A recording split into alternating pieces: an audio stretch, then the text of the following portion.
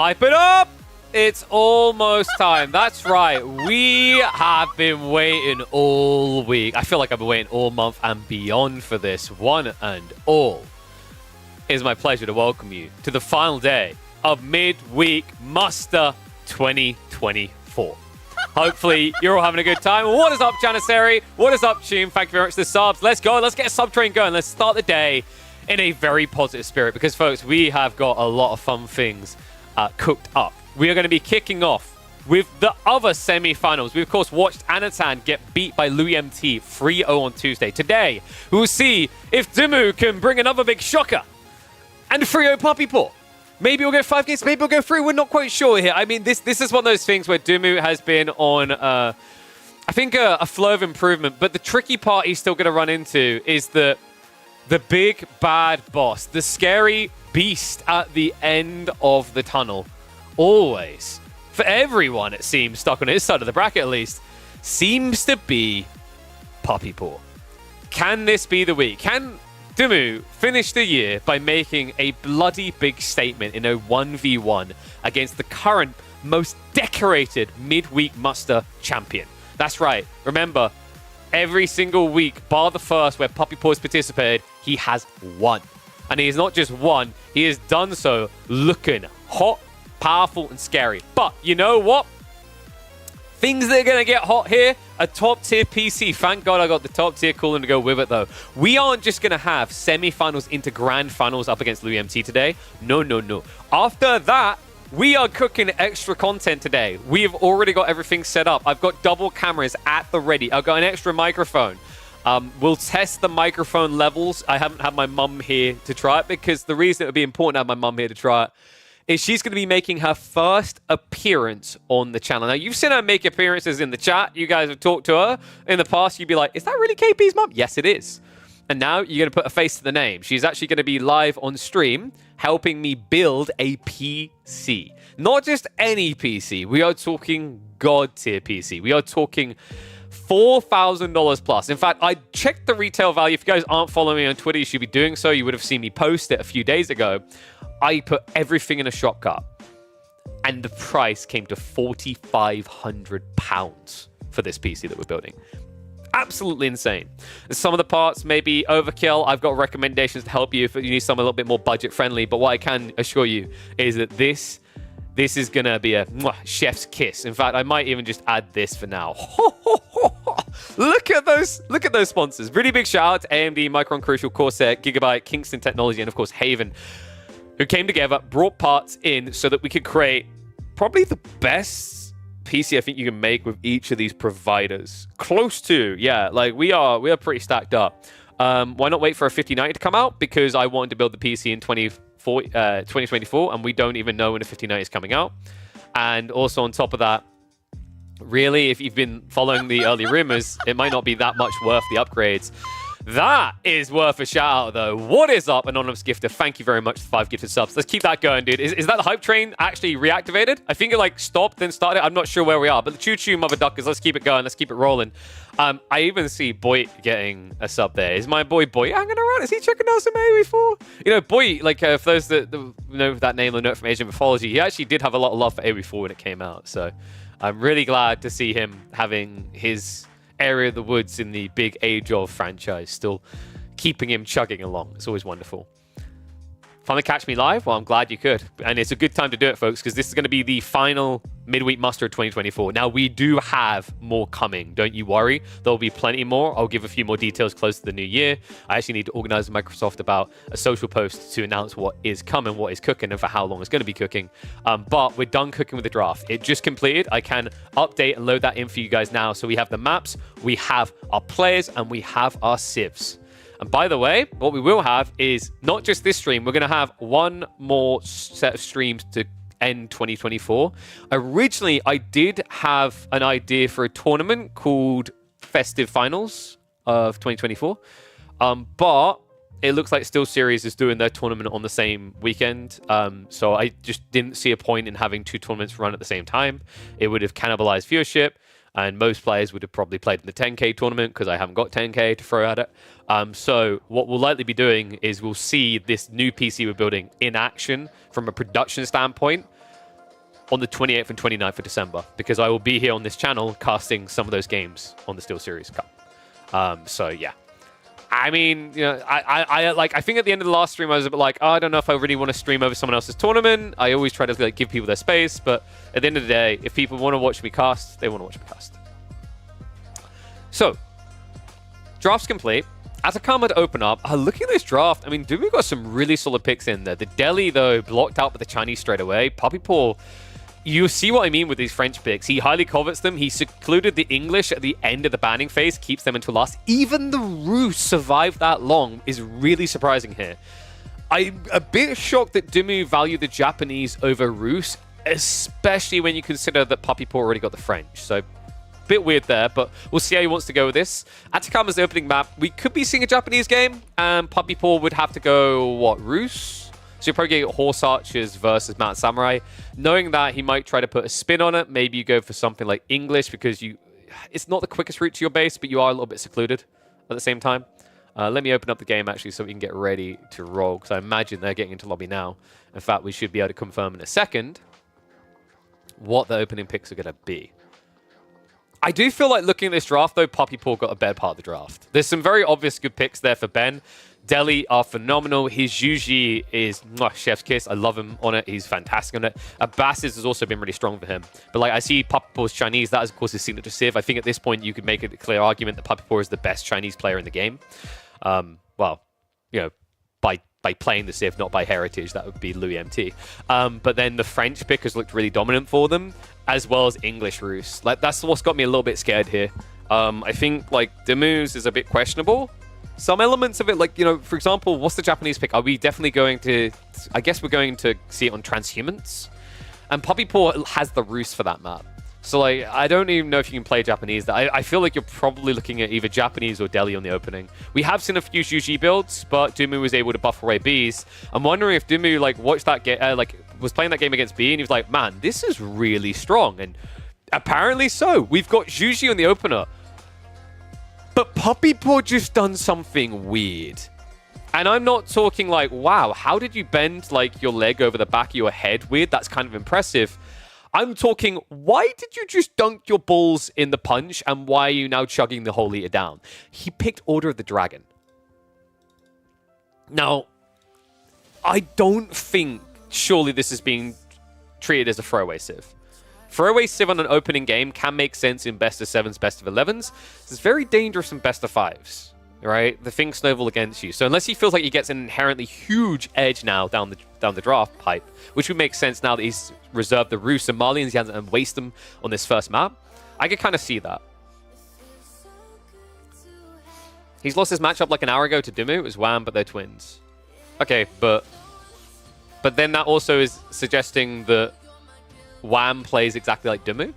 I mean, Wham and Dumu have more similarities than Puppy Paw and Dumu, but they're still very different players. We'll have to see, though. It's kind of interesting to think about. I guess you're probably going to open up a few horsemen to stab at the Zhuge and then fast castle. Oh, you mean Wham lost to... Wait, Wham lost to Dumu, and Dumu was playing Zhuge, right?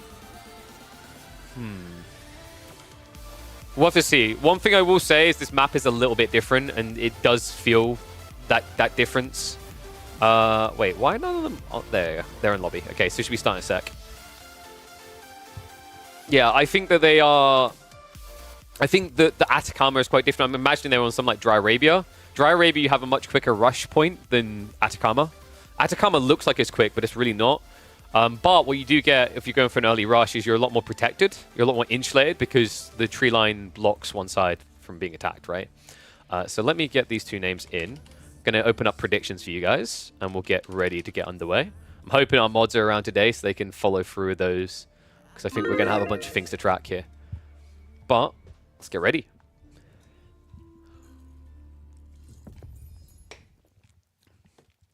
Should we include the sponsors for this one? Make them feel special. I think we include the sponsors on this one and make them feel special. You ready? You ready? There we go. Hype it up! The final midweek muster of 2024. The return of the most accomplished player here in the semi-finals, we see Puppy Paw now going up against a man on the rise, Team Liquid's Dumu in the purple. Order the Dragon versus Yuji is an open. You got to be wondering, has Puppy Paw designed this as a throwaway Civ? Is that worth doing in a best of 5? Usually expecting in BO7s, BO11s, but it's been a long time since we've seen someone so chalantly throw away the first game. Man, this is going to be a crazy day, though, folks. We're going to be live streaming the semifinals into the grand finals, and then afterwards, we're going to be building a $4,500 PC with my mum making her first appearance ever on camera to help us build it. All that in one day. What more could you want here? And of course, the winner of this will be going up against Louis MT. If it's Puppy Paw, I'm kind of curious how that one's going to play out. Puppy Paw definitely looks favored in the early game, but Louis always a threat the later it goes. If Dumu gets that matchup against Louis, we could easily be looking at the longest grand finals ever in Midweek Muster history, possibly ever that we will see, considering that Dumu and Louis, when they clash, probably game average length is 35 to 45 minutes. But begin on Atacama. Now, apparently, Dumu and Wham just played this matchup, and I believe, was it Wham lost to Juji from Dumu, is what I think chat was saying. I imagine that was like Dry Arabia. This map's a bit different, but it is interesting for the Juji pick. And hold on a sec, we're just a few seconds out. Juji, the value they have in this early game is going to be their ability to play out into the center of the map and shuffle towards their opponent's base without being hit from multiple sides. I think actually Atacama is weird because it looks like it takes a lot longer to reach your opponent's base. And it does. It takes a little bit longer. But the trade-off is that you're a lot more protected on the approach as long as you don't get overwhelmed, right? So what I mean by that is you'll be a lot safer against, say, a Knight Civ trying to poke with one Knight, but you'll be a lot more threatened against a Civ that's sending everything at you from one angle because you won't be able to retreat. We do have a Medigarden coming in, and that... Oh, what? No way. Nah, I think he's just out of range of that. That would be outrageous. He could have... No, because he... The trees, man. He almost got a 75 gold, 48 food, and 10 wood Medigarden. That is still good, though. It's going to be 48 food. It's going to be the 50 gold, and then it's going to be about 15 wood, maybe 16. So overall, a really impressive Meditation Garden to kick this one off for Dumu. Other side of it is going to be standard Arkin for Order the Dragon, so nothing untoward. Okay, so it's actually Dumu on Order the Dragon against Wham's Yuji. Maybe Wham told Puppy the strat. Interesting. And Order the Dragon won, right? Yeah, so I'm wondering if the play here... Okay, I thought it was maybe going to be like some Horseman to poke. We've got 2 TC. Now, this is in theory very cool, but it opens a very big risk. And I'm wondering if Dumu's going to identify it quickly here. He definitely has enough sheep to do so, right? He's got, what, 11 sheep compared to the 17? But the big crucial element here that matters quite a lot, guys. Okay, he's going Pro Scouts. You can still sort of make it work Pro Scouts. It's safer, I guess. But like the key detail now is that by going for 2 TC, Dumu can go for Fast Castle. A very fast castle if he wants to. It's a powerful way to play Juji in this matchup because really, when you think about it, Order the Dragon at HRE. HRE at the heart, Regnates, it's all about the Relic Race. But here's the funny thing. Dragon is a worse HRE for Relic Racing. They may theoretically tech up a bit quicker with their build speed, but their gathering rate ends up not being able to compete to a normal Archon. They tend to be a little bit slower. And the other big issue is, unlike the HRE, they can't be prepping prelates ahead of time. And that's why Puppy Paw went for this build, I think, so that he can via the TC. Oh, wait. That's right. You can't, guys. Not an Order the Dragon thing. Honestly, I feel like they just need to be given this at this stage. And what is up, Eagle? Thank you very much for the sub, mate. Welcome back to Swarm. It's kind of sad when you think about it that way, right? Like, if an HRE player was doing this 2 TC build, you could get prelates out and you could be waiting and then you could pounce. For OOTD, they have to raw wait until the castle. And what makes that scary is that Juji can get that castle a lot quicker. They have a discount on the age up. They have a quicker build speed. And with the Pro Scouts, they're going to have plenty of good resources to gather from to get them there. Prelate is in the swab. Wait, is that true, Hussein? I never noticed that. Is that true that the Order of the Dragon House of Swabia produces prelates? If so, that's a very weird detail. It's just so weird I would have never even looked for it. Also, usually Order of the Dragon are dead by the time of the game. Let's be real. So he has at least set up on the deer. This is nice because it does deny some of Dimu's scout play. In fact, he denies most of Dimu's scout play. Look at this, guys. There's only 3 deer here you can grab. The 5 deer have almost been exhausted. The TC is going to protect the 7 deer.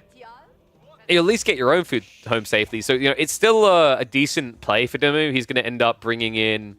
what does it end up being? It's the 5 plus the 3. Right, so he's got 15 and then get the extra 3. So... I think he gets around 20-ish deer. It's not too bad. Dimu, by the way, is indeed going for that castle build. He understands, like, you know, at this speed, Poppypaw is going to struggle to compete. The only upside for him is that obviously Shallow Monk's going to be slow to produce, and it looks like Poppypaw knows he's going to have to be present now. Yeah, I've got a Rax drop coming in. Now, the question is whether this is going to be for pressure or if this is for defense, because he might be paranoid that with fast castle coming, he's going to see Dimu rush in 2 Lancers. Which would be a pretty reasonable play. Yo, what's up, Zinoob? Thank you very much for the 10 gifted subs. Look at you guys go. I think we're slightly splintered for the sub trains, but you might have started another one there. You absolute legends. Dude, you know what? I don't know how many subs we're at. I think sub points were currently 327. Obviously, a lot of them are still from the last month. If we could be like 360, 370 sub points within a stream, I'd be mind blown. Love it, though. You guys are incredible. So, a lot of wood for Dimu right now. Is he thinking of blacksmith timing? I think so. And Merry Christmas to you as well, my friend. Yes, this is my early prezi to you guys. I wanted to give you a banger of a day. And, I mean, could you really top this much more with what we have, right? Poppypaw and Dimu. And then, of course, my mistake, I didn't put Lu MT already in that finals. He is waiting there for one of these 2. We potentially have 12 games of AoE for today. And we have a Burgrave as well. Okay, so this was about the upgrades then, right? Yeah, that's... I love this. A lot of people are like, oh, you know, Burgrave, you know, you can do the technology faster, 35% faster. It's not worth it. So what Poppypaw wants to do is he wants to flood Spearmen, and as they're running across the map, he wants this building just getting veterancy. It's a really efficient play. It's more important on OOTD than HRE, right? Because HRE is just 5 Raxes in 1. But for this, 35% faster is pretty pathetic. You're still waiting a very long time for your tech, and you just don't have units. So really cool little detail there for Poppypaw that's going to make a very big difference. Shadow Monastery now up. And final amount of food he was getting in 48, it was 10 wood and 50 gold. That's still really, really good. That's 108 resources, right?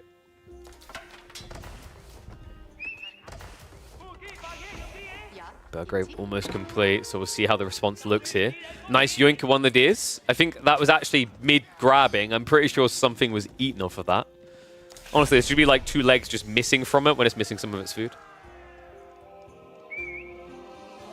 And okay, so we have confirmation. Apparently the Swabia for OTD does let you spawn prelates, which is really, really weird. It would at least make sense if the way it worked is that TC's unlocked prelate producing abilities in Age 3. That would actually be a reasonable or buff to OTD as well. It's very situational, but it could be useful. But we already have 2 Shallow Monks out. I'm just a bit worried you're going to lose this battle, right? Like, you've got Spearmen coming out, but guys, this Spearmen will lose to the Monks. The Monks are a giant Monk at S. Look at those stats, and then look at these stats. Sure, he hasn't vetted them yet, right? But even when you do, because of the attack speed difference, you lose that fight. You also have crossbows being prepped. Dimu with the spears on top of that. I think overall, this is looking pretty good for Ben right now.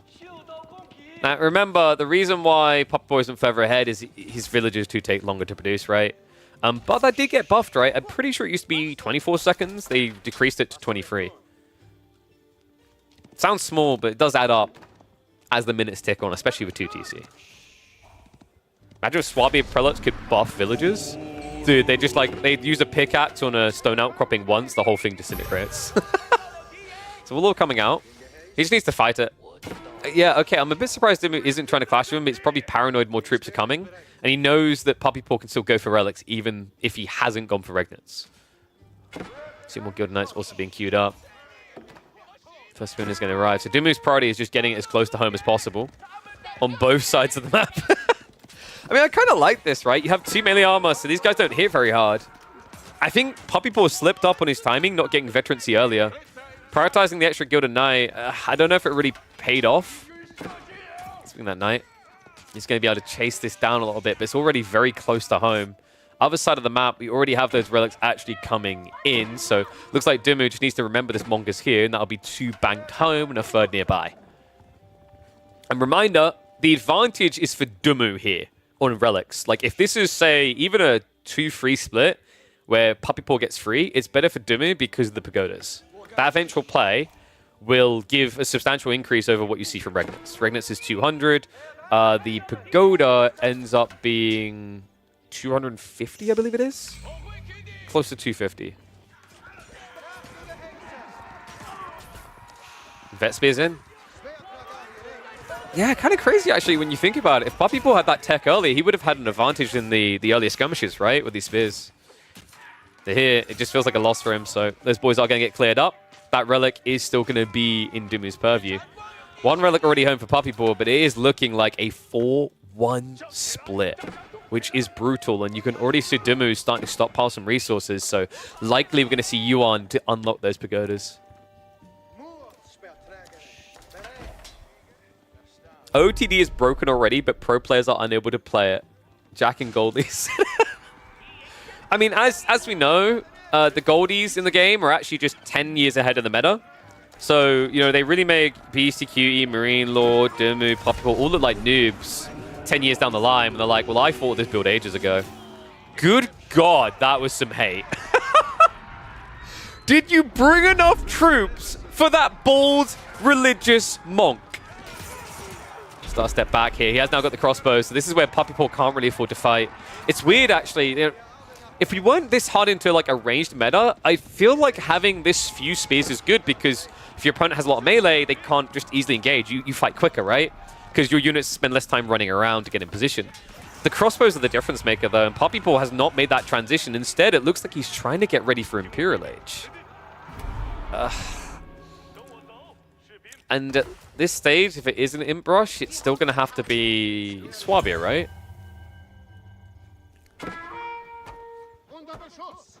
The monks. Give you an ass whooping, boy. I think we know which. I think we know the answer between which religious units are better, the old ones or the new ones. It's definitely the new ones, right? So we'll at least be able to cap courtesy of the knight being there. Looks like Puppy Paw is just going for a ticking time bomb here, right? Sacred Sites to be locked. But Dumu, what is up with that stone? This has to be a keep drop, right? A keep drop on the tree line, which is quite standard. We've been seeing a lot of players go for this level of protection. Either you multiple outpost or you keep drop. So probably drop it around here. Then you can gather the wood, and he'd have enough left over to actually go 2 TC. Wait, no, this isn't about the wood. Oh my god. He's going to castle drop Puppy Paw's base. Meanwhile, Puppy Paw in the middle of transition now, trying to get Gilded Archers online. Love that he's got this scale armor on the way. It's going to be a big deal against the crossbows, but what might be an even bigger deal is this keep drop.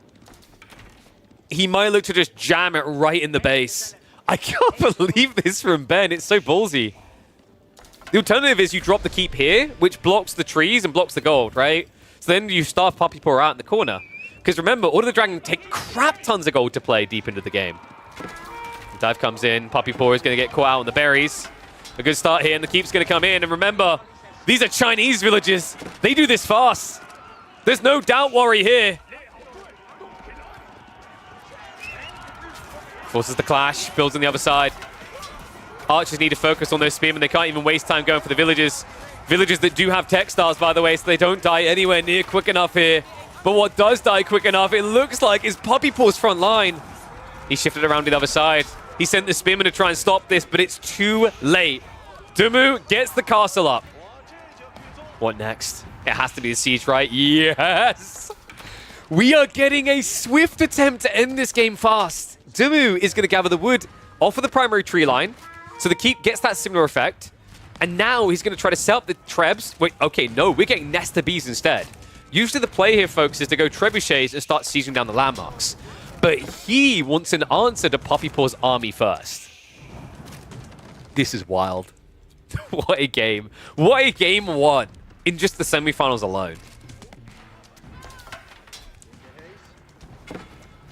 Oh, the semifinals rather has begun with a doozy, that's for sure.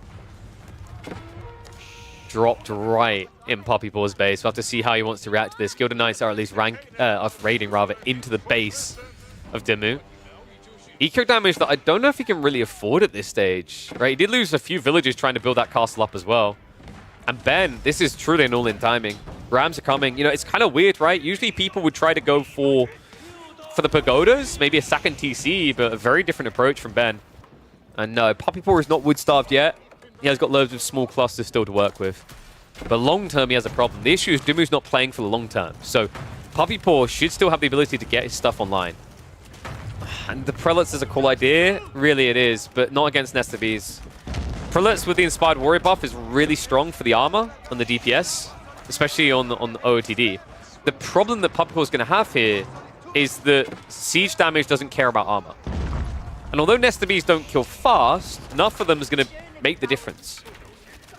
Treb's now coming on the other side as Poppy Paw is trying to answer this. And really, Dimu should just be going for the houses. This is the funny thing, when Order the Dragon try to mass army, they're very easy to pop block. And you're seeing it here, right? Poppy Paw is struggling to keep the houses going. And what is up, Myriad? Thank you very much for the raid, my friend. Hope you had a good stream. You just invited 66 wonderful fellows into quite the opening here in our semis. Burgrave is now also being targeted. I mean, we're approaching a point where landmark victories could be feasible. I mean, this is just very slow to get the Nest of Bees out, though. A little bit of harassment on the flag. Looks like that Gilded Knight is going to get cleared up, so Eco now protected. Meanwhile, Poppy Paw taking risks, needs more food, shifts out to the east side. We do not have a landmark just yet. Dimu has decapped that Sacred Site win condition, so no longer something to distract 2 or 3 minutes from now. Dimu is a man of conviction with a target in mind here. Keep drop did come in the gold, but that doesn't protect the Burgrave fully. In fact, it doesn't really protect it at all.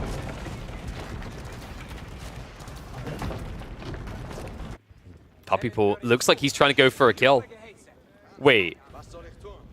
Now, hold on a second. If I have a look at the... Oh, I can't look at the right... No, he didn't get heavy torches, so there won't be any spread burn damage here. That's usually only useful for small buildings, but he's legit going for a trade. I'm just not sure if you win this race. That might let you, though. Elsbach's coming. Oh, my God. This changes everything. The damage reduction, the E-repairs. Poppy Paw with 23 torches could theoretically just burn his way through the base. And he's looking to do exactly that. Marches in, he sees the Shadow Monastery. We have a base race! And Dimu, that tech up noise has to be like a fork grating across a plate. This became a lot harder. Nest of Bees get a good hit in, but Elsbach now online. Remember, this has the damage reduct of 33%. It also is absurdly tanky, 7,500 HP. Meanwhile, the Shadow Monastery already on fire. Ben does have that meditation gun a little bit away, so in theory he can still make this work, but he needs many rams to do so. TC still has the E-repairs, which is going to make this even harder. Dimu finally pulling the villagers away, fully aware of what's really happening here. But wait, Poppy Paw isn't going for a kill. The Shadow Monastery hasn't actually been burnt down fully yet, which means Dimu's still going to get some more gold to potentially get like another siege weapon out. He already has another trebuchet queued up. The primary TC is now down, and guys, that means E-repairs,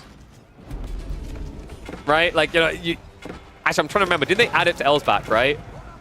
I don't think they did. Am I imagining that? No, I'm pretty sure he does not have it anymore. Because why would we buff Elsbach? So, he has no repair for free on that Elsbach.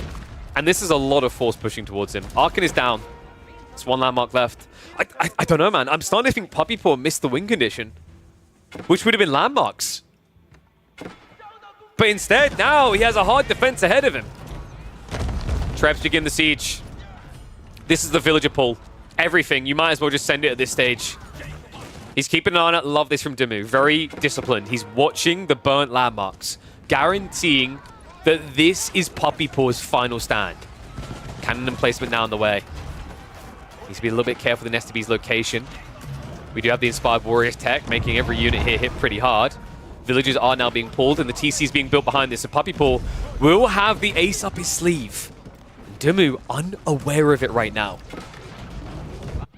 Other side of this, wait, the Villagers do... Everything's gone! He's down to 9 economy.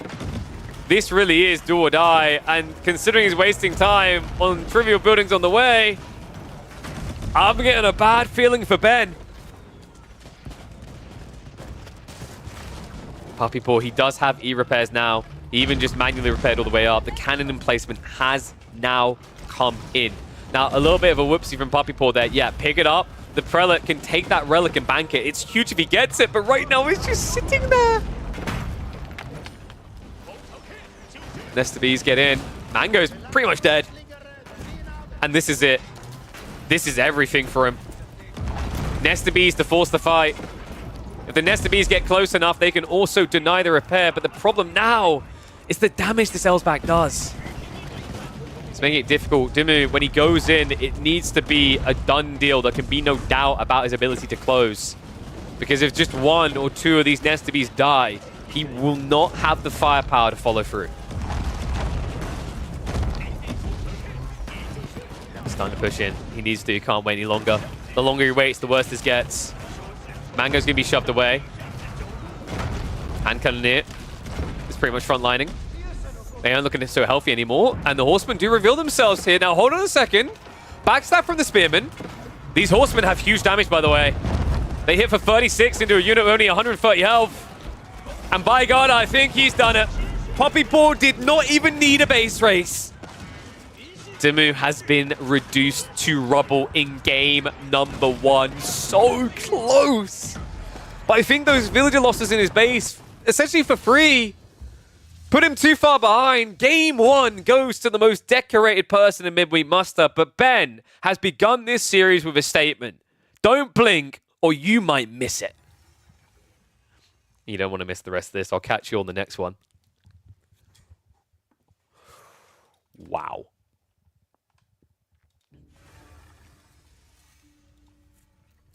That, I mean, credit to him, man. That was a bloody crazy way to kick off the series. And that's only game 1. So let's get that updated on the sheets. So we have an opening game win. For Order of the Dragon, by the way. Against Juji. And Juji's like, I don't know, like high B tier, I think is a fair place to put them right now. Some people might argue A, but they do really well. Cosplaying Ali G. What do you mean? I just like these glasses. They're really nice. These are the, guys, these are the new Gunner Overwatch lenses. These are really cool, by the way. They're rubber. They're made with rubber. They're rubber frames. They're pretty cheap, actually. I think they're like £60 for these. Prescription will cost you more. I don't think they've released prescriptions yet, so keep an eye out for those if you do want to get them yourself. I think they look great. I went for the more orange ones. You can get them with a lower tint. And my code Killer Pigeon does get you 10% off from that. All right, so let me just quickly name this because I already feel like I know what this is going to be called.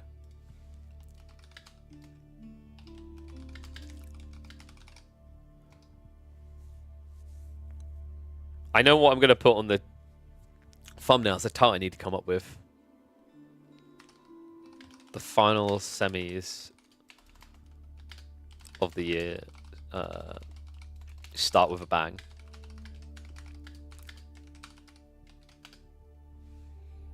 There we go.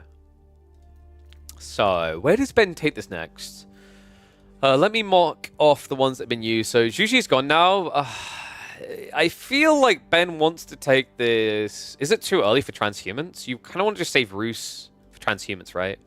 New sunglasses sponsor? No, these aren't sunglasses, guys. These are, so you can get them without prescription lenses.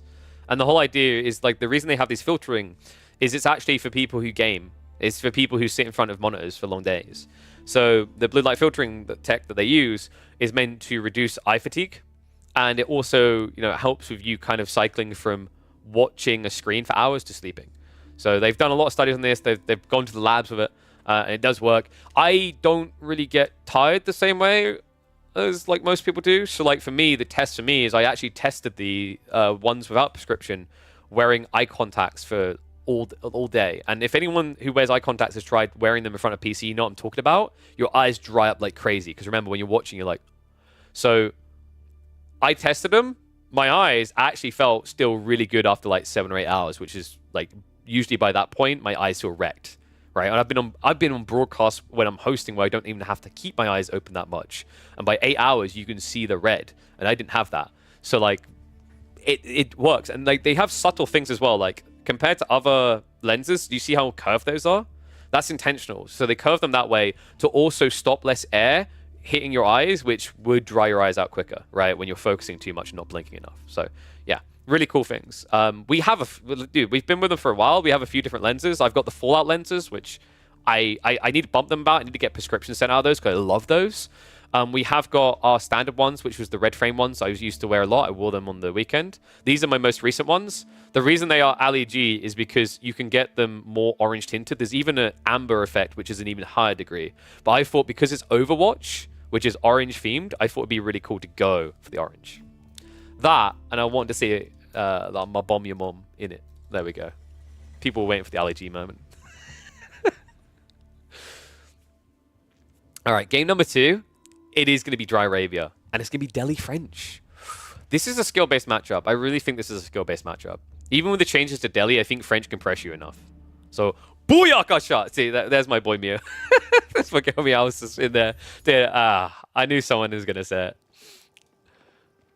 Good job, Meows.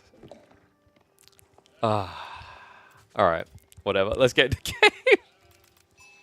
What the hell? Why is there... That's a bit of a weird delay catch-up. All right, sorry, guys. We are, I think, 2 minutes into this one. So, did predictions get paid out? Tume's here, right? Tume, did you pay the predictions out to start the new one? Or one of my other mods, can you do that, please? I don't want to mess with it if someone already done it. And let's get ready to go.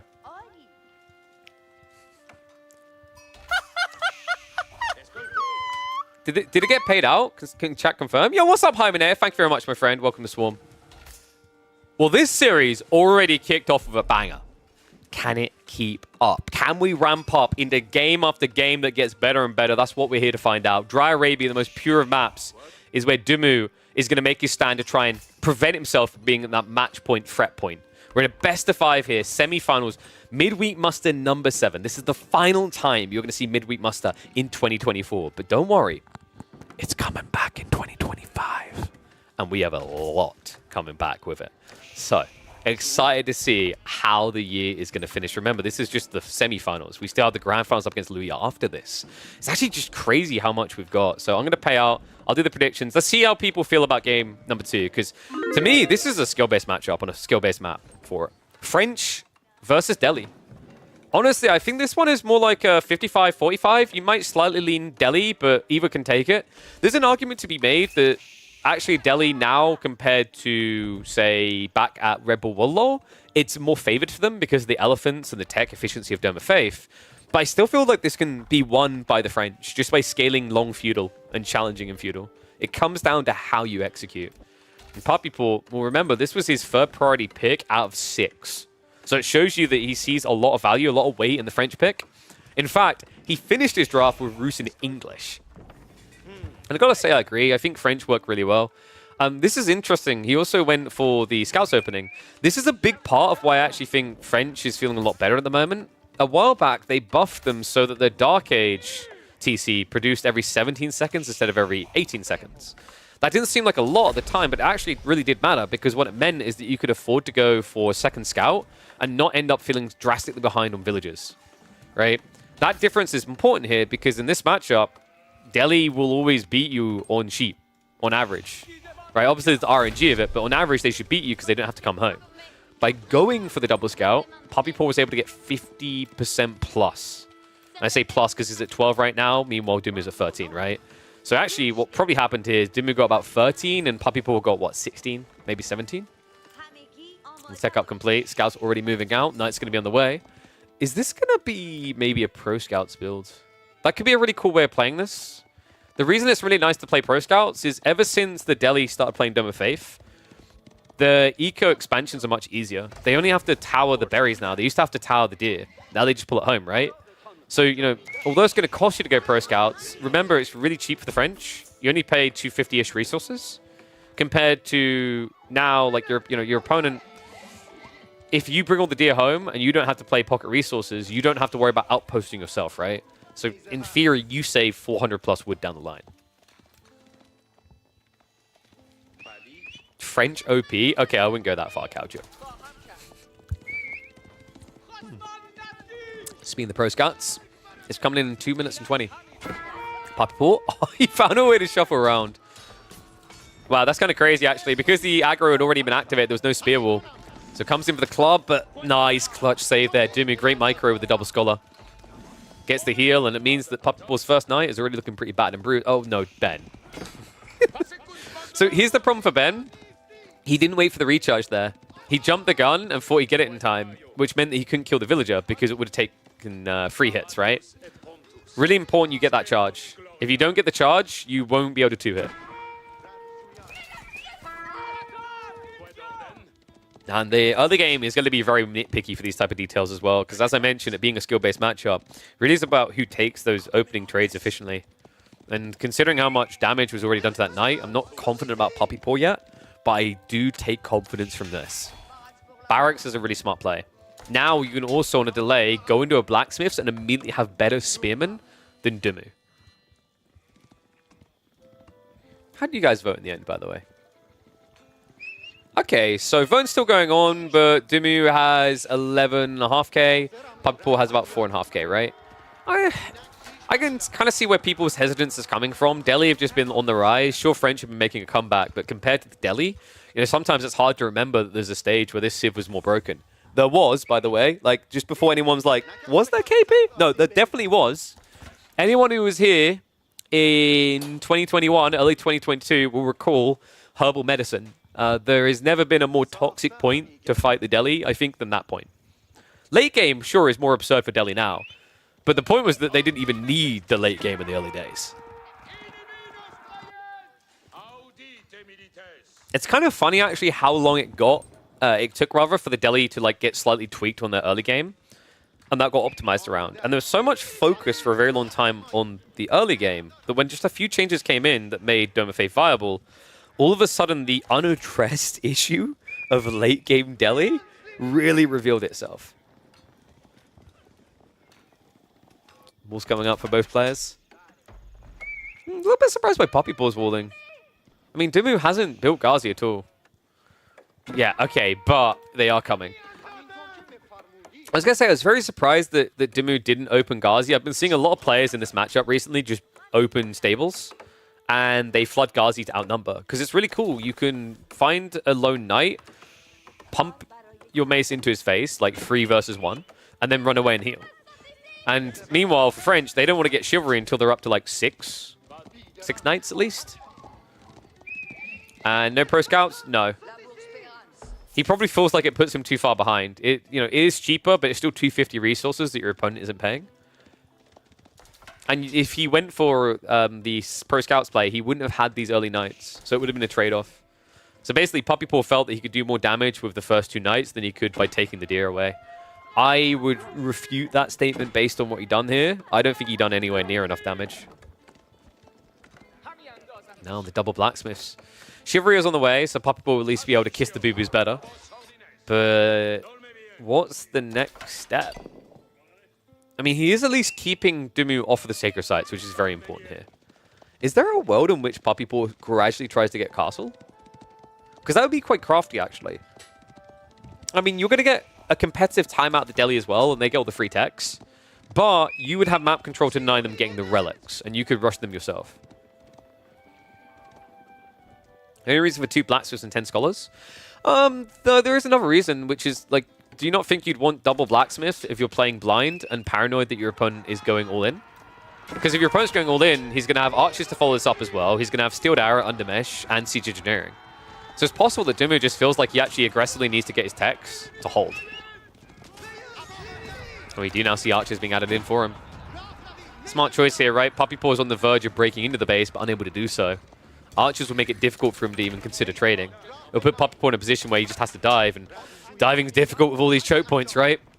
This is why ranged is just so damn good in the meta. It's not only good for diving to attack your opponent, it's also good for defending in your own base. Melee is only great when they can get the surround.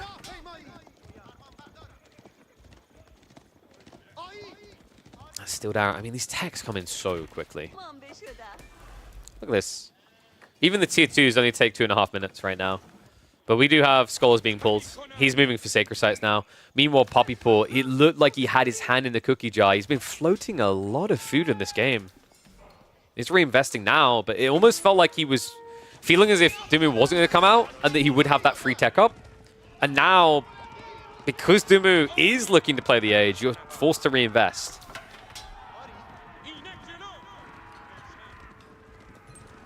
You need to be very careful here as well.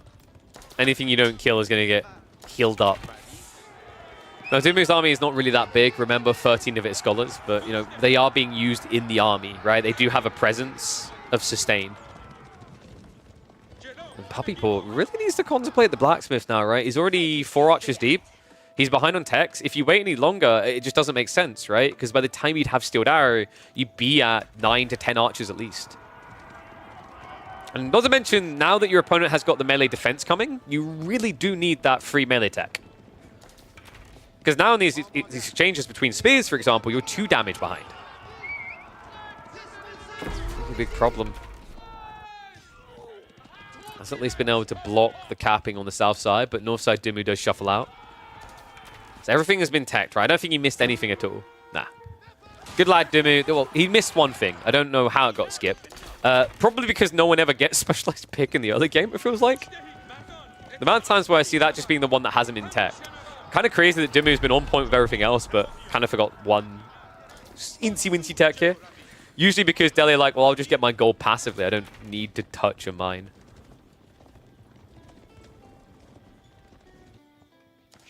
Puppy Paw, he is close to just pulling that trigger.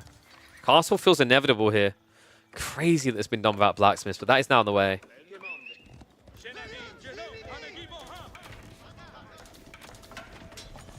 Dumu, does he try to posture for more? It's one Sacred Site locked in. That's going to begin the gold gather. Does he just think about going for an Age up at this stage? Does it feel like his opponent is actually playing genuinely in Age 2? Or is he reading through it and seeing what the real goal is? Puppy Paw just kind of started stepping back and forth between the two. Now has Steeled Arrow in the way. This could bait Dumu into hanging around, which would then allow Puppy Paw to go up. Now, the funny part is, like, Puppy Paw didn't really need to flirt this idea of Castle. You guys may be noticing something about the economy the longer this goes. And this is what I meant about the skill-based element, right? Is like, those initial trades really matter a lot. Because in the early game, Delhi have great production. They get a huge surge of gold if they get the Sacred Sites. But if you drag it out like this, what you start to realize is a very healthy lead for the French. He's almost, well, he's actually over 20% ahead, right? This is almost a 25% raw villager lead. Knights finding good fights as well. I'm not sure what Dumu was thinking of that one. Send a few troopers up here, maybe just expecting to find a solo. Could get this round with the Ghazi, but quick reactions out of Puppy Paw. Nothing for free in the semi-finals. Kind of feels like Dumu needs to start raiding with these Ghazi, right? Like, he's got 8 of them. It feels like he's trying to use them to not only counter the archers, but also to pinch knights. But at this stage, that's very hard to do on both fronts. You know, if you do pinch the archers, the knights should just be able to swarm you. It's 15 knights to 23 spears. Like, this... I know it's uncomfortable because Dumu, if he does go raiding with Ghazi, has to pull his army back. So what you're probably going to see is he'll try to shuffle for a Sacred Site and then peel Ghazi. But what I don't like for him is right now, Puppy Paw's doing a great job of just intercepting and removing the trickle of gold. However, it's still not going to stop Dumu from reaching his real condition here. Last bit of gold is about to sliver in. With it, Castle Age in the picture. And with 15 scholars, that's a very quick tech unlock. In fact, Dumu should probably be looking to hang around for a relic or two. The tricky part is if Puppy Paw is fully in on the Age, and you get caught out at the base, you're basically dead. That's why he's not getting too close, right? He might send a Scholar out to see if he can get a freebie, but your army has to be close enough that you can get into the choke. One's if you think Dumu's taking this, two's if you think Puppy Paw's taking it. Because Puppy Paw can very knee-jerkily react with Castle himself here. The moment he hears the tech up, he can get his fast. In fact, Puppy Paw is already aware. Okay, so here's what gave it away for him. Dumu, there's one big flaw with the way that he's played this. And it's not really a flaw, it's an expectation. He didn't move for another Sacred Site. It looked like he was meant to, but he stopped short. Now, because of that, Poppy Paw became suspicious. For good reason, right? He's been decapping a Sacred Site. When he decaps one, Duma goes for another. Like, you can't play 0 Sacred Site Feudal as Deli. He read right through it. So tech up advantage initially for Dimu, but Poppy Paw looking to now come over the top with the Royal Institute. Poppy's also broken. That's true. We probably need to start making him play without a keyboard. He is the champ to beat right now, right? Fresh off of the EGC 2v2. And then, of course, his performances, I mean, it needs no introduction to Midweek Muster, right? He's by far the most decorated champion of this weekly series. Relics have been picked up, folks. So that's going to be 3 relics on the way home for Dimu. Pretty good start to the age. Poppy Paw, meanwhile, he needs to focus on the kill. It's got safe resources in the back. We do not have bloodlines yet, but Poppy Paw is about to get the drop-off. In fact, he's force dropping for it.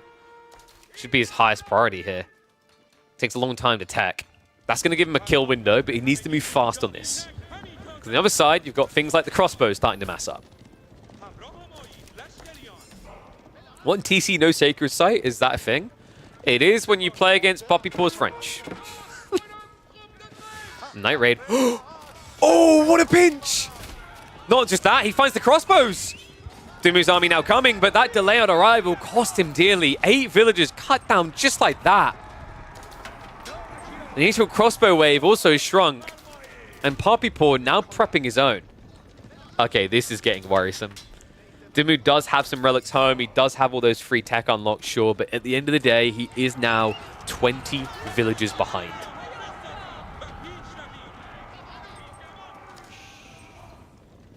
He's going to have to do some damage soon. We do have a few more Ghazi getting added in. Remember, all this is for free. This is how Dimu justifies his state of the game without being too aggressive. Is yes, French are building a lead, but they have to pay for everything they get. And even the Royal Institute discounting that, they're still paying, for example, in this case, 600 resources, whereas you're, for your techs in Castle, paying nothing. And an arm switch now. Wait, what? That has to be a misclick. I can't think of any reason you want to play men-at-arms into this. Arbitrary has to be suspected, right? In fact, he's going to see him in the fight now. Clash comes out. Dimu has the numbers. He's trying to snipe that backline. The Scholars make him last a little bit longer here, but remember, these are Royal Bloodline Knights. They take a while to breach, which is why he still has 15 alive in total. However, the backline isn't so lucky. Dimu, sick micro there. He was targeting down as many archers as possible to keep the spears in it. He's going to keep charging forward here. There is an opportunity because Poppy Paw right now doesn't have the raw numbers to hold back the flood. However, Dimu needs to calm down a little. Melee units charged ahead. His ranged isn't here yet. He is at least back on the gathering. Knights are still being a nuisance in his base. But no additional worker kills so far. There might be some the other way. Lancers are now in. A little bit hesitant setting him. I'm a bit surprised. Dimu, I don't know if he quite realizes how big he is at this point. He's showing a lot of respect, assuming that Poppy Paw has a second wave behind this. And taking his time to just reboost that archer count. Remember what we said. Ranged is king when you fight in these bases. Second group of knights. Not charging with the primary, though. It's so hard to get one kill due to the 310 health. Dimu, he does have 9 crossbows. That's not really an insane count. On top of that, no Scholars really left with the army. And Poppy Paw's going to punish him. Jumps in. Nice, he's microing the way. This is sick. He's trying to just take away the injured piece by piece. Not quite able to do so. I think actually, if anything, he peeled the full HP Knights and left the injured ones in. What? That's kind of crazy. Poppy Paw, though, even crazier. Another 7 Knights already queued up. Food is starting to get exhausted. So there is a running risk now that Poppy Paw is going to drain himself of food faster. Dimu still has the berry bush, the 8 stack in the back, so he's actually okay. He has a little bit of life left, while Poppy Paw down to 3 here, down to basically 1 worth here. He has got the ball, though. I don't know how long he's been on this, however. A long time. He's been on this a long time. So his only move now would be to try and sneak to the north corner. I actually rate that play highly. He has such a lead that he can kind of afford to. Hey, don't tell me I haven't got comedial timing, all right?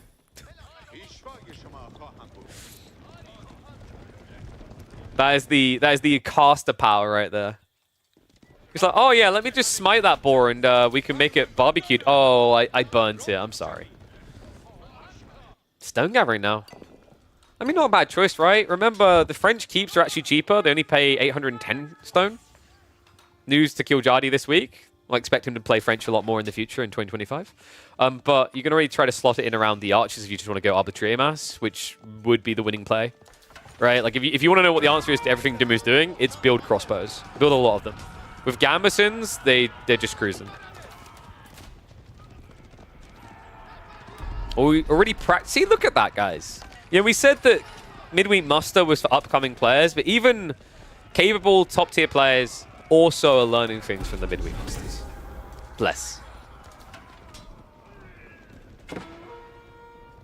Wolves didn't go up quick enough here. Oh, no. I mean, he could do quite a lot of damage if he just starts clubbing. The Lancers aren't going to kill him that fast, right?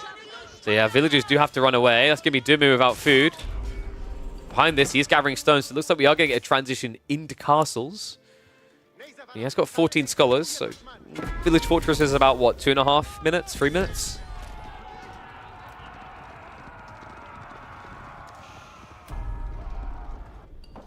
Man, it's kind of crazy that it's a 25 eco lead for Puppy Paw, but I'm still not sure who's winning this. At the end of the day, Dumu, he is creeping sacred sites. He does have 4 relics. He got all these free techs, which has improved his economy more than Puppy Paws. And he is now going for keep drops, which will get him into multi-TCs. The Knights, however, are still a big threat. And army's coming. And he does just run them just at the end there. Puppy Paw, unfortunately, didn't reset the charge. So we'll be able to chip down, what? Is that going to be 4 workers in the end? I think he only got maybe 2. Good reactions by Ben. And the keep drop now coming in for the 8k he needs. I mean, there is death's door, but yeah, I don't know if he actually lost any. He took 2 worker losses earlier. I mean, overall, I'm impressed by Dumu's position in this.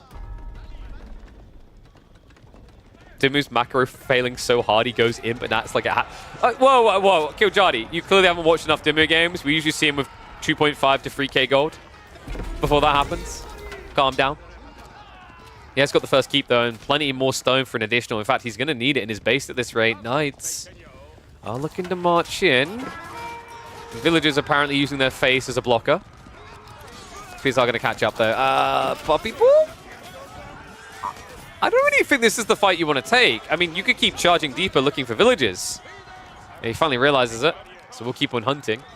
And he needs every piece of damage. Remember, Village Fortress is coming in very fast here. Just 2 minutes away. What worries me more, actually, is the location of the AKs. This is kind of crazy. Usually on Dry Arabia, the map that is the best and most balanced spawn map in the world. Sorry, I have to always do that. Usually you get mirrored 8k spawns kind of roughly on the other side of the map. They're both north side, which means this movement by Dumu has already put a really big spoke. A really big, like... What was it? That's not a spoke. Spokes are the things you stick in the wheel. A really big stick in the spoke of the wheel. If Puppy Paw has to go late. Because he'll be playing French without big gold. Damn it. He could even think about keep dropping down here as well. I mean, look at it. 1,700 stone right now. It's just a sliver shy of a double keep drop. Would love to see him just drop a keep here, which would get him another 1,200 stone.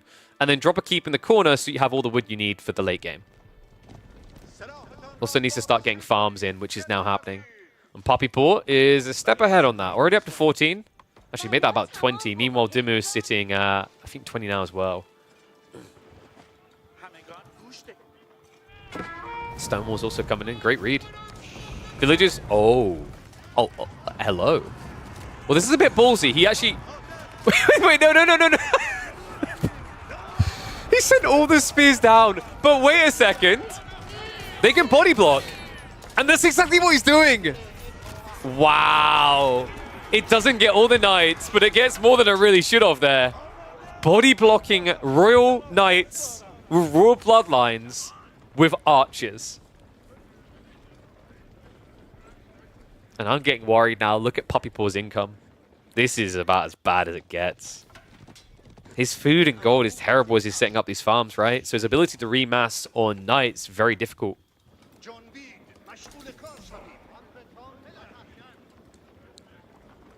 I'm starting to wonder if that was intentional by Dumu now. I don't think he meant to bait the knights to go north, but it was just actually a knee-jerk reaction, a really good one at that. Let the stonewalling begin. Now, hear me out, guys. This is a very good trade now. We're not going to see Delhi trade. Not unless this goes beyond 45 minutes, at least. Wham, who is rooting for? Clearly, Wham is rooting for Dumu. Because, you know, like, Wham's POV, man, is he's like, I can't have Puppy Paw win another one.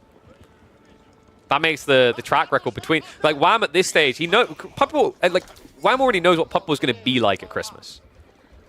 He's gonna like, can you pass me the salt, please? And Wham's gonna like, can you get it yourself? It's like, can you get a midweek muster win? And that is gonna be hell at Christmas. I can already predict it.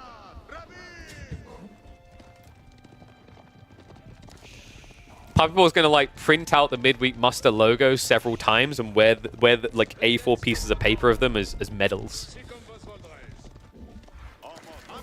Unless Dumu can stop his ego here. We have got elephants. It took a while, but they're finally arriving. On top of that, we have got 2 keeps. So these are town centers, remember. This is where the eco gap is going to shrink.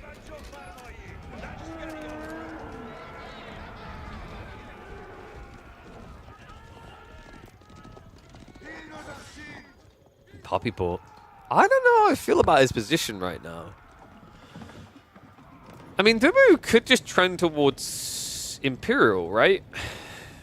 It kind of feels like we might end up there. I like that he's adding in more elephants in the meantime, especially war elephants. It's going to block this horseman play. Does need to be a little bit careful to not add in too many. You are up against Arbitrary. It kind of feels like your real win condition is tower elephants, but it's a very weird unit to try and get against French.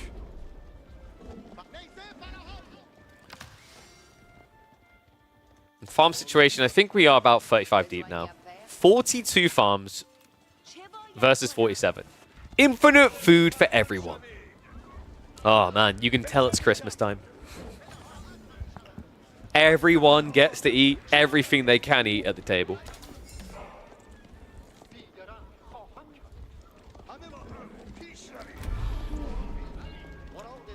I mean, I'm actually really impressed by Dumu's performance, by the way. It's not that Dumu isn't a capable player. It's that right now, Puppy Paw just looks like he's on another level. That game 1, though, crazy how close that felt. Game 2, feeling just as tight. But Puppy Paw, he has gathered the resources for an edge, but it won't be an edge that lasts long. Red Palace drop is coming in. This feels like a terrible Red Palace. It doesn't secure an 8k at all. Love the approach as well from Ben. He's taking the riskier gold first, so he can fall back to this one on the Sacred Site. And Past the Sultan's coming through. Knights in the meantime are going to dive in. And Dumu, oh no. Does he know? No, he's going to steer away. Unless he sends a few in, and it gets found. So Landmark is going to get blocked. In fact, the Knights now all charge over there. Dumu, at the worst possible time. Puppy Paw's spidey senses, his doggy senses were tingling.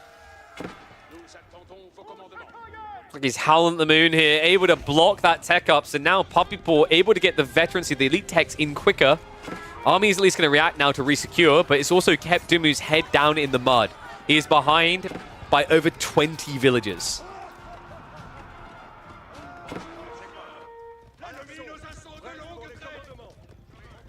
That's the feral instincts for you folks. Those puppies, you know, when they sense danger, the hair in the back of their head, everywhere else, it goes up on end.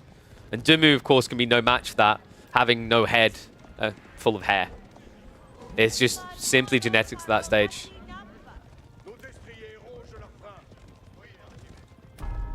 Puppy Paw kind of trolling going horseman. It is kind of weird into elephants, right?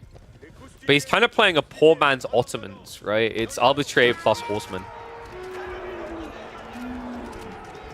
Dumu. There's quite a few elephants right now, and he does have those techs coming in fast. Now remember, he's got 28 scholars. He can rush all those uni techs in a way that Puppy Paw simply can't. He hasn't got the guild hall, he hasn't got the gold. Now the knights are going to be diving underneath one of those keeps on the gold vein, but he needs the whole army. I'm not liking Puppy Paw's position right now. This keep drop also doesn't solve the problem. He hasn't got gold. If Dimu wins one fight, Puppy Paw is dead. He can build horsemen and nothing else. I think that's also part of why he added so many horsemen in. He can't afford the knights. Castle dive now coming through. Dimu does have 15 villagers in there. Needs to buy some time with some repairs. The army is marching up, and the elite techs are coming in quite aggressively here. Some of them just 10 seconds away. Puppy Paw. Okay, well, at least wait until the threat has been removed. Puppy Paw is getting ready to spread round for the repair crew to come out. But Dimu is in position. The backstab of the elephants comes on in, and the villagers can get a little bit of repair through. Needs to re-garrison right now, though. Still 12 out here. He can start targeting the gold gatherers. Meanwhile, he chases into that backline with the elephants. And not just that, look, no, the A-clicks! This is going really badly for Puppy Paw because his A-clicks are attacking spears, whereas he could instantly kill these war elephants. I say instantly, 1,062 health, not quite, but could get through them fast. Instead, he's the one getting chowed down upon. And villagers now dead. Puppy Paw, I mean, this has to be it. You didn't set up trade. You have no gold. You're running game 2. Surely has to be an end here. And surely this has to be Dimu getting a point on the board. Red Palace is at least going to stop a continued dive. But this looks dire. 3.8k gold still up for grabs. Dimu gets the full repair. Core Architects, I do not believe has been queued up because why would you prioritize that over everything else? But Incendiary Arrow is just 2.5 minutes away.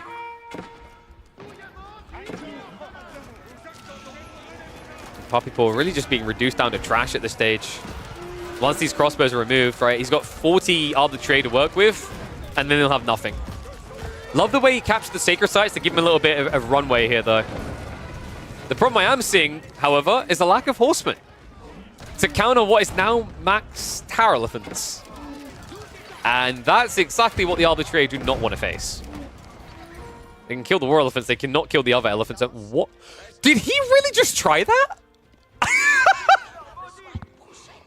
Puppy Paw just sent a third of his economy all the way to the side of Dimu's base to try and snatch this gold right next to a stone wall. Oh my god. I don't think he knew it was there. Because remember, they have vision. You would have been seen always. That's incredible. And yeah, chill guys. Remember, Wham is the trader, not Puppy Paw. They had a conference last year like, look, we need to identify what each of us do. Look at the eco state though, 94 to 87. The whole lead basically gone. Keep has at least been crumbled. And looks like you got the North one as well. Okay, so we have Puppy Paw back on gold. This is a miracle recovery moment. 3.4 to play with. Horsemen in the meantime are going to march in. And Dimu, where's the units to counter this? Ghazi are in the way, but they're a little bit slow to arrive. Elephants, however, have reached in. He needs to try and shuffle to react to this, but the horsemen, they're down to none. And Dimu is looking to break through. With the elephant still alive, he could even just go after the castle on the north side. Red Palace should at least give a temporary reset here again. Love the forced march to just dive in. He's looking for the cannon kills. Not quite going to be able to find it. They need to get a cannon of his own. Because now all of a sudden, Puppy Paw has just found an extra runway here. 3.4k gold is a lot for Arbitrier. Especially when you remember that he's been building them around keeps, right? Oh my god, no. He's only been building the stables around keeps. Okay, well that's kind of a problem. I think he doesn't have a single archery range around a castle.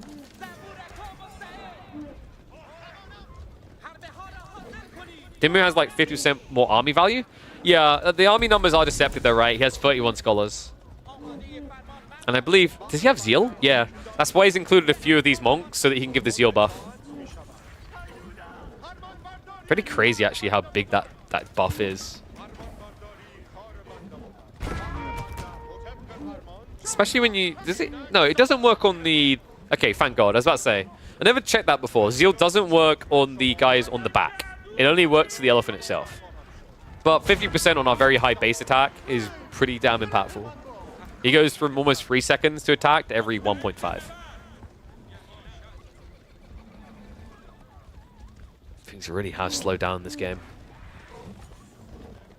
Crazy how big elephants are in the late game. Gully, I don't know if they taught this in school, but elephants do usually grow to that size, yes. I'm sorry, I had to. Elite Army Tactics now also on the way. I mean, you add in a few spears here. It's not the worst of ideas. Has already got the Incendiary, which I'm not sure we saw Puppy Paw get, right?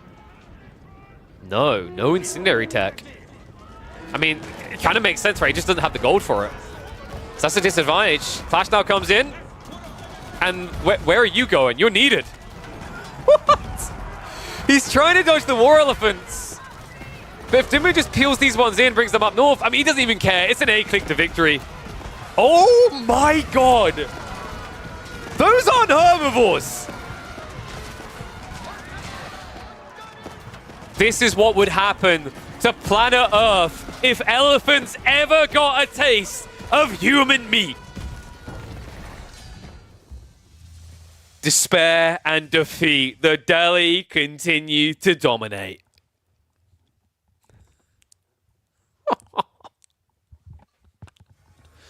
Unbelievable. Those freaking units. How did Dimmy get Delhi? What was the draft? Here's the draft. That's why you got to make sure you're here on time, Kill Jardy. You can see all those deeds.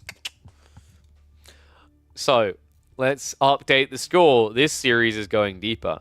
French versus Delhi. I mean, you know, it's not like Puppy Ball threw away a worthless Civ there, right? So that's actually a big deal.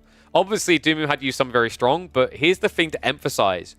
Dumu used his Delhi pick without needing to worry about the Chinese at all. On Dry Arabia. That's actually really good for him. I'm a developer, can balance this game. So, Puppy Ball values China over HRE? Of course he does, dude. Like I was saying earlier, I think Puppy Ball is probably the best Chinese player in the game right now. So Dimu with a win. Let's see what fun experience they're taking on next. I think with what's left,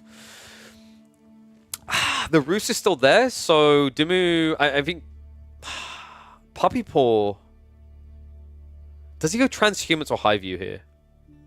Maybe you could force Boldland. See if you can bait Dimu into using like either the Bastards or the Japanese, because then that opens the door to high view. I feel like Boldland probably makes the most sense next for Puppy Paw. And sorry, I just marked Chinese instead of French, didn't I? But you know, going for Boldland, Puppy Paw could go English, and Dimu will likely go Ayu. Because you can't really go Jean there, I don't think, with this draft. My worry is Puppy Paw is going to try and do something like Malians, which I think could get you Jean.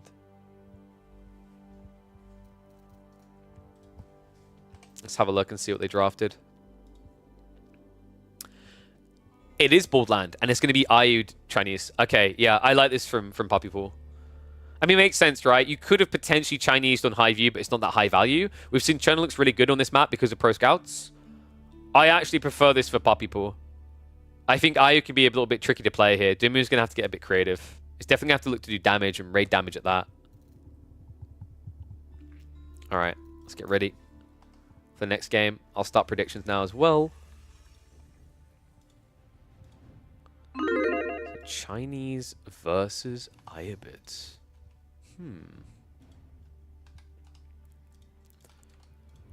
What does Ayu do here? Do you just eco wing and go all in? I don't think that's good enough. You're probably gonna have to fast castle.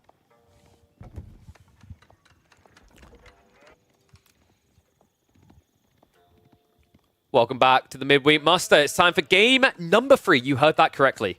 Puppy Paw has dropped a game. It rarely happens in these Midweek Musters, but he's been dented before the Grand Finals.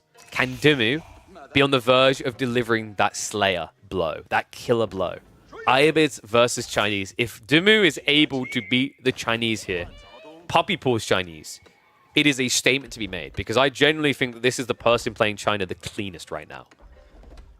I think Only exception I'd say is maybe at Red Bull Wall, there was some awkwardness there. But overall, I'd say Poppy Paw has consistently been on the rise to being the most scary Chinese player right now. Borderland, a good map for it as well. A lot of value in Pro Scouts. A lot of spread deer that you can play onto. Is Dimu going to try the Advancement Wing build? My worry is, like, I didn't like the idea of Growth Wing, because I think if you go Growth Wing, Chinese is just better in Feudal Age, right? Because the taxmen that they pump out of the Academy. Their eco will just eclipse yours. But Advancement Wing has been growing in popularity on this map. We've been seeing it a few times. I'm still not crazy about it, but then again, I'm not crazy about IU into Chinese. The alternative is you just go for a classic fast castle build. Maybe go, for example, the Dervishes. I actually quite like the Dervish idea, because then you can pressure onto the Pro Scouts play that we're expecting from Puppy Paw. Almost moment of truth. Predictions right now, I mean, it kind of says everything I've been saying here about signature pick, right? Puppy Paw, 105k votes compared to just 30 for Dimu. And let's not act like Iabids aren't a strong pick in the current competitive scene. China definitely feels a tier above, but just shows you how skewed it is, because this is also a scary civ. We very rarely see Puppy Paw actually lose at this. I think actually what was crazy to witness was the back-to-back losses I think it was Puppy Paw had recently in one of the grand finals, I believe it was. It was kind of wild to watch, because usually he's just so on point, but seemed to get neutered for once. So, moment of truth coming. I think this is... Do you just Dervish? Dervish FC with Growth Wing would be pretty strong. Okay, yep. Here we go. So, Culture Wing Logistics. Dimu's likely going to be following this up with 1 to 2 Desert Raiders. And then you'll look to catch the Pro Scouts, because that's what you're expecting from China here. Especially when they only have 9 sheep. Are you kidding me?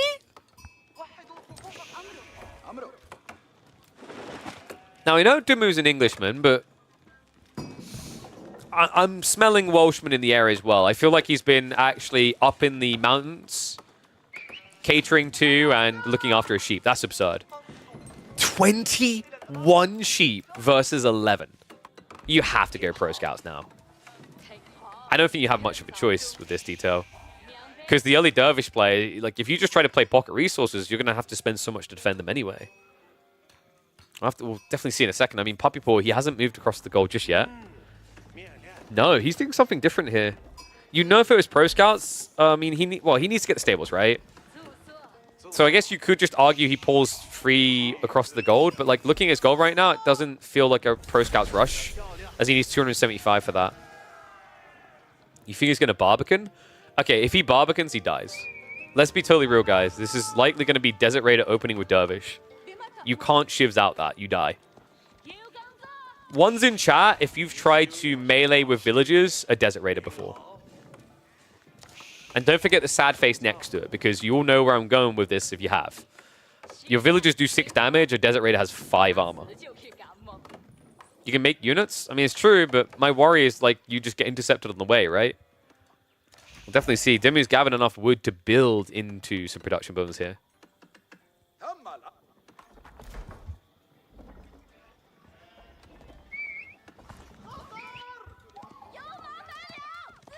It's valid? I don't know if it's valid here, though. Your opponent also has a retracted gold as a backup option. So that you have to follow up. You can't just build a few units, drop a Barbican, and then go back up to your merry days. He could turn it into like a proxy base as Zhuge all in.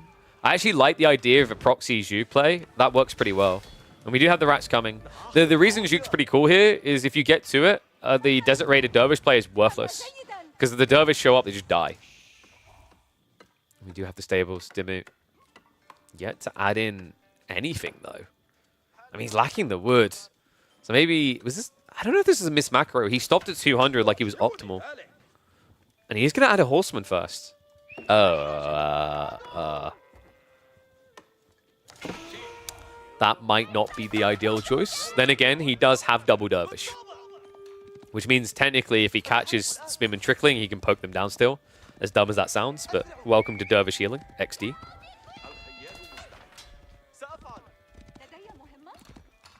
Yeah, I'm starting to feel like it might be a Barbican timing as well. Considering he's adding the Arch range already, that's going to generate extra taxation. He already has 88 here. So he's got 16 on food. Like, this 100% is reeking of Barbican. Dimu, however,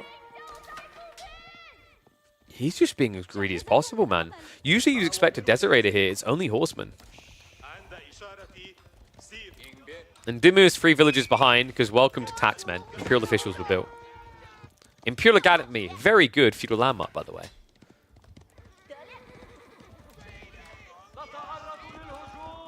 This is feeling weird. I think Dimu needs to start shivving. Needs to also be careful with the dervishes. Oh my god. He's full-on Scrooging this.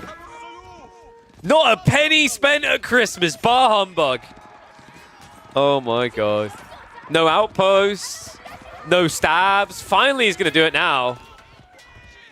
But is it going to be too late? Because Puppy Paw, he's already got extra spears on the way. And the 4 villages for the Barbican.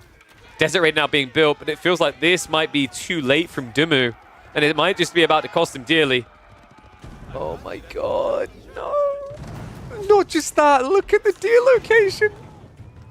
It's the dream. And in this game, Dumu's nightmare does shuffle off to the east side. We mentioned that back gold is going to give him options. I think this is something I like about Borderland as well. Borderland is really nice for a recovery mechanism. It's not one of those maps where you just get Barbican Rush, you can't ever touch gold again. However, that gold comes at a risk.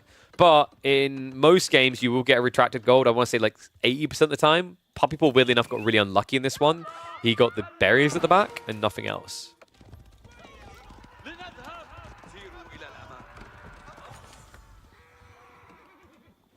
Wall's going up. And wait, are we fully live? Dude, I think we're a few seconds behind again. This keeps happening. Apologies. Let me get us ultra live. Now we are. We are a few seconds behind. AoE 4 is being a bit weird today. But we have a burn for attempt. And Puppy Paw, he's got the real burn through coming here. It's Yugnu. I'm a bit worried for Ben now, because he's... No. Now, I'm not a mathematician with a PhD or anything, but if my abacus and finger counting is correct, Dimu is slightly short of what he'd need for Castle Age. No way. Producing archers now. Oh, the dive in with the spearman. Cuts off the villagers. And cuts down too. This is quickly becoming untenable. I mean, the other warrior I now have is... Iobids are one of the worst civs at trying to get blacksmiths going in feudal. Without blacksmiths, you're dead here because this is Juke.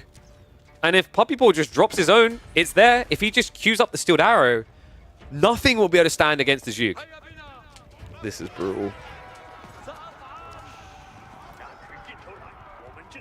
In fact, Puppy Paw does need to shuffle over for that supervision.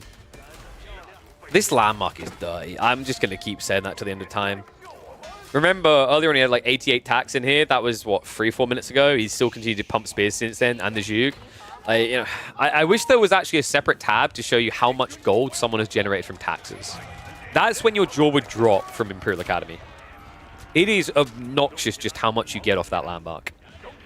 And the techs are going to be just as good, right? He's got Undermesh coming in, Steel Arrow queued up afterwards. He can actually supervise them to get them quicker. And remember, once it completes, he's getting basically a third of the cost back. He went Pro Scouts just different than I thought. It's true. His Pro Scouts was let's build the base here. Love the Ford Arch Rangers. Called that one. I think this is underrated and more players need to be doing it with the Barbican Rush. It's just a classic way to end the game. But here you go. Watch this, guys. Currently, what a terrible building. In tax range and 0 tax, why would I ever build my blacksmiths underneath an Imperial Academy? What an absolute waste of... Oh, okay. Yeah, I think I'm going to build it there in the future. 64 gold per tech. One hell of a rebate. And Dimu finally found his gold in the north side. He needs his food now, though. Tech up hasn't been started yet. And not just that, Puppy Paw is shuffling around. No, he's got a second group rallying. Dimu can't get back to the base. Puppy Paw just needs to not outplay himself here. And I don't think he's going to. Yeah, he sees the villagers. Oh, no. More villager losses. Dimu is now over 10 eco units behind. And he's hunting for the rest. He knows they're up here. In fact, he can see them perfectly. Luckily, Dimu did at least get wheelbarrow So he's able to run away, but at this stage, almost half your villages are not working. And also, this group is leading the enemy army to even more workers. Okay, just call the game for what it is, man. This looks done. He did get the trigger. Growthwing is on the way. Paul's army is just so damn big. The good news is Dimmu did at least get extra gold for Golems and also Undermesh. That's going to be very important because otherwise, your opponent could just rush Castle and then upgrade all these Juke. But Puppy Ball needs to be ready for that tech up. Because if you don't tech up, the default armor value of Castle units is good enough. More villages found. And oh, this is ballsy. Wait, so he ran past, he thought he was coming back. He ran past, found the other villages. But these ones just stayed put. Oh, it's still terrible where Dimmu's finding himself, but it's brilliant the ways he's trying to get little outplays. Unfortunately, his predictive nature to want gold like Schmeagol and Lord of the Rings has left him a little bit easy to predict and easy to expose. More workers dying. This is brutal to watch, man. Dimmu is going to be able to march north and poke. Needs to grab relics straight away and just try to get home with a little bit of gold trickle here, because right now he's getting fully denied. If he can get 2 relics home swiftly, he can afford Golem. My worry is Puppy Paw will be able to contest them. Look at this. He's stockpiled, he's going. Castle Age about to be on the way. You know what you do to up this? Nah, he's only got 4. I was going to say, you build a clock tower here. He'll build it at home. So, Dimmu just got 7 extra villages. Does it feel like it? Oh my god! The villages again, and he found them out here as well. This game is not winnable anymore, man. At some point, Dimmu just has to realize he's doing more damage to the mental state than good. I think the age up's going to be the convincer. Right now, he's like, there's hope. I can get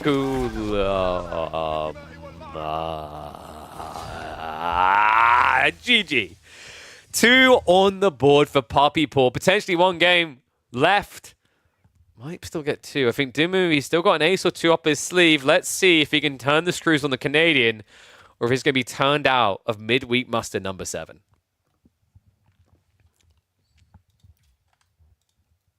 Oh, wait. What did I just open?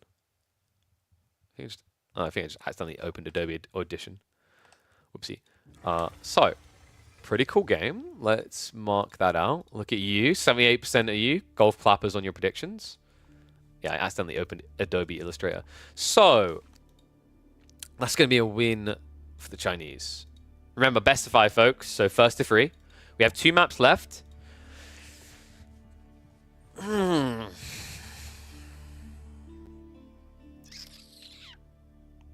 I think Dimmu could gamble a little here, go Pigeon's View, and pick Japanese. I think that might be the play. So the reason you make that play is the expectation would be for you to save Japanese for transhumans, and then Puppy Paw can pick Rus. But instead, what you can then do is pick ABBA. The only risk is maybe Puppy Paw does something like an English Council Hall rush if he sees that final game is ABBA versus English.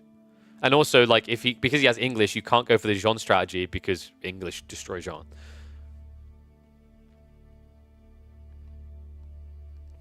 All right. Let's go ahead and see where they're taking us next. I think... Has Ben quickly gone for a bio break? I think he might have. All right. So we'll be waiting a second. Have they at least drafted? No. All right, so I think they're just having a quick leg stretch, guys, which means we've got a minute or 2. What we can do is we can run ads so you guys don't have to worry about them in game.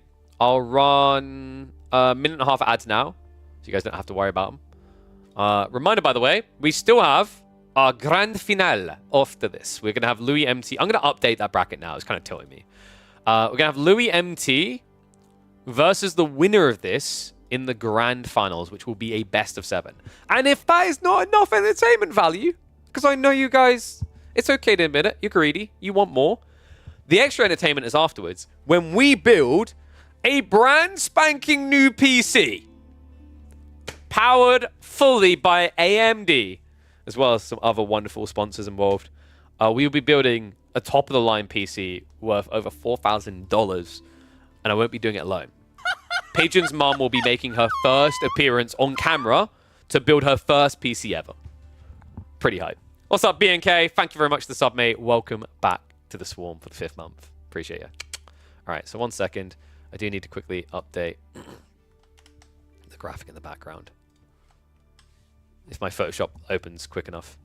That graphics card is insane. Dude, I'm so hyped for it. Like, so it's actually my first time going AMD on graphics cards.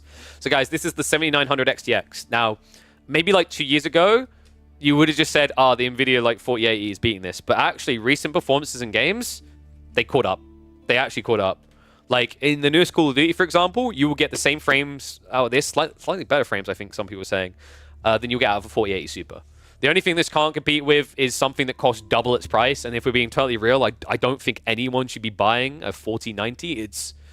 It's for enthusiasts that have a lot of money. And in fact, if I've got anyone in my chat who can afford to go and buy a 4090, you can definitely afford to be subscribed. That's why Crackety makes sure he subscribes to our channel. That's right. I'm going to shame him on this. He bought one. It is a 4090 you got, wasn't it, Crackety? How much did that cost you? Because that card there retails for under 1,000.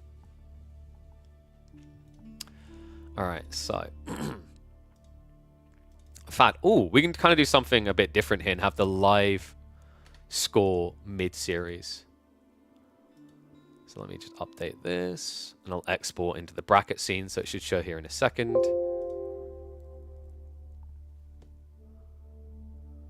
In a second. There's another thing I'm looking forward to with this new PC, is like not having these type, like, everything is going to be so much smoother. Like I said, we are going God tier, top tier.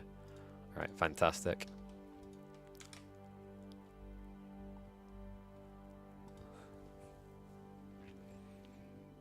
Before knows what you need when you want to heat your room. Exactly. But I'm not playing? Yeah, so a few things that happened, guys. In the Anatan series, apparently Anatan wasn't feeling well yesterday. I got to say, or Tuesday rather, I got to say when I watched that series, he didn't look like himself. And, we're in game, so let's hop in. Japanese versus Malians. What? That's wild. That's actually wild. Are you going to sell the PC after? No, I'm going to use the PC cursing. There's been a much coming upgrade. We've been with Ryzen for a while, but we're behind. We're in the 3700X. We're upgrading to a 9950X. Best of the best.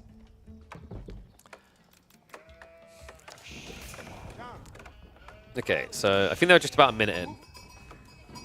Did we get predictions up? I don't think we did. Let's do that now.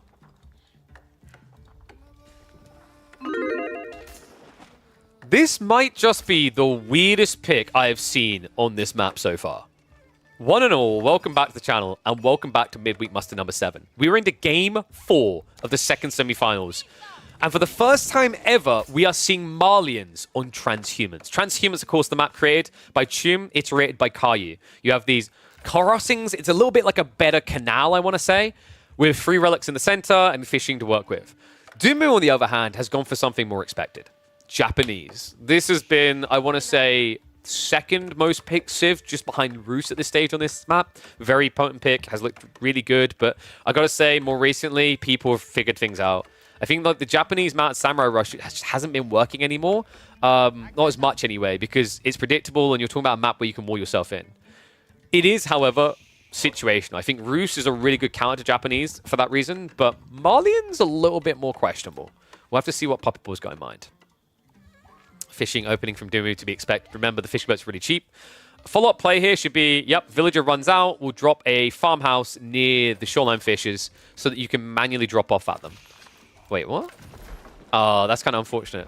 I think Dumu's close to... No, he's got like 3 slots.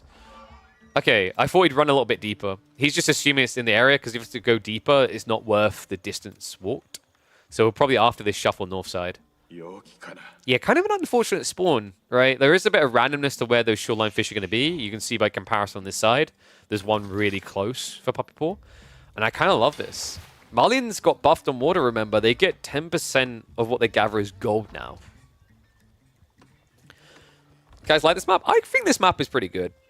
I need to talk to Caillou. I actually want him to create a better, a two-canal, where it's like canal, but it branches north and south. It would almost be like a canal meets Kawasan dynamic. This one, however, is very different to canal, because in canal, you fight up a river at each other.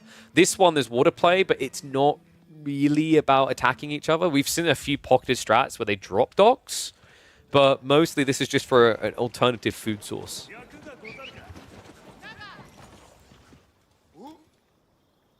So, this should be Mansa, right? There's no way we're going to be seeing Saharan.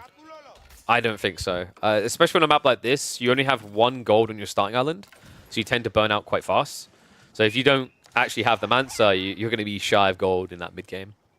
Wow, still a lot of the prediction going to Poppypaw, despite Dimu having some decent showings here, despite how good the Japanese have looked. I mean, we have been seeing issues with Japan in the mid-late game on this map, because they kind of end up in a hard place. In fact, it's not just this map. Right now, the meta is very anti-Japanese. The reason is what happens after the initial aggression, right? Like, the Mount Samurai opening is great, but if you don't win at that point in the game, people start moving into crossbows.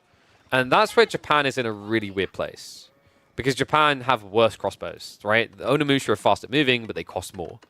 They're more unwieldy as well. So it's a little bit difficult, and wow. This is a really different build. It's a Kura storehouse.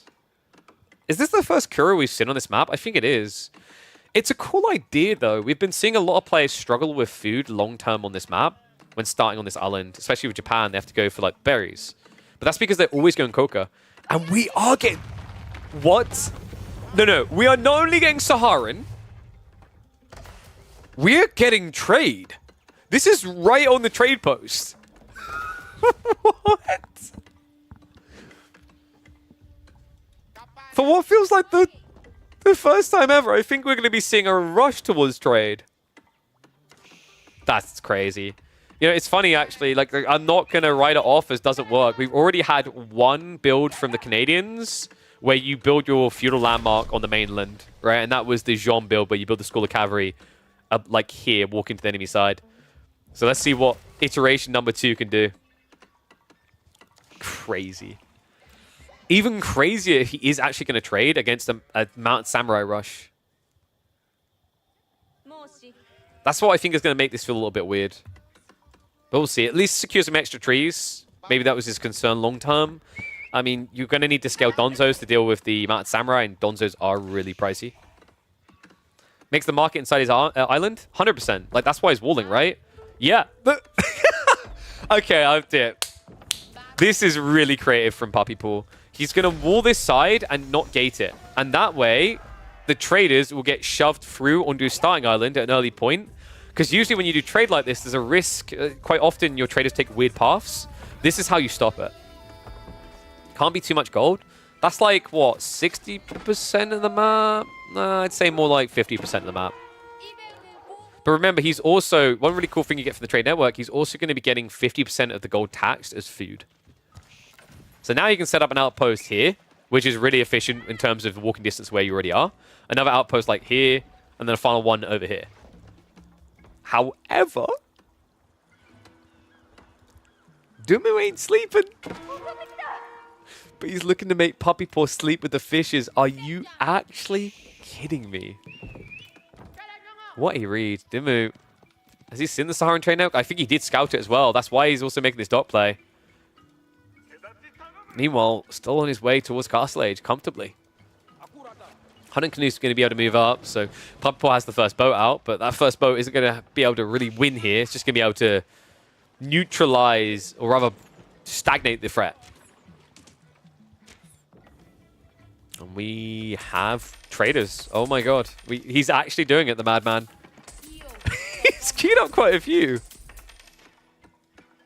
Wait, weird thing here, by the way. The traders don't actually show on the UI. So, yeah. So only one trader so far. Looks like he cancelled the extra on EQ ducks. I think he had 3 at one stage. It's double trader. Love the arrow slits. It's going to give Dimmu a reset point here. Looks like he's actually getting slightly outplayed by Poppypaw in the micro, though. You know, you have defender's advantage, and you're down on health over the enemy. It's very weird. And that bought him the time. Man, what a play from Poppypaw. The outpost goes up. He can switch over to a little bit of stone just to get arrow slits, and it's totally worth it here. Oh, wait, sorry, I forgot. Saharan Trade Network, it's only Javelin placements now, right? And it's only gold. That was the other cool thing about this. Instead of it costing stone, it switches the entire cost to gold. This is kind of cool. Oh, wow. Floating Gate is on the way on the other side. So Dumu, the good news for him is he can just march out for the relics pretty freely. Puppy Port, is this a Farimba build?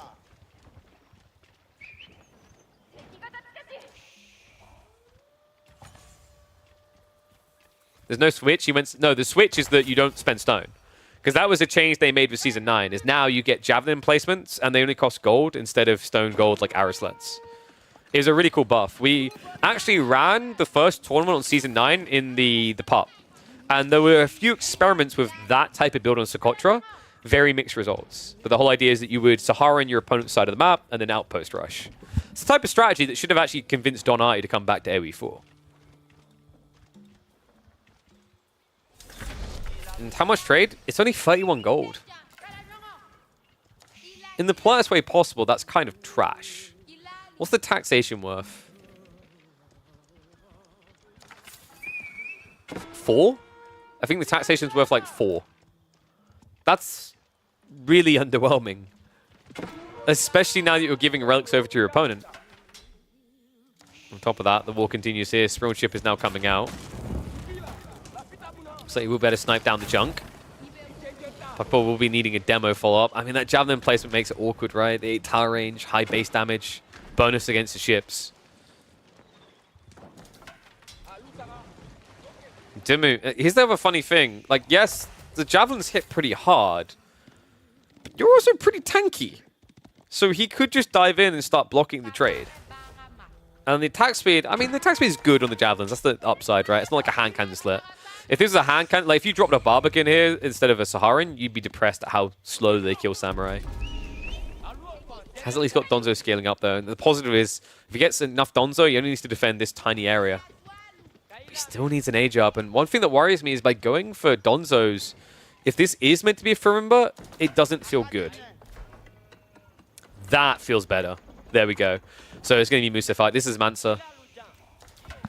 We have Farimba into Mass Mansa.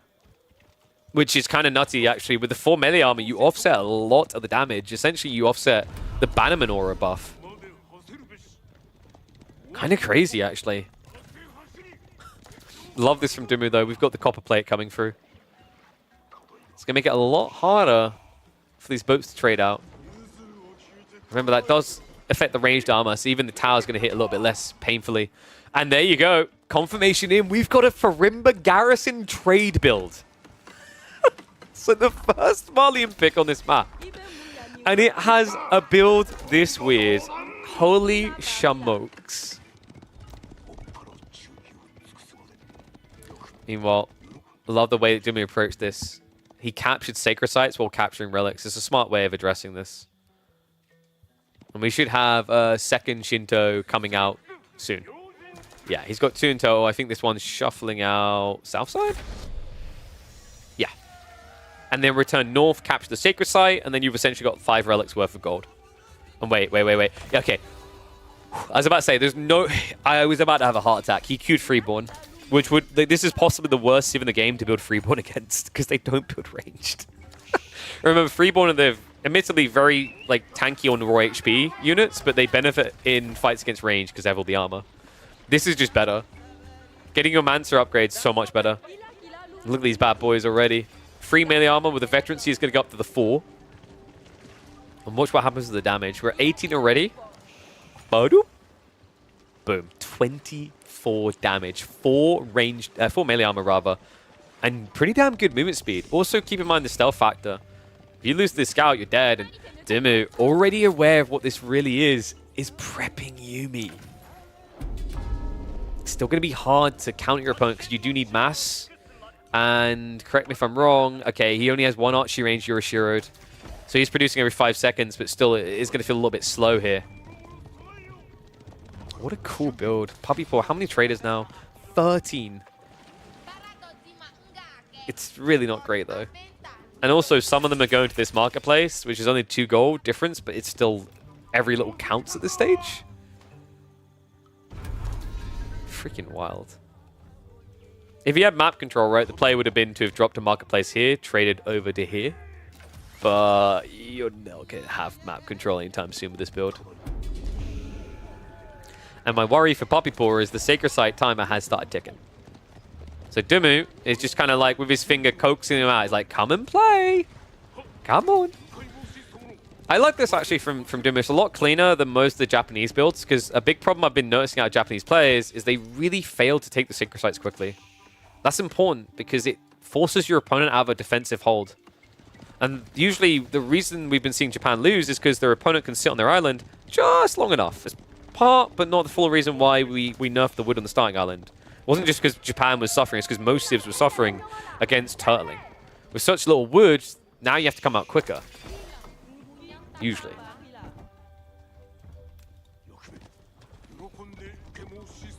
And oh my god. Nice walls, buddy. Was that meant to keep me out?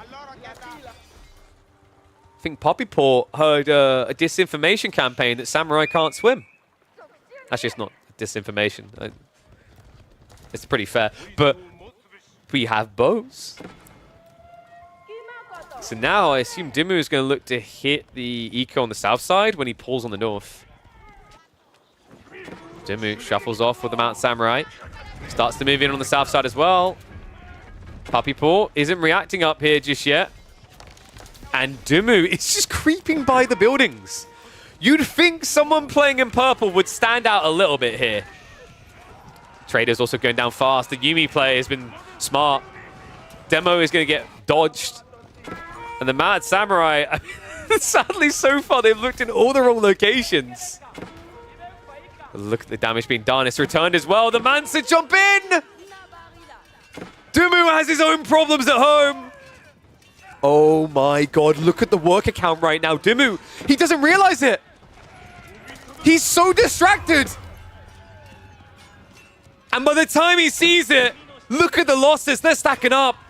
Mad Samurai rate gets blocked out. Sure, trade has been stopped, but now Raw villager count is 51 to a mere 34 Japanese villages. That's stealth. He ain't done yet. There's more to be munched upon. 9 damage, 4 melee armor. And the Yumi are all abroad.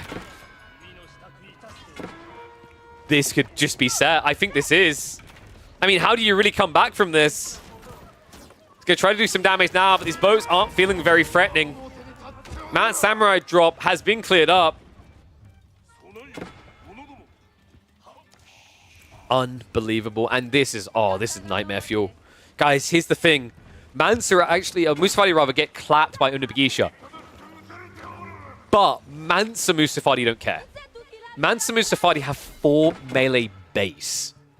Onabagisha, vetted, have 7 base. Do you see the problem here? You're going to tickle. And it isn't going to be, oh my god, stop, I'm going to die if you keep tickling. It's going to be like a, why are you doing that? Stop being annoying.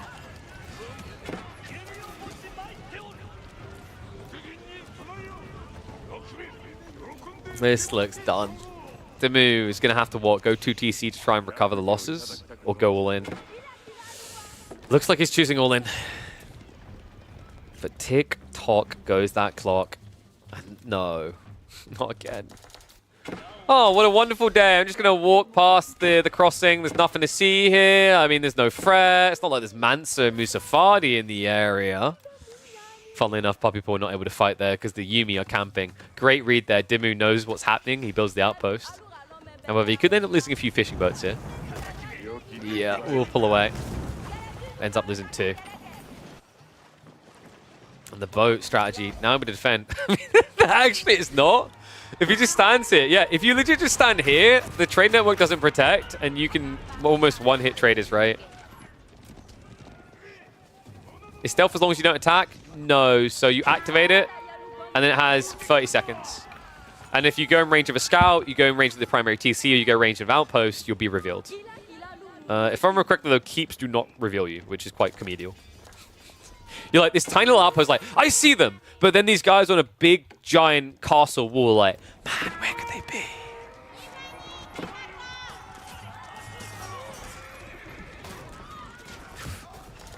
Oh, Dimu's doing a decent job of convincing that this isn't fully over. He is still 20 villagers behind, but he does have 3 relics, 2 sacred sites. The timer is down to 4.5 minutes. So if he just floods Yuumi now and forces a fight on a sacred site, Puppy Paw could still lose this game. It's all about the timing. And not again. It's happening again. Every time you look away, another wave comes to play. It is at least military units here contesting and not economy this time. That's mainly because Dimu just doesn't have that much eco left. He's down to 34 villages after all. Does Dimu have the melee defense armor upgrades? No. He hasn't got a single iota of it. Not even melee defense 1. Meanwhile, Puppy Paw should really be getting melee defense. He's actually skipped it. He went undermesh, but like you're seeing Onabagisha. If you get double melee defense here, it's like they're attacking you with utensils made of foam. Right? Like 8 damage into 6 melee armor is just pathetic. Unbelievable.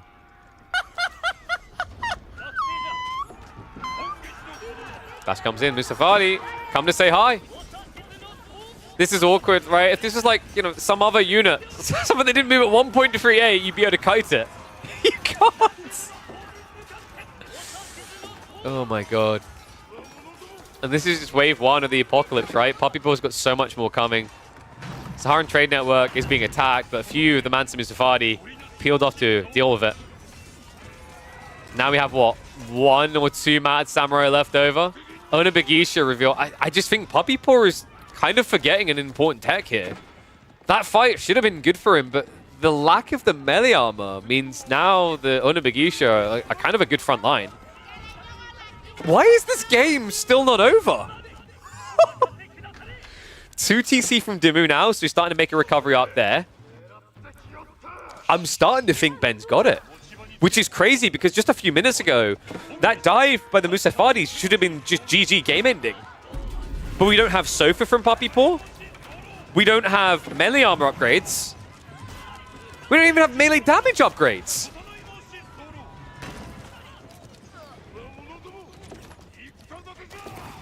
Unbelievable. Meanwhile, Dimu is ticking all those boxes. So insulated helms, melee tech free. The Bagisha about to slap hard.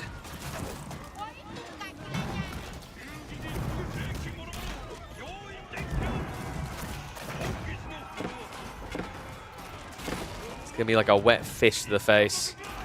Saharan Trade Network still not dying. I mean, Dimu just needs to calm down a little bit. It's all about sacred sites, and here comes the decap. The Bagisha need to hold this, but look, a few Mansa Mustafadi peeled off. He's pausing the timer. Can he get it fully decapped, though? Dimu, he needs more troops here right now. He's trickling them out. More Mustafadi are coming, though, and I think this is going to be a decap. Oh, Dimu, he's trying to do the best he can. Instead of fighting, he's just trying to kite them. He's faster with the 1.5 movement speed. That second wave coming in is going to lead to dire consequences. Dimu now having to pull the villagers, but he has bought time. The army has arrived, but as soon as it does, Puppy Paw goes for the keep drop. Are you kidding me? The prediction of it as well. Puppy Paw anticipating this, had the stone on standby. So a decap now to complete. We need to pull some troops down there. Dimu, meanwhile, has to pull the whole army if he wants to try and keep that ticking time bomb going. We are down to 2 minutes and 15 seconds. And if this wasn't hype enough for you, yeah, like just a reminder, this is the semi-finals. This is playing a bit like a grand finals right now. Game 1, game, I'd say 4, definitely. Well, game 2 as well.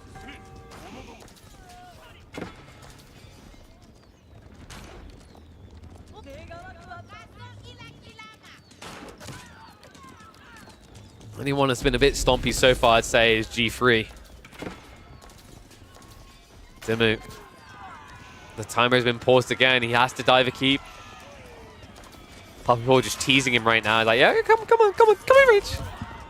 I have 15 arrows shooting at you right now. Well, it's not 15, is it? It's 18. Gatling gun, anything, but hold on, Dimu. He dives in.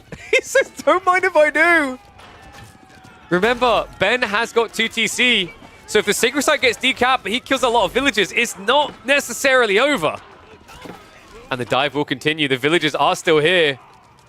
Dumu is looking to defy logic with this game. The Sacred Sites are still capped. The Mantis is going to go for the decap again. Dive into the trade once more. More villagers also being sacrificed. And reminder that this is not Fulani, so this raw eco count is actually still disingenuous. I mean, Dumu has 53 villagers. Puppypaw has 54. The traders aren't worth that much. Oh my giddy aunt. And he has still got that Sacred Site. Puppypaw is diving onto reinforcements. Decap coming in the north side. It looks like he is going to be able to remove that win condition from Ben. And the question now has to be, has Dumu done enough damage? We'll pick a few more villages before flopping. But looking at the count, I mean, it's only 8 villages between them, and it's 1 TC Malians against 2 TC Japanese. And Nippon, they have got some permanence with their food. It's only 11 farms so far. Other side, though, Puppypaw has a grand total of 0.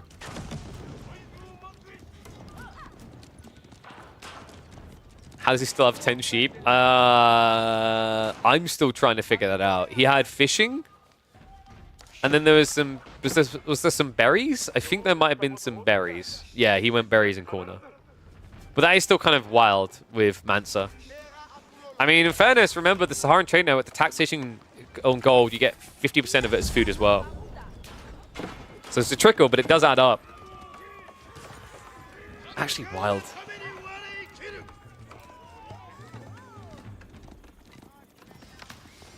Dumu is close to hopping into that driving seat now. He does need to resolve his own farming issue. Dumu had sheep. Dumu has 9 sheep left, weirdly enough. I think... Yeah, remember earlier on he got dove by the Musafadi. And then I think he forgot about the sheep. Because he had to repopulate the farms, right? So it kind of played out long con for him. And now, once again, this dock. This dock has been everything for Dumu in this game. You know, it forced a really weird engagement around the water. He wasn't able to fully utilize it. The Mount Samurai weren't able to do the damage in the dive, but they done damage on the other side. And now, the owner Big Yisha.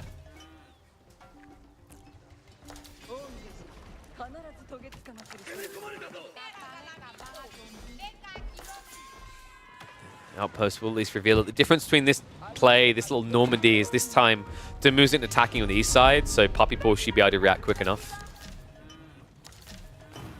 And he just goes straight for the denial on the markets. The classic, I can't be asked to chase the traders. The buildings don't move. Yeah, chill, by the way, Dumu. You're not playing against 2021 demo ships. You don't have to be this far inland. He still doesn't have melee defense. He doesn't even have melee damage. Like, okay. There's a point at which Puppypaw is going to watch this game back and facepalm a bit at the fact that he does not have any type of melee tech, despite the fact he's been 100% melee when it comes to bio units, right? Yeah, we had a little bit of siege, a little bit of boats, but come on. Unfreaking believable game.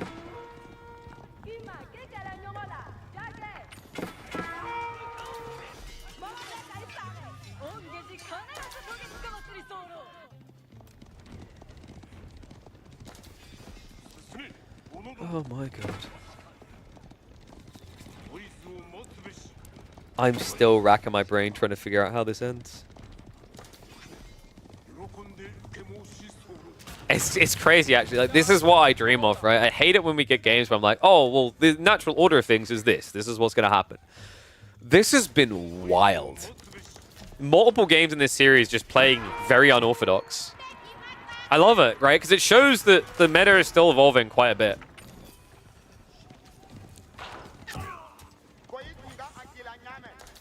I mean, when do you get into a Japanese game and expect to see Yumi on a Begifia?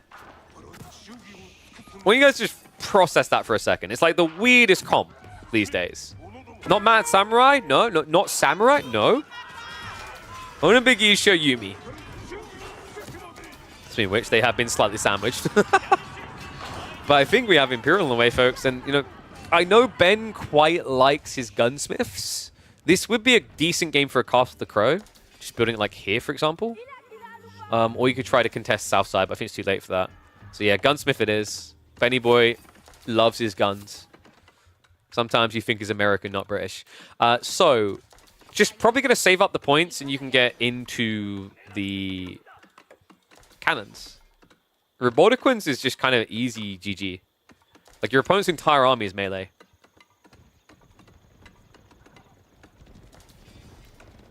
Puppy Paw, once this happens, he needs to attack. But right now... Oh, come on. That's 2/3 of Puppy Paw's army chasing on the opposite side of the map. Dimmu crafted this quite geniusly, actually. Like, this is his spies all the time he needs. And I really feel bad for Puppy Paw because at the point where he started to remember melee text is actually kind of important, he's now going to be an entire age behind. If you just... Oh my god, guys. If you just get Elite Army Tactics, you are basically a Mancer. Think about that. The Mancers, they get the 4 melee armor, right? Well, if you get EAT, you get 4 melee armor as well.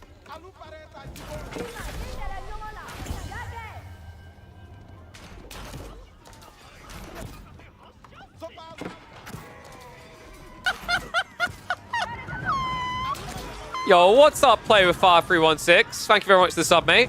3 months in advance, legend. What do you mean stop? This game is not over, guys. You are underestimating Puppy Paw's ability to dive into the main, only find 10 worker kills because all the workers are out here.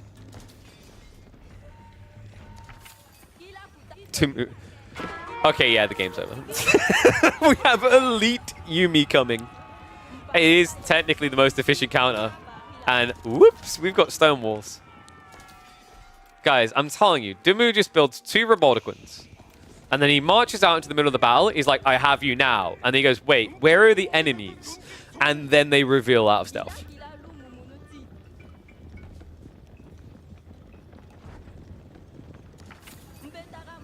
Oh, thank you, Players of Fire. Appreciate you, mate. I mean, watch where you want. My recommendation, open a Twitch, open a YouTube. That way you can have the high quality visuals, but also have the community chatter. We have fought the Huntress on the way. And Oda Tactics is coming in. So, Dimmu, the problem is you've got Oda Tactics, but you're trying to scale into your hand cannon Ashigarus. He did use the tickets as well, right? Yeah, because he built the Bald Boys. Of course, it can't be late game without Dimmu finding a Bald unit in his formation.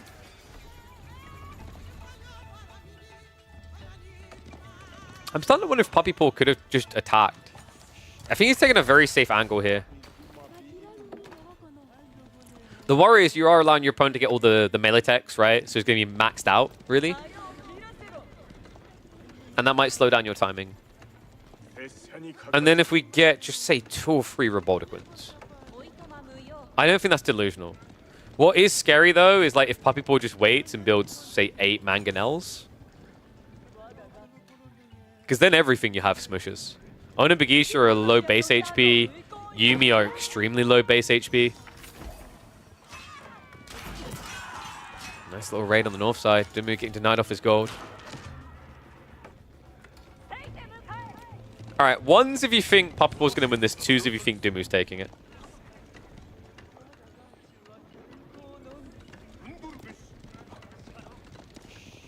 Oh, look at that. It's not just a landslide of 1s. I mean, they have both maxed out their military close to you, right? Like Dimmu's up to 175. Should be able to close that very quickly with Yuumi added in if he wants to. You might as well to fill the gap while you get hand cannoneers. Stone walls are also coming up, so his home island's going to be safe. He has started to scale. He's got Shogunate here, so that's a lot of food income for him. I mean, this is the point where like you'd made a trade-off here, right? For quality over having raw economy. So your Mancer are better, but you don't have the Fulani effect. And he's eating a lot of cow. Dives forward. No Robotiquins just yet. Villager's in a little bit of a pickle, though. We'll get pinched. Psych. Somehow they just walk out like it's nothing. Is it me or is this a weird fight for Puppy Paw to be taking? I don't feel I like the way he engaged that. I mean, he rippled through. He found like 2 or 3 worker kills, right? It feels like he doesn't want to fight directly into the big army, but what he's doing is he's buying time for the mangoes. And his Onobagisha. Just look at this. You have 6 melee armor, or you could have 7 melee armor. Now, admittedly, the Mansa do have more health, but the damage difference is kind of wild here. 17 compared to 13, and a much better attack speed. So it looks like Puppyboy's game strat here is just to deny gold to stop Japan. It's a pretty solid strategy, right? If they don't have gold, this is...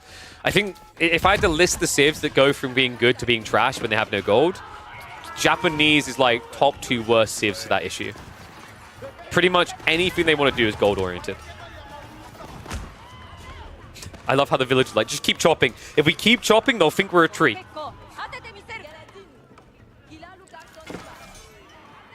Wait, Core's math was wrong?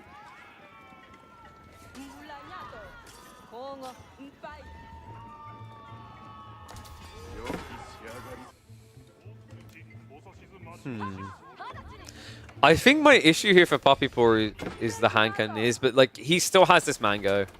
And as long as he's got adjustable crossbars, the customer does not have adjustable crossbars. As long as he has it in time for the fight, he should win. If, however, this fight happens without adjustable crossbars, Puppyboy's probably just dead. There's no way he'd forget the broken tech for his strategy here, right? Also, keep in mind he needs a lot more Mansa because the other condition isn't just you kill the hand cannoneers, it's also you don't die to Onobagisha. And Onobagisha are infamously one of the best units at killing siege. Like, it is ridiculous how good these things are. Bit of a counter dive coming in here. Sofa looking for that raid. Meanwhile, dive into the keep and torches out. Remember, Oda Tactics gives you more burn power. With the Izutsu as well, the ball boys are getting it done. Castle going down. Mangoes, I mean, is this a joke to you? Did you forget your crossbars? Did you not lift? Oh no. Just have to defend it. Vigusha trying to just flood past. Remember, if just a few of these start touching it, if they start spinning like Beyblades, oh no. That's 4 mangoes down. Army is getting mopped up as well.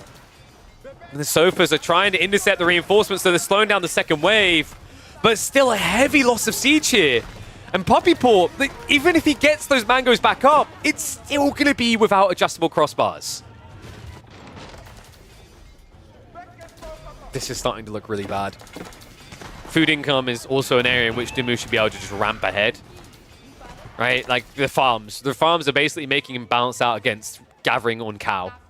And by gathering on cow, you're spamming cow, which means that Puppyboy, his gold income doesn't just immediately replicate so you can afford a dozen mangoes again. The Zutsu are a little bit weird here, by the way. One thing you have to keep in mind is that they are range damage. But guys, Izutsu actually got buffed with the siege changes. Old siege, they done like no damage, right? Because they would be shooting 32 into a 30 armored unit. Now, because it's percentile based, your damage is kind of decent. It's not crazy, but it's reasonable, right? So you'll be able to hit 32 because it's got the Yumi in there as well. And that means you do, God, what is it? I think it's like 4 or 5 damage. It's still not crazy, but compared to older Zutsu, at least registers. Looks like Puppyboy is finally fixing the tech issues. We have got Elite Army Tactics on the way. It's actually crazy to think how long it's taken to get EAT. And look at that. Oh, that's kind of rough on timing as well. With Serpentine Powder coming in. Remember, that does give you the plus damage, plus 8 in fact, up against the Mansa. Add that plus the Yumi Bannerman, and these guys hit like a truck. And he knows. He suspects. I think he might have seen like one of the Mansa Musafadi. He's like, wait a second. He's not alone. Yeah, one thing that is a bit sad, actually, is Izutsu. I mentioned they're better against Siege, but they got left behind on the Unitex, right? Because with the gunpowder change, Serpentine Powder is specifically for hand cannoneers. I kind of wish they'd change it so that Izutsu would maybe get Serpentine Powder as well. I don't think that would be broken, right? This unit very rarely gets seen anyway. It would only be broken if they fixed Azutsu's AoE, because remember the AoE is really hit or miss. Its lack of consistency is a big part of why Azutsu stopped getting build. So I love how Wham just calls his brother a dog very casually.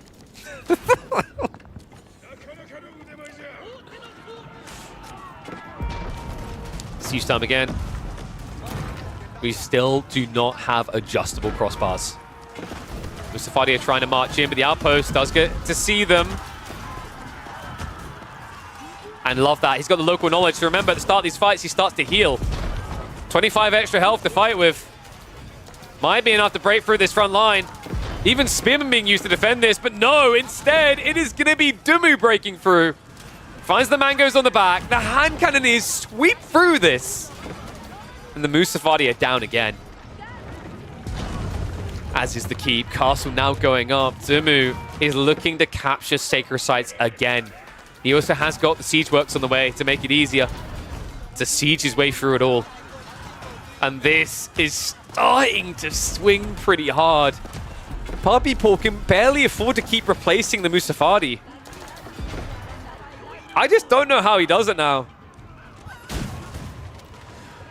God, this is like the Marlian equivalent of Fitz here, just doing his HRE Spearman only builds. It's just one unit constantly. At this point, I think he's drained himself to the bone. Did Puppy ever add full cow? No, he's been eating the cow. Why milk him when you can eat him? Except this one. This cow was smart. He didn't listen to them. Like, hey, there's better grass over at the TC. Nope, I ain't falling for it.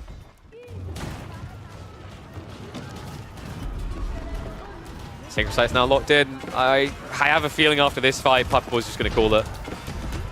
The Mansa just... I don't think they're getting through the Bagisha quick enough. Statistically, in some ways you think they'd be favored, but it's the attack speed difference, it's then also the hand cannoneers behind this. They're just mopping him up. Another keep drop coming in from Dumu on the production line now.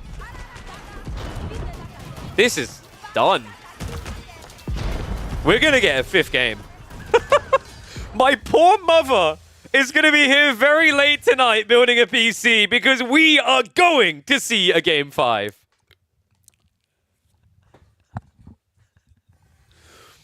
Did I sense a bit of hopium being huffed there, Wham?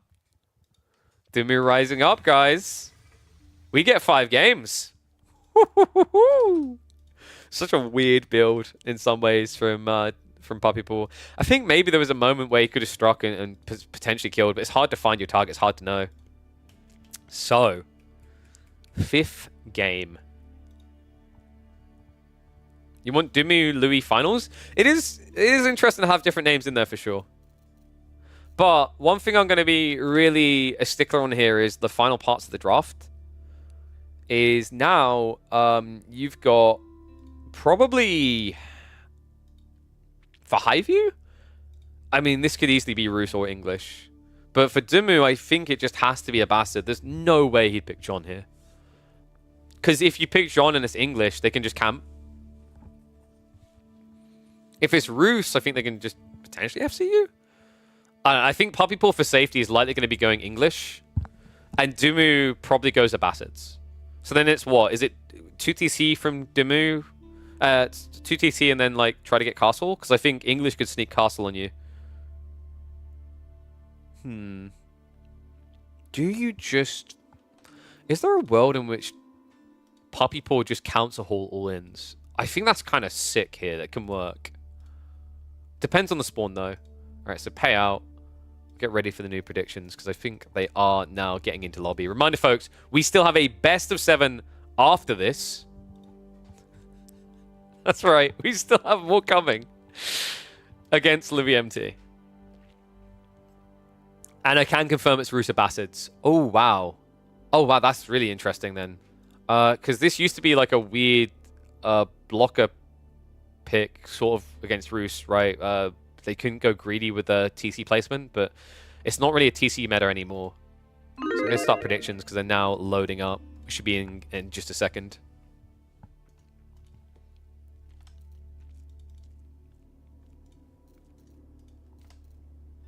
Should be ready in a sec. I swear, the load over is really slow sometimes. We like end up loading in and have 20 seconds to skip forward on. Don't know what's happening with AoE4 today with that. But... yeah, literally, like, Puppy Paw is still showing as in lobby on my screen. One sec. PC build next year at this rate? There we go. I don't know what it is. The friend tab was slow. It took until a minute to load, so I legit just went into the observe tab to find the game. English B tier? Nah. I think it's just like a bit more risky than Roost on this map because Roost gets so much free economy. Alright, folks. So we'll speed up to live. I think they're about a minute in.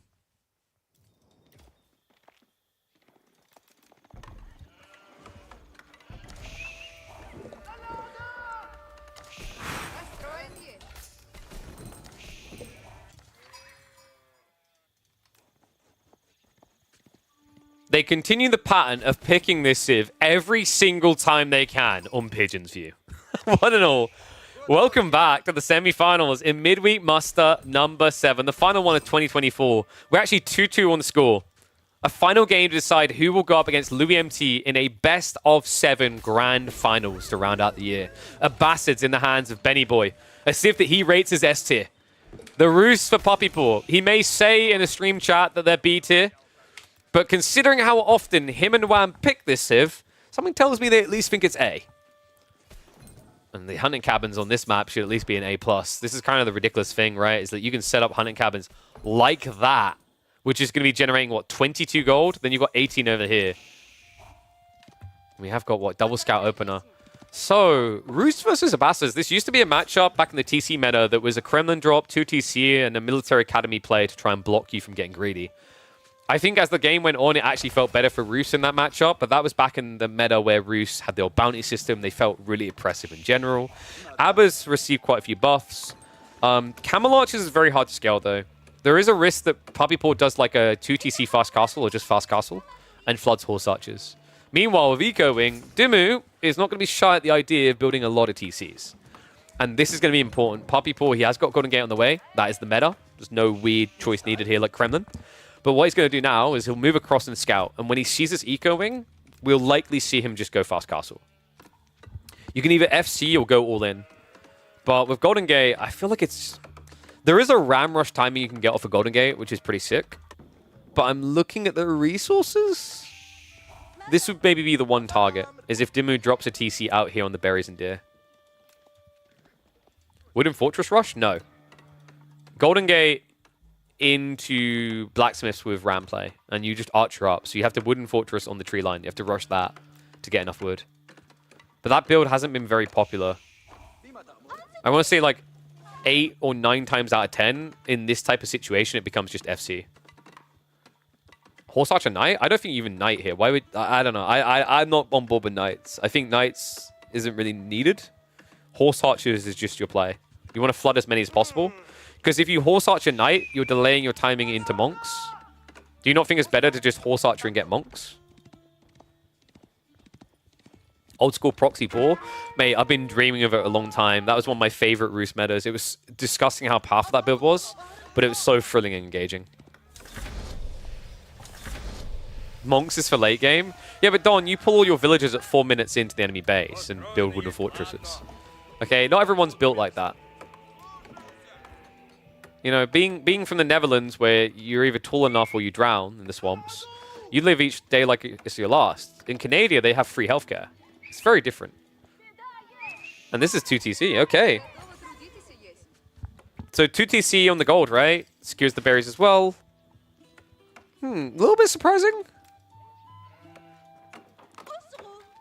I think we've seen this before, though. I don't think it was a Bastards matchup. It might have been English from the Canadians. That means Dimmu can just freely go free TC, though. He has 2 choices. He either goes like free TC, or you can go 2TC and aggro. There is a chance he just goes 2TC castle. I actually don't mind that build for the Bastards. I think it's a little bit underrated in this matchup. It beats the narrative of Horse Archers, right? Because then you're an age ahead. You have melee wing. You can have composite bows. At that point, Roost have to go Knights.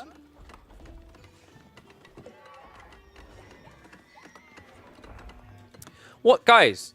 Why are you judging Canadia's free healthcare? All right, I think that healthcare system is pretty logical, okay? You never know when you get attacked by a bear in that country. Or a moose. I think moose is usually more aggressive than bears. So second TC. Wait, is he going free TC? What the what?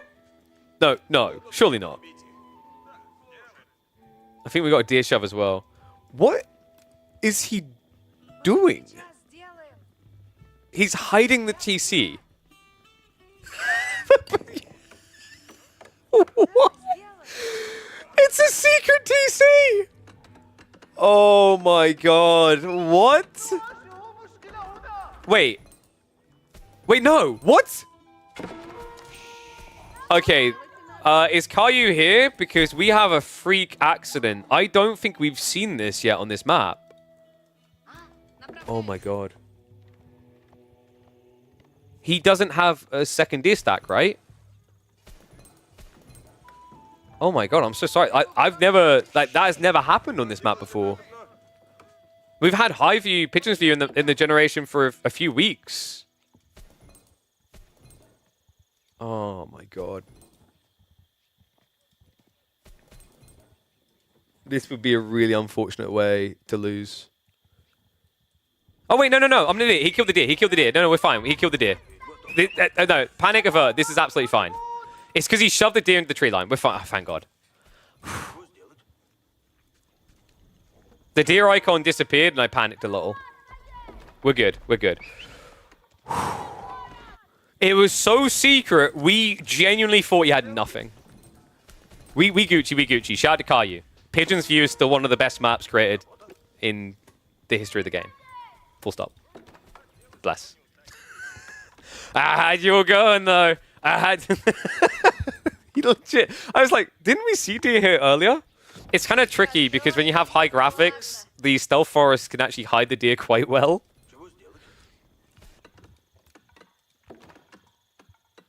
It's weird though, because the icon shouldn't have disappeared. He shoved the deer so far away that they disappeared, right? Because like you can see, we still see the deer icon over here, even though they're all dead. That's what sent us into a bit of a panic. So Puppy Paw, a secret second TC. And the cool thing about... Okay, it's been revealed, right? But that might have made Dumu play differently. Yeah, because he only went 2 TC. Oh my god, he's so far back. Oh, sorry, he went 3 TC. Okay, I'm an idiot. He went 3 TC. But I don't think he knew about this TC. Because this is a tricky thing. When you see 50 stone gathered, this could just be for arrow slits, right? I mean, it's very early for arrow slits, so you're kind of suspicious. But I think that was quite nice. Instead of going for the forward one, which would have been exposed a little bit, you know, a little bit more known. Now high trade house on the way. Get your absurd numbers in, okay? Anyone who is willing to bet the house on timeshares should be going high on this. This is going to show you exactly why Bruce is so good on this map. Core, that is small PP energy. So 23 on this Hunter Cabin, 34 on this one. 28 on this. It's already like 75 passive gold income, right? Not to mention he's been getting extra gold from all the deer gathering. We've got stables being snaked into the stealth tree line as well. Walls are going up though. Dimu is going to be that guy. Because he's playing Abbases. They're always that guy.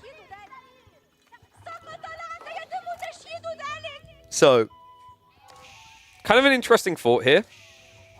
I did mention this in Dimu's chat earlier, that if we get a Louis MT Dimu matchup in the Grand Finals, it will probably by far easily be the longest Grand Finals in the history of Midweek Muster. And we may be about to get a preview of that here.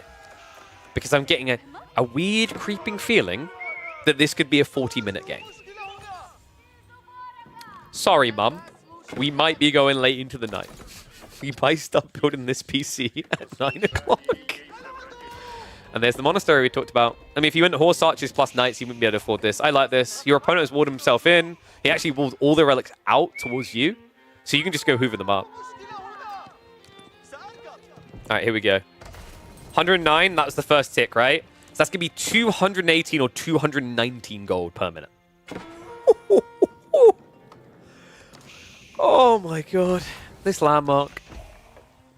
Just 2.5 relics casually, as you do.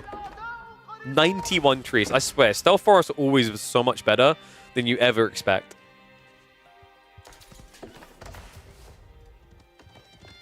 $218. There's your final answer. I'm shocked that Core in particular went so low, considering how much Rusi plays. Looks like the walls are mostly up or all up. Yeah, he's completely walled. Military wings on the way. We're a minute out. And Puppy Paw has the right call here. You don't want to be playing too many knights when you've got camels coming. Actually, you want to try to get towards crossbows quickly here. Wow, a game where in Castle Age someone wants to get towards crossbows? I've never, ever heard of such a thing. Have you guys ever seen a crossbow? Okay, I'm going to stop being facetious about it.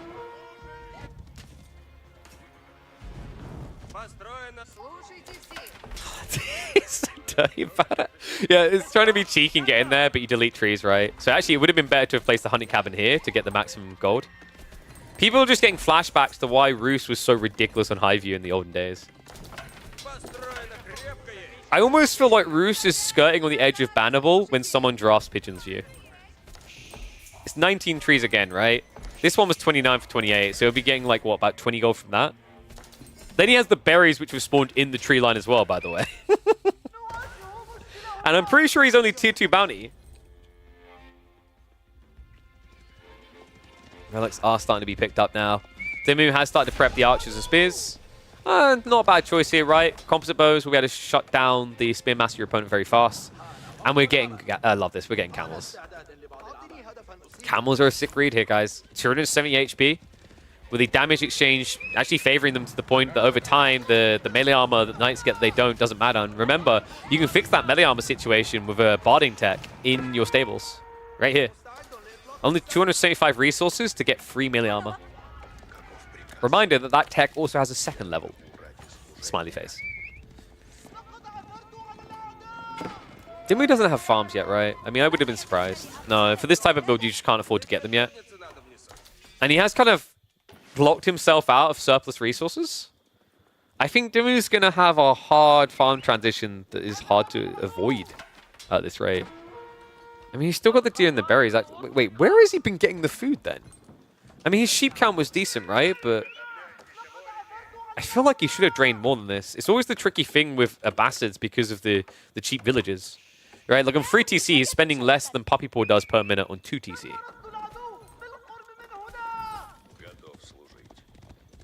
Yes, you know. You can tell that Dimmu would be a horrible leader for a country. He would not feed his people properly. I'm surprised, actually, that these people fill out their dresses and tunics and whatever. They surely should be malnourished on so little food. Well, looks like we've got a break incoming from Puppy Paw. Men-at-arms and crossbows being prepped. Okay, this is pretty cool. He's kind of predicting composite bows is likely. Small little blocker. We'll allow him to get it closer to home. I mean, we're already talking about 2 relics back, 2 more on the way. The Men-at-Arms has arrived to distract, so yep, we're going to group up for that and just show off our goodies. Puppy Paw is getting 5 relics in this game. Oh dear, oh dear. I think England's about to experience that classic feeling of it not coming home. This is a bit tricky for Dimmu right now. Puppy Paw also does have the Boy's Fortitude coming in to bulk him up further. Don't really want that, though, into camels. If this does go to Imperial, I'm really worried for Dimmu. You have a really strong economy, but there's no denying the quality of units that Roos have. The Boy's Fortitude gives him an edge in cavalry health. That doesn't matter here, though. The more important thing is Streltsy. And then with all this gold, like the ultra late game, the true late game is Siege. I feel like Dimmu should be ahead more villages. The third TC was a little bit late, and no, did he binded, I think he actually binded his secondary TCs, but not the primary. Okay, he's having small gaps, but he's, on average, he's actually using 2 of the TCs most of the time, and the third one is like half the time. I mean, in fairness to him, like, to defend him on this one, he's spending a lot of food on military. So, as a result, he's having to basically just queue one villager, but this is adding up. He should definitely be a lot further ahead on villages. Less than 10 between them, and then you consider all the passive gold for Puppy Paw. He's a mile ahead. Flash coming in into the base. What was that pathing? Bit of a weird fight for Puppy Paw there. Half his melee just weren't fighting. His own building getting in the way. Mangonel's now coming. But he's lacking the army to hold. Has to start backing up. Really would benefit from the Warrior Monks at least giving the extra armor. I'm kind of surprised that actually wasn't there as a buff. The TC now has to be garrisoned to get a little bit extra firepower. But in the meantime, the Knights have broken in. So you can look for a trade. That just means Puppy Paw has less to defend with. These composite bow archers, man, they are a problem. Puppy Paw, he may have taken away Dumu's eco lead, but now the idle time, kind of painful here. Archers should start to get mopped up. There's only, what, 7 crossbows, 12 archers remaining. But it's still going to be expensive, and this is only wave number 1. Dumu is trying to flood additional troops. Blocker on the berries. Looks like more villagers are coming out there, so Puppy Paw will be able to farm that up. And looks like he's just trying to buy time. This is kind of crazy. Like, Dumu is in a really good position in his opponent's base, but he's losing too much economy on the flanks. This is messy, though. Puppy Paw, what the hell? Pure lumber camp to drop off. Mangonel is going to be able to scare a little bit. But both of them are hemorrhaging quite a lot of villages. And the Knights, I mean, if they just keep hunting, the Spears are now here to stop that from happening. So it looks like that will at least be him blocking any additional losses on his berry gathering. But at the same time, Puppy Paw is now doing a good job of dodging extra losses here. And now up to 244 gold, by the way. What a reasonable thing. I am disgusted. Dumu. Villagers just about get back into the stealth forest. This is so uncomfortable. He was riding blind there. Okay, things have calmed down now. And both of them still haven't done that farm transition yet. So we're kind of reaching the point where after this dive, because neither player has died, we're just going to see farming. Because you can't just keep pumping troops at this pace, right? I mean, Puppy Paw sort of can. He's still got the ball play, potentially. He already done one of them, right? And then he's also got some deer and berries left here. But Dumu only has the berries. So expect him to start adding in farms probably in the next minute and a half. And what's up, Zeltwanger? Thank you very much for the sub. Slays as well, appreciate the Prime. Remember, guys, you've got the Prime subs, get them in. I think we should start a sub train in honor of this incredible semifinals that has gone all the way to 5 games. Question is whether Louis MT's set is going to go all the way to 7 as well. Good lord, the fort. Reminder that for Louis, it's already getting pretty late in China. Reminder that for Dumu, this is already late by his standards. So in some ways, it would kind of balance them both out. Dumu and Louis have basically been playing since about the same time this morning.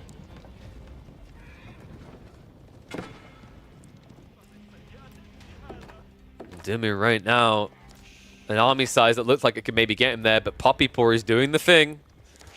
He'll go on a Reddit thread or a Discord thread and moan about mangonels, but then here we are. 3 mangoes, make it 4. Horseman switch coming from Dumu, but he's yet to make that farm transition. In fact, this lad, he only has 8 right now. Puppy Paw, on the other hand, has added in a lot more. 21, now going up to 30.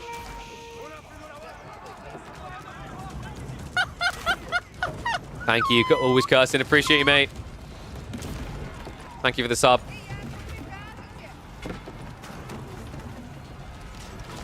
Let's see if Dumu is going to submit to the pain of mangoes. He's at least temporarily blocking out the full gold, but there is retracted gold for Puppy Paw, and he has already scouted that.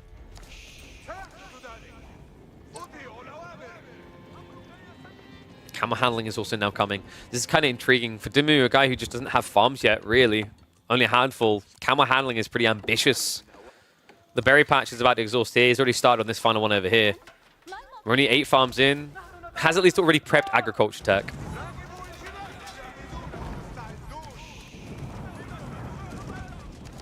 Break from the wall about to come. What's up, Lemon Pepper? Thank you very much for the resub, this Prime. Get those resubs in. Come on, guys. We still have potentially 7 more games after this. I would not want ads to get in the way of your viewing experience. This is where I need to manually go in on the YouTube video and add an ad at this very moment. Because this set is definitely going to be getting uploaded. Camel Riders are at least going to get chased away. There's a little bit of chip damage on that flank. Dimu is now back up to 12 villages ahead, but we're kind of at a point where it doesn't matter as much. And what I mean by that is, there isn't much runway to maximum eco left, at which stage Puppy Paw having 5 relics matters a lot more.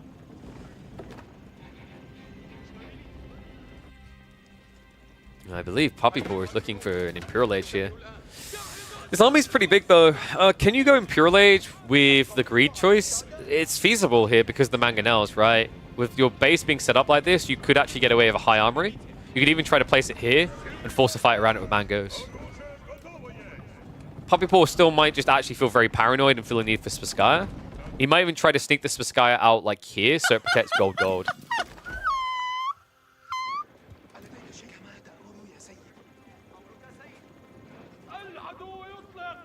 Nah, and only 6 Mangos? Those are rookie numbers.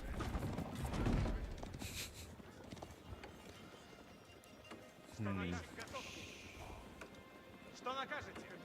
have Culture Wing on the way, so it's actually going to be Dimu going up to Age 4 first. Really smart choice in the Culture Wing. Resources feel a little bit finite still. Whoa! What is up, Xbox controller? Appreciate the sub. And not just him, De Santiago with the 10 gifted sub. You legend. Guys, you're incredible. Look at this. Insane set, insane set, insane donation. Appreciate you guys. We just hit the 340 sub goal. Let's go for the 350. Whoop, whoop. It's going to keep updating, so keep subscribing. Legends. Man, the growth in this community. I'm glad everyone is enjoying these weekly series. I'm heartbroken I'm taking a week off over Christmas, but don't worry. We'll be back through January to June in 2025 with Midweek Musters. But we still have a set to resolve and a set to go. Ram's coming in. Dimu's going to try to flood to the backside, expecting farms here, which is a very smart call. He's anticipating farms in this area because usually Roost players like to build hunting cabins all around the tree lines and then set up farms near them. Thank you very much, Nathan F, for the gifted sub. Thank you, mate. And the reason is it gives you gold gen, so like you basically return the more expensive hunting cabin cost over time. Dimmy, 15 seconds away. However, Puppy Paw is not going to be left in the dust. There'll be a slight, very slight edge on timing for Dimmu. Probably about 25, 30 seconds max. Tech up complete. Into the Imperial we go.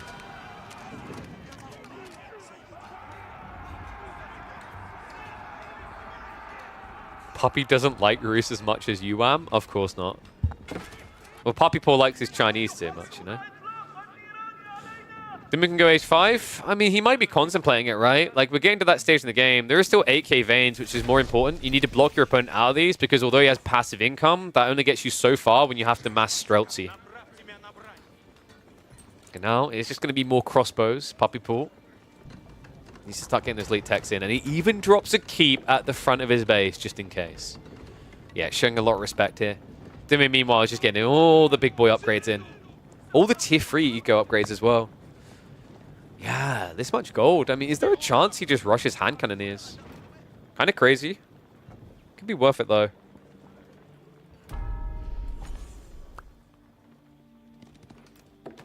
All right, ones if you think Dimu's going to win this. Twos if you think Puppy Paw's taking it. We're pretty deep.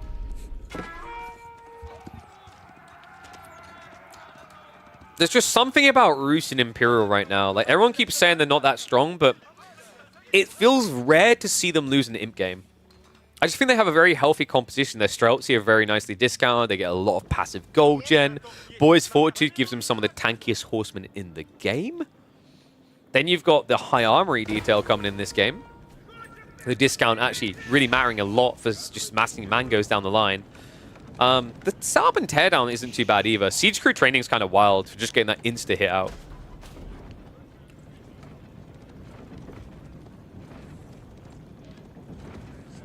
We see map vision. It's a lot better for Ben. He's set up around the center with the keep drops and outposts. So Puppy Ball is playing much more of a hunker down style, but as we know, the Canadians love this kind of style on high view. Some players try to restrict the map. I think quite often Puppy Ball and Wham have shown that they're willing to just chill and wait for the opening. Dumu's not doing military for like 3 minutes because he's maxed. He's just stockpiling resources for all his upgrades because he needs to get Unitechs. This is a race now. It's not about age 4, it's about age 5. Age 5 is university techs. Don't know if you guys ever realized that, but like it really is. Especially now more than ever with the increase in prices on these things. Adjustable crossbars on the way for Puppy Ball. Dumu needs to be very careful about the way he approaches this fight now. He doesn't have a siege play. And Dumu, I mean, the worry I have is, yeah, look at the layering of the cake. Puppy Paw. I mean, this cake has more layers to it than one that would give you diabetes upon one bite. This is ridiculous to try and break through. 2,500, 2,500, 2,500.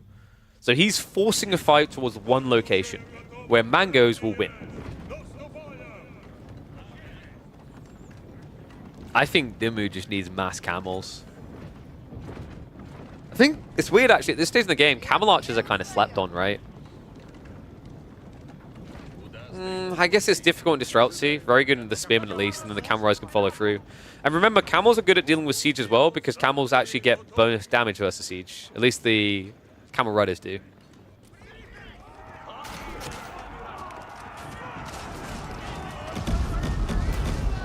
Looks like they will sneak in. Yeah, the only reason why you go horsemen over camel riders is because they're cheaper, basically, at this stage. I mean, yes, you get the bonus damage against ranged, but if you're mirroring into what usually will be Roost horsemen, you're in trouble. And in this case, it's actually Roost spearmen, which is just as rough. Because remember, with the camel handling, you move as quickly as the horses do. And by the way, we just got silk bowstrings. That's pretty cool. Silk bowstrings is a really good answer to a lot of what has been pumped here. Puppy was going to get outranged with the crossbows, spearmen, Streltsy. And the Mangoes are still a giant issue here. Especially now that they've got the adjustable crossbars. And that's why Puppy Ball just doesn't retreat too much. Like, you have to come to me. And the moment you do... Come on. These things are not okay. Oh my giddy aunt. And finally, Dumu's like, actually, yeah, camels. We have Camel Rider Barding 2 coming in. Pretty crazy the health difference you get there. These horsemen have 225. The camels will have 400. And they'll have 5 melee armor.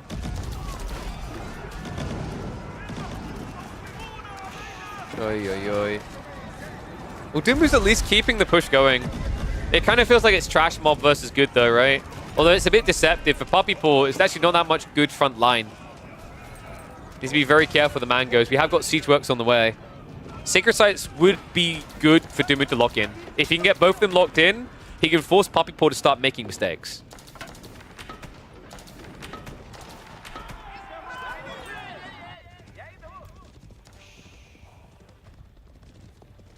Dumu didn't lose as much as I thought in this fight. It's more that he just had more in reserve, right?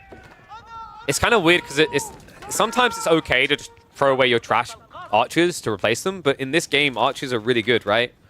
Because composite bow is just so damn strong in the late game with the new silk bowstrings.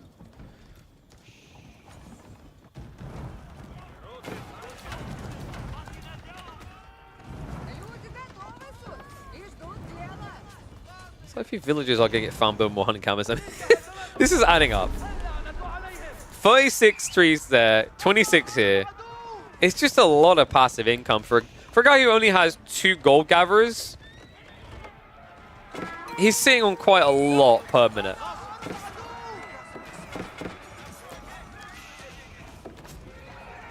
"20 horsemen now queued up as well. He's that beefy front line. I mean, I would love to see Dumu just add in a camel or 2. Another thing that I think he's really sleeping on, a lot of players do sleep on it. It's almost like it's just too easy to forget. Camel support. Camel support at this stage in the game would be incredible. If you're just going to flood horsemen, at least enable them with a camel on ease and an extra armor against the Roost horse. By the way, the gold gathering actively has calmed down now. Reminder that Puppy Paw only has 2 people on gold actively right now, and yet he is maintaining 1,000 passive income. Relics, of course, generating 400. The High Trade House, another 244. And then we've just got all these hunting cabins. These ones at least going to get torched down. They were generating 1 gold per tree. But he's just got so many over here as well. All right, this little cluster here is almost 100 gold. Then you've got the High Trade House of the 240 we talked about. The starter one at 26. It's a whack-a-mole game to get rid of these hunting cabins. Love this from Dimmu. Found the way towards the trade wing. Also has those sacred sites locked in. Not to mention the grand old stone wall. Keep drops coming in from Puppy Boy. Just try and protect that flank. Wait, what? We've got communal gathering going on here, folks. So that's how Dimmu was able to afford the wall. It's like, yeah, don't mind us. Yeah, we done it, and what?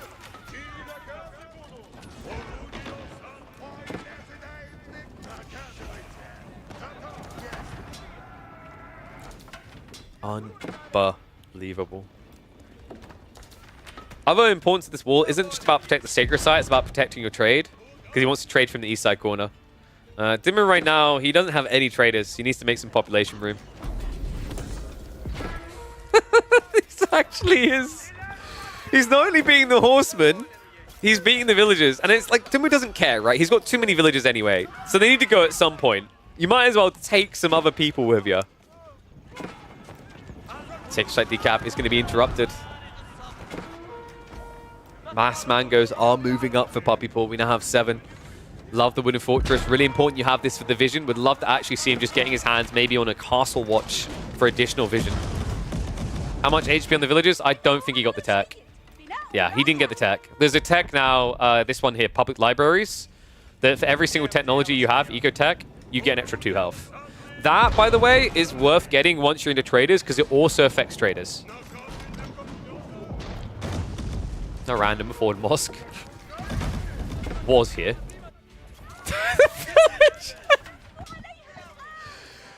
It's a full-on peasant rebellion through this area, isn't it?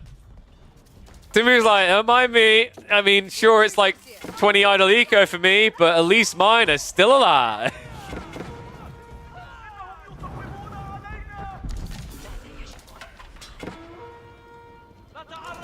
Keep drop now coming in. Puppy Paw needs to do something about this timer. I mean, this keep drop's really smart. It'll block trade. It'll also block the win condition. And at that stage, I mean, Dimmu, he does have 5,000 gold in reserve, but that's temporary, right? Once he taps the veins, if he can't trade, he has nothing. It's going to be a long con, but there is a way for Puppy Paw. Shifts out from the villagers again. Backstab coming through. The mangoes are kind of struggling to finish off the small cluster of archers left over. Horsemen are now going to go for the dive in, so we'll be able to split some more, but the castle is going up. Dimmu just struggling to hold his position here. Villagers, they've come all the way from the farms.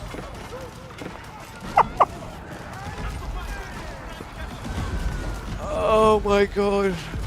I can't, like, you could just write a journey. You could write a chronicle about those villages.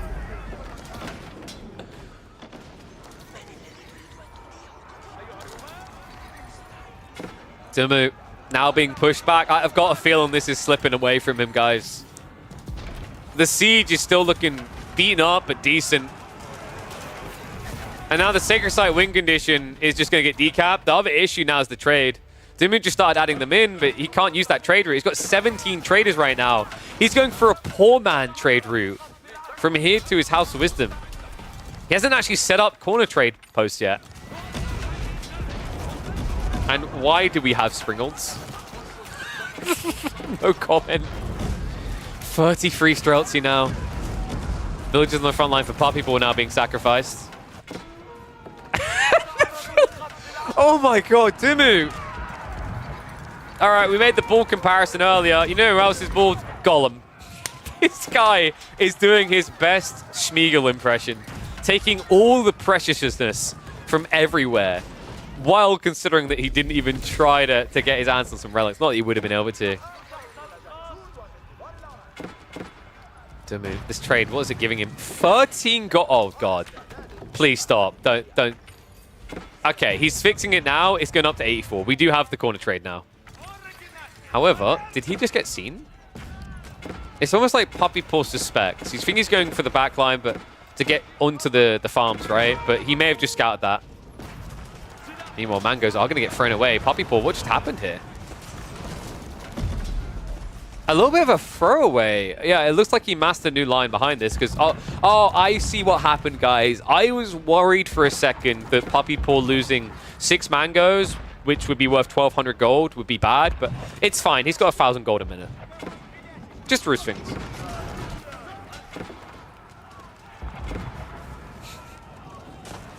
I want you guys to realize that although Pigeon's View may have long games, compared to High View, these are a lot quicker. Because the difference is they're having to fight into each other for trade to even happen, right? Like, it's not as if Dimu just walled himself in and traded corner to corner. He had to trade mid-map. It makes a huge difference. Dimu may have overextended, by the way. I think the thing that's missing here, actually, on both sides is full production. Like, Puppy Paw was only getting so far, and then you just can't get troops across fast enough, Streltsy is slow. Same with Siege. For Dimu, it's kind of similar, right? Like, at least he's playing more Cav, sure, but he has the same issue with hand cannoneers getting him across the map. Looks like we do have a few boys poking in that trade still. And he did get the tech, so there you go. 112 HP, remember. This. Wait, no, sorry, that's textiles, isn't it? No, is it textiles? I'm trying to remember. No, that's... Is it biology? Must be biology in my brain. I was about to say, textiles don't work. He hasn't got public libraries yet. I don't know, it's kind of a sleeper here, man. You get public libraries, traders have over 140 HP.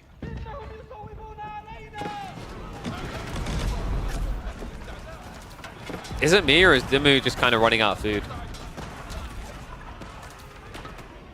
I mean, the Horseman pump is not cheap.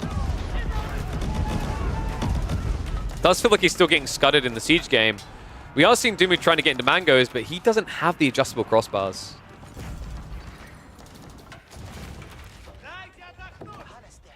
And these traders just returning so much value now. 154 resources each way. It's going to be a problem if Dimu's able to balance that out, get a lot of extra food coming in there. They're not fix the issue I'm seeing when it comes to the raw food count per minute. Sacred Sites have once again been locked in.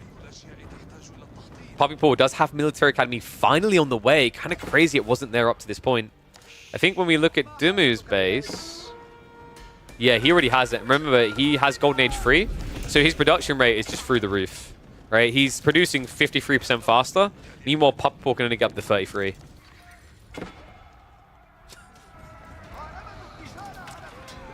Puppy Paw at this point is playing this game going, why do I always get these games on Pigeon's View? We had Anatan versus Puppy Paw in the grand finals last week. That'll be up on the YouTube side. That was basically as long as the rest of the series. We could be on track for a similar thing here. Bombard's are at least now moving out on the south side, so he's looking to block trade again. It is wild to think how much passive gold gen has changed the dynamic of what this game theoretically should have been. If they were both trading, I think you have a much messier, much quicker end point than what we're seeing here. But because Puppy Paw has got all this passive gold, he can just focus on where Dimu's trading and not have to worry about his own economy as much.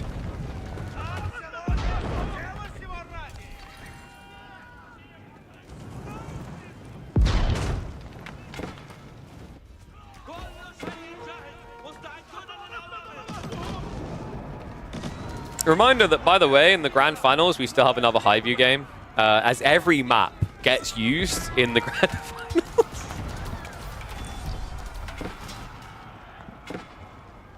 Dimu at this point is like, can I buy another A drop? Is that a thing? No, you've got them all already, son. And oh my god. The mass gate strategy. There's more gates than you'll find at a Microsoft charity convention. Oh my, that looks so cursed. That actually just looks so cursed. It's very smart though, because it means that he doesn't body block himself with Siege when he leaves. He's, however, outnumbered. And looking outgunned right now, Dimu. Remember, he has his own little advantage here in these fights at the boot camp with that extra health. Really, Streltsy need enough time to stand still. I mean, if Dimu can find his way towards adjustable crossbars, this might just be over. Because Because I think Puppy Paw, the thing that's really keeping him alive is how good the Streltsy are trading so far. Wall complete, but actually, no, you missed some over here.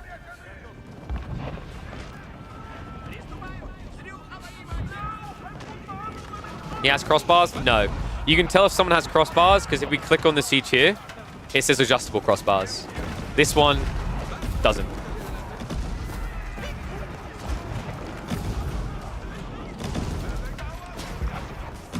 Still wrap around with the horseman. Siege is removed. Dumu may have just overextended again.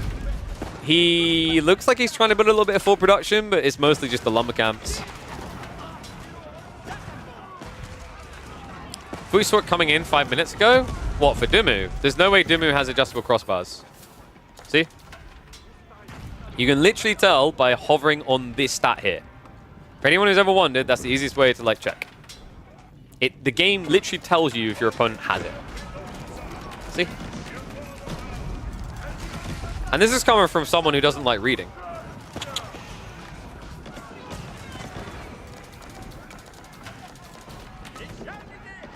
Maybe Dumu just feels like he can't compete in Siege long term because of the discounts. I mean, Puppy Paw has swelled up to 40 Streltsy. It feels like Dumu needs mangoes at this point. But without the AC, it's just not worth doing. And now the trade on the front line. Time to gun down some ponies. Yeehaw! I'm starting to get the feeling this is over. Dumu, he just queued up Camel Riders. It's not a terrible idea. Streltsy, of course, won't take bonus damage from them, but the Camel Riders do have 400 HP. Here's going to be a temp reset, right? Puppy making the right choice to back off here. Really need some full production. Just like get some Raxes here, start spamming out spears. And Dumu, the big thing that he's been missing for several minutes now is like camel support, right? He prepped all the things for Camel Riders a long time ago, didn't switch, never got the camel support, so his front line isn't as tanky as it otherwise would be. Streltsy are able to mop up these boys.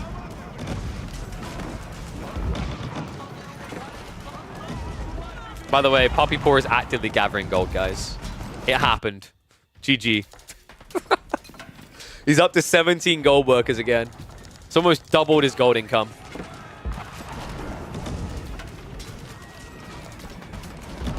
I can't believe he played most of this game on AFK gold. I mean, I can believe it, right? It's Roost on high view, but it is just crazy when you put in a number for passive income, how much you get. No deficiency over time, no decay. Just a flat 1k gold. Obviously 5 relics, which equates to 400 of it. 600 passive gold. Good lord.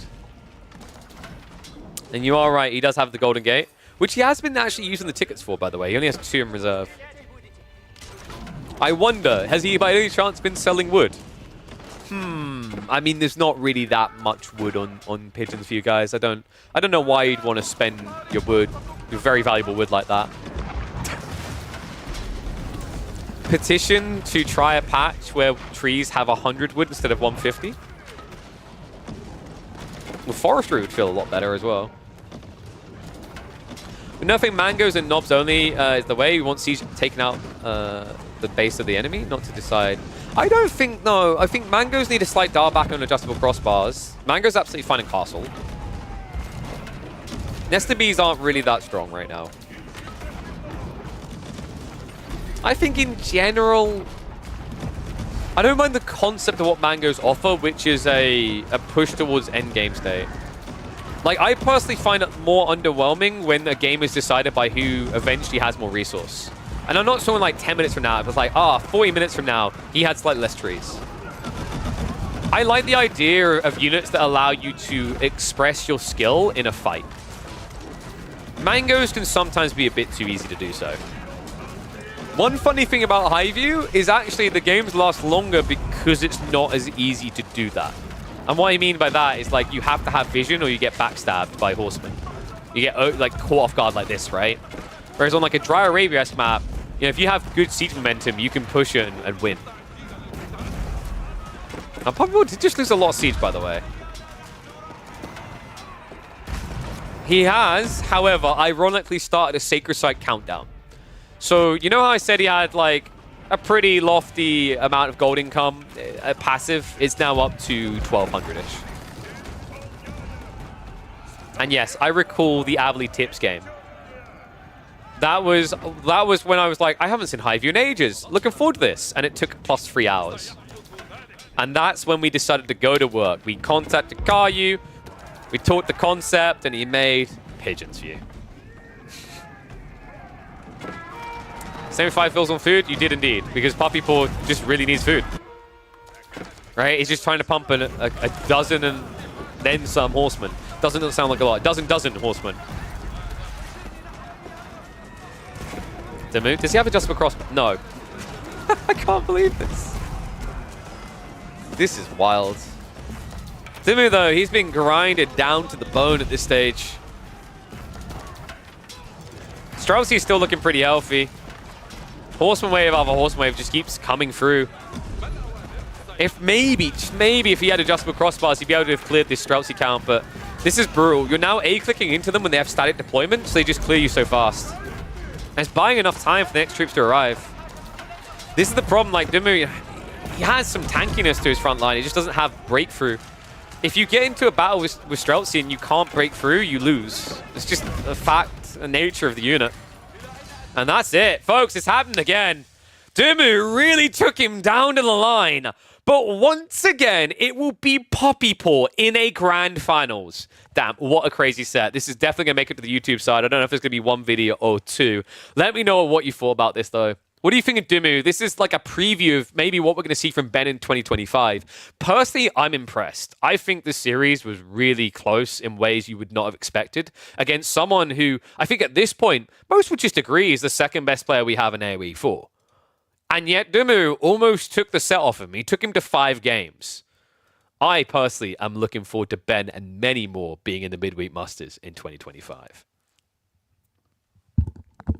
All right, guys. So, we have a grand finals. We know our players. It is going to be Puppy Paw versus Louis MT. I'm going to actually update the graphics now. The boys should be getting ready, so I imagine maybe Puppy Paw wants like a 5-minute break after that. I'll confirm that. I'm sure Chum will tell me. But we should be getting in to the grand finals shortly. So let me actually, first of all, update the bracket so it has all the deets for you guys. By the way, VODs are accessible. I don't hide them behind subs, although, you know, please do feel free to sub anyway. A lot of these games get uploaded to YouTube. The VODs get put on YouTube as well. So if there was a series you were looking to check in on, something that happened early that you didn't see, that you wish you did, don't worry. We've got you covered. Even though you're going to get in sport with the results, seeing it there, you can go back and see all these series. We endeavor to cast every single series in the top 16. This week, I think the only one we didn't catch is Puppy Paw Voldemar because it was scheduled really oddly. So we weren't quite able to catch that. But the rest were covered. But yeah, really big shout out to Ben, man. That was an incredible set. And also, you know, Ben usually doesn't play this late. We know he's no, I'm sure he doesn't mind me mentioning.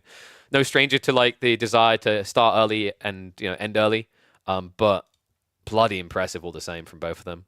So we're just atting Louis now to see if he's ready to rock and roll. Hopefully we'll have him ready in a second because Louis is peak degen gamer. He's always ready to game. I am going to have to be ready to game and then build a PC. Because remember, guys, we still have 7 games potentially. And then I have to build a PC with my mum. I said that really like I was from Yorkshire, didn't I? Score wrong? Oh, sorry, you're right. Let me flip that. So, yes, correction, folks. Remember, Damu, he goes out in the semis. I am just waiting for my Photoshop to open. I've double-clicked it multiple times. It's being a bit weird. So bear with me one sec. I'm going to get the brackets updated.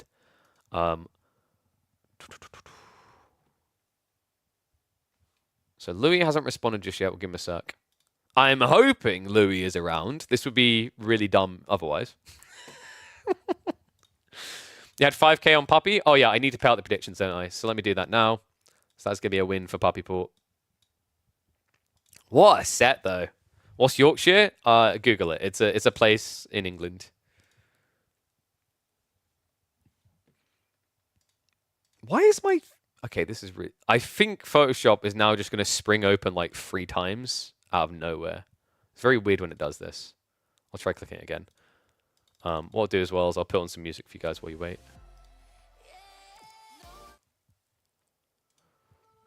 So, reminder though. Now you're mine. Yo, what is up, Ben? Let me go back to the scene. I can't believe I cut that off. GG's, Mr. Dimu. That was an incredible set, mate. You should be proud of that. Poppy Paw is an absolute beast, and you almost had him bent over the barrel. That was fantastic. Well played, man. I was just saying, I'm very much looking forward to seeing Dimu in tournaments in 2025. You know, sometimes we see this like towards the end of the year, Dimu's really looking hot, and then we need to see it follow through.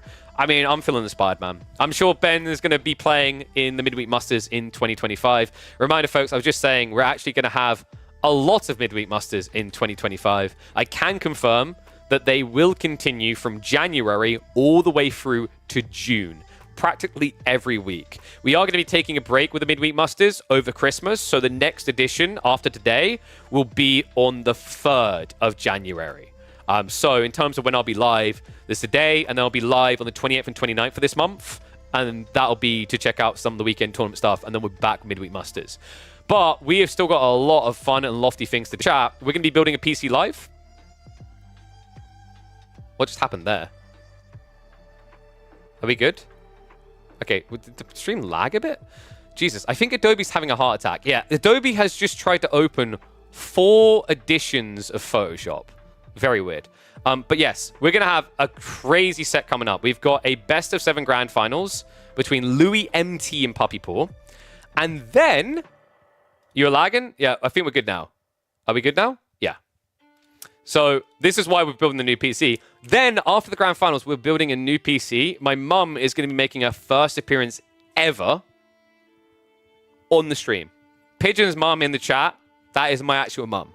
A lot of you have talked to her before. She's going to be here building a PC live on stream with me. She's never built a PC in her life, right? So we're going to try and show how easy it can be to build a PC, that it doesn't need to be a really scary thing. I think that's really important for a lot of you gamers going into 2025.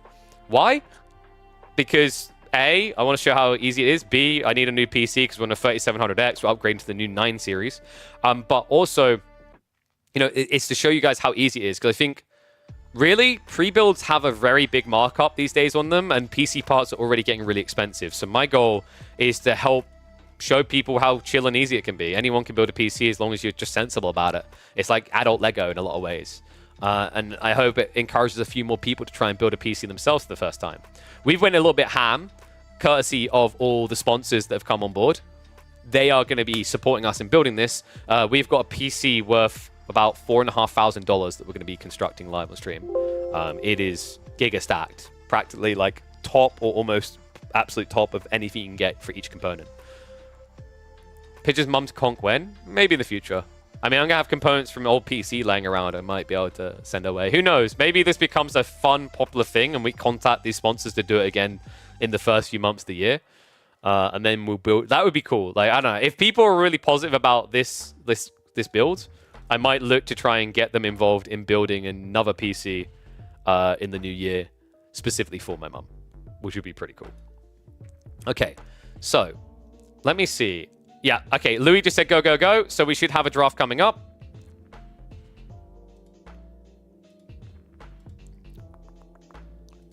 And remember, all maps get used. So what I'll do first of all, actually, for you guys, is I will update this. So every single map this week that is featured is going to be used to play it safe, because my brain like meshes together. There's so many midweek musters. I'm going to make sure I double check. Yo, what is up, Nathan? Thank you very much for the 2 gifted subs. You absolute legend. Spoke for the first time in chat today. Welcome to the community. I know you've been some before. Appreciate your support, mate. Hopefully the first of many talks in the chat, and hopefully first of the many subs coming. Remember, guys, if you've got subs, got primes, I appreciate them. We're about to have a grand finals best of 7. It could go all the way to 7 games. So warning alert, you don't want to have ads cramming up. Considering how long on average the games for Louis can be, there is a risk that I won't be able to like manually start ads before the series begins, because yeah, you can see how that might be a problem if the game goes an hour. So we're gonna have Atacama. Archipelago might make an appearance. I remember Puppy Paw said he would ban that wherever he could, but in the grand finals, you can't ban it. Now, what's going to be interesting, actually, is that Hallowed Spring has not been picked much And we're going to get to see it in the grand finals. I think Hallowed Spring is kind of like what I call Himiyama 3.0. So it'll be fun to see that one coming out. Looking at the draft now, we can actually flip onto it live for you guys. Give me a second as well, because I want to. Not sure showing people a 4.5k cost on a PC is the way these sponsors get people to buy their parts. No, I don't think that's a fair way of looking at it. What's up, Fat Blart? Thank you very much for the gift of sub, you legend. Think of it this way. People are going to see components that they'll be like, oh, that's useful. Because here's the way that I want you guys to think about this. A lot of you have probably got PCs that are partially still okay in parts. And now this is going to guide you towards top tier parts in certain roles. That's another way to think about it. Because that's the other value of building PCs instead of getting pre-builds, is you are able to now set up, just upgrading a CPU or just upgrading your SSDs, because you don't need to upgrade everything, right? So it's all about making people aware of what is worth upgrading, how easy it is to do, so on and so forth. So, there we go. Update the title. Wait, why did all the maps not come in? It's a bit weird. All right, draft is about to complete, so I'll just paste it into this menu in a second. In fact, what I'm going to do now, guys, I'm going to run... Oh, ads just ran themselves. Of course they did. As soon as I was going to bloody run them.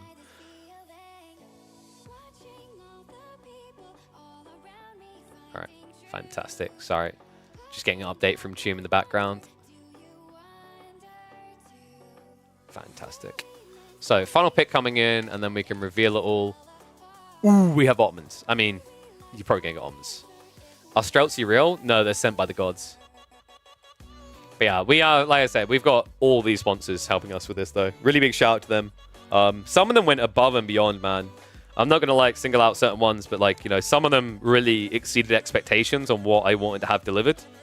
Because I gave them, I was like, I think this would be good. And they're like, take this. And I was like, oh, thank you. And yes, we are still working with Protein Works at the moment. We're kind of in limbo to see if there's a renewal.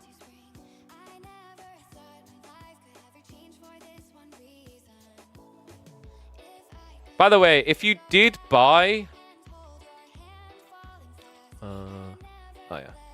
If you did buy any Protein Works in the last month and a half on this channel, do me a favor on Discord and just DM me the purchase number. You don't need to give me any specific detail, just the purchase number, because apparently their tracking links weren't showing the metrics correctly. They were tracking very low sales, which was surprising because I had 5 or 6 people at least directly tell me they had purchased. So appreciate if you guys did make a purchase, let me know. ! Discord, you can drop it to me. It helps me out a lot because we're trying to see if we can get Protein Works to come back in 2025, and it's kind of an important detail if we want to get them back in 2025. Okay, so draft's complete. Game 1, remember, is going to be Atacama. Did anyone get a really clear edge on the draft? Delhi English is kind of wild on the opening. Louis, however, did get Byzantines. Is this map pulled that crazy Biz? Situationally, some maps are good, sure. You have some more the generic maps, but some of them are going to feel really underwhelming. I'm not sure about Biz on Transhumans. I think Atacama is going to be a little bit weird as well, potentially. Archipelago, of course, is just a no-no. What's crazy, though, is Louis has the Juji for Archipelago. Chinese got banned out. Puppy Paw probably picked Order the Dragon as a reserve force there. However, if Louis does something crazy like Juji earlier, we saw earlier today, Puppy Paw versus Dimu, that was Juji versus Order the Dragon matchup that got really wild. Based on Archipelago Pogger, I mean, dude, it would make it memorable. I'll give him that. That's the only thing I'd give him, is it would make it very memorable. One sec. I also need to... So we're getting ready to get in game with the lads. Yeah, I think they're loading now, so we should be in a sec.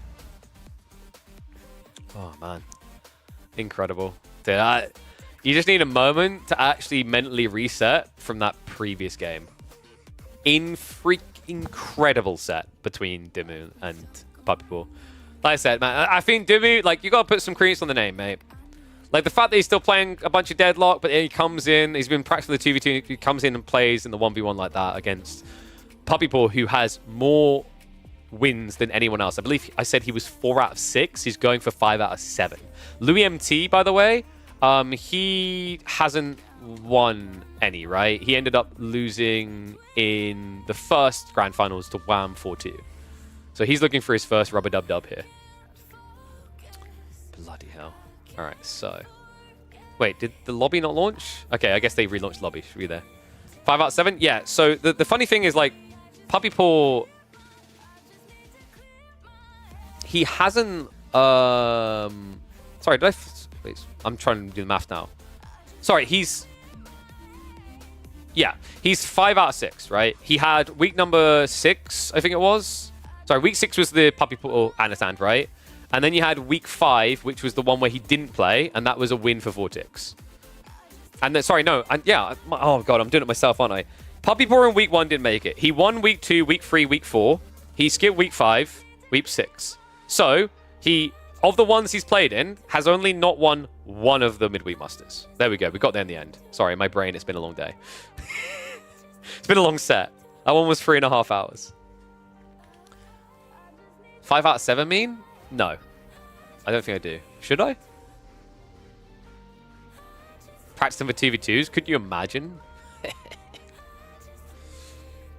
Make Boulder Bay opening map next week. In that way, get to know his problems, solve them like Highview. No, because like we don't use Highview. We use Pigeon's View, which is an improved version of Highview. Right? So using Boulder Bay, which is not an improved version of Boulder Bay, doesn't really solve the problem, right? Lose a gamer? Yeah, because like in China right now, isn't it like 2 a.m.? I think he's kicking this Grand Finals off at like 2 a.m. Puppy versus Dimu score?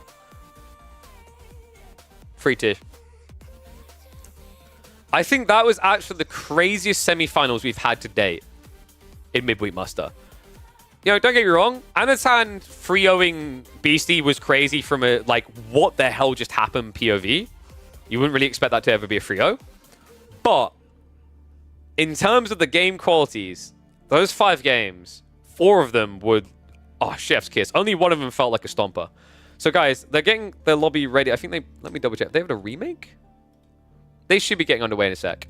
I'm going to run 3 minutes ads now. It sounds a bit long, but bear with us. Honestly, just leave the channel running, because actually, I mean, screw it. That actually helps, like, in terms of ad rev gen anyway. Or subscribe. 3 minutes is enough to do that. And then, when the ads finish, we should be into our grand finals for Liam T versus Puppy Paw, okay? So I'm going to run the 3 minutes ads now, so you don't have to worry about them in-game. Bless. I always feel bad clicking 3 minutes of ads, because 3 minutes of ads sounds really long. Yo, what is up, Pappy Steak? Thank you very much for the sub, mate. Welcome to Swarm. Thank you, thank you. How close are we to the 100 unique subscribers? Because that's a big deal. If we hit 100 unique subscribers, we get an extra 10% of the revenue split than what we'd otherwise get. Can I have ad block with my sub?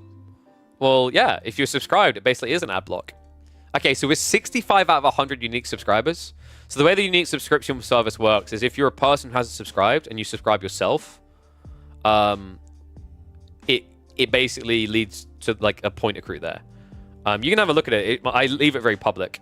It does suck a bit that primes and gifts don't contribute, although I always recommend primes and gifts just because it supports. Other ways you can support, by the way, we do have 2 ways. There is the coffee.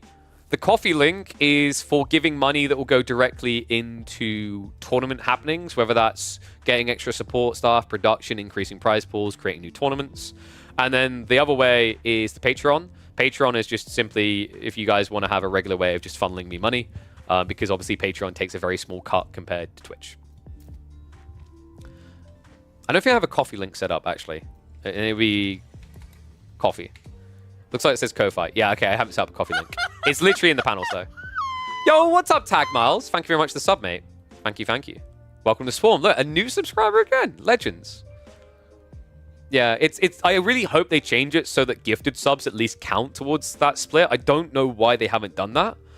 My guess would be they think like someone in a really cheap region could get that up. I don't know, but... What's up, Roland? Thank you very much for the sub, mate. Welcome to Swarm. All right, so we're 4 minutes out from live, guys. Well, shouldn't it be a flock? Yeah, but like it starts off as a flock, but then a swarm is you being very positive about the outlook of getting a lot of people to join the flock. Because then, like when you have enough birds, it's no longer... A flock sounds really friendly. A swarm sounds like something that's going to destroy you. Okay? You know, like imagine if Kerrigan had called her army a flock. It sounds really pathetic. You sound like a washed up Zerg that no one is scared of anymore. right? You sound like... No, I'm not going to say a player's name. But a swarm. A swarm makes you crap yourself. You're like, oh my god, we're going to die. It was only one ad? Really? We clicked the 3 minutes, so that's kind of surprising. It's still counting down for another 25 seconds. Flock sounds more like a cult. Yeah, dude, I sound like I got like a... You know, I've grown a long beard and I'm living weird in the mountains, you know what I mean?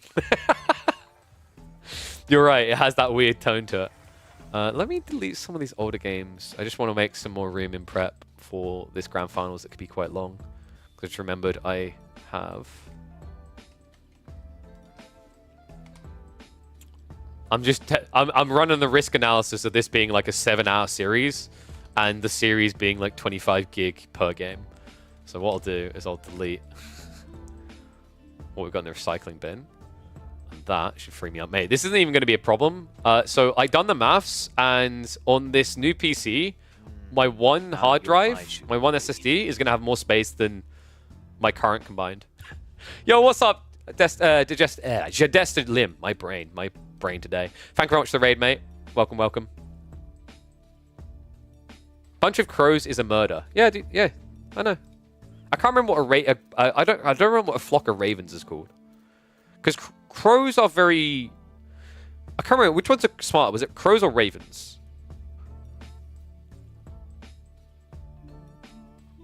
I think ravens are the really intelligent ones, right? All right, we're 2 minutes out from game, by the way. I always forget. How many subs to do this full time? Which, by the way, with how much you stream basically are. I reckon it's really hard to calculate in subs because like it depends on where the person is. But let's say every sub was from like America or UK, somewhere where someone's paying $6, right? But that's like, that's not guaranteed. You're not guaranteed to have people be from those places, right? But let's say they were. You would be, let's say 3 times... I mean, dude, 3 times 1,000, right? So if you had 1,000 subs, that's $3,000. You'd be very comfortable. That also, like, I'd say that gives you the lean threshold of, like, either way, that if you have cheaper subs in there as well, you're probably on average coming out at, let's say, $2 per sub, right? And then, obviously, there'll still be ads for free viewers and everything else. Like, let's assume, let's say, like, 1,000 subs is, like, a safe point where like Twitch on its own, you'd be like, I think we'd be safe each month. Because my costs, my outgoing costs, I'm pretty transparent on this. My outgoing cost is £2,000 a month. That's what we spend. Mortgage is very, very expensive due to rates. Cost of living in the UK is not cheap. All right, I'm going to get Predickies going, by the way. We're 30 seconds out from live. So, it is going to be Order the Dragon versus Yuji. So we're getting a rematch of what the Dumu series was. This is going to be brilliant. All right. I think I gave you 5 minutes. Probably should have been 2. Gunner? Hell yeah. I recommend checking these out, by the way. They've got loads of cool lenses. Ask me anything you want to know about Gunner. I'm pretty well informed. We have several different rims. They also, like, if you were thinking of getting any, use the code Killer, use the code Pigeon rather at checkout, and that does get a little bit of kickback to me. Yo, what's up, Yowlock? Thank you very much for the gifted sub, you legend. Appreciate you, mate. We hit that in 2025. Fingers crossed, man. Another cool thing is like just tuning in. Like we talk about subs a lot, but just tuning in helps a lot as well. Bringing friends, extra people to tune in helps a lot. Because if the numbers are high enough, I can approach sponsors and they'll come and get involved. And then we have different ways of doing things, right? I'm not sure right now if Protein Works is really going to renew for 2025. It's a bit hard to gauge. Kind of lean like it's not going to happen. But like, you know, if we're 1,000 CCV streamer, you could maybe get like $1,000 off of them a month. All right, brackets fully updated, right? It's time. It's finally arrived. The final grand finals of 2024. Thank you very much, Emma. You just delivered me a Red Bull, a cold one at that, because this could be a long day. We just had the semis. Puppy Paw had to go all 5 games to overcome Dimu to get here against Louis MT of Team Elephant. And it is going to open the exact same way that semis did. Juji versus Order the Dragon. In that game, it was wildly close in the end. A very unorthodox strategy and all in. I wouldn't expect an all-in from Louis. Louis is a lot more comfortable with the idea of a very long game, which is why I'm crapping it a little bit, because we're already about 6:30 p.m. local time. We're meant to be building a PC live after this Grand Finals. And if Louis MT gets his way, this Grand Finals could be 7 hours long. And what is up, Yowlock? Thank you for the other gifted sub. Legend. So, looking first of all, we need a good meditation garden. This one isn't too bad, actually, for Louis. He can probably clip all the berries and get about 30 wood plus the 25 gold, so it's not tragic for him. It's really important that you get a good one to surge you. Usually you want to try to get a double gold vein so that you can get a faster castle timing. That just doesn't seem feasible. Love the opening from Puppy, though. He goes out onto the deer. So value for Order the Dragon. Because your villagers aren't really exposed. They just have so much raw HP, right? I'm expecting a lot more people to start doing these type of mill plays. It usually comes down to whether you have pressure, though. Puppy was spamming Order the Dragon yesterday. Oh, I heard. But then again, if you were here for the semi-finals, and if you haven't seen them, by the way, I recommend checking them out.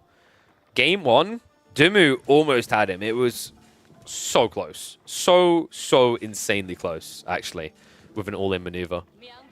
Step 1 in this is going to be probably Pro Scouts. Louis MT, like many players, love Pro Scouts. Personally, I'm not crazy about Pro Scouts on this map. I think you can just get deer shove-ins and it's better. But wait, what was that? Isn't that like a terrible meditation garden? No, Louis, no. He didn't scout it.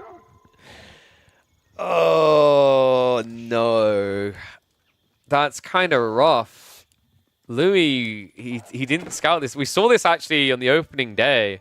Someone just missing the very obvious right near the primary tree line. I mean, you just don't expect it. You expect it to just be wood there. So he walks pretty far out to basically get, what, 25 gold, 25 stone, and probably about 20 wood. Actually, maybe like 17, I reckon. Not great. Other side, we should be seeing Arkin. Instead, it's going to be mine work. Very different game from Puppy Paw. Last time he done Arkin with this exact matchup. Probably felt afterwards that it didn't have as much impact. This is going to give him some potent timings in the early game. He might be a little bit paranoid that his opponent's going to go for like a Zhuge new play. Is feasible here, right? Zhuging not the worst of ideas for spears to assist. All passive income must die. Sass, you literally play a Civ that gets passive income via units just being produced for free. So by your own words, we should burn the almonds. Just want you to process that for a second, buddy. What's up, Rytenna? Thank you very much, mate, for the sub. Welcome to Swarm. Sass is like now in a dilemma where he's like, I really hate passive income, but... I mean, it's not your most played Civ, but let's be real. We all know it's your favorite Civ. Stable's coming. I think we're going to be seeing... Not Pro Scouts, right? Not with this gold income. This is terrible.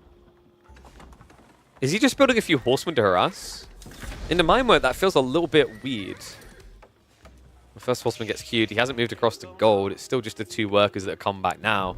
If this was to be Pro Scouts, it'd be the slowest and saddest Pro Scouts. Instead, he's aggroing! Louis, he knows what he's up against here. He was probably watching the semis and saw the 2 TC build from Puppy Paw. Expecting it to happen again, he's looking to bring the pressure. That's kind of wild. And love the nerfing on the deer here, just laming it, right? Stopping him from actually getting the push-in value. That also means that villagers will have to come away from the TC faster. Easier to grab them, right? But a little bit surprised no Zhuge. I guess just a little bit worrisome because on the opening, if OOTD do go for stables, you just melt. And also, if he goes for meta-arms, you also have a problem there, right? The meta-arms are obnoxiously tanky, even in feudal. We have scouts now, though, so I guess this is a very delayed Pro Scouts. Interesting. So I think what happened there is he scouted the TC and then changed his mind from the racks. He was expecting Order the Dragon to go for stables. Hence why he didn't go Zhuge, right? So now he's going to go Pro Scouts, and then likely we're going to see Fast Castle. And this is live, by the way. This had to be live. We literally only just had Puppy Paw versus Dimu live. And what was the sheep haul? 12 to 13.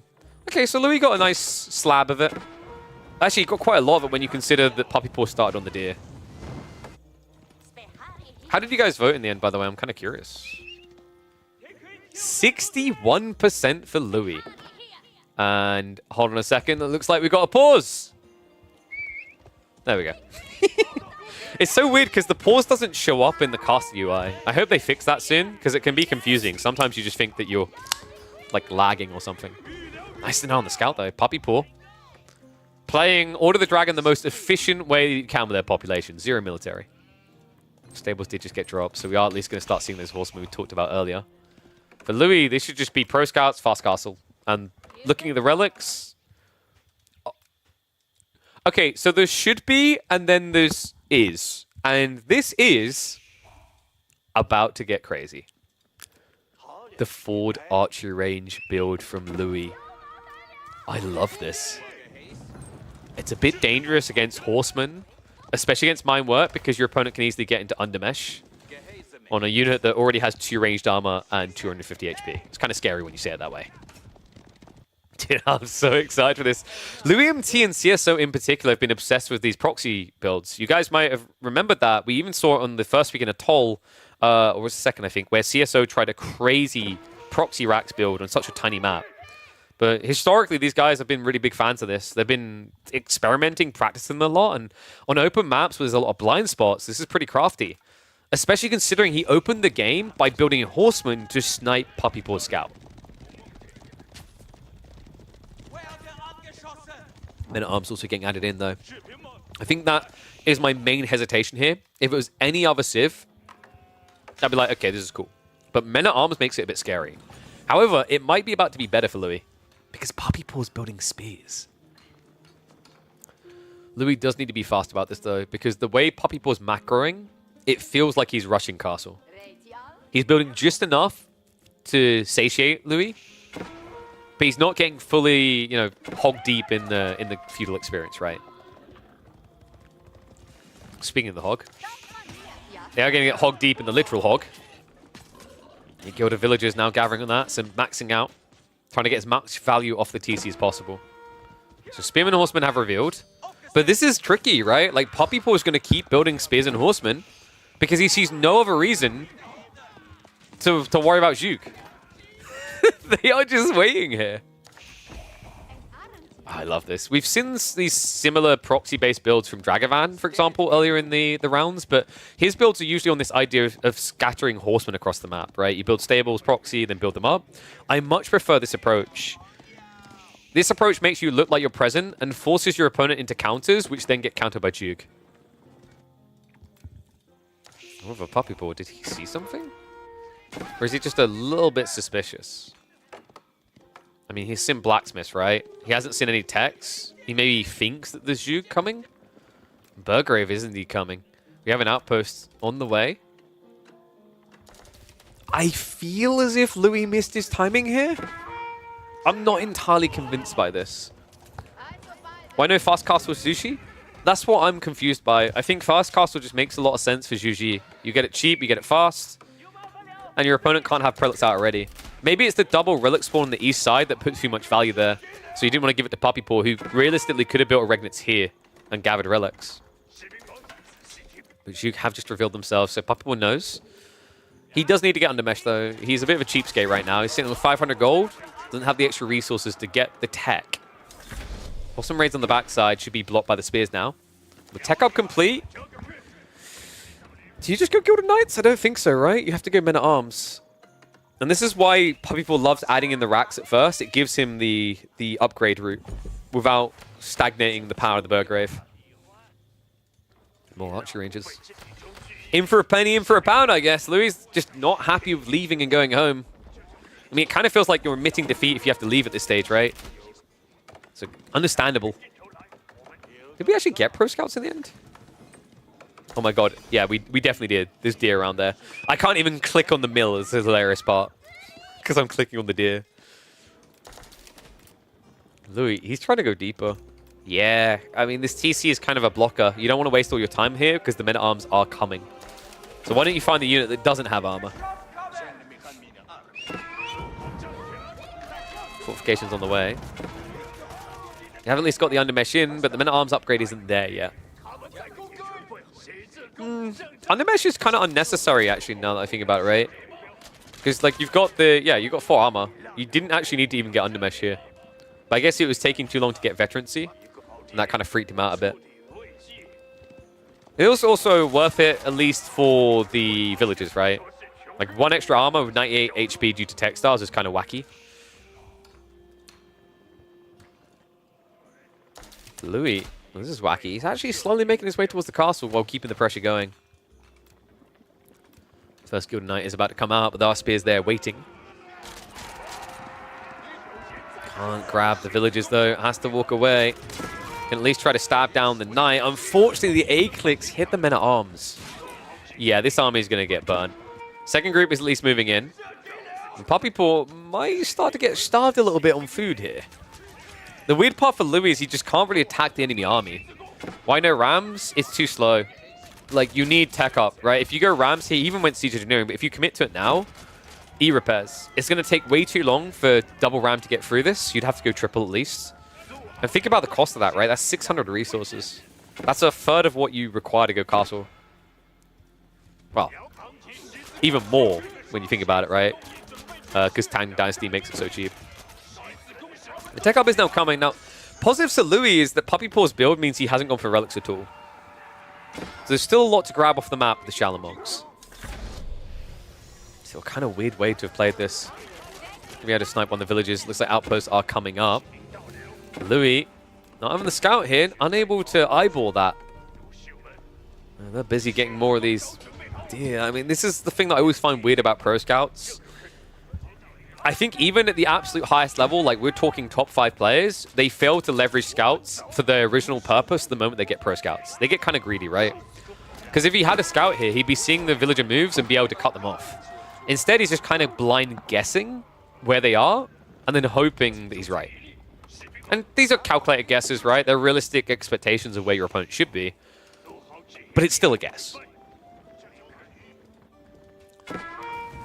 Guess we're going to be saying farewell to the Archer Rangers. Crossbows are at least coming out. Louis is going to have to buy some time for those crossbows, otherwise the men-at-arms are going to eat them up. Run, boys, run. Wait, he doesn't actually react. Oh, this is bad. Yeah, Puppy Paw realized it as well. With crossbows coming in, he's kind of countered. Like, everything he's doing right now, he loses to crossbows. So Puppy Paw is likely going to have to switch over into Gilded Archers. He's at least going to dive in with his men-at-arms at the other end, but Lancers are coming out to try and match up against that. Does need to supervise to get them out faster. The villagers will at least keep him safe. But what Louis really needs is damage. Yes, the upside is you've got crossbows on the front line. The downside is because you don't have archer rangers at home, you don't actually have the defensive units to assist you. Lancers will eventually clear up. That's a pretty good pull. One Shiganu just pulled a quarter of the available men-at-arms. Sorry, a third. Okay, so this was messy. Louis had a lot of out of time here, which is why his count hasn't really increased. But the Lancers are gradually getting rid of this. Meanwhile, he's still fishing, but coming up dry on these eco kills. All right, ones if you think Louis is going to win. Twos if you think Puppy Paw's got it. It looks a bit rough, right? Louis hasn't built a monk yet. And Puppy is 15 gilded villagers ahead. That's a huge lead. We haven't got a good meditation garden. We haven't got good timing for relics here. Louis, theoretically, should be able to do so much damage, but I think Puppy Paw is just giving a masterclass on defending this. In the grand scheme of things, he's barely lost anything. Louis. This forward base is about to come to a close. He went for the siege workshop, so apparently he was getting ready to slow siege this.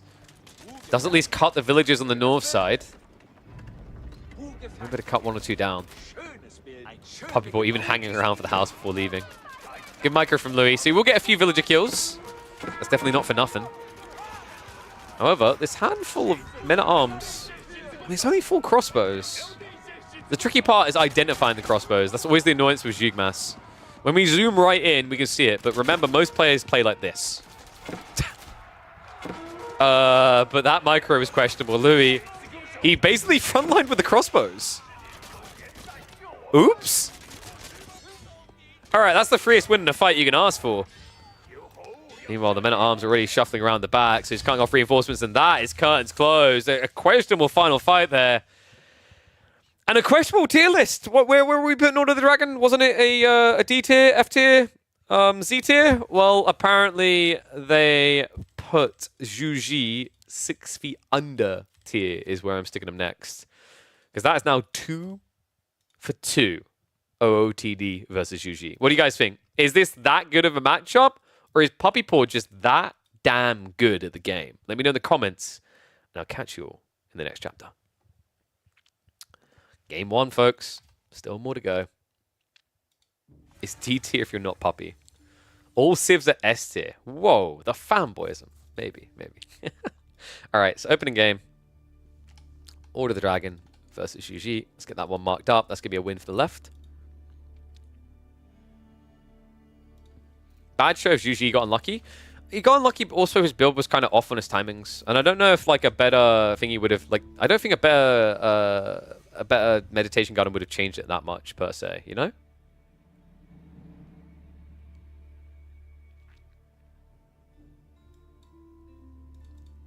All right, so let's get ready. We're going Borderland next. English versus Byzantines. Let me pay out as well for you guys.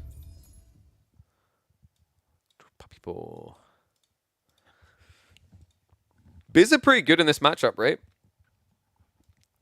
Borderland a pretty good map for Biz as well, so I think this one should be leaning Louis.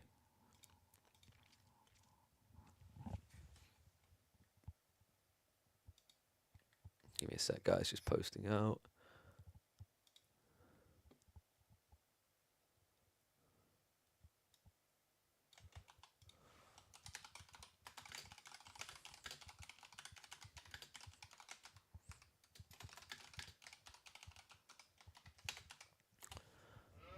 Are these maps designed by me? No. So this map is designed by Caillou. There are some maps where we had a lot of creative input. So Pigeons Valley and Pigeons View would be the ones. There is also the mini maps with Caillou. But, you know, the lad is talented. Caillou has made a lot of the maps that are currently being used. He's basically the new Gen Avali. Yeah, Avali's rookie numbers now, like 1 a year. Come on, you gotta pump harder. Well, an opening win for Puppy Paw, but a bit of a predicament for this next matchup. Borderland, English versus Byzantines. Game number 2 of Midweek Muster number 7. Byzantines have been looking pretty good in this matchup, folks. They have a few different options. The Kata build is oppressive. It beats you down into the dirt. Even just an opening with longbows can stranglehold the English, especially when they have forward spawning resources. Let's see what Puppy Paw's got in mind. Borderland, definitely an interesting map. Actually, I feel like Pro Scouts has been quite dominant on here, but neither of these civs should be looking for that. Outfit reminds me a little of Ali G. Oh, no. Dude, I'm telling you, it's the orange tint on the glasses that's making you say that. I'll show you after the grand finals what this jacket is. It's actually really incredible. It's one of my favorite jackets. By the way, guys, reminder that after this, on this fine 19th of December, we're going to be building a new PC after this grand finals. And what is up, K0000000? Thank you for the sub. Welcome to Swarm. Remember, if you're watching this live or later, do feel free to hop in and drop a sub. It helps us on our journey to making full-time content creation sustainable. The dream. And a dream that I actually kicked off on a long time ago. I leaned over into esports for a long time, but funnily enough, actually, it was my dream to be a full-time content creator. Back in 2016, I think it was. Damn. Swings and roundabouts, baby. Oh. Still regret not being that ragey kid that gets 1 million views by playing COD when I was 12, though. That could have been an angle. So Louis MC, we're probably going to be looking at Grand Winery here. Love this from Puppy Paw. Council Hall. Okay, so hear me out. Like, usually the play here is Byzantine just go fast castle, cataphract. Boom. But the scary thing here is on this particular map, Borderland tends to spawn your gold forward or to the side forward. A longbow rush will cut that. So Louis MT needs to scout the problem coming and set up an outpost, but he'd need 2 outposts here with Arislets. And if you go double outpost arrow slits, you're really sacrificing a lot of your income via assistance. Could be the Jinxie of AoE 4. That's an interesting angle. What about the Jinxie strategy games? I don't know, I'm kind of curious. Like, would people be interested in seeing more than just AoE 4 content on this channel? Like, you know, Europa Universalis 5 is theoretically somewhere in 2025, probably.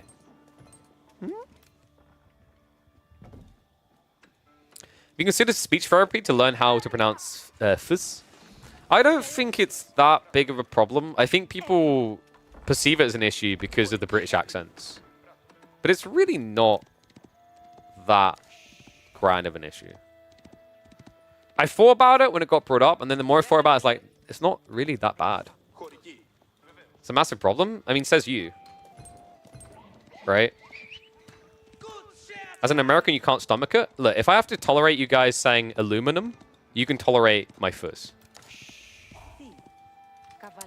Speaking of fuzz, time to see if Papa Ball's going to be able to stick his foot up Louis' ass with this build. Council Hall coming in very slowly, actually. Only 2 villages. Alright, are we really going to have this debate? Speak God's language. Dude, you speak a language called English. I'm going to let you just process that for a second. Don't make me start humming Royal Britannia. Grand Winery coming in on the back. Yeah, we've been seeing a lot more of this type of build where people just gather the olive oil and then build the Grand Winery elsewhere. In fact, who was it who done this earlier in this week? It was... I'm trying to remember. It was Scarlet Devil, right? Scarlet Devil, who actually practices a lot with Louis MT, tried something similar in a game versus SAS. Damn, that's crazy.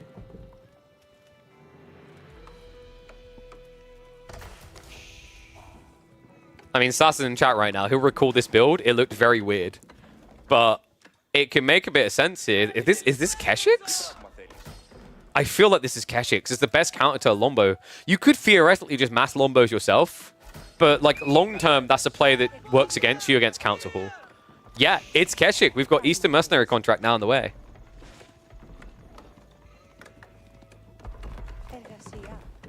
This is crazy.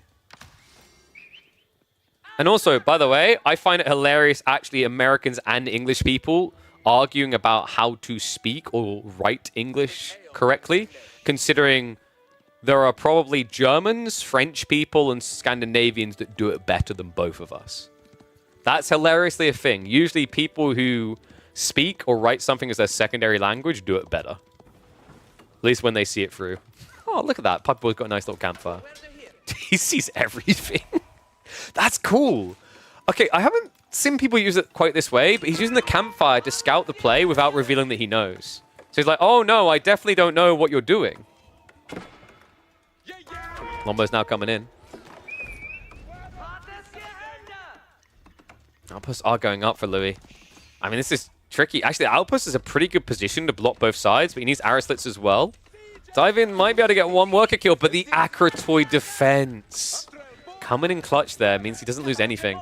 Yeah, these Lombos are pretty pathetic against Akratoy, right? Only 4 damage per strike. That is a great interception. Louis has already reduced the first wave. At first, I was scared. I was petrified.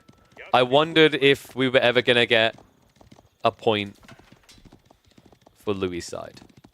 But with the way this has begun, my confidence is growing. I thought maybe the Council Hall build would be able to penetrate, but the read to go Keshix is pretty clutch. It's really changed the dynamics of this one. Puppy Pool now is stuck with a Council Hall, right? So trade outs can't really favor him from an HP sustain point. Louis MT is probably going to look to just go greed now. You could go Cadders. He could even think about just going all in, though. It's not a bad idea. If English are scaling farms, then Kairos Siphon's very powerful. 15 sheep versus 16 as well. So Louis has plenty of food to stay safe at home. Means he doesn't have to hold troops in reserve and panic about being attacked.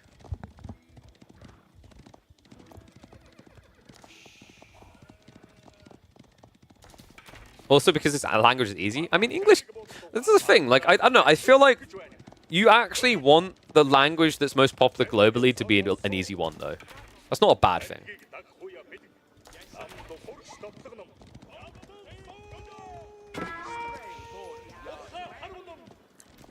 So Puppy Paw is at least getting enough troops to hold back. But Louis, he did reveal the archers. Puppy Paw has to be suspicious of it, though.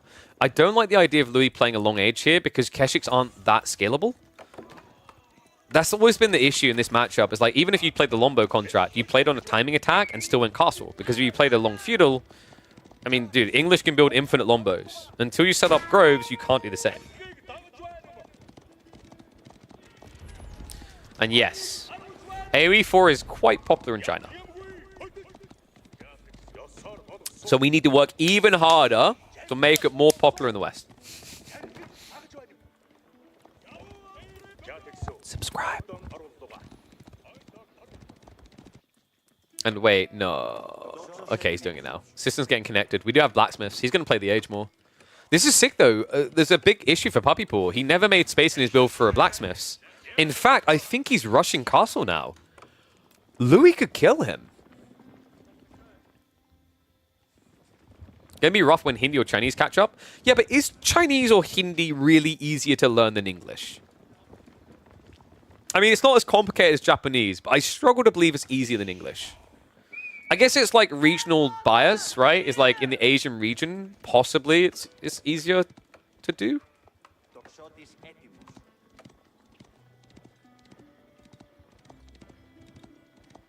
I don't know why. Wait, Super02, what are you on about ruling people very harsh?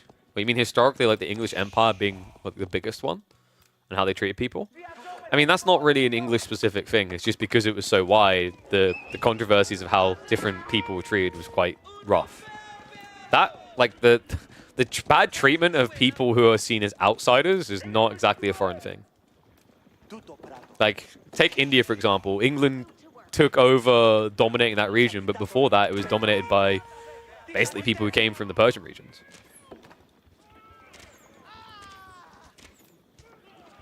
Archer's poking away at this. Nice few worker kills. Only got one and got, what, double spear kill? King's Pass now coming in, though. I mean, this is looking decent for Puppy Paw. I think Louis, if he was gonna crap, you know, you had to take some of those laxatives and go fast or get off the pot. And right now, he's still sitting on the pot. The legs are going numb. He's getting through his second season of Game of Thrones. He needs to start moving. He's bringing the army up now. We do not have siege engineering, though.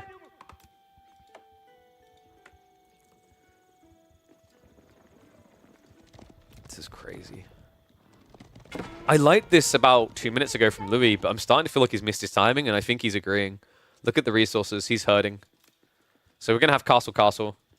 But Puppy Paw, I mean, he's going to have 2 TC, right? So you are going to end up playing catch-up. Louis needs to use his map control right now to get the relics.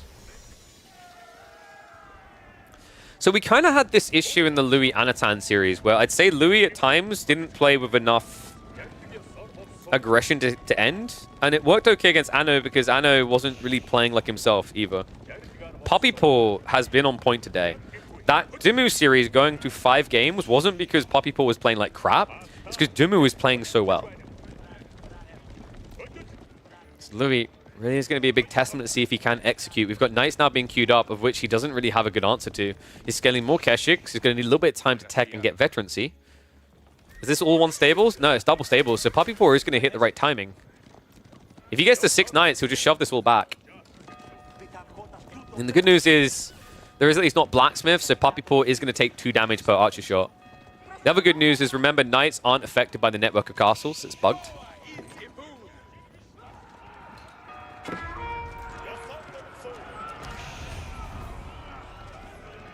English people live under bad... What's foundation? You mean foundation?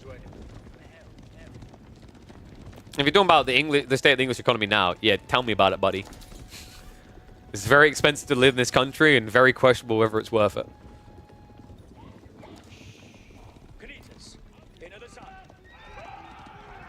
But like, also, there's a weird thing about history and the way that European history influenced the rest of the world.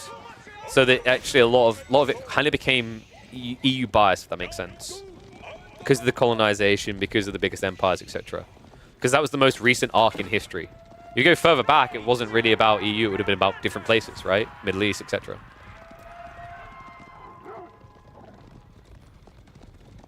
It's a very nice country, though. I don't know.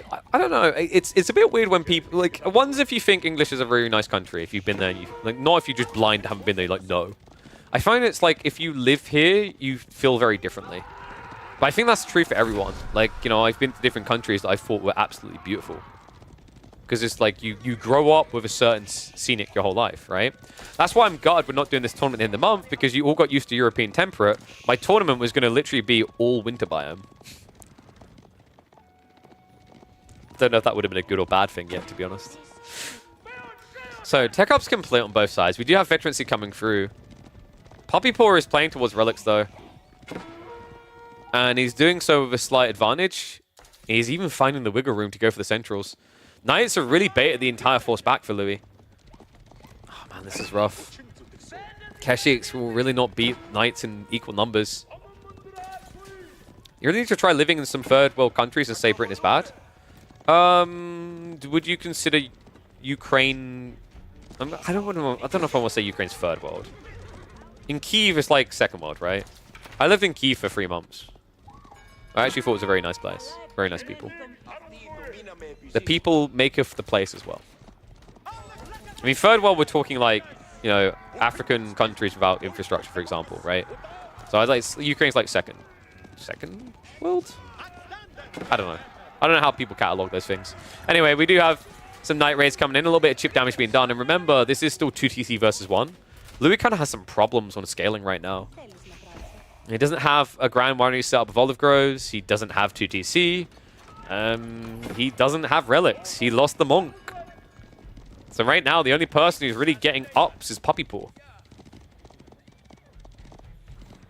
This is getting tough, man. I just think that Louis had a window, and he half leaned into it instead of teching, and now he's getting punished for not being committed, right? This is kind of really important at the highest level of play. I think gone are the days where you leave yourself a big, clear backup plan. If you have a timing and you try to play for it, play for it. There was a really solid-looking engagement point here for Louis that he pretty much skimped on. And now we're in the English territory.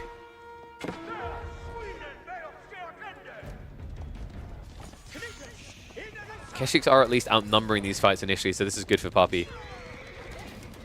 But like, he needs to find some chip damage soon. And this is why I absolutely hate this contract. I don't really see a world in which you actually want Golems. It's just welcome to the Golden Horn Tower. You may not want Golems, but you're getting them.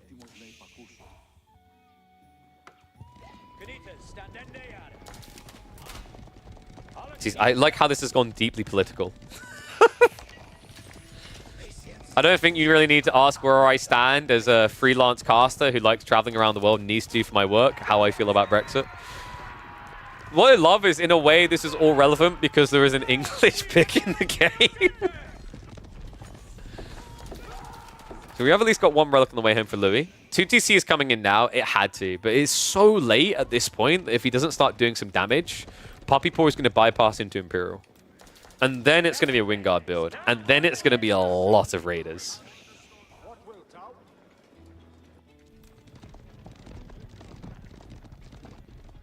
Oh, Louis is actually being very ambitious with his map control here. Oh no, we've got a lot of Americans on. I should have expected that this time. So I've only been to 1 place in America, and it was a very unique experience. I've been to Vegas. Then the closest is Vancouver, which of course is Canada. They're very close to the American border, though.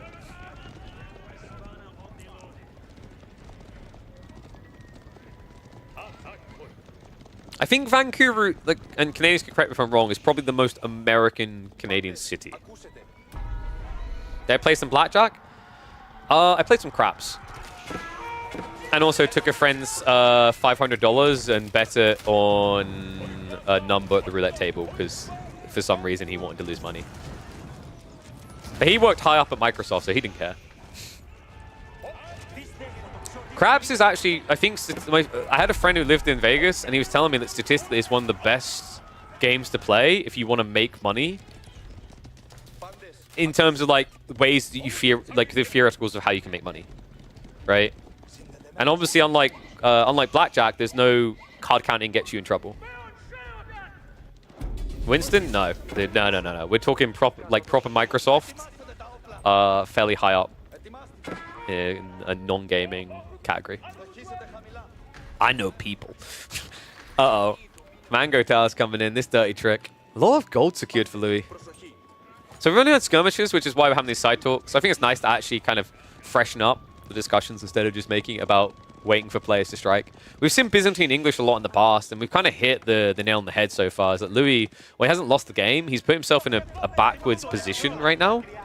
And this is scaling against him, right? Like, farm count for Poppypaw is up to 29. Louis has no farms. He hasn't built a single olive grove. He's running basically from berry patch to berry patch. That's why he went for these walls. Walls that, I mean, might not even be for free. Yeah, nice. Even actually kill through the tree line or through the wood line. And funnily enough, when these villagers build the wall, they're going to get seen. They might even get auto-aggroed onto. He realizes it at least, so he does back away. Wow. Poppypaw sitting in the corner of English. I've never seen this before. A pro playing English sitting in the corner waiting for Imperial. What a unique, different style of English. This has to be one of the most obnoxious civs to how consistently it can hit Imperial.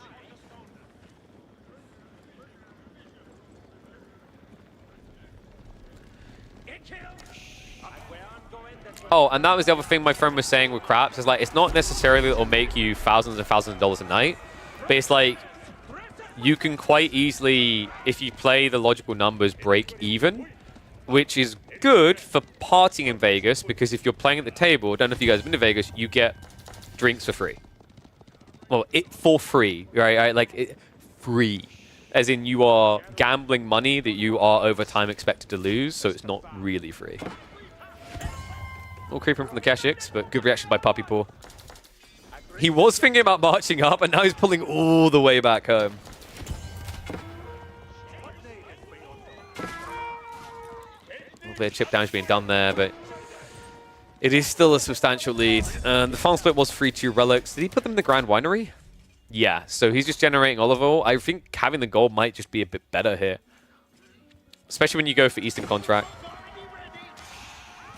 Nice micro as well. Louis just actually started stepping to get the maximum damage out. That was a bit cheeky fast, actually.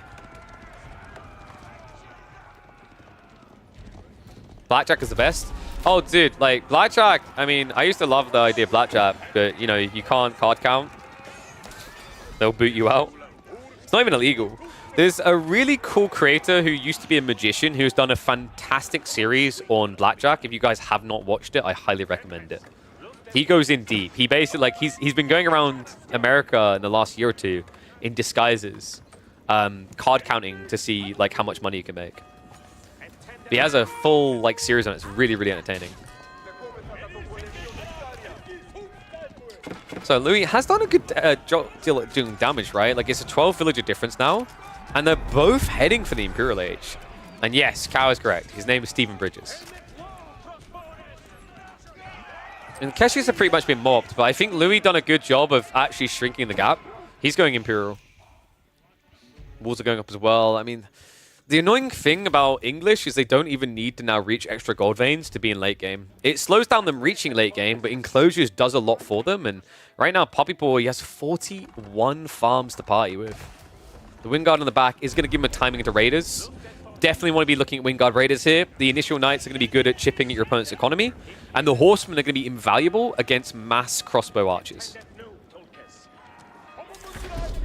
What doesn't Cow know? How to beat Voldemort.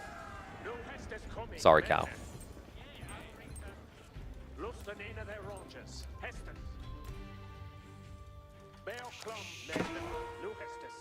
How to talk to women was his response. So I guess he'd be very good at beating something. Oh, I'm not going to finish that statement. That was a dirty phallic joke. Anyway. Last of the Keshix is going to be chased away. We have double Sacred Site for Louis. This is looking pretty good right now.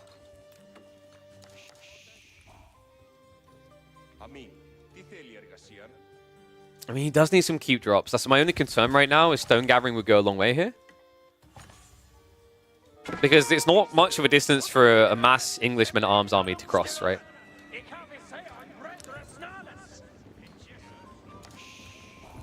What is low culture? Wait, what are we on about now?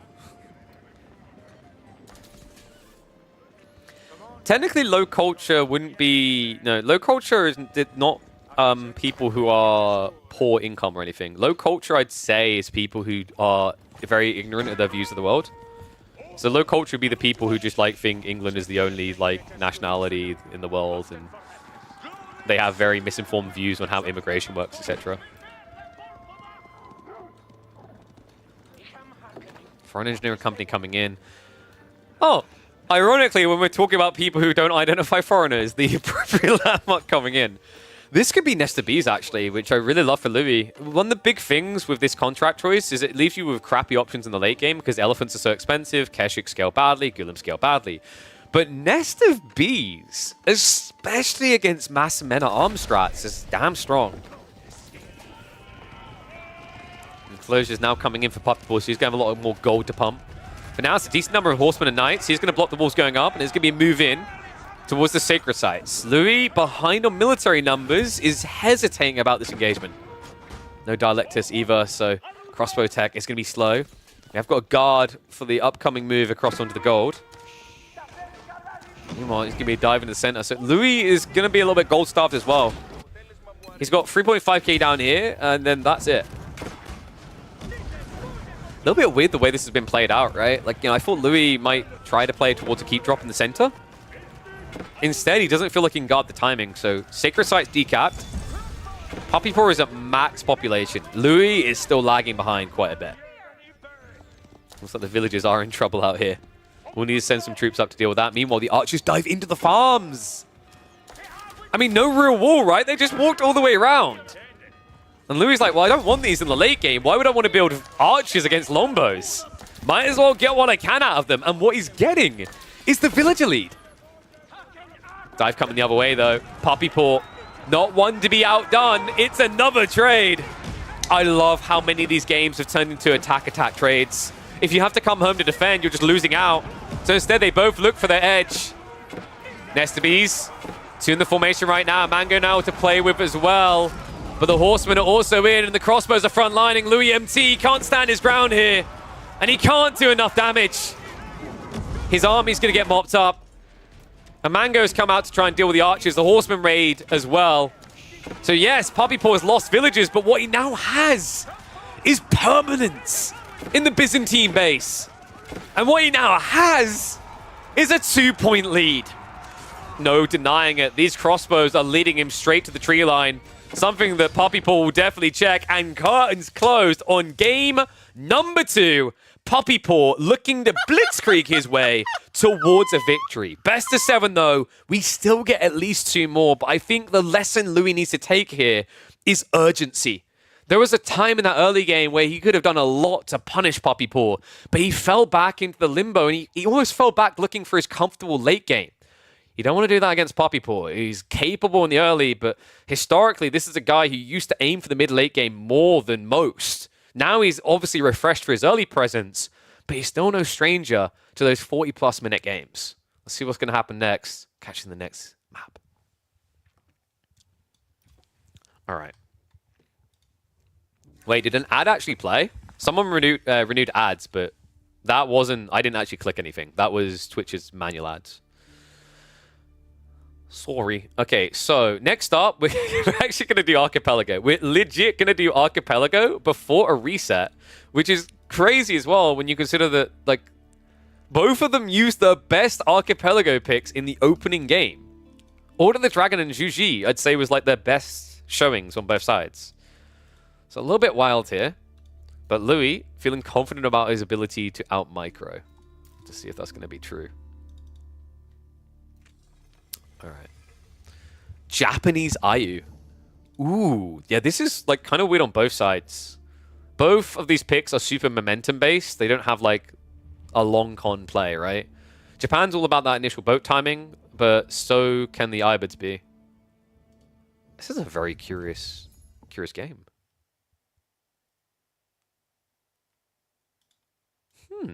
I'm intrigued. My ex is from Scotland. I enjoy the UK in general. It's some pretty nice landscape, but horrible weather. Doesn't like this. Scotland in its own way has horrible weather as well, though. They're not secluded from that problem. We're more interested in politics here. I mean, I don't mind having these different discussions. Like I said, we have a lot of interesting discussions. I don't know. I've been glancing in chat. Has it been okay? You have to always be careful when you get into politics because I think most, and I'm not saying I'm like enlightened either. I think most people are ignorant when it comes to politics in general. Because you, like, no matter how land of the free and you know everything wherever you are in the world you are, the reality is you're still propagandized, right? You're still skewed in your view of the world based on where you are. There's very few people that are free from that. All right, good guy Cows here. So behave. I don't mind discussions as long as it doesn't get personal or rude.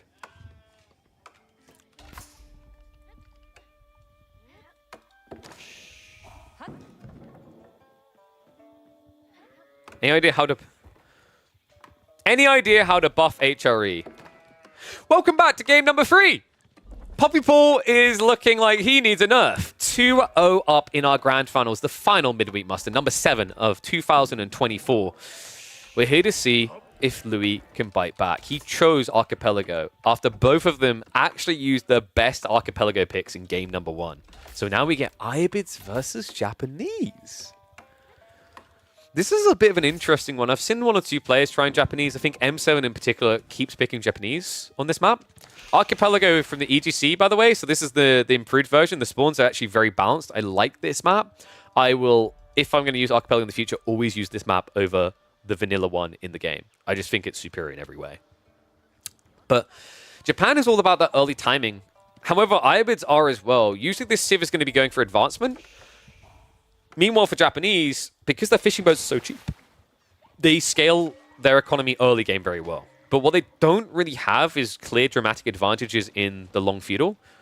Even copper plating, which is this really cool tech that gives you 2 fire and ranged armor, doesn't come in until age 3. So curious to see if either player really wants to play age 2, or if this turns into some weird kind of fast castle. Spawn islands are always the same though, should change it up. It's something I thought would be cool, but it's kind of tricky. I'm of mixed feelings about changing the spawns. I think it could be cool. The negatives of doing so is that it has a profound effect on the design of early game. Because in current early game, you don't have to scout at all.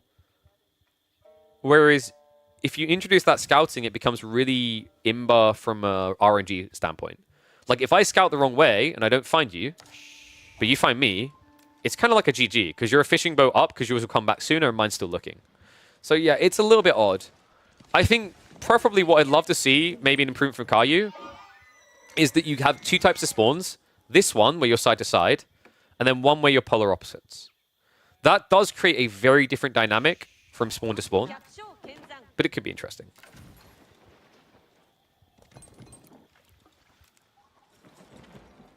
You skip every water map cast in tourneys. Oh, that's an upsetting thing to hear. I would definitely recommend giving this one a look in, because what we've noticed is that this one plays, I'd say, quite differently. Like, what do you think, Chad? I'd say this map plays very differently to, like, any other map we have in rotation on water, or that we've seen in tournaments. The only other one that I think matches a very different style of play is Moving Out. But what I've noticed is there's a lot of crafty players around this second island and playing for it. Something I like about this map is that there's so little wood by comparison to like vanilla maps that are in the game on water that you have to play quite quickly out into your second landing spot.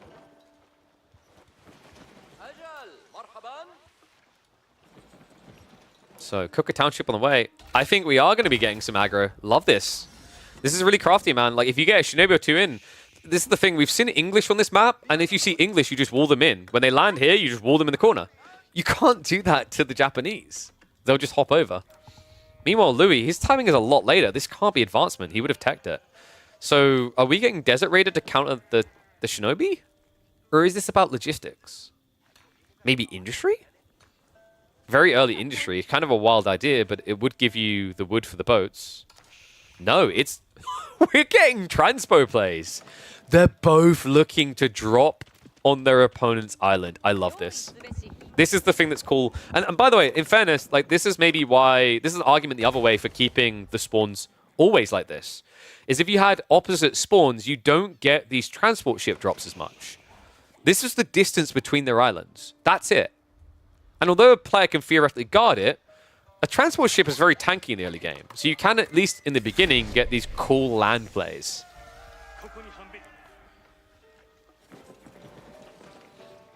If AO4 land game only had spear, horse, archer, and nothing else, well, I disagree with the no tower keep details, right? Because you can build those. Arrow slits is proven really powerful. Like, if you've watched... And this is why, I mean, it's probably holding up that you've never watched, like, the water maps. If you haven't watched Holy Island, for example, Holy Island meta became quite heavily Juji Japanese because both of them have a way of generating stone. So you creep up the lands, building these docks with arrow slits to get you an edge.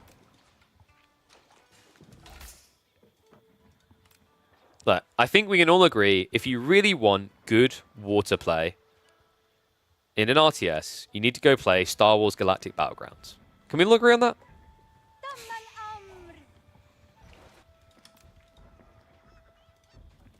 Or we just get the Navy SEALs from Red Alert 2 and mind-controlled squids. I have said that one thing I would quite like about water is if maybe we had a similar system to Age of Myth where you can't just stack loads of boats on fish. The reason I like that idea is it kind of like makes it hard for you to lose 20 ships and then just replace them, right?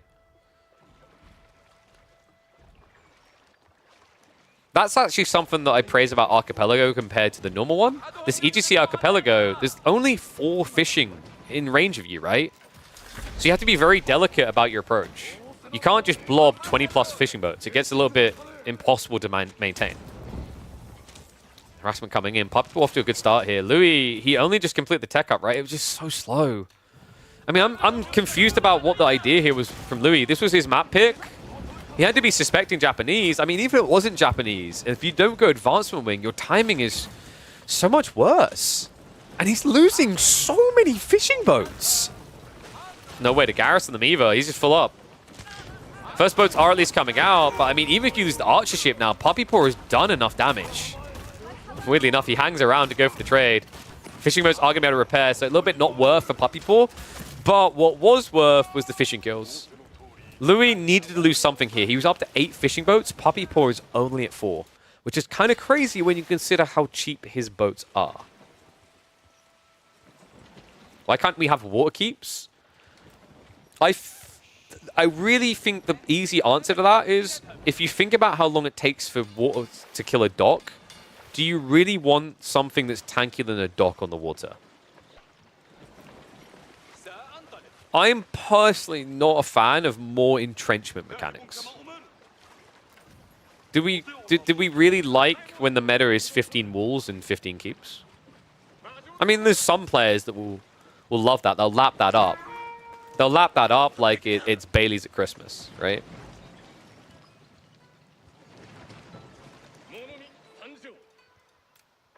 Because I think if you start to introduce those type of things, I'm getting flashbacks to Outpost Rush meta when AoE 4 came out.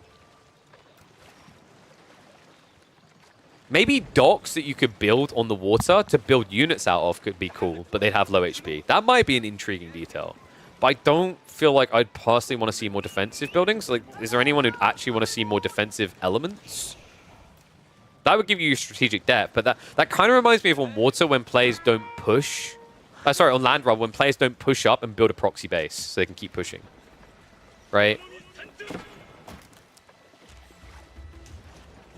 Oh, you gotta be kidding me. He could just try to transport land right now. This one should not be. Oh man, Louis loves body blocking. He'd be a great MOBA player. So that's a shoot on the island, but that is going to be a dead transpo theoretically, right? Nah, he doesn't man the sails. So Shinobi's at least alive, but that got really weird. I'm not going to lie, folks. This whole matchup is very weird. IU Japanese is not what I would have expected. Usually, this is primarily... So, picks you usually see on Archipelago here, just like most water maps, it's usually going to be Juji, Chinese, are like the S tiers. English. We've seen some people trying Rus. It's not that great. At least in my opinion. You have to like win in the first 2 or 3 minutes or it sucks. What else is there that's popular, guys? I think those are the leads of the pack. We saw some people experiment with assets. Order the Dragon is actually surprisingly good. Well, I say surprisingly. It shouldn't really be a surprise. A Civ that suffers with population gets put in an equal situation for population usage. What if we gave OOTD boats that were twice the size? No, stop.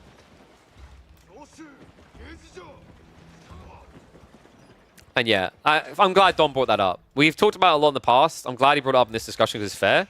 If you want strategic depth, something that actually AoE4 water has that no other Age of Empires has, I believe, is these stealth waters, where fishing boats are critical to see through them. So this kind of gives you your strategic depth. Like, all the other water maps suck because they don't use this properly. Archipelago, we've had one game on normal Archipelago spawn that was hype because it had a stealth water between Lucifron and Beastie. But the randomness of it never guarantees it. But what Caillou done with this spawn always gets this little sort of situation. We've got to come up with a better name than stealth waters, but I guess you could call it the fog zone? I don't know. The deep sea fog.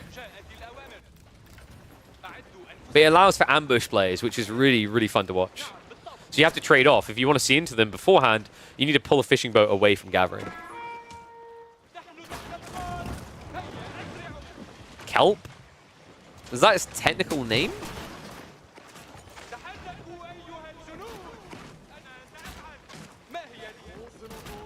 I don't know if you called it kelp, if people would instantly think of it.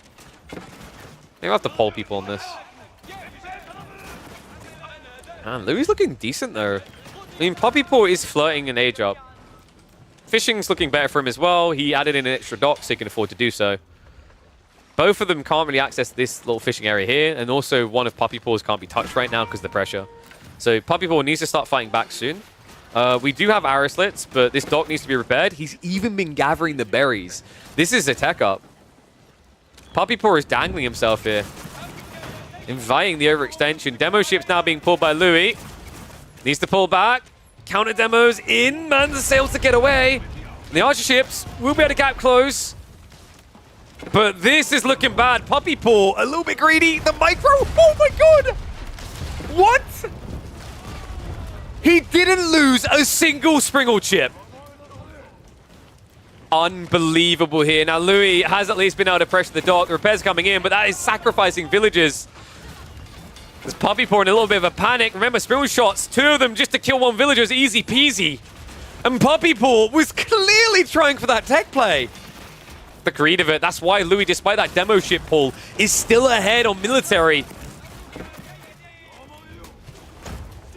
He needs to repair, pull back, get that tech up now. He spent way too much on this. I mean, Puppy Paw, credit to him. Did he? Wait. I think Louis has been skipping villager production. We're at 41 to 40. Louis should definitely not be behind on villagers, folks. He killed, like, what, 3 actual villagers. I don't believe Puppy Paw killed anything the other way. His Shinobi is still on the island. Puppy Paw now starting to tech up, but the pressure really is mounting here. Louis MT giving a firm reminder why rushing Castle Age feels forbidden in water play.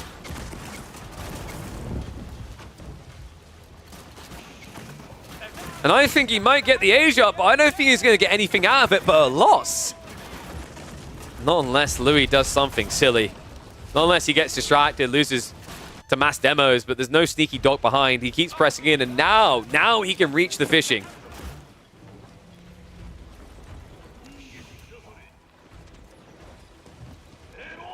Still some gathering, but it's getting awkward. A lot of fishing boats on this is going to exhaust the deep fast.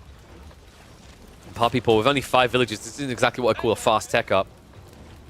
Louis, funnily enough, still hasn't dropped those Desert Raiders. It should be time, though. He's got the transport ship. If he gets these Desert Raiders on land, I think Puppy Paw is just dead.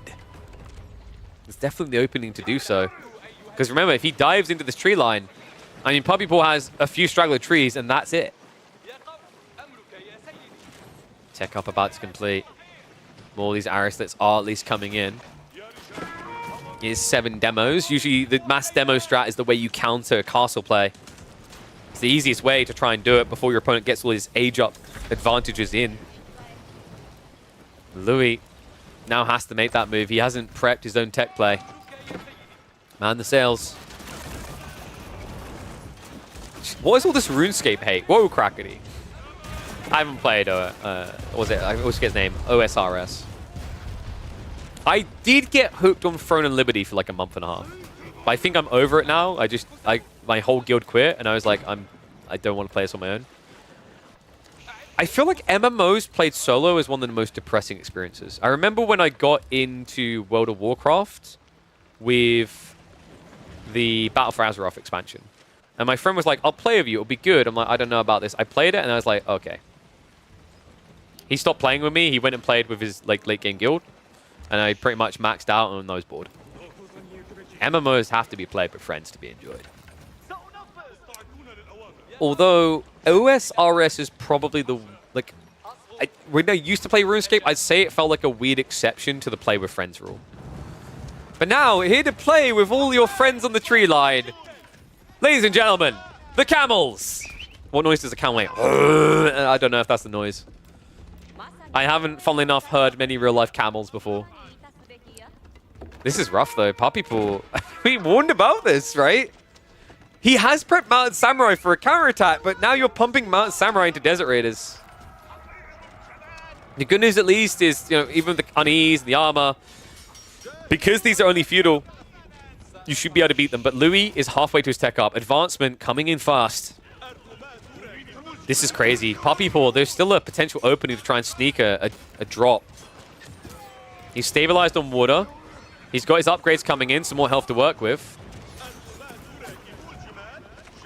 Desert Raiders are still being a little bit of a nuisance. Puppy Paw does need to be a bit careful on his tree line here. This many Mountain Samurai, this is a bit tricky, right? Like, he's outnumbered. He needs the assistance still. Meanwhile, water fight resumes. Puppy almost reaching him. We're also seeing a sneak demo play. This is sick. He's trying to look for mass fishing boats. Louis done a really good job, though. He's only got 8 fishing boats. He spread them out. Tech up complete. Puppy Paw up at 10 fishing. The demo's coming in. But the archer ship... Wait, what? What? What? What? I have no words. But what? Are you kidding me? He also lost boats over here. What the hell was that? I can't believe that from Louis. What a slip up. Demo's now coming in the other way. So Puppy Paw gets the hit back. Louis was so busy trying to micro away from it. He still got walloped, and he gets walloped again. Unbelievable. Well, we haven't got the screen, so apologies for that, folks. We were so distracted by the demos not moving. It's because there was a fight here, which I think sunk 4 boats. Louis has lost that huge naval advantage he had before.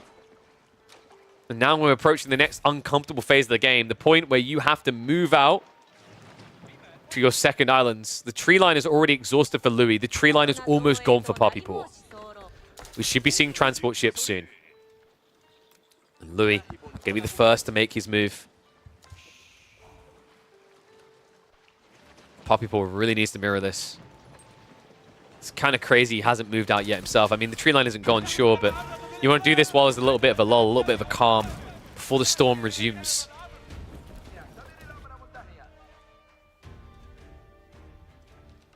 Once again, these demos coming. I mean, it's cute in theory, but like the way that Louis played this is kind of perfect to just ignore this. And what I mean by that is he only has 8 fishing boats in total. It's almost like Puppy Paw is expecting to be up at 12 to 16, right? Like he wants that demo situation where you find 8 on 1 deep water. But Louis instantly pulls away. He's like, you can have the 2. You're not going to have more. This is so sad. You're like, oh, yeah. Oh, yeah. Okay.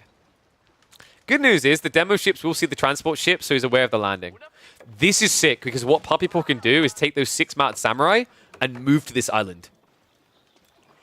Which is happening right now. This is kind of crazy. Louis doesn't have any protection here. He pulled 16 villagers onto this island. This could be the bloodbath that the Canadian has been looking for. Louis is posturing as well to attack. Could end up distracting himself. 60 more villagers to run away. However, these ones might not be so lucky. Louis, oh no, he doesn't even try to wall himself in. He runs headfirst into them. Well, he will at least get some of the villagers off the island. The transport ship here is here to follow as well. If he's quick, he can move to the other island. And wait, what? That was sick. Puppy Paw, he put his transport ship on top of it so Louis would misclick. Oh, that is vile. That is actually incredible. It's tricky. Sometimes that happens, right? The overlap of boxes. He didn't mean to. He's going to get back on the island, but I mean, for what, right? Your fleet is here, sure, but the Mountain Samurai aren't leaving. However, by not leaving, they now block you from gathering here. And while you're away from home, Puppy Paw is looking to strike. It's again that lack of economy, though. Which doesn't exist. And you know, I'm kind of shocked that we still haven't seen Puppy Paw make a move as well. He's still playing one island. And yeah, you didn't see the Shinobi because he's good at his job. He's like, I'm going to sit really close to this black horse. He just looks like one of those little tow trucks that comes in on the back. Wait, is he... Puppy Paw? No, the transport ship isn't damaged, so you'd have to burn it as well. Well, pick your poison, right? Louis, he's got too many villagers here as well. And that's it! This move got him!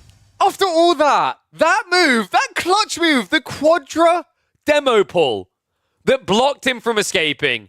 3 points now on the board. This Canadian is looking unstoppable. He wants it to be 5 out of 7 midweek musters that he is the champion of. The question is now, can Louis get that perfect run to reverse it, or are we going to be swiftly moving into building a PC live on stream? Stay tuned, because we're finding out soon. Crazy. Absolutely crazy.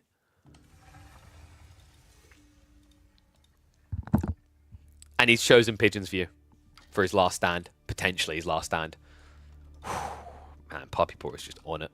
Remember, if Louis survives this, we go to a redraft where everything could change. So if you're looking at this going, oh, I feel like this person got counterpicked in the draft, this is where it could change. But he only gets that redraft if he gets a win. Dude. I'm so freaking excited for this PC build. Part of me doesn't want it to end this quickly, but in fairness, shout out to Puppy Paw and Dimmu for a bloody good semi-finals to make sure that even if it's a stomp, we still have some length in this. KP's mum is rooting for Puppy. Yeah, because she's got to build a PC after this. It's almost 8 o'clock already. When you want me to come over, you're already here. Surely. Nice try. Surely. In before she hasn't left yet. He's like, oh, I thought it was a best of 11. So Puppy Paw, another win. Yeah, so reminder, folks, after this series finishes, we are going to be building a PC. Should I give you a teaser? We're going to be building a PC. Oh no, the illusion's broken. Live on stream. My mum's going to be building it. I'm going to be assisting her. It'll be the first time ever she's revealed herself on camera to you guys. Sounds wrong when you say it like that. And we're going to be building a top-tier PC. Have some fun with it, educate people on the parts, on the wonderful sponsors that you can see down below that came together to help it, make this happen. And also just make it like a reminder of like it's worth upgrading, and it's also a lot cheaper to just upgrade components you need. So we'll be able to give lessons on parts if people are curious, they've got questions. If they want to learn themselves, they haven't built a PC before, we're going to show how easy it is, because my mother has never built a PC in her life, ever. And even if my dad tried to give her tips, he's not going to be that handy either. Because when I was at home and he helped me clean my PC, he made the cardinal sin of wiping the thermal paste off of my CPU and saying, look at all this dust that's built up. It's gunky. You not. He done that.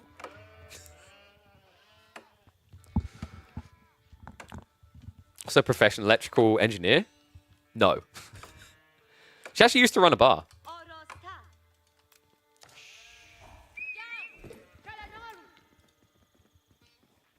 New film paste isn't a bad idea. Yeah, but wiping the film paste off, assuming it's dust. And like, I was new to the PCs at that point, so I believed it. So yeah. My goal is to help people just like, feel confident about building, but oh boy.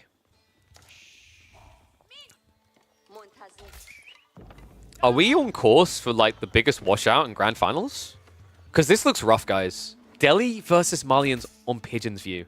Puppy Paw, I start to feel like he just outdrafted him, being able to reserve it all the way through in this best of 7 grand finals. It's crazy how close that Dumu Puppy Paw set was, but now, Louis MT, a very talented individual, someone who's able to Frio Anatand, is stuck playing Malians into Delhi. Oh boy. So this has not often gone well for Delhi, but something that might inspire Louis is, if you guys haven't seen it, I recommend checking the VODs. Dumu versus B had an incredible Delhi versus Malian game where Dumu was playing Malians. He proved that it can be possible to hold your own as Malians. Let's see if Louis is paying attention. I mean, maybe Louis is familiar with it. After all, Louis, even though he doesn't get to meet Dumu in this grand finals, funnily enough, he had essentially a grand finals of his own, the amount of times they met on the ladder today. Reminder that, you know, there is probably a potential element of fatigue and long days for Louis, because Louis has been playing now, I'm pretty sure I'd say like 8 to 9 hours. And we have attack pause. No, I'm kidding. We meaningfully call them attack pauses from Dota 2. So they have pause for the second. We are as live as we can get. But yeah, apologies, folks. So we'll get through that in a second. Just a reminder of the brackets if you haven't seen it so far. Puppy Paw, just, it's kind of crazy. Puppy Paw, I think most people expect him to come into these at this point with his dominant record and just not drop a game. But I want you to really think about how close he came at multiple times this week to being barreled out.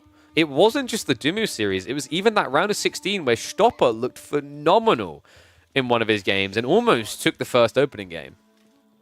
Crazy to actually say out loud, but like theoretically there was a world in which Puppy Paw did not make round of 8.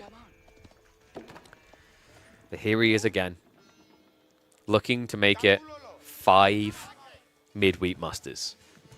And technically, it would be every single one that he's participated in one since week number 2, right? Because he took that break in week 5. That's one Vortex one. I mean, he has to get him in while, I don't want to say easy, but easier. I think this is going to get a lot more stacked votes. Going into 2025, I've heard rumors, rumblings that more additional top tier players are looking to start signing up for these. So yeah, he's got to get the money in while he can. At this point, I feel like I've just been paying his rent. Well, part of his rent. I don't think living in Canada is that cheap. Then the Faith coming in and... Oh, hello. Now, this is not quite how Dumu approached the issue, but we have been seeing rumblings of Farimba. We have been seeing rumblings of 2 TC Malians. Could this be the type of game where we get that? Theoretically, it's not a bad spawn for it. You shove the deer in here towards the tree line. You drop here. You got berries, deer, wood, and double gold covered. And the Harem will also protect that TC. It's kind of like a Kremlin build now for the Malians, the way this plays out. Who else is there that didn't already play in these? Lucifron and Marine Lord straight away come to mind.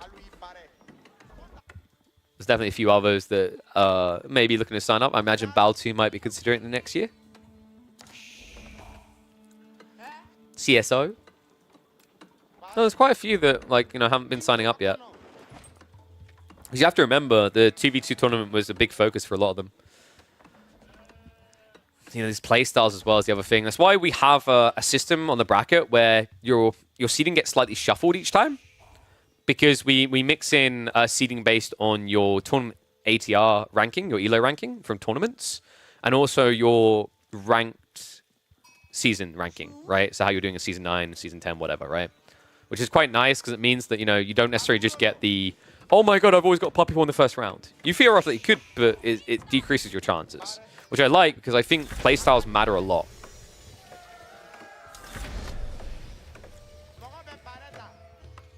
Up's complete. Remember, this is actually a really good map for Delhi in general. I'm a bit worried that Louis is indeed thinking 2TC. How much is on the word? Okay, he's not, thank goodness. The problem with 2TC is in theory it's cool, but in practice against Delhi bad, right? Like Delhi is probably one of the hardest civs in the game to 2TC because the Sacred Site win condition. It just forces you to come out too fast.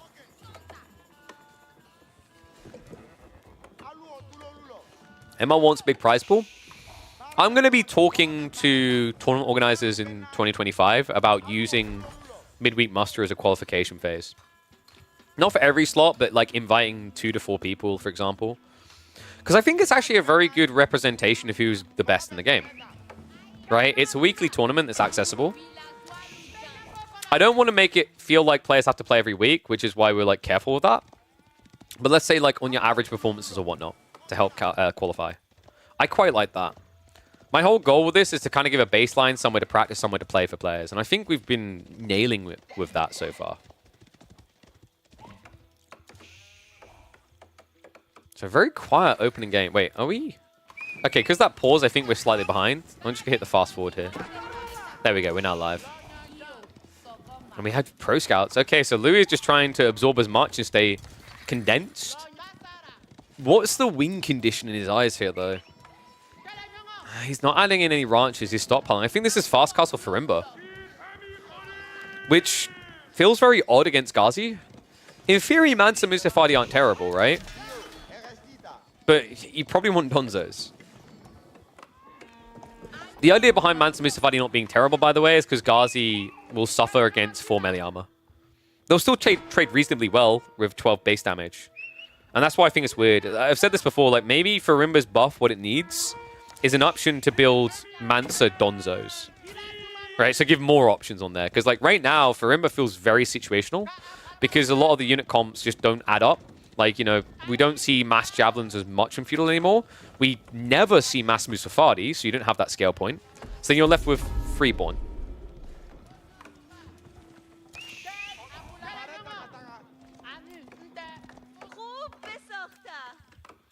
Oh no, the bump to the finals meme. You know, actually from a tournament organizer perspective, people are going to hate to hear this, but it kind of makes sense to put like what you see as the most popular name deeper in the bracket. No cap. It's something that I've seen some tournament organizers try, but some of them done it in a way where like it was the previous winner, so it wasn't necessarily the popular person. But it's kind of like the logic of like, you know, if you have a show match and you invite Shroud to it, all of a sudden all the Shroud people are going to watch. But it's like a thing. But no, we do not invite people to the grand finals. We do invite back the top 16 performers for the next edition, which will be starting on the 3rd of January 2025. So we have got the castle coming, and this is undoubtedly Farimba.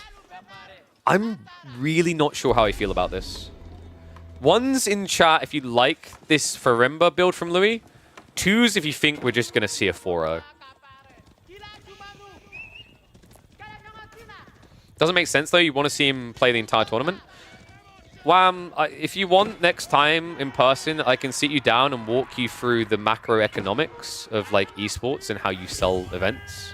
And it'll probably make a bit more sense. But the short answer is like, you can sell events based on your peak viewership, which should be your grand finals. So in theory, having the biggest names safely there from a V-ship standpoint as your brag point is useful. Because funnily enough, when you go to sell an event, people listen a lot louder if you say we had 100,000 peak people than if you say we had 30,000 average.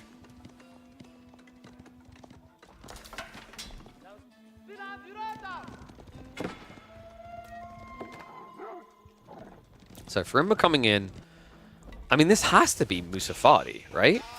But it just feels weird scaling Donzo. Like, in theory, you want to do... Yeah, okay, Javelin here. But there's literally nothing for the Javelin to counter.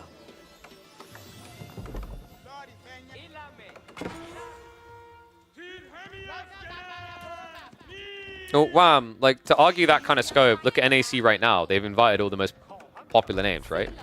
So it is kind of a thing. Straight for just like grand finals or whatever. Like, dude, you're trying to argue into Red Bull, which is like, I get your point, but also at the same time, just kind of weird after you like went and cast the grand finals into the money. But like, I'm saying in general with a whole wide tournament aspect. Depending on the format, it can backfire. Like I've said, like I remember when I done WSOE and they invited a team that disbanded over a year ago. Grand finals came around, the team got completely washed. It was one of the most underwhelming grand finals.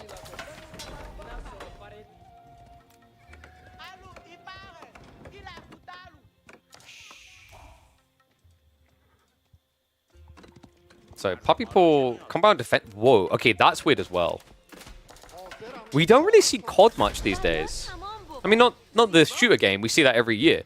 But compound defender really fell off, right? I want to say like 90% of the time now, it's House of Learning. And final thing I'm going to say on this, I've already been like critical and broken it down and talked much about this, as you know.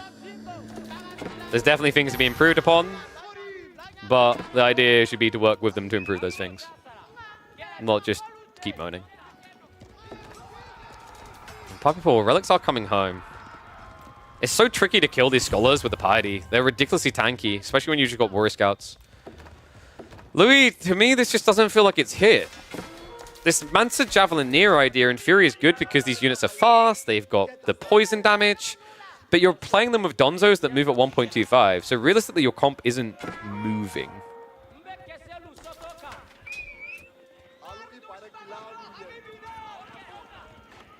Am I the only one just looking at this, not understanding where the Javelins are going to find value? I guess it's a counter to mass crossbowing, but like that only makes sense now if you go Sofas. So like Sofa plus Javelin sounds weird, but it would make sense from a blocking the counters logic. I guess they can kill elephants? Wait, has Louis just been getting elephant phobia? I mean, because it kind of makes sense when you look at it from that POV. It's high base damage, so not terrible against war elephants. And against tower elephants, you get bonus damage. So you just completely pierce through their armor. And the poison on top. But against spears, lancers, men-at-arms...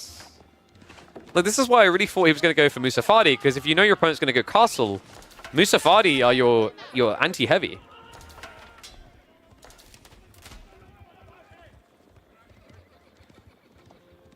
You go Jazz versus Poppy because you know he's itching to make cross. Don, the genius. And it's not just Poppy, it's everyone's itching to make crossbows. So Louis is just trying to get ahead of the curve. Cool idea, just trying to hide in the stealth forest, but I believe, yeah, we have a scout, had a scout nearby. That guy should be dead. Should be dead. He's not going to die, is he? Are you kidding me? 2 HP. Still, gets him off the stone, which is kind of awkward considering this is a compound defender build. I'm starting to think Puppy Paw might have been wishing he went House of Learning. Like, if I was sitting there right now as him, I'd be a bit weirded out that I've got Javelineers here. Not your usual play, right? And what is up, Wicked Skies? Thank you very much for the sub, mate. Welcome to Swarm. Appreciate the support. Let's get a sub train going. Gotta get it in fast. You could be marked at the beginning of Louis MT's golden recovery. I mean, right now, things do look okay. I'm not going to say crazy good. Military numbers are skewed. It's not 54. You have to minus 16 from that. So Louis has the edge there. Javelineers does give you an air of quality. Also, Puppy Paw now just not able to address the Donzos. So it's kind of wacky. He pretty much just wanted Donzos to carry the whole engagement. And the Javelins protected them against Archer Switch, but who protects them against the MAA? I mean, in theory, it's good for the movement speed. You can always shuffle away. Puppy Paw is brute forcing his way through this deli, through this Donzo line rather with the deli. And we still have Stone Gathering. So Louis is just kind of on the clock because Puppy Paw is gradually getting towards a keep drop. Is poison against good against deli? Healing removes the poison effect? I mean, the problem is, like, are you going to have the healer there quick enough, right? At this point, yes, but earlier on, no. I think Louis was looking for a timing attack. I just don't think that time exists anymore. Before anyone's too harsh on Louis, I really want you to, like, process that this is a very hard matchup for Malians. Like, it might actually be one of the hardest, if not hardest. I'm trying to think of matchups that are more difficult for them. This one is tough, though. So, like, before anyone goes hard in on him going, I can't believe, like he's playing this way, he's tried to do something different. And yeah, he may be getting rolled by Puppy Paw, but the dude made the grand finals. Like, you do realize he 3-0'd Anatan. He 2-0'd Kiljadi to get here. And right now, if we're being frankly honest, losing to Puppy Paw is not exactly an insult. This guy right now feels like the one to beat. Now, obviously, there's question marks until we see Marine Lord in a 1v1 format. Maybe he'll join us for Midweek Musters in 2025, but right now, this is the new beast. If this is a puppy, it's a Dasher Hound. It's a Rottweiler. It's a pit bull. Now, this boy's about to give him the horns. Louis MT caught with an overextension here. No other word for it, right? He's out of position. Behind this, it's still 3 relics for Puppy Paw, nothing for Louis. Very unorthodox. Usually there's a man who always rushes towards the relics, but he never got there. Now the javelin's starting to get intercepted. Other scary part is like if Puppy Paw just rushes the text, he could have Force March. No, he's only single blacksmiths though. So a bit unfortunate, missed the trick there. That would actually have given him away, just rushing in and ending the game straight away. I'd like to see Beastie versus someone like Puppy versus someone like Beastie. Yeah, guys, you need to wake up. Beastie got 3-0 by Anatown last week. And it wasn't even a close. Like, I think one of the 3 games felt close. The final game felt like one of the biggest like beatdowns we've had. You may be a fan of Beastie and you're used to watching Beastie and Marine Lord, but it's wake-up time. The new generation is brewing. They're rising up. Puppy Paw and Wham have had standout years here. Louis MT at the beginning of the year rised up strong. Anatan towards the end of the year, rising up strong. And others are nibbling at the heels of the legacy players. Which, by the way, you should be hyped for because this is your new generation of AoE4 gamers. They started here, they're thriving here. And Puppy Paw is one of those key members. With a 4-0 victory, he will win the final midweek muster of 2024. Congrats to Puppy Paw, man. 4-0 absolute domination. That means he has won 5 of the 7 total midweek musters so far. But don't worry, folks. This series will return in 2025. Kicking off on January the 3rd, we will be running midweek musters January through all the way to June. So Puppy Paw, you might have got an early start, mate. But we're going to have to see that consistency for about 20 plus more events. 22, actually, because we're taking the break. To see what he can do. Let me know who you think is going to be the champion. At the end of it, who do you think will have more midweek muster trophy lifts than anyone else? Let me know in the comments. I'll catch you all in the next chapter. Oof.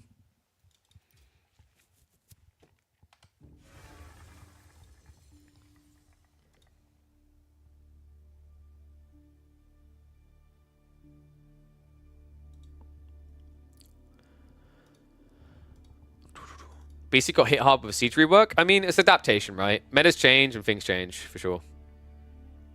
But, guys, it is now time to move on to the next thing. We're doing something else here. We're doing something really cool. You guys know what we're doing?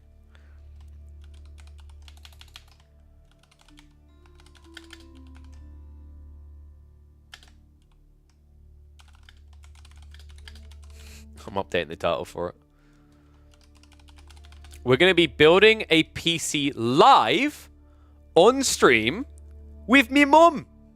That's right. You heard me correctly.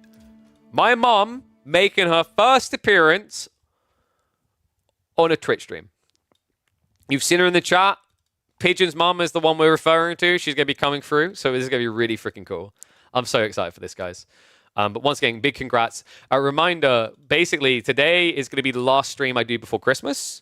And then there is the Steel Series tournament happening this weekend and next weekend that you'll have to tune into. I will stream on next weekend. So I'm going to take this one off to set up the new PC behind the scenes with everything extra it needs because there's loads of software I use. And we will stream on the 28th and 29th, Saturday and Sunday. We will stream games from that tournament. So I'll be live on those days. And then, as I said, 3rd of January, which is Friday, is when KPMM starts up again. But really big congrats to Puppy Paw, man. A dominant start to the midweek musters from him. Really, really impressive. 5 out of 7. And remember, he only played in 6. But my mum should now be coming out. I hope. She better already bloody be here. I'm going to beat her with a stick if she's not. What I'm going to do quickly is I've set some things up differently. So I'm not going to use the head microphone. So you guys are going to have to let me know if the volume is good on this. I'm going to switch microphone. And I'm also going to shift the camera around because we have a really cool setup. So bear with me a second. Will I play ladder with a new PC? Quite possibly. So, first of all, the illusion must be broken. That's right. I wasn't in a castle this whole time. I'm so sorry. My apologies. Okay, my mum's going to be in 2 minutes. Give me enough time to set up. So, you guys ready for this? Hey, we got a double piece. We got a double webcam set up. We'll have a double PC soon enough. So, one thing I wanted to do, I am temporarily going to switcheroo this around so you guys can see me from this POV.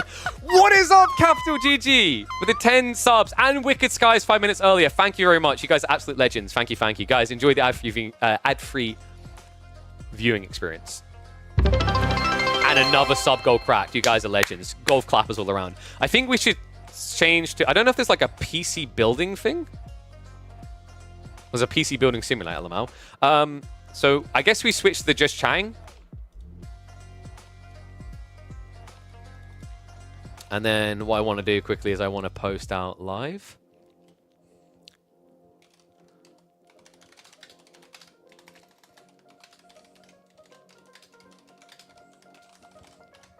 So, what I want to do quickly is I'm just quickly going to disable this camera because it has to be unscrewed. Because yeah. Whoopsie, I almost knocked over a Red Bull. That would have been awkward. I need to get a camera sponsor is what I need to do. Then I can have just extra cameras and not have to worry about this. Because we've actually set up for you guys to be able to see everything from a top down. So bear with me 1 second. All right. So, God, look at my dumb face. There we go. There we go. And we want to turn off the green screen effect. Yes, that's why it was very hard to show off Corsair, because the yellow is a yellow-green. And yes, by the way, I said I was going to tell you about this. This is a God of War jacket. This is really cool. I love this jacket, man. It's one of my favorite jackets. It got sent to me by Insert Coin. So Insert Coin. I think my code still works for them. Killer Pigeon should work. It's either Killer Pigeon or Pigeon. You can go to insertcoinclothing.com. But it's also, you see that? It's a flip. So you get 2 colors. Really love this, man. Always swagged out. Gotta be. Hoo-ah. Hoo-ah. But yes, we can see we've got the components here. In fact, I did want to do one more thing. So I'm going to quickly mute my mic 1 second so you don't ear bleed hearing this. So bear with me 1 sec.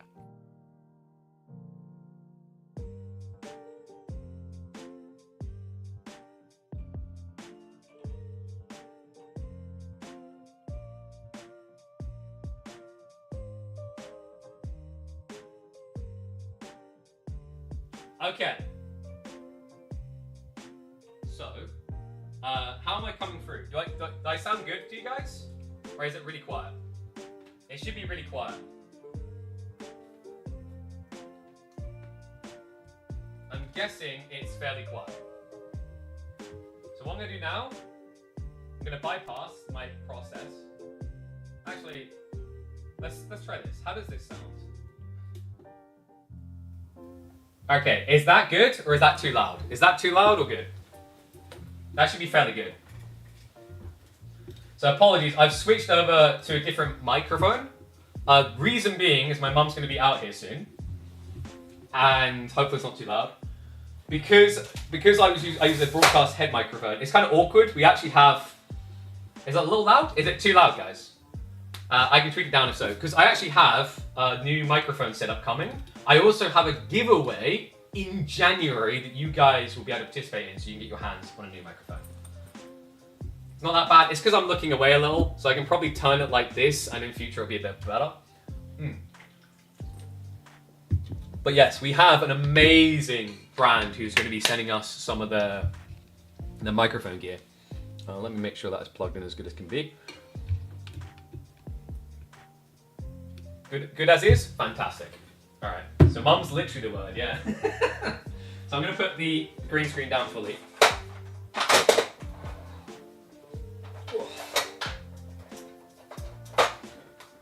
and turn the camera. I'm going to turn the chair so you guys can't stare at my butt crack.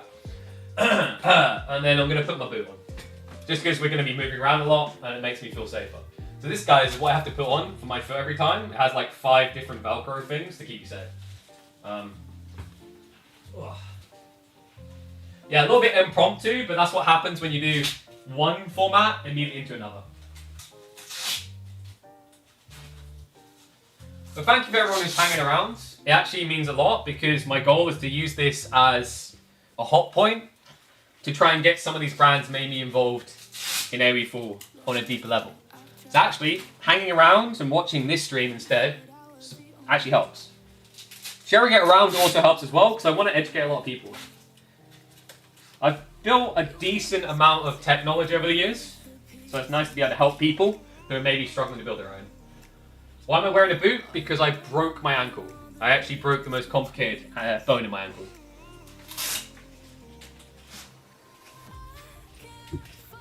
Okay.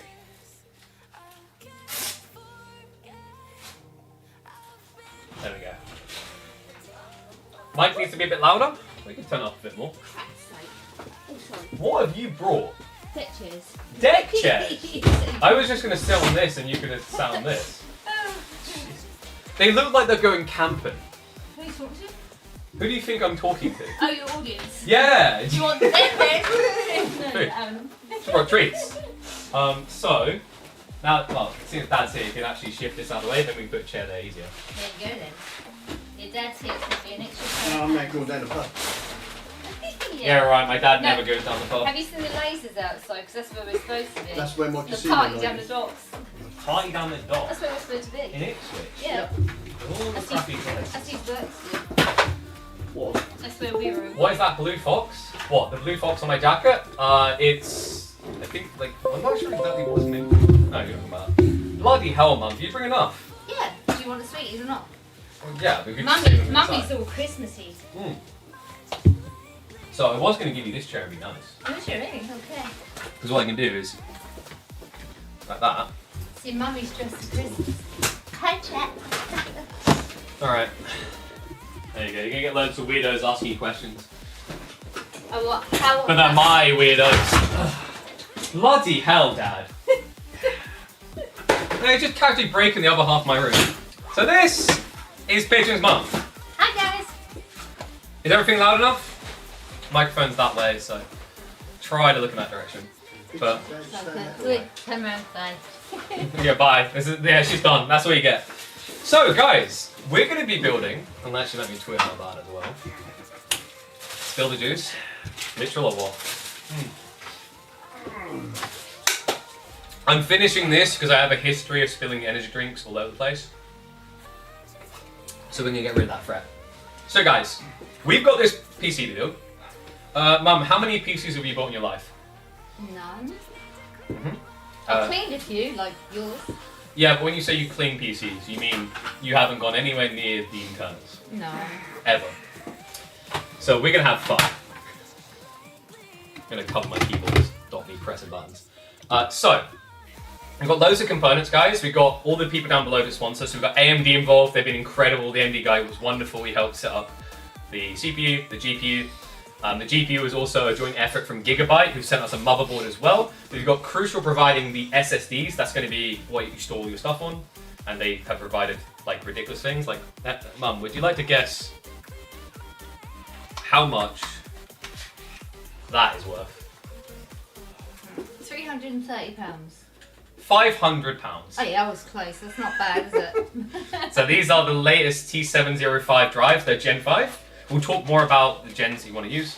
And then we've got Corsair providing all of our cooling solutions. They all Yeah, that is really nice. I love that little detail. So Crucial, they kind of won my heart because everyone done a lot to help this build, but what Crucial done is they sent a box with loads of hay in it, with the SS. It was really welcoming, it was really homely.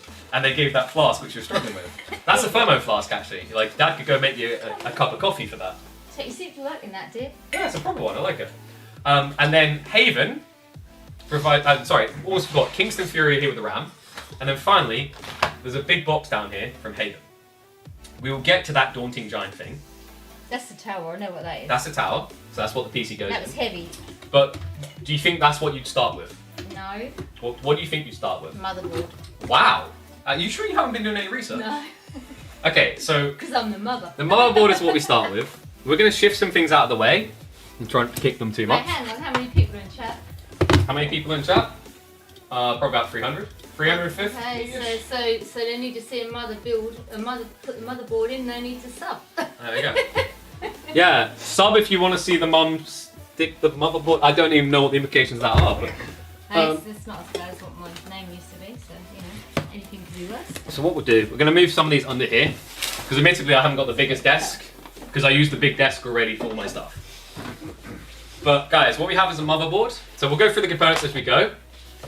We have gone for an AMD setup, and hopefully you guys are able to follow along afterwards and look back this as a way That was of... no, that was some. No, that's someone's phone. The girls are watching. Hopefully you're able to look at this as a way of actually creating your own PCs at home, because like I said, my mum has never built a PC in her So life. this is the motherboard. That's the motherboard, be This careful. is the mother with the motherboard. I'm scared. Okay guys, I got more scared about the idea of having to do this when I realised how bad her arm muscle is. She struggled to lift very basic things, so I'm now tell super them paranoid. why. Well, because she broke her arm before. Same as Darren. But I broke my arm and I didn't climb could climb my whole body. Now I can't. But I broke my elbow, the same as you, and I just can't grip properly, so Yeah. it's fine. So we're just going to move all this out of the way, because like what I think anyone who's not built before, they're looking at this, you're probably looking at all that, it looks really over the top, doesn't it? Even though a lot of these are, for example, fans. So, step one is going to be this motherboard, which we're going to switch over camera. You guys can take a closer look at Oh, you this. can say the camera. Yeah. is it? So these come in what are called like anti-static bags. That's really important because you can fry a motherboard with static. And that's why you usually want to ground yourself by like touching metal or something. Don't I need to wear that grounding? Oh, there's actually, now that you mention it, I almost forgot. So the case, we'll come back to the motherboard because the motherboard is primary. But the case is from Haven, who's a new company. They just set up, they made this case which is freaking beautiful. It's also got so many nice quality life things. They sent a little note. Like they send these, a little thank you note. Oh, it says Mummy's got a holiday to anywhere of her choice in the UK. Haven Holidays. Sorry. No, See, the problem with that joke is I have about 7% UK audience. Okay, oh yeah, so yeah, okay. Yeah, this is where being British can So be they disadvantaged. sent like a So thank they sent, if I can open it, they don't just send a thank you.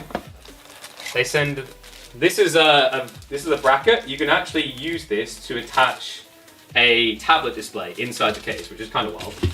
But what I love, you got all these little clips which you can use for cable tidying, extra cables. They send you gloves.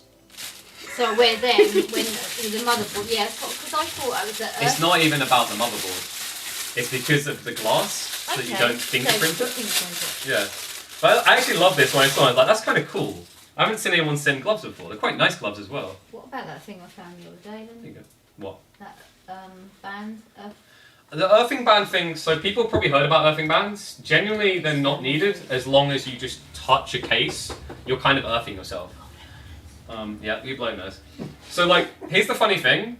This anti-static bag, you guys have probably heard bad things about like frying your system through static before. Don't worry. Something that's really nice is a lot of these brands now, for quite a few generations, they use like an anti-static coating, which will protect you. And this will definitely have the anti-static coating. So what we have here is the newest line of motherboards. This is the Aorus X870E Elite. It comes with Wi-Fi as well. See it nicely covered. What did Dad just do? Do it again so you can see ya. Actually, why say Aorus? Aorus. I've got a bad habit of always calling them Aorus. It's Aorus. So we have a few components here that'll be useful. You've got like SATA cables. There is a little connector cable for some small boards we get into, and that's the Wi-Fi unit. Get very worried now, so there's a lot of little pieces. This is the thing. This is why you take it piece by piece, and then you don't freak. Because if you look at, like I said, if you looked at all at once, you'd be like, oh my god. So the motherboard, really just the home dog, the full thing, right? This is the heart of the builds. Everything connects to it. And this is going to be fun, because what we have here, guys, is the AM5 model. There's a few cool things here that we'll give note to, because we'll want to add them before we begin. So one thing is, because we're going to create a custom like bracket solution, we'll get that out next. We're going to unscrew this, screw on a new plate, And that plate is how we're going to keep the cooler on later. I'm That's why we're starting with this. Because the other thing that we want to do to begin with is this. That's going to be a bit scary, which is why I'll take the lead on this part. But under here is your CPU. That's See the that? most important bit of the computer, isn't it? Yes. So this is where the CPU is going to go. They even actually, funnily enough, seem to have put... I think that's a new feature. I haven't seen that before. Because you need to remove... this.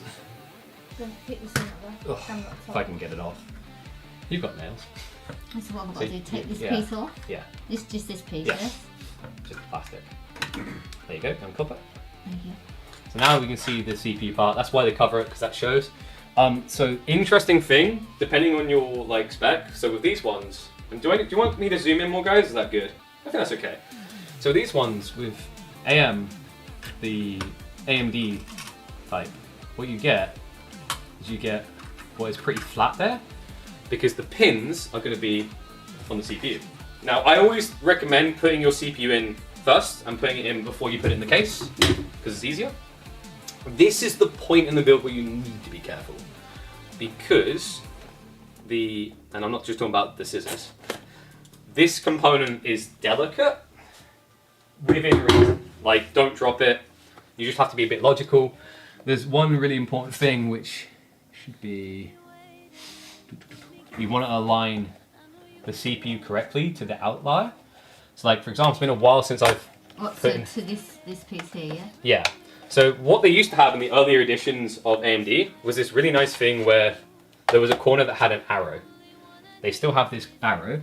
I'm just looking for where it is. Right there. There you go. Good eyes. It used to be that it was in the plastic embedding.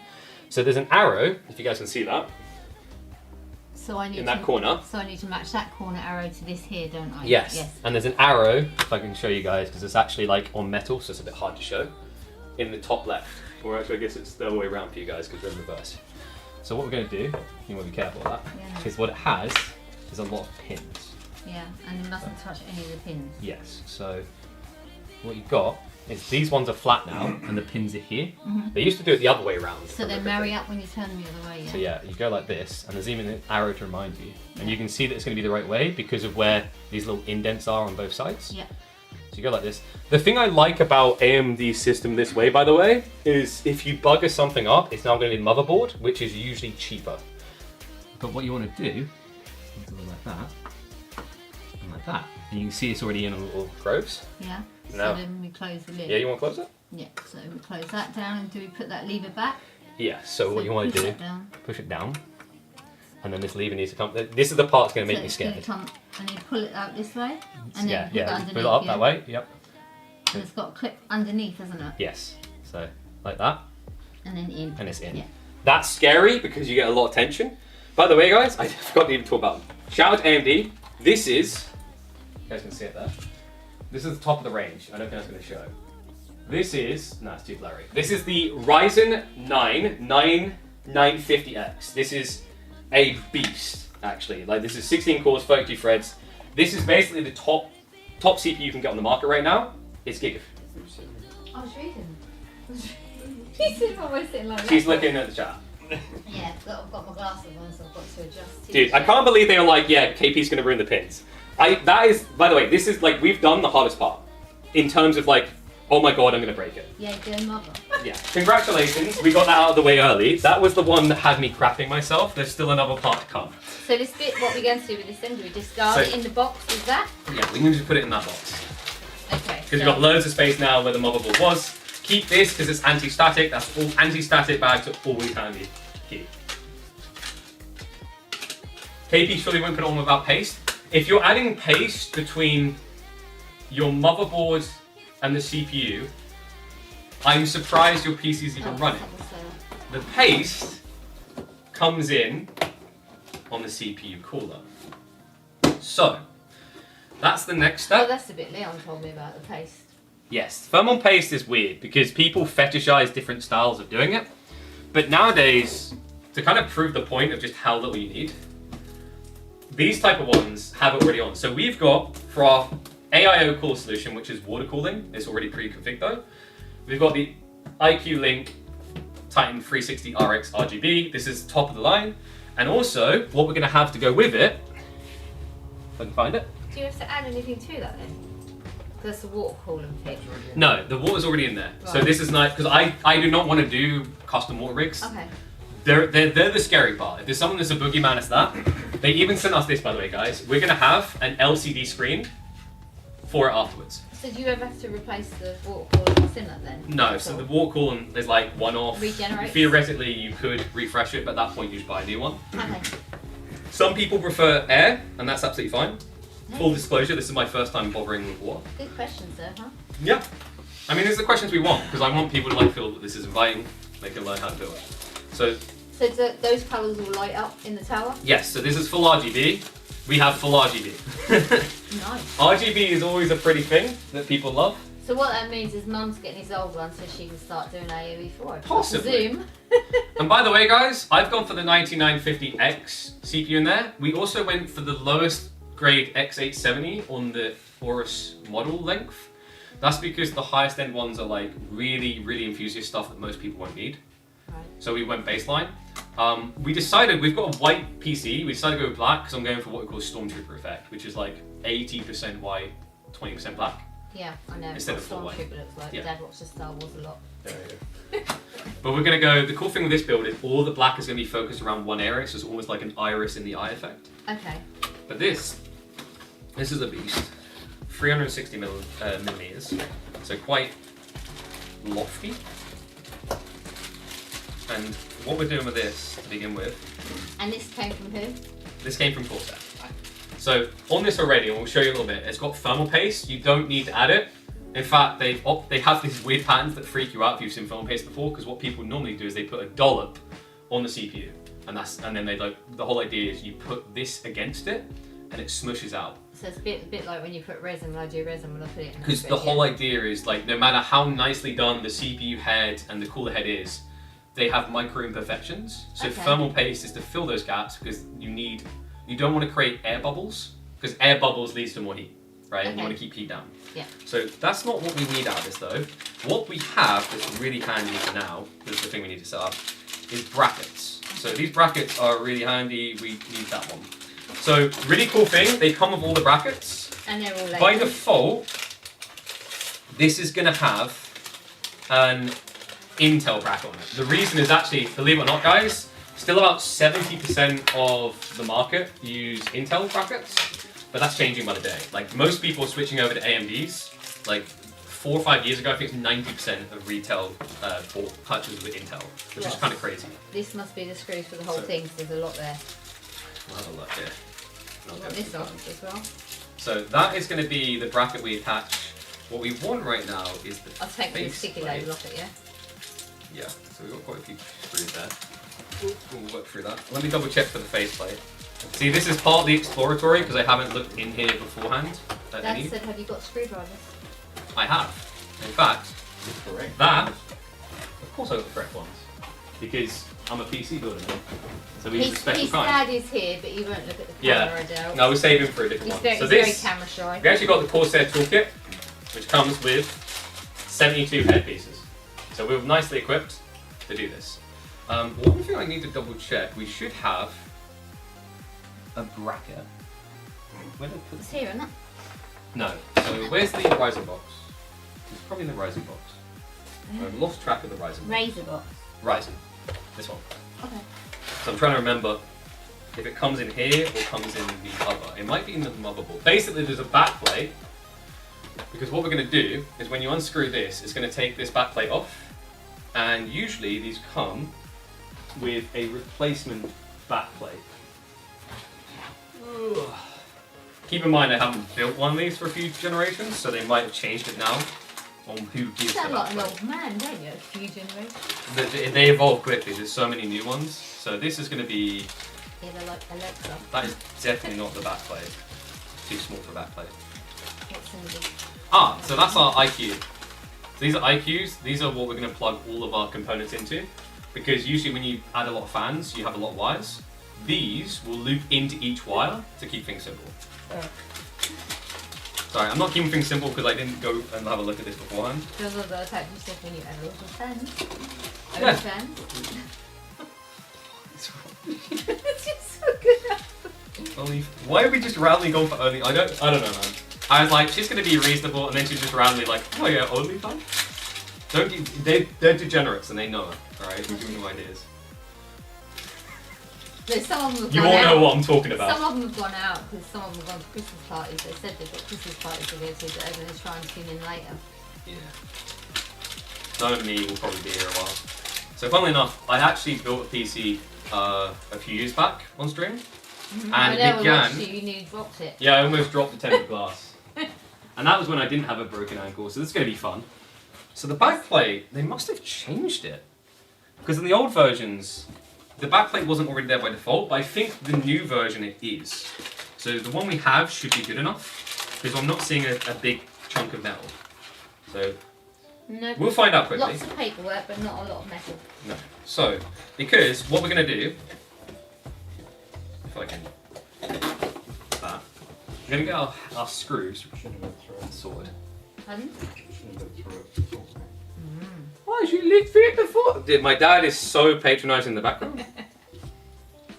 For a guy who wiped thermal paste off a CPU and fried a yeah. No, don't give me that. I don't know what I'm doing. You don't know what I'm doing. I don't know what this is.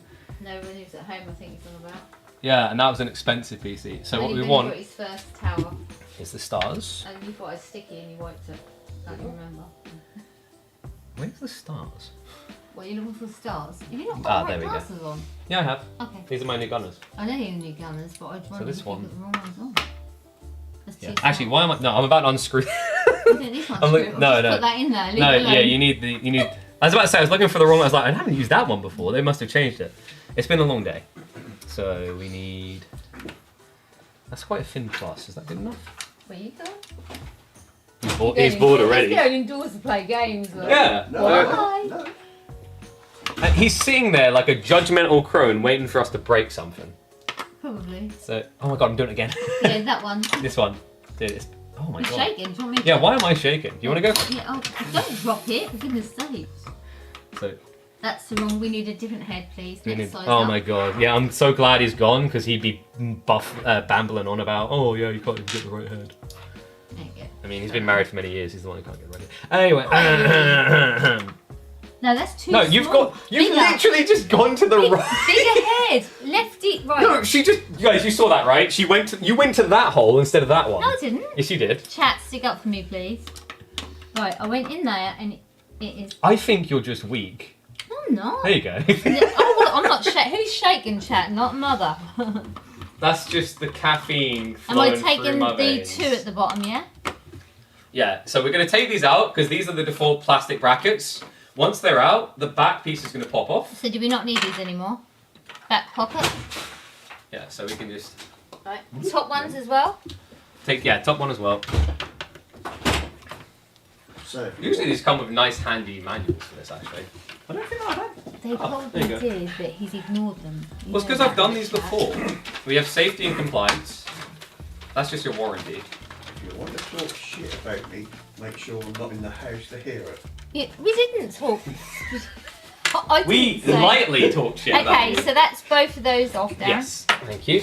So what we got here is these are attached to the back plate. Do you need them screws anymore? Because they're in my back pocket. Like Yes. now, what we Okay, should the be able back to plate do. should come away. Well, yeah, because what we're going to have later, So these should be good enough. this one goes here, and By the other one will default. go at the top. Yes. Yes, and they should. I'm going to Stick. test them now. Screw straight in. Yes, Yes. they do. Right, so I'll tighten them up then. No, no. 'cause No, no. We're testing this because we need to add the AI cooler. Okay. But usually I'd add the cooler before I put it in the case. So just hand. The tight. reason we're not doing it, no, they want to come off. Oh, okay. The reason we're not doing it is because with this, the AI cooler, if you have an air cooler, they're small, easy to put on. Because the AI cooler has a giant fan, if we put it on now, we'd have to move it around with the fan being held as well. Okay. So it's easier to put that in afterwards. Okay. So what we're going to do is go through the other things that you can do now. I'm pretty confident I haven't seen a back bracket. Like I said, the early generations used to have a spare back bracket. The back bracket we've got on should be good. So everything will handle well, I hope. What we're going to do now is we're going to show off. Anyone who's been using M2 SSDs will know that like these can be a bit weird because they're these tiny. You saw them earlier. These tiny things that you put on. And do you know how you usually have them on? You know how you usually have these on, guys? Was it Becky? So you have this tiny little piece at the end, that little nibble in. You'll put a screw on there to keep it to the motherboard. It looks really weird to do.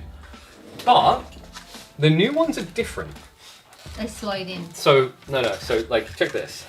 Is it going to go in? We have these little parts here. If you turn these little clips, they pop off. And they've got heat pads underneath to connect. Right, yeah. So what we're going to do, we're going to put this one back because we don't need this one yet.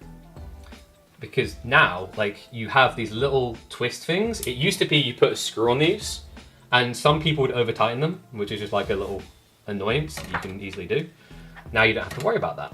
So what we can do is we can go, if I can find the in. So where's this going? 1 second. I need to find the in first. Okay. Because what we should be doing, I think it's because the plastic's in the way. Yeah, we want to slide these back in. If I can. Why am I screwing this up so badly? I am screwing this up really badly. Okay, why are you not going in? Because you're not clipping it in the right places. Yeah, well, it needs to go into the two channels. Yeah, right? I know. You want to be careful though. I think I see what the problem is. It's because I'm putting it too low. It should be in there now. Let me see. The only fiddly thing, because these are new to me. So this is first hands-on experience. That's it. It clicked. Yeah, but I'm worried that I'm going too low. So you want to come.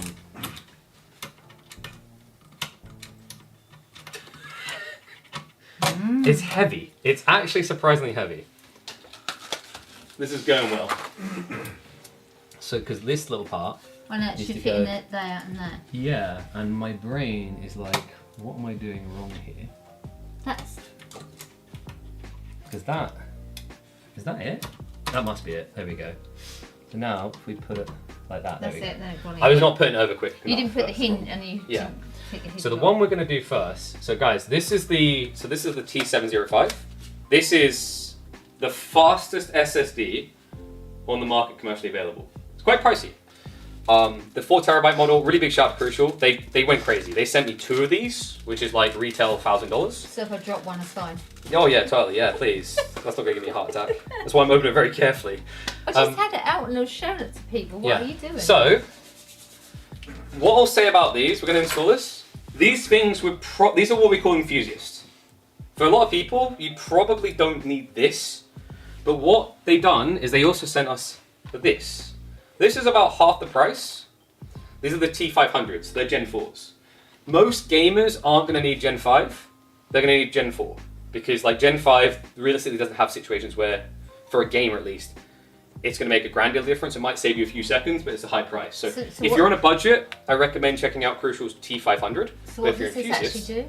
That is to store stuff on. So you know, like a hard drive. It's a bit like a memory. It's a hard drive, Yeah, right? okay, So you know yeah. the big hard drives? This is what they've evolved into. Okay, really? Yeah. Wow. So they go directly on the board, and that has 4 terabytes of space on it. The It's hard big. drives you used to have were like that size. They were huge. Yes. Yeah. So you had those, then you moved on to what we call SSD 2.5s, which is like that. Right. And this is called an M2 SSD. So they go Okay. directly onto the motherboard, whereas you used to connect them and mount them somewhere else in the case. Hence less computer parts in your tower. Right? Yeah. And so what we do is this is a heatsink. So because these things run hot, the new boards have these built in, because some Okay. come with them. So this So- goes in there. So what we're going to do, we've got what's thermal padding. So we take this off, Okay, so this should automatically stick to and it. then there you go. You can see it's slightly sticky. Okay, and So what then you going want to this do, way, so you want to do it about a 30-degree angle. We're going to take it, and you're going to like slide it in. see that. Can you see here? It's lined up correctly, so you've got the right angle. And, like, Hang on a minute. so if you look from this angle, you can see because you've got that little teeth gap, haven't you? Yeah, Do you see so that? that's that there. Yeah. So you just want to rest it on the top of it, And and then push it in just- slightly and just lower it down. It's very easy. It just snugs in, right? And you'll know if you're in because Just the clip. the clip will indeed be at a point where it can go. So I think we. Whoop, just stop Okay, from that wasn't me. it. So I think we just want to go like this, and then you should be able to turn that. I think it's a bit awkward with the stickiness. I should get used to that. Come on. I think it's quite nerve-wracking when I know how much it costs. It worries me that I'm going to ruin it. That's the fun. Okay, why are you not going in actually? It should be. Well, it did. It went in when I pushed it in, but they didn't have the lid Yeah, the but way you weren't around. deep enough. Oh. Knowing the real price of this actually has me a bit freaked. There you go. You just need this slight push. So now you've got to turn Because it's like, it's not a hard push, just a soft one, and then yes, you push that like that, and then this. and it just sits. So like, can you guys see this by the way? I can hold it up if you want to see. So you have these little levers everywhere. These things are heavy by the way. So these little things like this is the new thing. So you just turn these, and it lets you pop things in. It's really handy. You don't need screws anymore. I actually love this new addition. So when you put this back on, do you take this bit off so You that do, it sticks to 'cause it? it's thermal so, padding. so I'll take this off. Yep. Yep. And then this is going to stick on top. And Exactly, stick. Mondo. You okay? You want to keep that? And So- it was this way round. Yep. So you want to. Was it? You So said if you this look, way if you round. look at the bottom, you see that little. And that clips little in. Tooth goes in there, yeah. So that come along. And she's missed it. Yeah, you're close now. There you go. Oh, you Yeah. went too far. It's because it's stuck, Overshot. right? So Yeah. It's because like here. it's sticky when you. It is big No as well. sliding it. yeah. So there you go. And Right. that should be because you can tell now it's in because it's kind of like Yeah. hanging there a bit. So you just go like this. You go like this. You should go like this. You push it. I don't think I've pushed it far enough. It's not in far enough, is it? No. They are a bit awkward to It get did, used it to. did but- clip, but I think that's stickiness. That's Yeah, preventing there you it go. You from- just need to push it down a Yeah. bit, and then. And then that's clipped Clips into place. So So that's now- got it done. This is like, because some of these, you might have seen these on the market, guys. Like some of these you can buy with the SSD will just have a big heatsink on it. Right. This saves you like 20 quid, 25 quid. And then what we have is like a second load here. Which is the one we took off earlier. And I'm wondering if I want to put the other 4 gig in now. I could. Well, 'cause What do you think, Chad? Do we put in the 2 terabyte T500 or the 4 terabyte T705? I'll let you guys choose. Because I do like 8 terabytes. Emma was like, can I have one of these? I'm like, no. Because there is one thing that's very interesting, which I was is... seeing what they say to you to put in, but not. Yeah.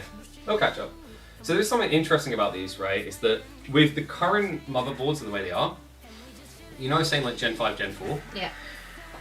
The current motherboards, most of them aren't capable of running more than like 2 Gen 5s without affecting the graphics card. Okay, I got you. Yeah.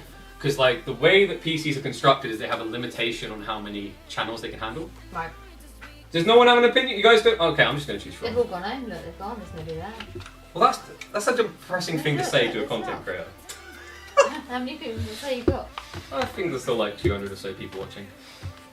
So I think I'm boring. we might just go ham and put the double Gen 5.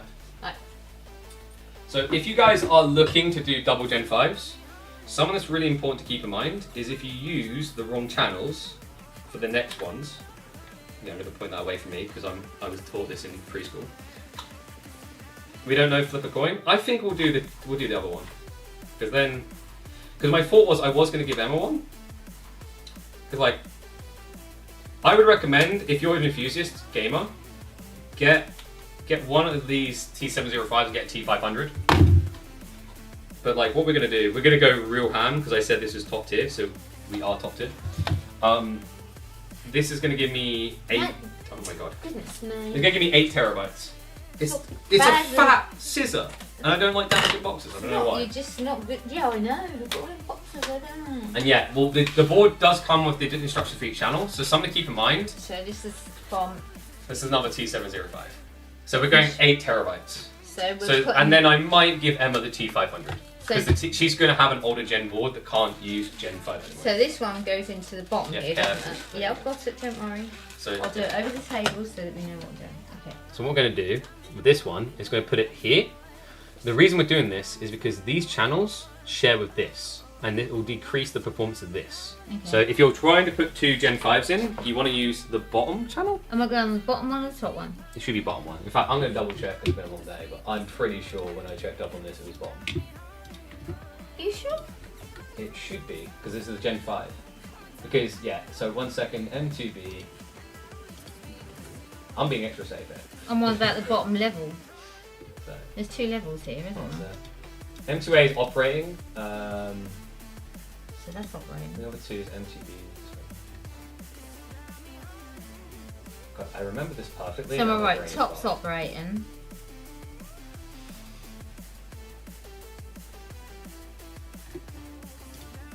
It's the way that the motherboard is set up. It's like it's what I'm going for. So we want to be in M2B, I'm pretty sure. Just double check.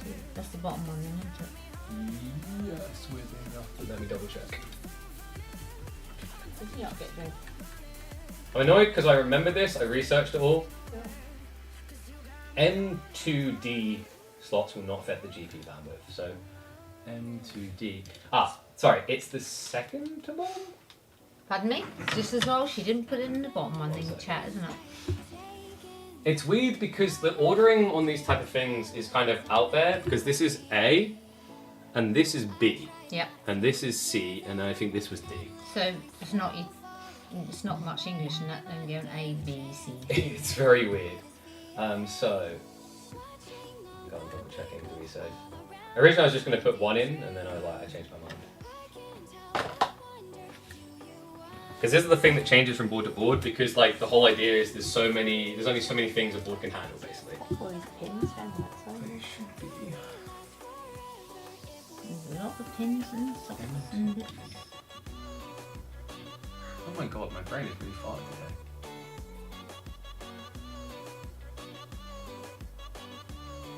So M2D.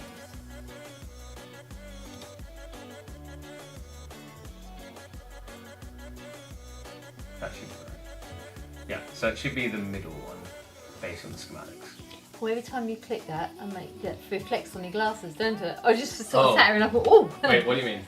Like when you click the screen, I can see it reflects Oh, on the yeah, buttons, yeah. make me jump. I thought, oh. Imagine you would run a... Yeah, so like, one I'm going to use as storage, because what's going to happen is the second one's going to run at basically Gen 4 speeds, which is fine. Okay, so But the reason we do that is because most motherboards can't handle 2 Gen 5s right now. Okay. Because if you put it in here or here, that shares bandwidth with the GPU. So it's going in the middle. Yeah, it should go in the middle. Top, middle, or bottom? It's weird because the way people describe it is it goes in the bottom, but like what they actually mean is it goes in the middle. So does it go in the bottom, on the bottom, or on the top level? So we have, so M2A is operating system. The other two, M2B and M2C. He's saying it like I know there what is one M2A M2 and now. M2B mean. Yes, I'm getting there. All she wants to know is top, middle, or bottom. The funny thing is I went through this, and then I was confident, and then I've read it again, and my brain is like double checking.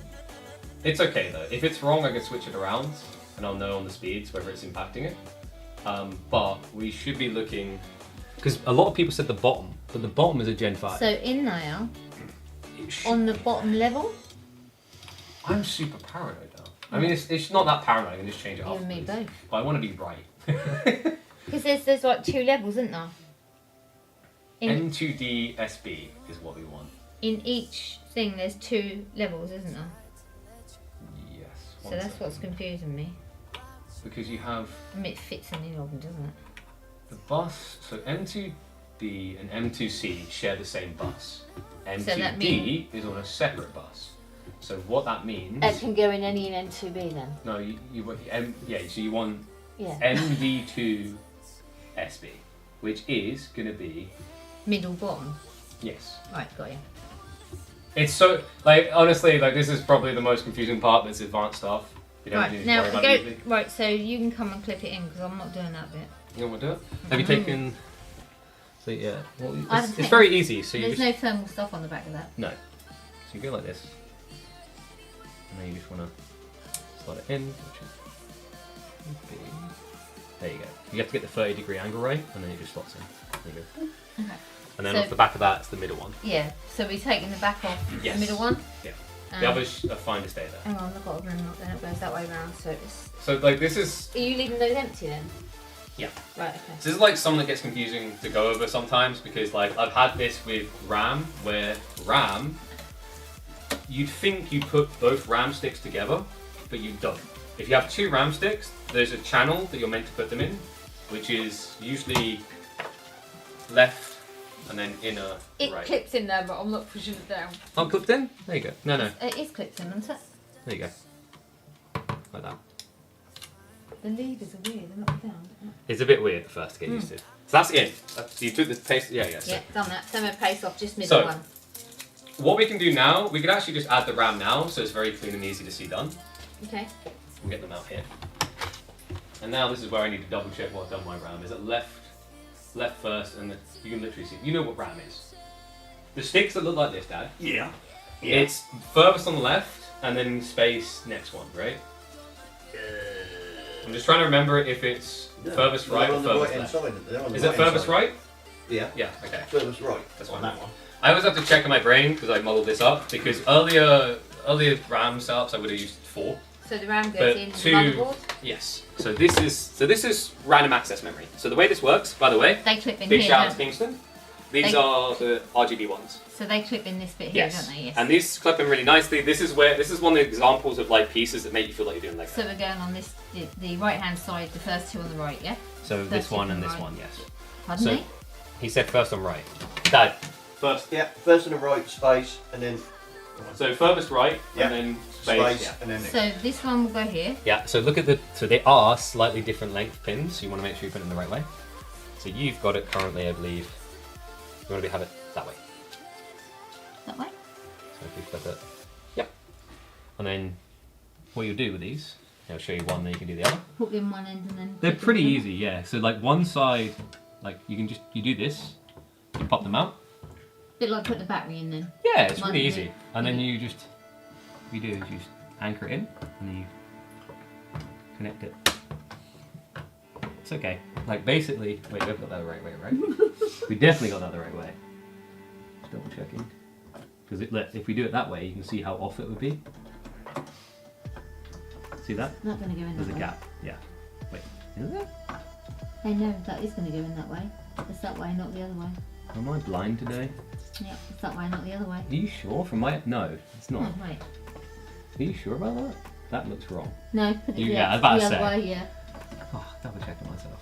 So yeah, you want to go like this, And then push you it want down. You can tell when it's in because what will happen, They're both the clips will go in. the clips will go in themselves. Gotcha. Do you want to try the other one? So, on this end, am I going to go that way there? No. No, I'm still going to go the same way. Slots 1 and 3. Yes. Which slots 1 and 3? That I'm one's going to out. double check the motherboard to be That safe. one's out. So if you get it, you want to angle it in slightly one way and then bring it all the way down both, and then you can push on one side to clip in, and then clip the other. It should be quite smooth. Turn 4. And when you were seeing us two, what? You just gave us the wrong ones. Darren? Darren, the clips are not. That's because you put it in the wrong one. Pardon me? I put it in the wrong one. Put it You this said, one. he said 1 and 4. You said 1 and 3, didn't you? Like that. Depending on which way the motherboard. Like that. Oh, okay. Chat will police me on this. I'm pretty sure we're in the right ones. Yeah, you're doing great. I'm just double checking it hasn't changed, and like because I'm 2 gens behind. But my confidence was always is that way. Are you sure? It should be the same as what's on that board. Yeah, well, depending on which way up your board is, it's either 2 and 4, or if it's the other way around, 1 and 3. Pardon me? Well, it's 1 and 3 then, isn't it? Oh, it doesn't matter, because if you turn the board the other way around, it'll be 1 and 3, won't it? It'll affect I the can't see what performance. your board is like over there. Open the stream, actually. So A. No, that's it. That's got it. right. That's Yeah? right, I yeah. was about to say. Yeah. It should be A2 and B2, right? Yeah. Yeah, I was about to say. I'm pretty confident that it's slot 2 and slot 4 because you've got A2 and B2. The reason you do this is it affects performance. But like for a lot of people, they just go for 4 sticks. They don't have to panic about this. But with Ryzen systems, they perform better on average on 2 sticks because it divides it less. So Just throwing boxes at Dad. these are like the easy components to get in Yeah. now because what we want to do next is we want to put the case together. Okay, so we're going to bring the tower up on the table. Yeah, so what we'll do, Dad's going to have to bring it up on the table because that's too heavy for me to lift up there. we're going to move. We're going to make room. I'm going to put this on here. We'll put the motherboard on here for now. This is why I wish I got a bigger desk. It's big enough, chat, trust me. No, I mean that desk. Oh, So what I'll do is you I'll put couldn't, this- then a big enough, it is as big as we can fit in here. We'll put this here. These are the 2 brackets that you need with the motherboard Yep. for later. With the screws with them. And then And we have nothing in this is an empty box. I think I might be able to pick this up actually. Pardon me? No, Dad will come and pick it up. It's only tempered glass. if he drops it, that will be just a replica of last time, won't it? Really? Can you do it or not? Yeah, I'm just trying to get the plastic off. Oh Can you get the my plastic god. off? Yeah, it's all off. What, how much is it? Like 18 kilos, isn't it? 17 kilos, tempered glass. So, folks, this is the Haven case. This is really cool. So it has what we call fish tank effect, where it's double glass. And they've got loads of cool little quality of life features. I feel like I could do a whole video on this alone. All the pieces are magnetic. They pop off. Oh, really? Yeah. They pop on easily. They even came with like nice little pullable pieces there. Is this side open? So this is the fun part. I'm actually going to let you trust Haven on this. They have a really useful manual. I checked through this one because I was like, how good is it? Because some of them really suck. This one's really cool and really informative. It gives you a step-by-step on the process. So step one, it's going to be to take the top off. Woo. You want to try it? It's actually really rewarding. Really? I like it. It's like the pull away. It's really nice. It's like we have these top components. So you've got your turn-ons. Your turn-on button would be here. You've got some nice slots up top. What I love, which you guys can see, they bring all of these really cool tags that guide you on which wires should go where, and they have nice little Velcro pieces so you can put them in. There's so many cool little things about this case I love. So that's step one. Step two. Do you want to try your gloves? Oh wait, you don't want to lift it, do you? Lift what? Mum, the tempered glass. Have me? It's quite heavy. Do you want me to lift it? You trust yourself, do you? I think I trust myself more than I trust you. Hello, really? Because ask Dad. Tempered glass is not okay. light. It's heavy. We'll let him do that chat, yeah? And then when it goes wrong, we just have an open design. When it goes wrong, we blame Pigeon, not. My worry is where I'm going to put this while we're building, so that we don't smack or anything. What? Well, because it's a big, giant pain in my arms. Hey, so this is really cool. We're going to have to unscrew these little screws here, but what this has, I really love, is it has little rollers. So instead of you just pulling it away, it slides in on a roller, so you don't just, like, when I unscrew it, it's not just going to drop off, right? So what we'll do, Looks like I should have a grab thing in there with teddy bears in, doesn't it? so we'll take off this. By the way, this is magnetic as well. And then we'll take off this. He hasn't had a weekly allowance for a lot of years, Scott, there. Fat blob. Pardon me? Yeah, his name's a bit more Fat blob. dirty than you Fat think. blob. Actually, yeah, isn't it? Yeah. But my mum's used to the potty mouse. Let's tell him you used to run a club. Oh. Yeah, long time ago. Oh. So we take these four out. Also had to put up with his potty mouth and his dad's potty mouth for a lot of years, so mine's kind of bad too. There's I'll admit probably that. more in truth that you used to run an ensemble, don't you? Well, this is true. Oh yeah, I think I told them about that before. Yeah, she Yeah, used to be. I don't know. Is Anne Summers global, Manager, wasn't or is it? it just? Yes. I was a manager for a long time. So you had to listen to middle-aged ladies go woo as they vibrated something on their nose. So. Even his nanny sat there This- with one on her nose. So I said I was going to let her do a lot. I'm just going to do this just because my mum will admit, like, left. Is it left? Right. Right hand isn't. No, it's not. That's reliable? Not so good. But I love these gloves. So the reason for these gloves, That's why he wants to do it, because he loves the gloves. That's what it is, really. they do look nice. These are, like, you can probably use these if you're worried about static, but the bigger deal is just so that you don't put fingerprints in the glass here. Actually, it's small things like this, right? So this, by the way, guys, is a $200 case, which for cases is a bit more, it's like medium premium, but it feels premium in a lot The of one you ways. had at home was more than that, man. So, no, not the case. Alien on that. So now, what we should be able to do, is we should be able to just slide it out. There we go. Can you see that? So it's got these little rollers. I don't know if you guys can see that right now. Actually, you can't, because I'm not deep You enough. won't be able to even if you turn that. You can't turn it because of the camera. What I can do, I know what I can do, guys. You turn this camera. No, so we can, because I'm actually quite zoomed in on that camera. I'll zoom it out a bit so you guys can see more. There we go. You watch it on there. What there? So- that train. Chat, what we have here, I'm going to bring it back a bit. I could probably just tilt it, it'd be easier. So you can see these little things here, there's little rollers, you'll see it as I pop out. These are really convenient. So you bring it out, lift it up and pull it out. You see that? Little rollers What here. is They pop up and out like that. And that is your glass. Now, I feel like I should be housing this the other way up when I put it on the floor. I don't know where I'm going to put it actually, that's my biggest worry. There's nowhere safe on the floor for it, everything else is on the floor. So you have to be careful with tempered glass, because it's weird the way it can shatter. You shatter it and you... So one thing I advise people, if they want to make a tempered glass setup, make sure you've got enough space away from walls or whatever. Because if you don't, what's going to happen, like people have cases where tempered glass just smashes, because they're not actually housing it correctly. Dad, do you want to turn off that heater by the way next year? Who won, Darren? Somebody just asked. Who won? Dumu lost the puppy paw, and then Louis MT got swept. You can have a look there. There you go. We'll see, that's a bit fast. There you go. So, we'll turn over here. Actually, which way should we become for a second? So, guys, this is really cool. You can see a lot of things in here. We'll turn it on a side in a sec so you can show them off more. But this, do you know what this is for? It's a support. No, it's support for the graphics card, because graphics cards have got really big and they get what's called like graphics card sag. So what this does is this protects against the lean, because the graphics cards are heavy, and that motherboard is going to sit vertical, and then the graphics card is going to basically just be held in by that plugged into a small fit. Okay. So this is a really cool little feature they added to stop graphics card sag. In fact, big graphics card creators have even started putting these type of brackets in for you to install anyway. I love these, by the way. Well, elastic bands. Yeah. So it makes me feel like I'm playing the harp. But what we've got here, guys, is these little slide things. They're cable management. Okay. So you can organise your cables. It's So really they don't cool. touch, so you can pull them up so they don't touch each other, yeah. So we'll follow through on this guide. So we said we remove the panels, and now what it wants us to do is remove the other panels.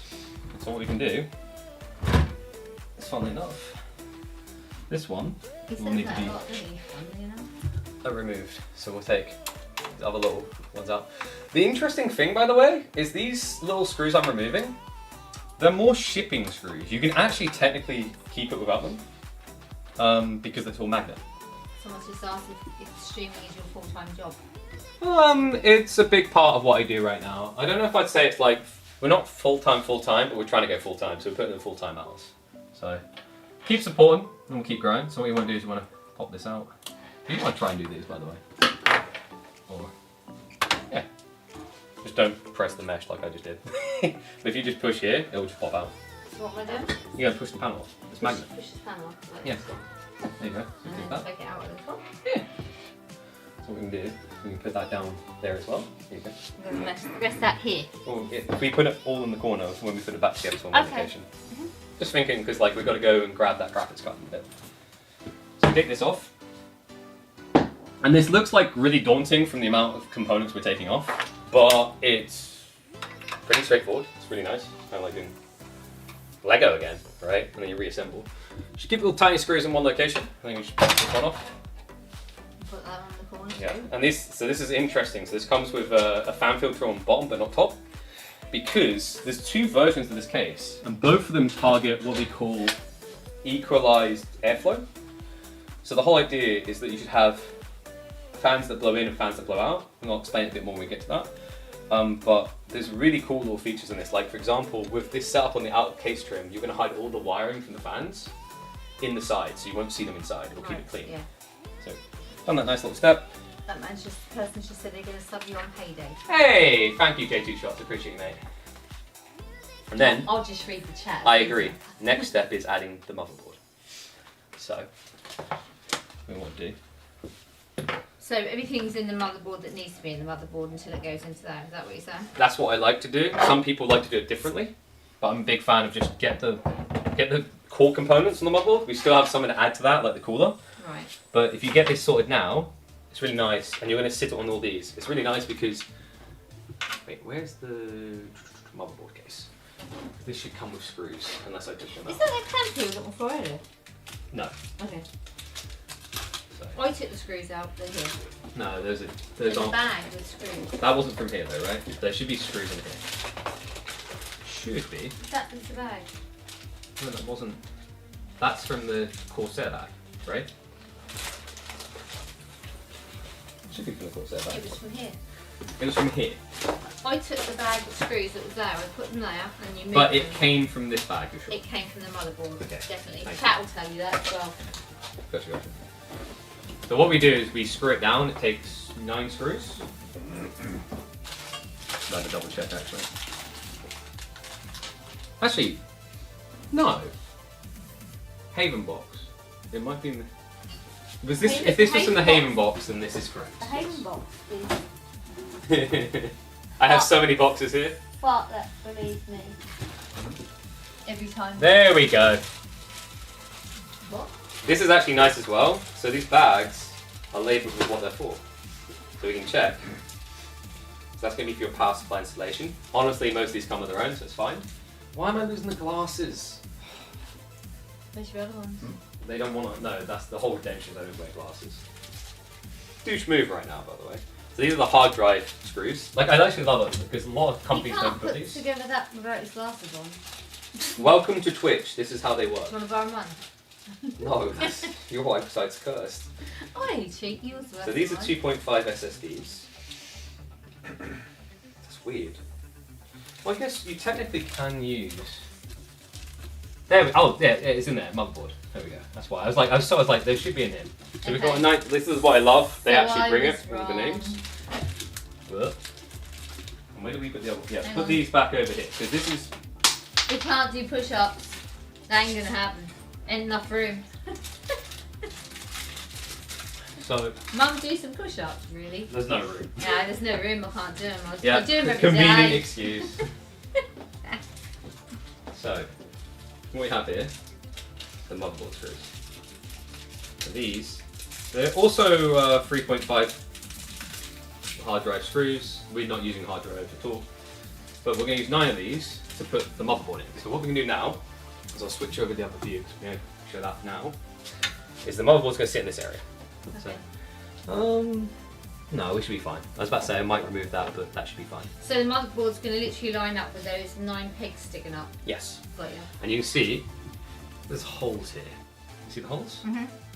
I like it because they always just put these little ingrain points, which lets you know, but it's also when you screw, it's like a resistance press back against your screwing, if that makes sense. So what we'll do, we'll go like this, then Just put I want to I'm see just your set bum. up for my OnlyFans, you know? OnlyFans. So there we go, and it even slots in slightly because now that's sitting up against the back here Okay, yeah. because like that's where all your USBs are going to be out. So, do you want to get screwed? Bit of a weird thing to say, Mum, but Yeah, I've got a free clip thing this time. you've done enough. I've done enough here. Done my bit for society. You look like a poor person looking And- for food right No, now. it's not. Yeah, Please, sir. Oliver. Oh. More. I always hate these bags on them No, this they're small. going to go everywhere if you do it. I'll do it. Easier option. Put more. Talk about inspired with confidence. Where is the other bag there, by the way? We can put the rest in there after. Is the other small bag there? What's your small bag? Oh, hang on, because I've got some. There's a plastic bag that will say 2.5, and I genuinely lost where I put it because I'm a genius. Oh, here it is. Yeah. So you've got 9, right? I haven't got 9 yet. There's more than 9 in there. How many you got? I don't know yet. 1, Because I'll put the rest. 3, 6. Do you know what? I actually You have took, 9. I actually took 9 out. Amazing. Alright, so what we do, I like these little bags, The mother just is with amazing. the name of the thing on it, which is nice because like if you're trying to build a PC and you've got loads of screw parts, it's very easy to like lose track.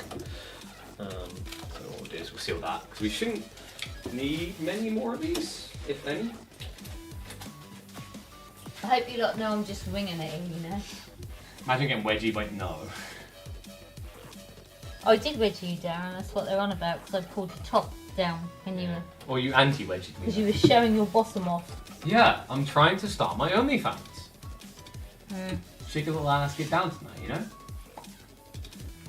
Do a little thing. So, this is gonna like just lock the motherboard in place. It's gonna be really easy peasy. But like I said, this is really handy. It's actually, I've had a few different instruction manuals. This is probably the cleanest one I've seen. Oh, it's happening. And by the way, this case can support a lot of fans, which we'll get into. Because we're going to be installing some fans next. Oh, it's going to support some OnlyFans, is it, Darren? Only the fans for now. So, if you're struggling, by the way, this toolkit comes with an extension thing to make it easy. What do you meant me? Oh. Well, yeah, if you're struggling to get them in, I'm saying. Got little hands, isn't I? Well, yeah, but it's the angle sometimes, right? No, it's fine. Okay. Just making sure I tighten them enough, but don't over tighten. How you get waited by your mum? Even worse. That's a peculiar dynamic. I mean, is it like a check to make sure you wipe your bum properly in the toilet? No, we had wet wipes. No, I'm talking about this guy's mum. Oh, sorry. I actually didn't. I had 10 screws in my hand. I'll get the bag. So guys, if you have any questions, by the way, on different things, let me know. But yeah, basically this motherboard is the connector point for everything.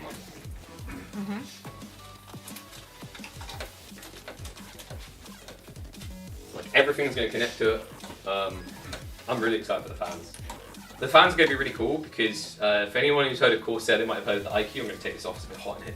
So IQ Link is a really cool hub that you can connect all your RGB to controller. What I really like about it is that it's very cableless. Because usually if you want to add, so we're going to be adding 8 fans, 3 from the cooler for the CPU, 5 independent. Okay. If you would add that many fans, each of them would have a cable coming off, and it's, for lack of a better word, a ball ache. It's really annoying. But you, on this, can add even more. So we're going to add 3 fans down here. There's going to be 3 up here, 2 at the back. You can actually add an extra 3 fans here. But we're going to leave that, because I don't want to go overkill on the fanage. So we're going to achieve what I call positive airflow. Right. Sorry, equal airflow. So there, circulates all around here. Usually you want to have positive airflow, it's nice because you blow more fresh air in and the hot air comes out. But we're going to do equal. Can you guess how we're going to do equal airflow? By putting them an equal distance apart? No. By putting the fans in at an equal... Same amount of fans, Yeah. blowing certain ways. So, we're going to put the fans blowing into the case, here on the bottom, Okay. and then at the back. This is so that the top can blow out because hot air rises. Right. So you can have the air come in, blow over the components to keep them cool, and then blow out. Okay. So what we're going to do, we're going to do the back ones first. At least that's what it wants us to do. So I'm going to get those ready. We've got 140mm ones for this. So these are the RX 140 Max RGBs. They're Max because they're a little bit fatter than the standard ones. We actually have, they sent me some of the normal 120 and the fat ones to see which ones we want, because like if they're fatter they'll stick up more. And I was weighing up which one I thought would look better. But we'll get to that. So we want is back to skizzers. I'll do that, shall I? Alright. One thing I haven't checked actually is whether the Time 360 is equipped with the thin fans or the fat ones. This is how you use scissors properly. Oh, Yeah, yeah. you can use them. I'm gonna check that actually. Okay. Can someone check it because I've covered my keyboard because it's covered in stuff. I haven't checked whether the Link Titan 360 RX is max fans or normal. It looks normal, so I'm gonna go with that. Just because you want to keep equal looks, so it looks sexier. So yeah, so these are really handy little it's connection magnet. points. Yes, it's magnetic. This is the IQ link. It's what you're going to connect all these to as you go around. So for example, this can slot in. Lots of on one of screws. Just to let you know, there's plenty of bag of screws in this bag. these. Yeah. So these can like plug in like this, And we and you have loop them through. two Yeah. fans. Okay. So we've got 2 fans. And what we're going to do, do you want to make a bit of space? Was this from in there? These are all from in here, yeah. That's what I I was- tell you what, of course they give you a lot of screws. You're going to need another box down here now. You didn't need these though. So this is the big 140mm fans in white. I really like these back designs, by the way. They're embedded, so you won't really be able to see them, which is nice. But what we're going to do... Hang on. So the only problem we have got is obviously there should be 8 of these screws in. We should only need... I'm pretty sure the default screws should fit fine. We shouldn't even need extras. This is a nice thing with this one. This one comes with them already. So what we're going to do is we're going to... Oh, we don't need these No, screws then. Okay. I just need some space. Right. We can get rid of some of the boxes. We want to keep the fans, but... Yes, welcome to PC Components Direct. There is a lot of boxing. So, Okay, so I'm putting the screws back in the box because we don't need those screws, okay? I have stuff. So we want access to the back here because we're going to be installing the So fan. we're going to have one go this way, one go that way, yeah? I don't know if I should... Should I try and be mobile as I go with the POV? It's going to be weird. Alright guys, you're getting shook a bit. It's no different than when you were a baby. And then we're going to turn it a bit like that. You guys can see what we're doing. So these have nice big screws that we can undo. I really like these screws as well because they've got like anti-vibration pads and everything. So we're going to unscrew this. Bring these out. Like every single one of these has little rubber anti-vibration. So you can always see it's wobbling. There's a little backplate thing we need to take out.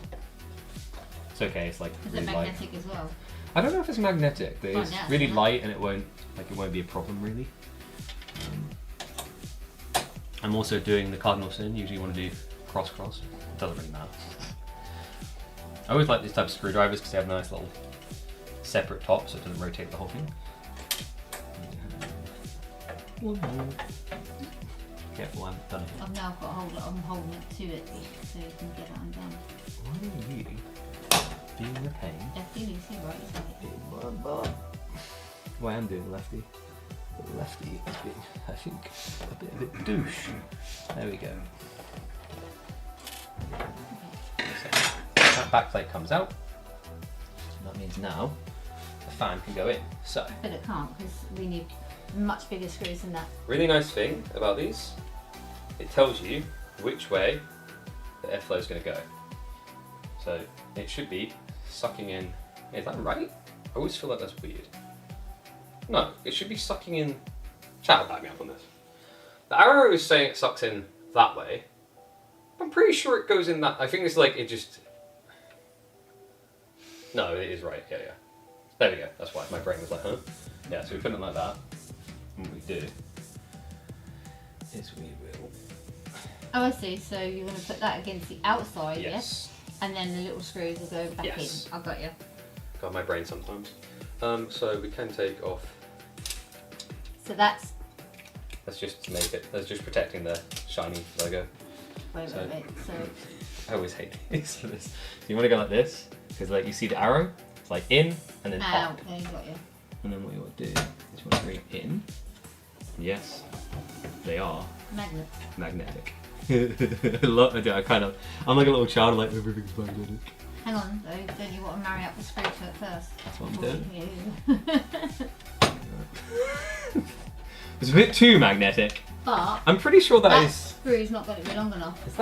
Is that the case or is that? It's on here. No, the magnets are definitely on there, aren't yeah, they? But Yeah. those screws are not long enough, Darren. They're Um, definitely not, which is why you need the screws that I just chucked on the floor. okay, do you want to get them? Potatoes.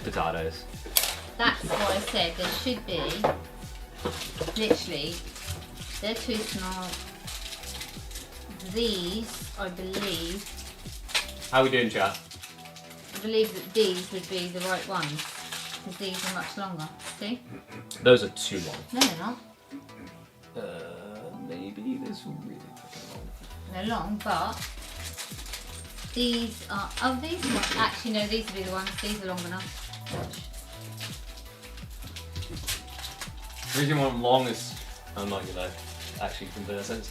Long screws so it doesn't vibrate. You don't want fans vibrating. They have bearings in them. That's not them. Look, they're not it. Oh yeah, They're those not. are weird screws. They're weird ones. Anyone know what those ones are for? I've never seen those before. You guys see that? Feel like a weird screw. So Darren, Feels like a I am right. It's self-tapping these one. ones. It is those ones. Is those? Alright, we'll give it a go. Okay. So So we want it airflow like that. And we're going to have these nice little connection ports that lets us loop each of the different ones to each other. We're going to... Bloody magnets are fun, but also a little bit annoying. I'm pretty sure that is not right. yes, because watch. This goes back on the outside. Yes. and then it will screw through there. I'm pretty sure that doesn't go back on. Let's consult the manual, but I'm pretty sure that does not go back on. No, it says, so we unscrew. Check the Haven. I think Haven might have other screws for us. This is the trade-off when you go for a nice case like this. There is an element of like... 2. Well, I've got eight of those long screws. How big are these? These are definitely not... It's definitely not these. And this was all that was in the box, right? Mm-hmm. So double check, because... It could be these. No, those are weird. I'm stuck to your arm. Because like... 1 second. No, I am right. It says to use the ones you used. What, them small ones? Yes. You have a laugh. No. How so? How on earth is that going to... Then you've got all that... Wait a second. I think, does it want the back panel back in? It says to not have the back panel back in, which is weird. Well, they will go in there, Darren. Do you want me to put this one in and see if it takes? Well, it's the weird... It's very good on the guidance. On the back here.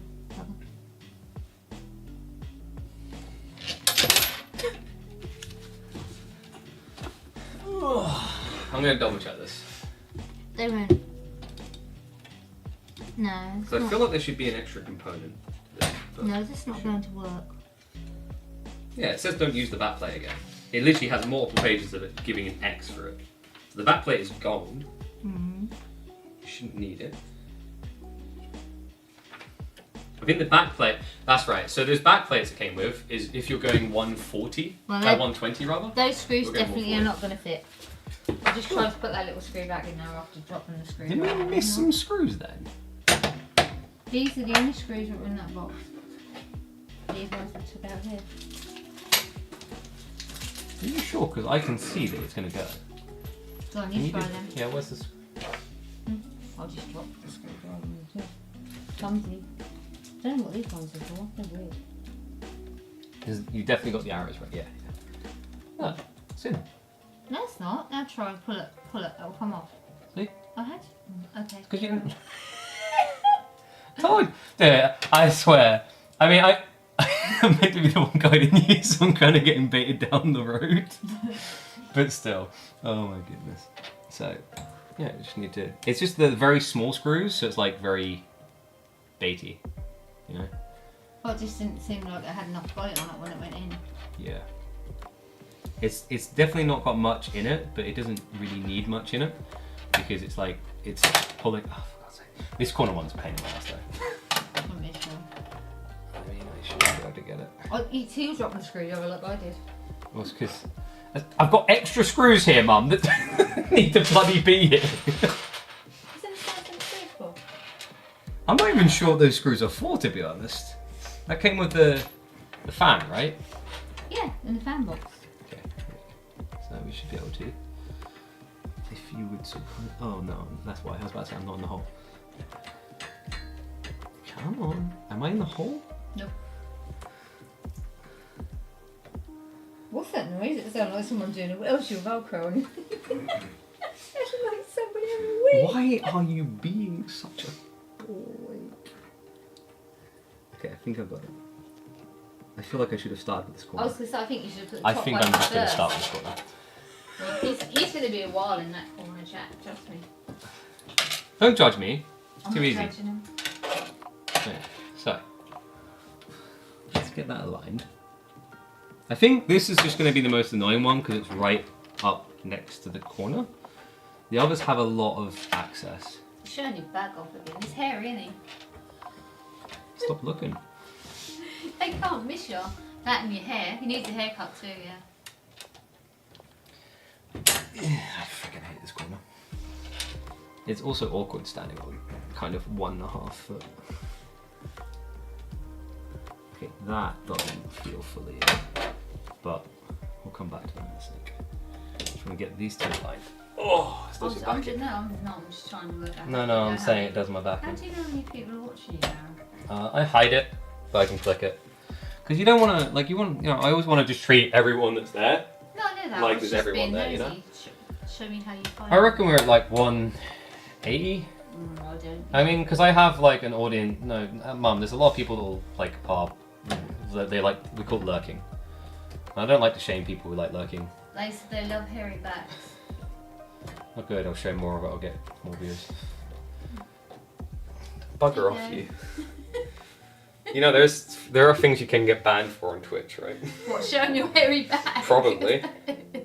Let's see if this one's better for the corner. So we have this like flimsy cable.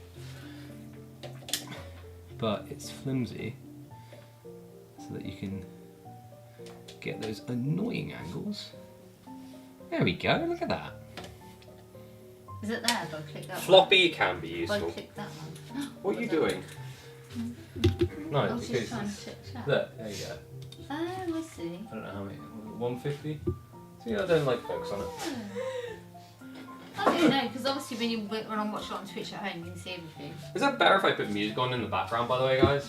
I just realised it's going to be very quiet otherwise. Let's have. If I go Christmas songs, chat. You know, he didn't even. No, he didn't because even wear his Christmas jumper. there's a reason why I'm not doing Christmas songs. You know why? No. Because I like not getting demonetized. I got whammed earlier on. Oh. Super pumped. You're getting high. Yeah, thank you. Laser Fire, dude. I'm excited for this. Oh, you got whammed? Yeah, I haven't been whammed yet. I got whammed. Wrapping Christmas presents, and there it was. You knew what wham was, didn't you? It's Yeah. Emma who doesn't. I had to explain what getting whammed is to Emma. I was left school by the time Wham brought that song out, but never mind. I'm the douchebag singer now. Okay, so now we've figured out the motion. It should be quite good. I mean, we should just trust the process. So, you got the other one? Yeah, who invited them back again? Oh, spiders. That's what's gonna happen. Right. No, I haven't got the other PC one. build stream? Yes. I did update everything right, chat, right? Which one We're was- just chatting and the PC title. This one? No, Oh, the this other one, that big fat one, the ginormous one, Pardon me? right there. Oh, that one. Yes. My bad. So these are Corsair's like top range RGB fans. If you are feeling a bit more budgeted, they have plenty of options, but Right. these ones are like the peak top performers. Are we? Is And this we can- out again? Yes. Yeah, but let me, Mum, there's a plate to come off, remember? There's a tiny plate there. So the plates we're taking off, the reason they exist in this build is because some people want to put 120 fans on the back. So the bracket, like you see how it makes it smaller? So you need the brackets. the So we're support taking of them, it, no, we're taking them off so that we can put the bigger size in, basically. Yeah, I'm on about the other So, people. They use You got a that? smaller No. fan. So now, Mm-hmm. as we said we wanted equal airflow, we have one sucking in, And one going out. so one's going to go out. So it's this way in. Yeah. So actually, let me. Yes. So it would. Weird actually. With the extra arrow, I'm inclined to try and get it the right way. It shouldn't matter. Because you can put it that way, which sucks in, or goes out. So yeah, it should be this way. In fact, I cursed that one, I didn't even put it in the right way. Should have put it like that, because the fan, it doesn't matter. It's a tiny detail. I can maybe get back and fix it later. Let's take these off though. That's not going to make any difference, is it? No, it's just Airflow's still going to it, be the yeah, same. airflow's going to be the same. It's weird as well, actually. Is Oh yeah, that- I'm an idiot. Like, dude, I don't. It doesn't matter which way I align it. Look. Yeah, that's what I just said. You can tell it's been a long day. Is that your OCD? I'm just trying to make it look as sexy as it can, you know. Trying to give it that flow. Okay, so Oh, okay. what's she doing behind me? Drop the sweets. Bring this one up. Let me know what you guys think of this type of content. I know it's different, but I think it's pretty fun. You guys get to meet me mum. And I am not even in the hole. Nope, I've just been rubbing away at it. Oh my god. Yeah, the mum that gave up the darts and the party for you. Look. Blessed be. Does your chat watch the darts? So my family's obsessed with darts, chat, as is most of the world right now. Oh yeah, Alexander Palace. Oh no. I love these glasses, but I need to talk to them about even my fat head. They slide off. Get them on some- I got these ones the other day. I was kind of surprised because I was like, I've been waiting for a while, but they finally arrived. So folks, these are the Gunner glasses. They're the Overwatch ones. They're really expensive ones, aren't No, these ones are actually really nicely priced. So they, if you don't get prescription of these, they're £60. they? Oh no, was it Loki ones? Oh, the Loki ones I really like the look Do of. they need bending in? Yeah, don't need bending in. Is that why they keep slipping down? The awkward part is like it's a balanced out thing of like something that's really cool with these is you can take them off and you can feel them. Go on. Really light, aren't they? Yeah, but if you don't notice what they are. You don't heat them over the phone. What do you mean? Not notice what they are? They're rubber, chat. Bending.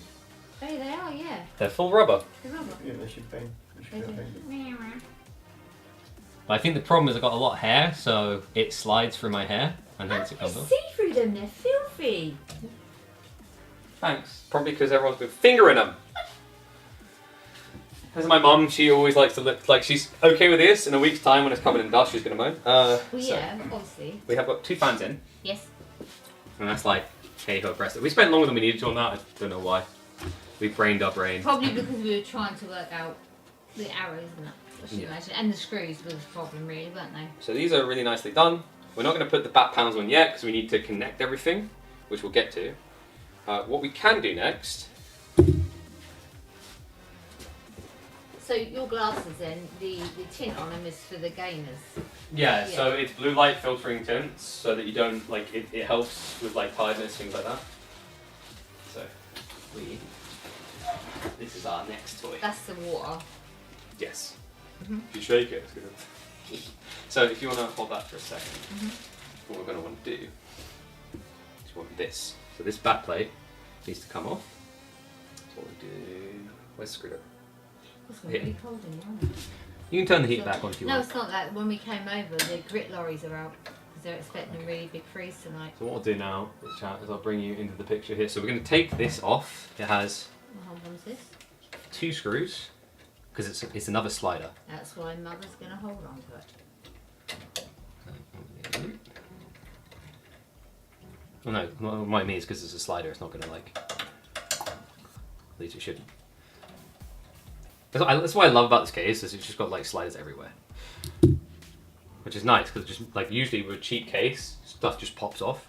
Look, see, look, it just goes off like that. It's got these little things that slide in there. So what we want to do now is this is where we're going to like screw in that. So we should. It's got to come out of the box then. We should have screws for that. I'm now just double checking before. These are cable connectors. So there's the part. You took these screws came out of there, right? Out of where? Out there. No, these screws came out of the span box, remember? Sorry, Don't get confused with that. 1 second. So why don't we use that fan box for all the screws that we've got spare? Because now what we need Do you reckon? is I reckon it might already be in there. So if we slide this out. The screws are already in there. That's screwing it to the. These are the screws we need. These are little screws that they'll be very kind. I think we might. You know what I think? I think it's these. Unless you got small ones there. I've got those weird ones. Oh, it might be those. That's No. white. Oh no. They're white. That seems odd. I don't think they won't go in there. Careful, because I think. These all the screws I've got here came I out can of the do- lead fan. So folks, what we have here is we have the RX Titan. This is an AIO cooler. So this is water cooling basically now. This is new for me because I've never done one of these before actually. Did you not read the instructions? No, see that's not good. That's not what that's So what I said. I was about to That's not say, them. so I'm pretty sure what we should be able to use for this. So these Uh-huh. you can go in this box and they are space screws. So we could go with probably 2.5 SSDs, which are slightly longer. Actually, they seem like they're close to, right? I think so. So Basically, we need someone that's going to get through this. So we're going to align that. Oh, you guys can't. Okay, put it on the table. Put it on the table. It's easy. So guys, what we're doing is what we're doing next is we're going to align the top bracket with this. So we're probably going to want to be pretty close to the end. Actually, we want to be about center. So about there. Right, then, and you're expecting those screws to go in there? Yeah. That's not going to happen, is it? Because there's not going to be... Are we missing screws? Wait a minute, you're not even over it. Yeah, this will fit. Wait, these will fit, this will and fit. there should be enough bite. So where's Yeah. the screwdriver? Let me try one. I say it should fit. We'll try one. and Now I'm see. trying to remember where we took these from. Where did we take these from? Okay, chat, he's not very good with where the screws come from. Well, in fairness, usually I have my own two limbs. I walk around and have my system, but I'm a little bit. Okay, so is that exactly where it needs to be? I would say yes. The only thing I don't like is there's not like a pure guide. No, Because this is built for like a 420, and I want to have it. Right, is You there can enough watch bite? TV. Is there enough We'll bite? be fine. Yes, there Yeah. is. Right, okay. So we just need to do about 8 of that. Wait, sorry, 2, 4, 12. We need to do 12. It's quite a few. In fact. You need to move it over slightly. Ooh. Wait, let's do it towards that end. Pardon me? Well, I've done it about centre to Right. try and keep the aesthetic. Mm-hmm. My only Right, now worry. push it to where you want it. Yeah, wait. And then Take it out. I want to check it against the bottom. Okay. Because the thing about these is they can hold up to 420mm. This is a 360mm. So what I want to do is I want to make sure whatever I'm doing on top is aligned there so the aesthetic is equal. Sorry, I didn't see you put a second one in. Mm-hmm. If we take that for a sec, and what we'll do is kind of, now we can kind of envision what it's going to look like at the bottom. Because we can either go like all the way across there, center, all the way across there. I reckon center looks best, right? Yeah. Or we do that way, or all the way over there. Centre. I reckon center. What do you think, chat? Center? I reckon center. Because like it is easier to install if you're just all the way at the end, because obviously then you're like, That's see not how it aligns. But we're gonna do. centre. Yeah, so we need to go. Where you were. About. Is it there? It was about where you were. Yeah. How does she know? She knows because there's a little mark where she put the first screw in.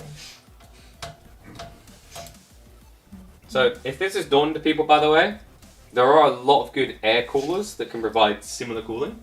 But AIO on average can be a bit better. AIO is basically pre-installed air cooling.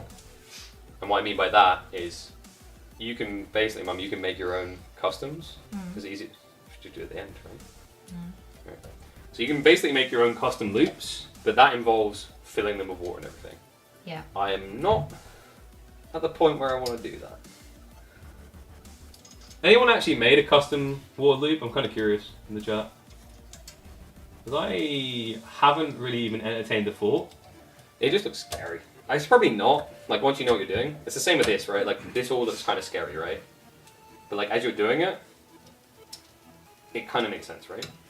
Yeah.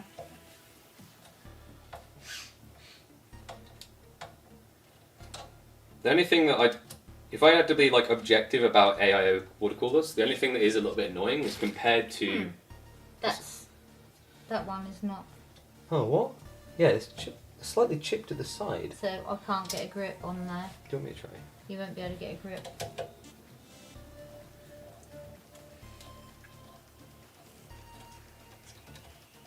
Thread's gone. Well, that is kind of unfortunate.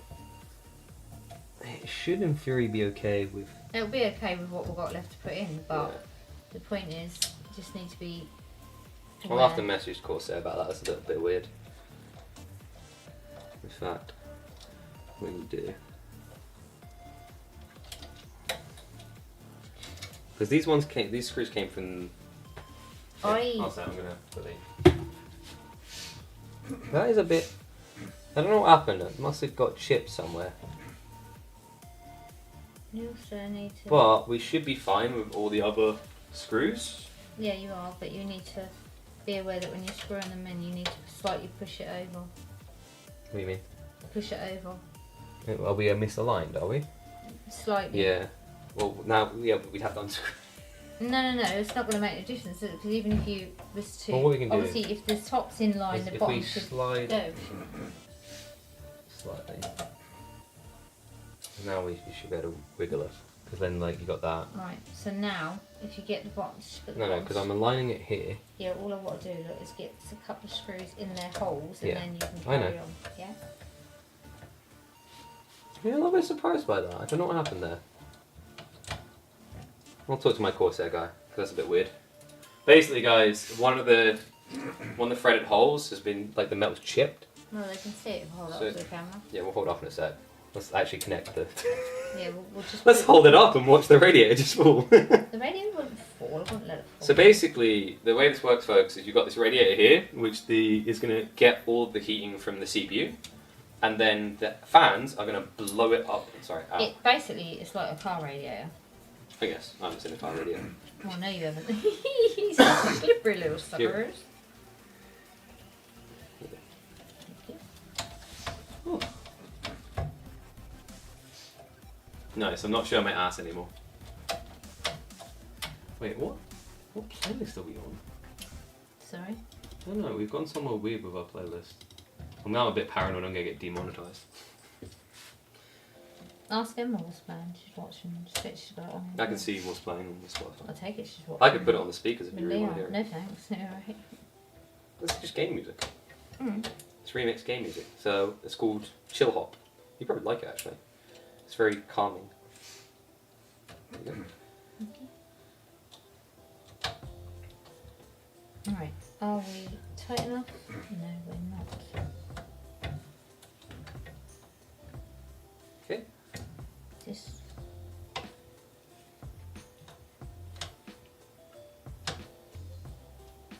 The best part would be if I now hold this up and it just falls. No, it wouldn't.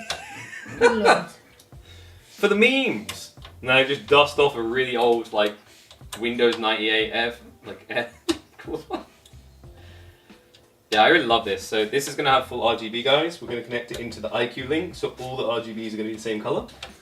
And this also has, like, an extra detail, which I never wanted to show you, chat, is the.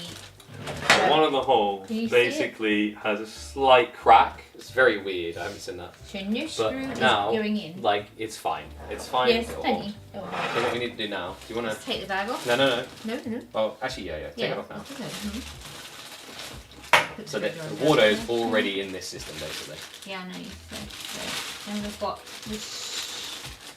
Screws this end are already in. Let me double check something because. Oh, they must have updated. There's an older model where you have to plug this in separately as well. But it's all good. So yeah, if you want to slide that in through the hole there, This through take it here. through, and you can rest it in the bottom corner for now. There. Yeah. Yes, because now what we do is we loop that back in, slide it in place. Look at that. Oh, that's what the two screws. I was like, I know we used these recently. So these, like, this is what I love. It's just, it's very nice because I've had a lot of cases where you just screw so many screws, it's ridiculous. You lose track of the screws. That's these. Whereas with this, it's a lot of slide-ins on wheels, and they have anti-vibration pieces, so like nothing really shakes or whatever. Okay. Just as well with them trains. So guys, yeah. So this is the liquid cooler from Corsair. Now, get the fun part. Stand that up. No, beating it up. No, so first of all, I love these. There's little magnets. Yeah. But we're not going to use this magnet. But we'll get to that. So first off, be nice to the magnet actually. Just chill. Why is it not sticking actually? I think it's covered in plastic on both sides. Do you want I'm just to going to just take that off quickly. I'm going to leave it on for the time being. And I'm an That's not idiot. covered. You want this one off? And I'm an idiot. Why? Oh, it stinks. We put it on the wrong way. Put what on the wrong way? Breaking it's good. Do you having a draft? Yeah, because the cable should go from here. It's upside down, isn't it? Yeah. That wasn't me. That was him. Oops. Okay, so get your 4 screws out that you just put back in and we'll turn it Oh, I around. put 2 screws in, right? Could we just maybe not have and take that out? Oh my god. I mean, I'm trying to show how easy it is, and I'm doing a Muppet basically, is the problem. It should be simple. I probably just need to drink some water. I'm a bit dehydrated. That's okay, nobody's saying nothing, so they've all gone home now. Yeah. I mean, that's not really, like, inspiring. What? That they're not saying Doing my nothing? first piece of content in, like, a year outside of AU4 is like, no one's here. Yeah, hello chat, can you speak to him Thanks. please? Because he's Thanks, all Mum. gone home. Really inspire me. Do you want to hit that? Okay, so I'll get this. Right, so. And we'll turn it the other way. No, so. We can't turn it the other way. We have to unscrew it. Oh, you're kidding me. Because it's that end. I'm sorry, I should have checked that. That was my bad. The good news is, you have a 50% chance to get it right. Oh, someone's talking to you now. Done a fair bit of research on the problem. Maintenance, yeah, like the loop maintenance is like scary. AIO coolers is pretty straightforward. So, oh my god, yeah, and we have to take it. It's got to take it all the way out. How you can do that cheap unscrew? No, not going to happen. I refuse the temptation to just say cheap screw. The good news is, if I screwed in hard enough, we can see exactly where we line. Well, there is indents, look, where I tighten them up, didn't I? Yeah. The good news is, like, we've done this right, which is good, because like I said, I haven't done an AIO cooler before. This was like, I think for this build, this was the scariest part for me, where I'm like, oh, this is new territory. But it's fairly straightforward. The only thing that's going to be a bit different is like putting on the CPU thing, but it's only because we've got a wire going to it. It's pretty straightforward though, as you'll see.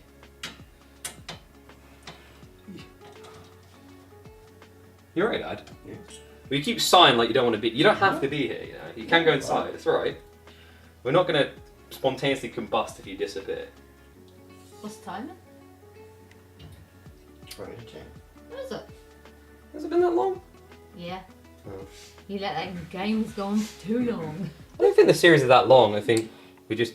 I don't know. Time is kind of. It doesn't feel that long that we've been here, right? You know, when you build things, you make them the right way round first way. That wasn't me, it was him. Yeah, Mhm. speed things up. Okay, so So, remember, we can't do that corner. yeah, It's got a crack. so make sure We you- have. Yeah, we're fine. if Because we put all, we'll flip this around and that'll be the right way. yeah, so if I put them all in their places, You guys can see this. Shall I just turn it up more for you guys? There we go. and then look if we get them all lined. Top Drake. Here for the last one? I think you were, yeah. So Drake has been following my channel for years. He doesn't really watch much these days because he's not really into AoE4, but that was back in like Dota 2 days. Really? Wow, that I was think- a long time. Drake, did you start watching me in Dota 2 or was it before I started casting Dota 2? I'm trying to remember, it was a very long time ago. It might have been before I even started casting.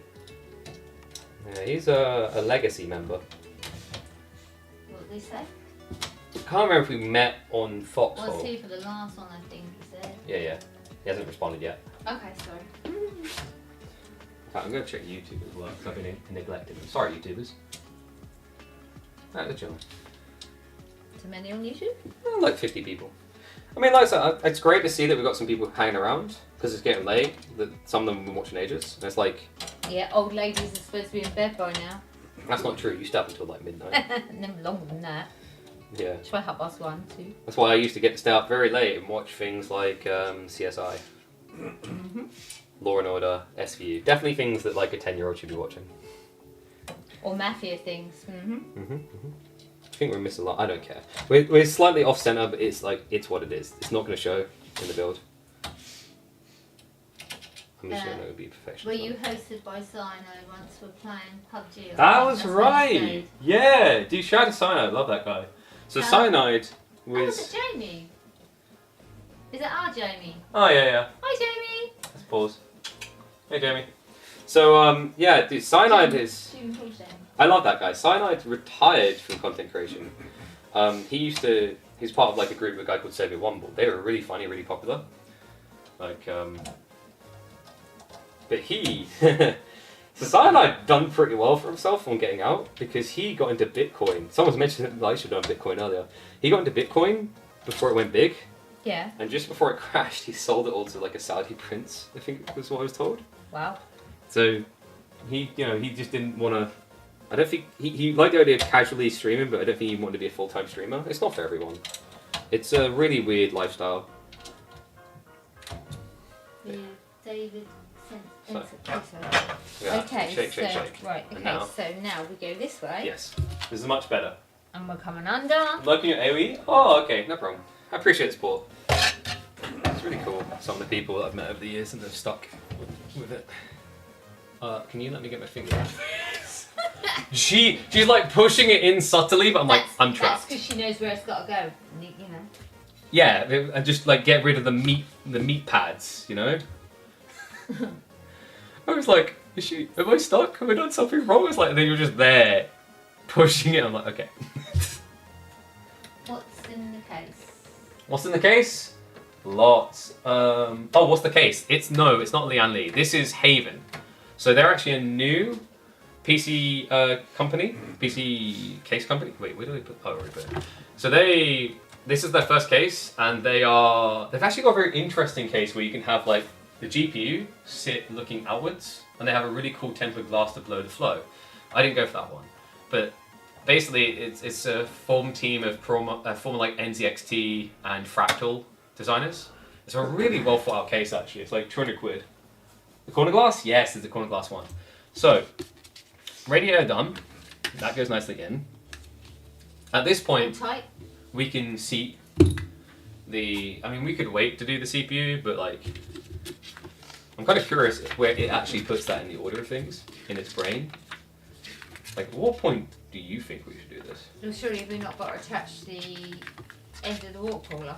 Well, the interesting part is I'm checking to see if their system even covers that for a newbie, but it doesn't. It like covers everything else, but it's like it's not like yes, and now put in the cooler. We are going to put in the cooler now. Microman drop. No, we're not talking about the tempered glass drop. I got real lucky with that. So Yeah, very lucky. Indeed. So by default, this has an Intel bracket install on it. So this is, like I said, the Link Titan 360 Max RGB. And we're going to pop this off because what it has, see the little pan? Yeah. That's actually thermal paste. Okay. Do you guys see that? So that will literally just stick in there, and then you'll put the screws Yes. in. Yeah. That's the idea. Remember, I've got the magnet here. And then if we screw up, I do have extra thermal paste. But even though that doesn't look like a lot, that's actually been tested and optimized, and it'll give really good readings. So can you guys see that clearly? It's got like a little pattern on it. It's a little bit weird to look at, but it will work. So what we want to do, get the angles right. So some people like to put it top. Usually you So want to that's be... going to go over the motherboard. You should be able to turn these actually. Is that where it's going? What? On top of the motherboard. Yeah. What I'm trying to do, because I think, did these turn? There we go. I was about to say they should do. So those 4 clips there, yeah, is where that's going to clip. What do you think, into, chat? yeah? Bottom or side? I feel like bottom's just natural. Is Well, that going to be a problem on the clearance? It shouldn't be, should it? My brain is like, double check this. There's the height of that when it goes over there. This is the one worry in my brain. I was like, which way do I want to mount the AIO cooler? Because like people do a few different ways. Like technically you can. It's just it feels weird because What? the wires Would resist. it go here otherwise? So one sec. Because it's all about direction, right? Right. AIO cooler. But I feel like most people have theirs going out the side. Isn't there a right way? Is there a right way? I've seen people do different ways. But I think it's meant to be that way. It just makes it feel weird on the cables. But yeah, you're meant to go So like that. the cable's bent That's right, around, right, chat? yeah? Yes, they should. It doesn't feel good doing it, but that should be right. I'm pretty sure that should be right. I just haven't bent them correctly. They should be like that, even though that puts more pressure. Because like your instinct is like to do that, because it just goes that way. Yeah, but if you do that, then it's going to go round and it's going to stretch itself. You want to show the, well, that has the least bend, is my thought, right? It's weird because I've seen most people connect it the other way. What, this way has got the least bend? Yeah. It's yeah. weird because when you look at most cases, no, some cases have it on the under as well. It's fine. The important part, other way. What you think that way? That's what I thought. That looks bendy as all hell. That doesn't look good. I think that way. The only worry is like the way it touches against other components. You want to ensure the least amount of bend resistance. Yeah, which is that way. That way. Because like some of them genuinely do go out the side. You can technically do that. But I think because of our position, we do it like this. But let's remember before we do that. You've got to take So these are really cool. They the just clip in. they pop out. Yeah. And then you put that on top. So we Well, careful, because remember, you don't want to touch the film paste. we put these in first. Wait, no. That's this one. Mum, no. These are not the AM5 bracket. I had that a little while ago, didn't I? Yes. You That put them is somewhere for safety. They're here. Oh, got you. Okay, Drake. Yeah. So I'm going to put. These slot in nicely, chap. Yeah, so let go like this. There you go. You got that wrong way up. Have I? Yes, you have. Oh, you're right, I have. And she's the one who doesn't know what she's doing. One of those days. And then we're going to come over this side. Yeah, I'll bring her on that. Okay, here we go. So, we can push it all the way in. And we push that all the way in too. So now, like this, and we put it up the wrong way. Pardon me? Well, because of the direction we're doing, Right on the other side. yeah, because it's square, right? So you can hold that so I don't rub it onto the film paste. It's the only annoying thing having pre-film paste, you're like, don't want to touch this. I'm gonna go like that. So yeah, these are all modular. When you buy this, no matter what system you have, Corsair have all the components for them. The reason we had to switch out is I was saying earlier, so interesting enough, like AMD is actually topping Intel at the moment on tests. Right. But if you think about it over the years, what have you heard? You've heard Intel, right? So you've... Okay, that should go in. It's a little bit weird. So most people buy Intel because, like, you know, instinctually they did over the years. That doesn't feel... That is right? It Yeah, looks it aligned. is. Yeah, yeah. It's weird, it just doesn't push in as much on that side. Wait, That looks weird. wait. Hold up. That's good. No, it won't. It won't push in as far as it should on one side. I'm tempted to check the manual just to be They're not safe, but this touching. should work. What I go for, I have got a 9950X, so it's 16 cores, basically the best that AMD has right now. But yeah, the reason we have to change these brackets is because most people still have Intels, because it's just a legacy thing, right? Like most people have grown up on it. But like in terms of better performance, you do get better performance out of AMD at the moment. So my feeling is, that's Touch it, not it's, right. no, it's not going to go in. Wait a No. minute, wait a minute. The top one would go in. Yeah, but the other They ones would. wouldn't. But look, the other one, you can see the alignment. It They wouldn't. will. No, look, Mum. See? That's because it's not clear, so you're going to have to go the other way. No, but you can't. Well, you can, but You can. It fitted the other way, but it won't go in that way. why won't it go? I don't know. I'm going to try the other side just in case there's some weird alignment. But it should be perfectly modular on both sides. It's possible these are slightly differently bracketed, but I don't think they are. If I go like that... Still won't go on. That's weird. But if you go this side, it will. But you'd think, yeah, because you'd think it's perfectly, totally modular. But it's not. There you go. See? You're going to have to go the other way and come over Whoa. the top. Got no choice. I like all the fingerprints. So that aligns. Sorry guys, it's a little bit... That was a little bit surprising. Yeah, so that means you have to go, Over the top. which is a lot of tension actually. I'm a bit surprised that that's the way... Maybe less tension if we go that way? No, No, definitely more. not. Am I the only one weirded out by that? That does feel odd. Like, this is my first time at AIO, so it's a bit of, like I said, full disclosure, it's a bit of discovery, right? But that looks, it's fine, because, like, we'll be there, right? Yeah, but, so it'd be fine. But, like, if you feel that, like, hold on that. See what I mean? It's quite a lot of tension, isn't it? Yeah, it's tight. Yeah, it's going to be tight, but it's But going it will to. fit. It's the only way it's going to So, go, isn't it? so a little tip with this is the thermal paste. Basically, you want to try and equal your push down. So it's, Right. you start on one side, so you lean on these, Yeah. and then as we bring it down, we're going to make full contact. With the thermal paste. Yeah, but you lean from one side. The reason you do this, folks, the reason you lean from one side is that it smushes the thermal paste down and pushes it in one direction, Okay. so that you don't get like air bubbles. So, Yeah. there we go. So we should be at every hole, and now we can Screw it in. screw it in. So, you know how you want to screw it in? Do that corner, then this corner. Yeah. Yeah. Again, Equal so pressure. the thermal paste And stays. I only half screw them. Yeah. And you do have to push down quite a bloody bit with these.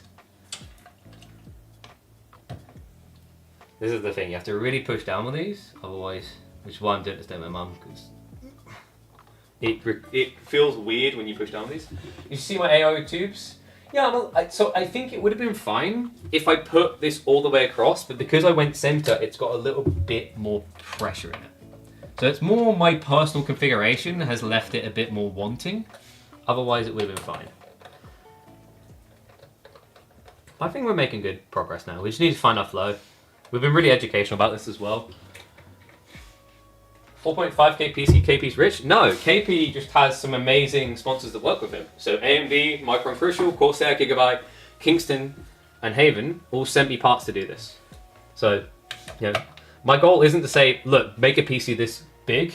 My goal is to give you guys all these cool components to choose from to upgrade yours, or some medium ground. So like Crucial, you know, almost a quarter, yeah, we'll get to that. Almost a quarter of the price is in Crucial's T705 Gen 5s. But you can get the T500s and they're more affordable. The motherboard is like the budgeted one of the new ones at $280 or $300-ish. This is like top of the end cooler, but of course they have different ones at different points. Also, by the way, does it come off? Oh, I don't know if it comes off. I heard that these pop off and you can see like the logo. I might be wrong though. I'll leave that. But yeah, so that's in. That's our AIO cooler. Now, my mum was like going, oi, oi, do you want this clip back? No, I don't. Because we have got, let's go that way, the LCD screen. You can get LCD screens for these. Okay. And you can have things play on them. Oh. So what we'll do, just set this up. I'll leave the tape on there and we'll take it off afterwards. So what you do with these, they're actually magnetic. It should be, I believe, Famous last words. Magnetic. it should just pop off. Unless, That goes on top where it is. no, because, Does it not? like, look, you can't. Is there screws on the side? Well, if there is, we just put a paste on there. Yeah, I know. So we're not going to be doing it. No, it should just pop off. We can check. I'm tempted to check the manual.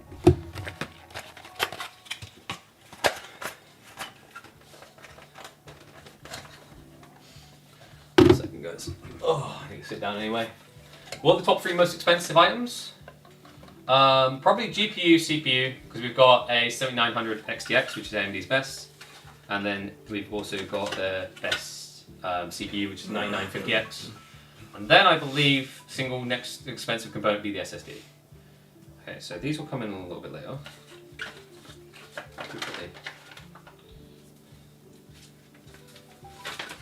The thing with Corsair, they usually like to have all their stuff online, which is kind of weird that they still print out the safety compliance.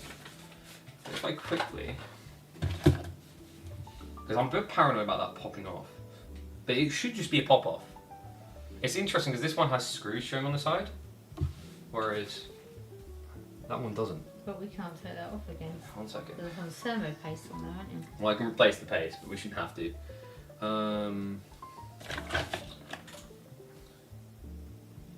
Corsair LCD AIO install.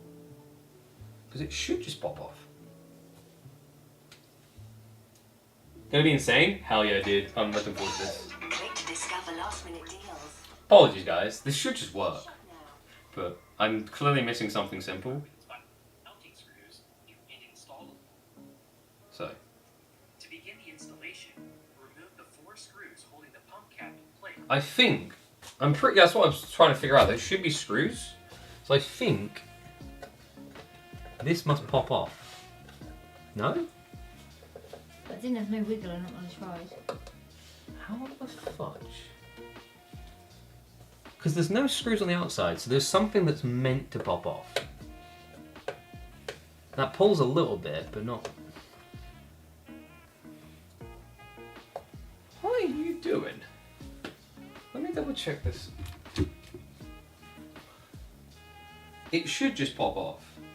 I'm missing something really simple here. Should look like a bit of a muppet. So, Corsair, Titan, 360 RX.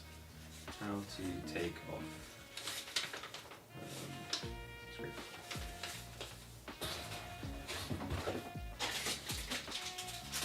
Take a picture of this. No, we can see there's no screws.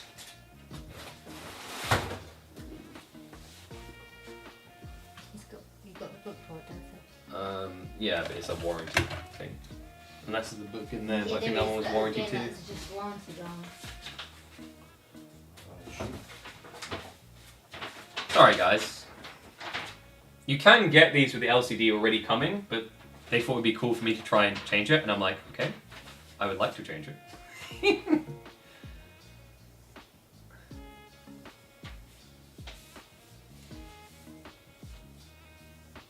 Because this has got, this is the thing, it's like the same size. So that's why I'm like, oh, it just pops off. But there's no screws anywhere around there, which is why I'm like, oh, it should just pop off. So that's a bit confusing right now. Double check. What's it? LCD install Titan 360. I mean, yeah, it's like a little bit of an unexpected hold up. No, what are you laughing at? Dad's got a bit of wind. Oh, okay. Just farting off camera, thanks. I really need YouTube Premium. Need what? YouTube Premium. Oh no, I refuse to pay for it. YouTube Premium.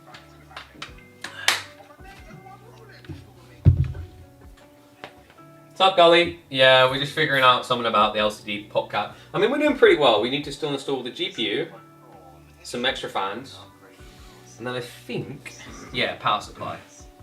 So, not too bad. Does Jamie watch you on AOE Fielding? Jamie sometimes watches me, yeah. So, I think I do just need to brute force it. I'm gonna see. The old one, the standard reinstall one, and then pop the new one on. You'll notice when you do pull it off that it has the pins inside, Yeah. the connection there. I think I do just need to yank it. I'm not doing that big because you'll shout at me if I break it. Doesn't It's bloody not got feel no wiggle in it, nice. is it? No, that's what worried me when I tried. What the There's no clips. I'm or nothing. half tempted to message my Corsair guy and be like, can you hop in my chat quickly? Don't take it off. I'm not, I'm just tightening those so don't pull it away. Those should all be good. Oh, didn't do that one fully, so yeah. Good idea. That's very weird. Good. Go and ship your Dad.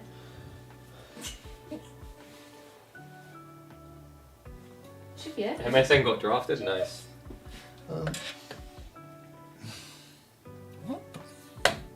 That just clear. Yeah, that's what I'm saying, like, there we go. go. It just, okay, so chat, I can confirm, oh, I don't know if that bends on purpose or what, but like, look, there's little pins that come out, it just doesn't feel nice. Yeah, to you think do. you were going to break it because when Yeah. I tried to put it, I thought I was going to break it. So now we've got this little connect in, Make sure and that's it where this is like going to that. go. So we'll do it like, how's that? And pretty lights. So this is going to give us an LCD screen that we can pretty much like put whatever on. If you really want, you can put your anime waifu on. So, we'll line it correctly. Did that... That is, I mean, I'll give them this, right? At least that's very firm. Like, it's not going to pop out accidentally sort of thing. It does feel horrible doing, though. So now we can peel off this, because I'll forget later otherwise. Whoever that is said they're in BC's team. Oh, yeah. Well, we'll be casting those on the final weekend on this channel, so... Decided I will go live for that. Ugh. Looks like AGC's finished now. Yeah, this is a Steel Series thing. It literally came out of nowhere. I've got nails you haven't. Yeah, I got them. Okay. I don't need your nails. You didn't need Got my mine, own. do you? You can go home now. Oh, so done that. Some of this has taken longer, mainly it's my own fault though. But we will have these power cables. That's because you didn't read the instructions. Oh no, that's going to be annoying to get into, isn't it? What is? USB ports. Oh, they're underneath that. Mm-hmm. They're underneath. You can't get to them. No, that's fine. They're That's here. going to be for the powering, yeah. So I can get my little hands in there. No, that's fine. That's a very different cable type. Pardon me? So these shouldn't be... It's because we're using AIO. Okay, there you go. This is the one. So this we needed because you want to plug this into... Well, it says the USB 2.0. It should be. That's the top one. So all these little things on the board, they're actually labelled for what they are. Really? Yeah.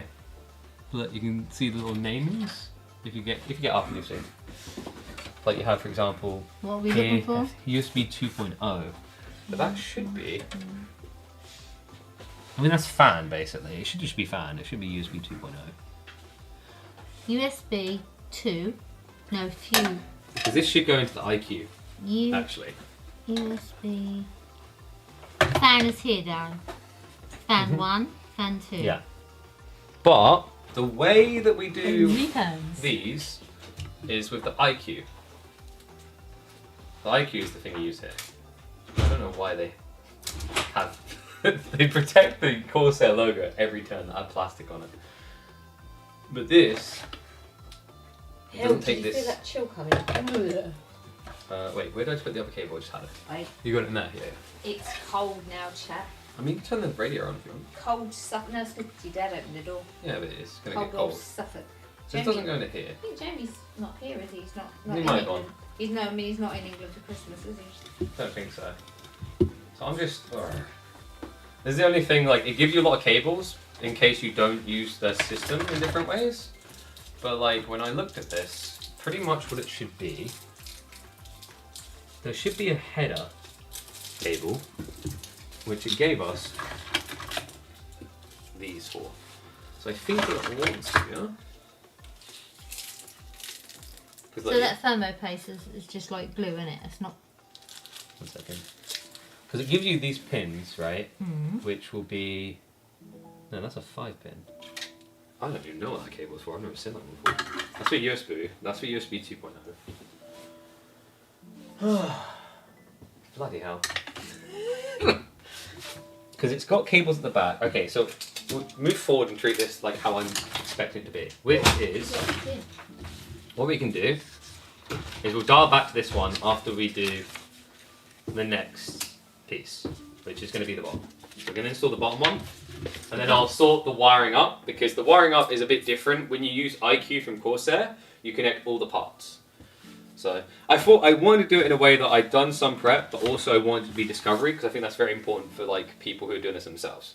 So what we need now is the fans. Which are down there. So we have got two options actually. We've got the max fans or the RGB standards.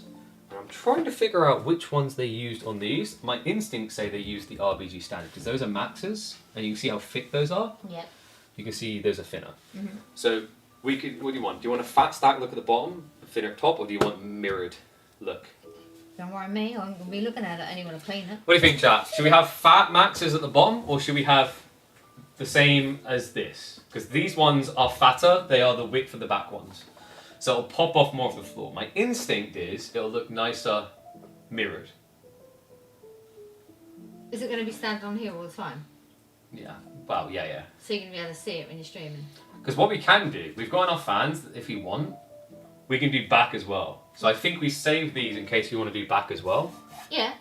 I mean, if it's going to be seen on stream all the time, you're going to see all the colours, isn't you? What do you think, chat? Do you think we go with No, Dan. I'm capable? I know you are. We but could go for the max fans at the back here, but my instinct is just to make this as a 4 in, 4 out, because we can always adapt it later. And I think a lot of people who've been looking at this model have been doing the full fan, and I think I want to see how it looks without that. So we might adapt it later. You go and pull push. Yeah. So airflow at the bottom going to be pulling in 4 fans, and then we're going to have 4 fans pulling out. Nice flow. Other nice thing about these fans, by the way, and you have seen these are really cool, I like this, is they're modular. So they will connect to each other. You got it? Yes, take the centre one out first. Yeah. So these are the Corsair 120 Max fans, the RGBs, the RX 120s at that, not the Maxes. Bloody hell, every single one of this. They are thorough packaging. Here, do you want to pull those off? So I'm going to show you some of the chat. So what you have here, if you can see that, you've got these little modular slots that let you connect them in a daisy chain. So it saves on wiring, because the older models had this issue where you'd have every fan would have a wire going back to the IQ, but then you'd also have like every wire for every fan. So you line them up like So that. yeah, you line them up, connect them. and there should have been pieces in there. Might be. Did you take them out of that? That might be what they're from. These. Yeah.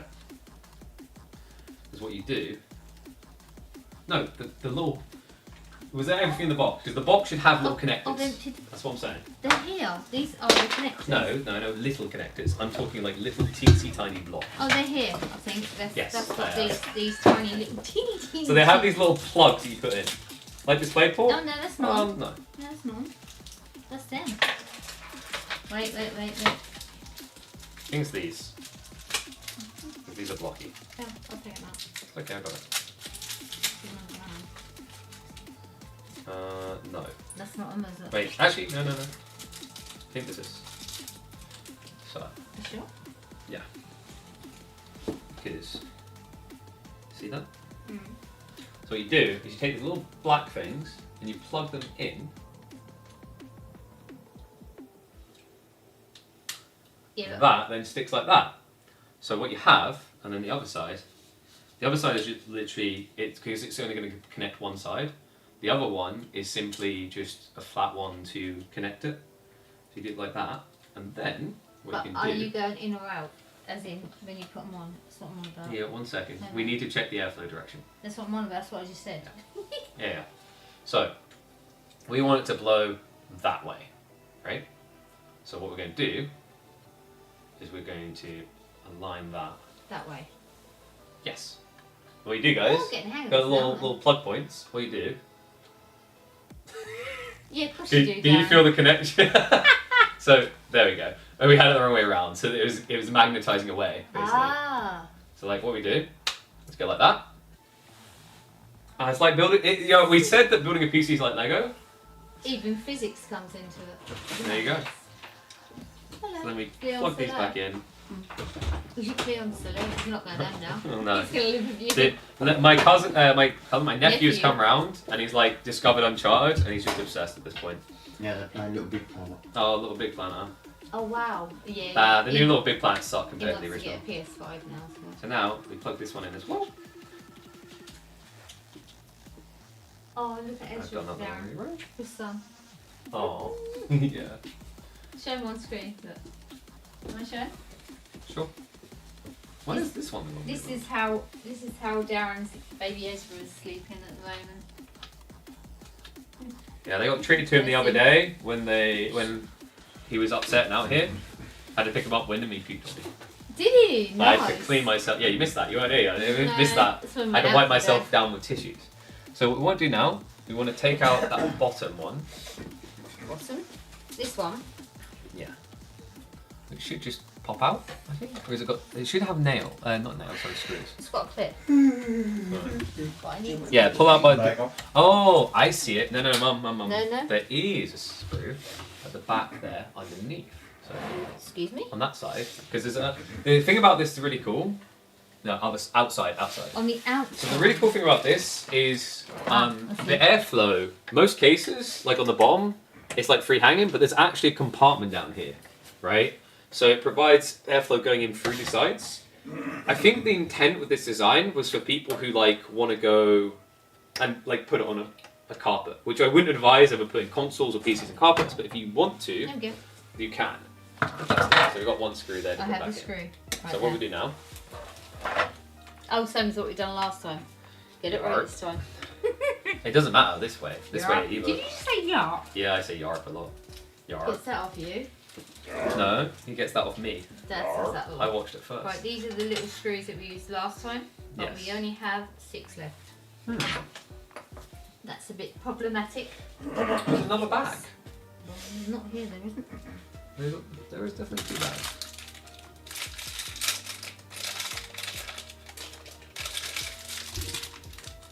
Because there was 3 bags in total. There's one fallen on the floor or something.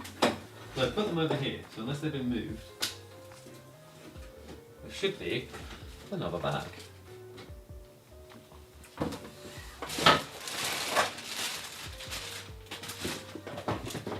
Oh, you got 1 bag, 2 bag. Is there another bag? I think those might be the same size. Just check them. You're looking at the Corsair fans before because you like magnets. They're really cool. This video made me want to build a new PC and buy all my parts for the companies who sponsor KP. Yeah, J2. What I'll do, if you can hold off a week, I'm going to try to sort out maybe an Amazon buying list, because that, like, obviously that gives like a slight affiliate code. So you help me out as well. But you know, feel free to go for other places. They're cheaper. I'm setting up Corsair's web link so that, like, they have a system there to give commission. So hold off a little bit. All right, so they're the same size though, right? Yeah. Yeah, that's what I Get thought. the line. So what we'll do, we want it about centre. I reckon So that is about centre. stay where you are so I can just put... Wait, they're different size. They're not the right ones. Oh, They're definitely not the right ones. They're humongous. huh. Right, let me put these back away.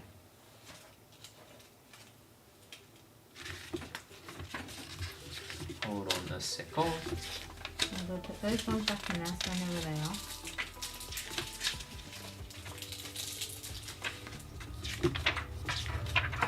Because I don't think this mentions anything about fans. It only mentions radiators. It's a little bit weird on the guide.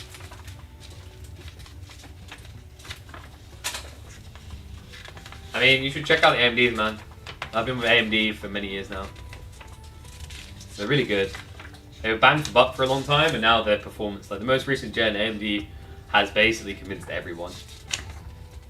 Currently, they split 70-30 Intel, but that's because Intel was dominant for years. I think that is going to shift even further. Oh, that's very weird. I'm trying to track. Where did we put the little Haven box with the stuff in? Wait. No, definitely not going to see. Because we had those bigger screws before that we were like, those didn't seem right. I've got loads of... And where did that one? Oh, that was the one No, that came leave it, out. I've got to put that back in there. Alright. Get your shit mitts off. I wish I'd organised it a bit better. No good. I kind of want to take this boot off as well. Way too long. And way too long. No, they're no good. We all find screws. There should have been some in the fan case. Surely. Yeah, I took those out. It's those little ones. They're no good. They're too small. Just No, try those them. are not. No, Mum. Those are definitely from Haven. I can tell because Haven puts little labelling on the side. Those are for 2.5 SSDs. That's not them. That's definitely not it. Right. Now you know the other fans that we're going to put on the other side. Pass me I that. might do them, I might Yeah, not. pass me that box and let me have a look in that box then. There. Okay, right, so we'll have a look in this box. Biggest worry with AMD is all the talk of motherboard support. I mean, this is like supported. AM5 is supported for quite a while still, right? I think it's still like 2000. Well, AM5 is like 2028 at least. And also, when people say that, like, you know, the reality is a lot of the time when people upgrade their motherboard, they upgrade the full PC anyway. Well, not full PC, but the CPU. It's kind of a union thing in unison. And yeah, Intel is burning a lot of money for sure. No, this is too big. Way too big. But where did you put all those from that? In that box. They're not. So they're still in there? They're not the ones. Trust me, they're not in there.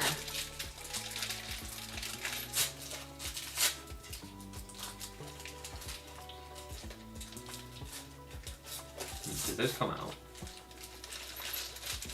No. All that are in here are the really long screws again, yeah? Yeah. Then the silver ones, and then another set of really long screws. So it's definitely not those.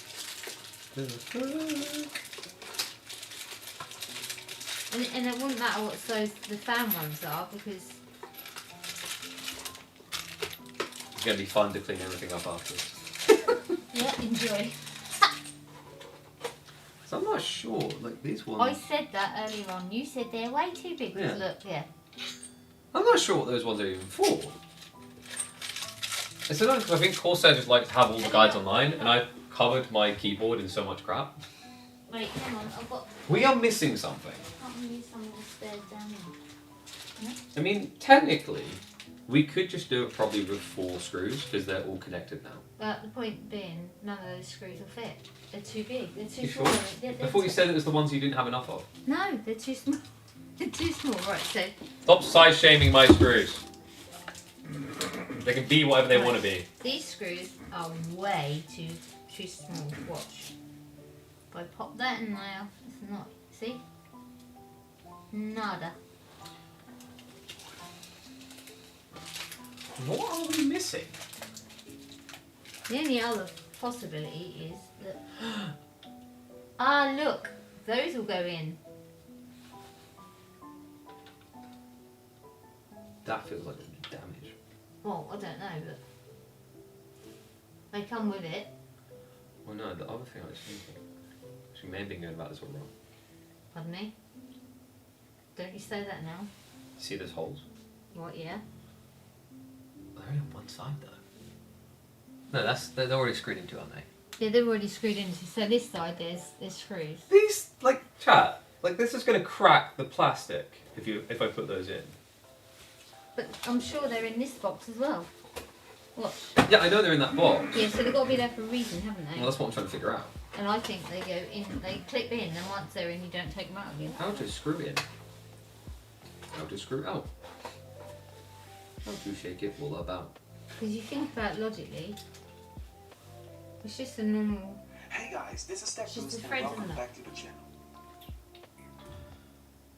Yeah, it's just a thread.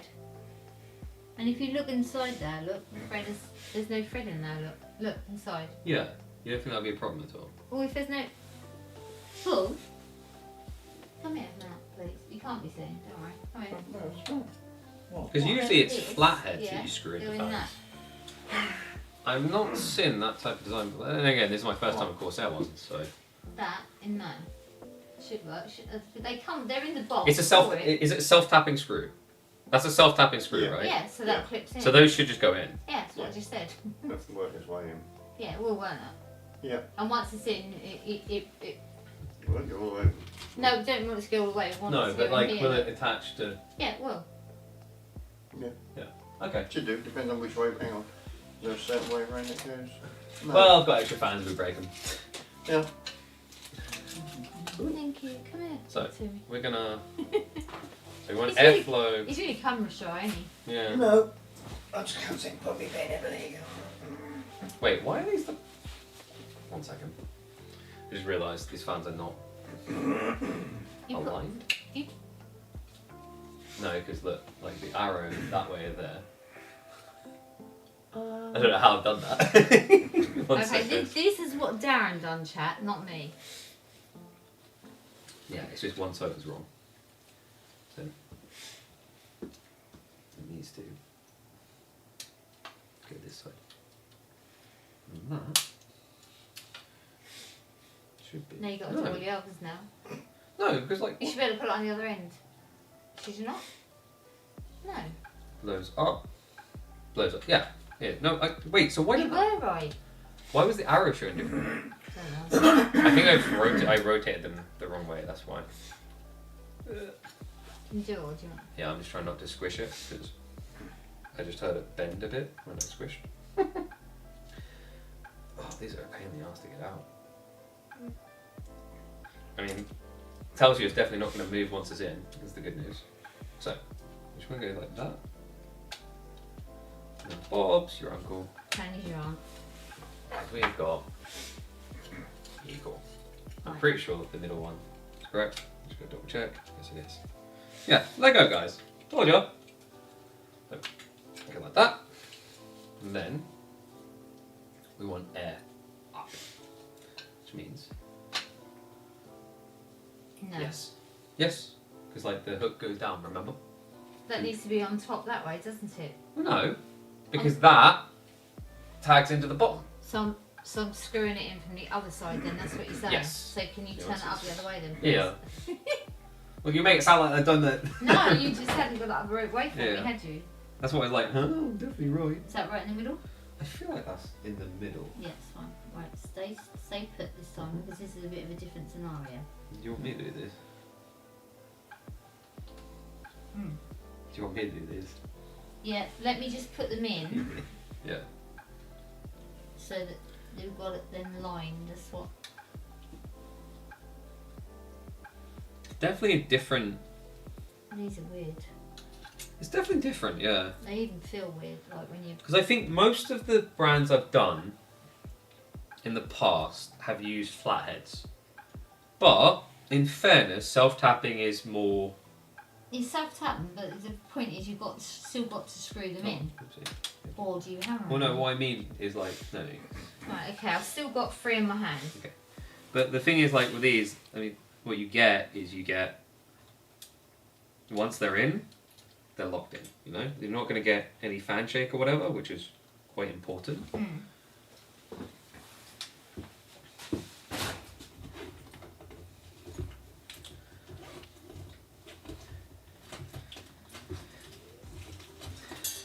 Oh, you get that one down there. Yes, okay, here, I'll take this one.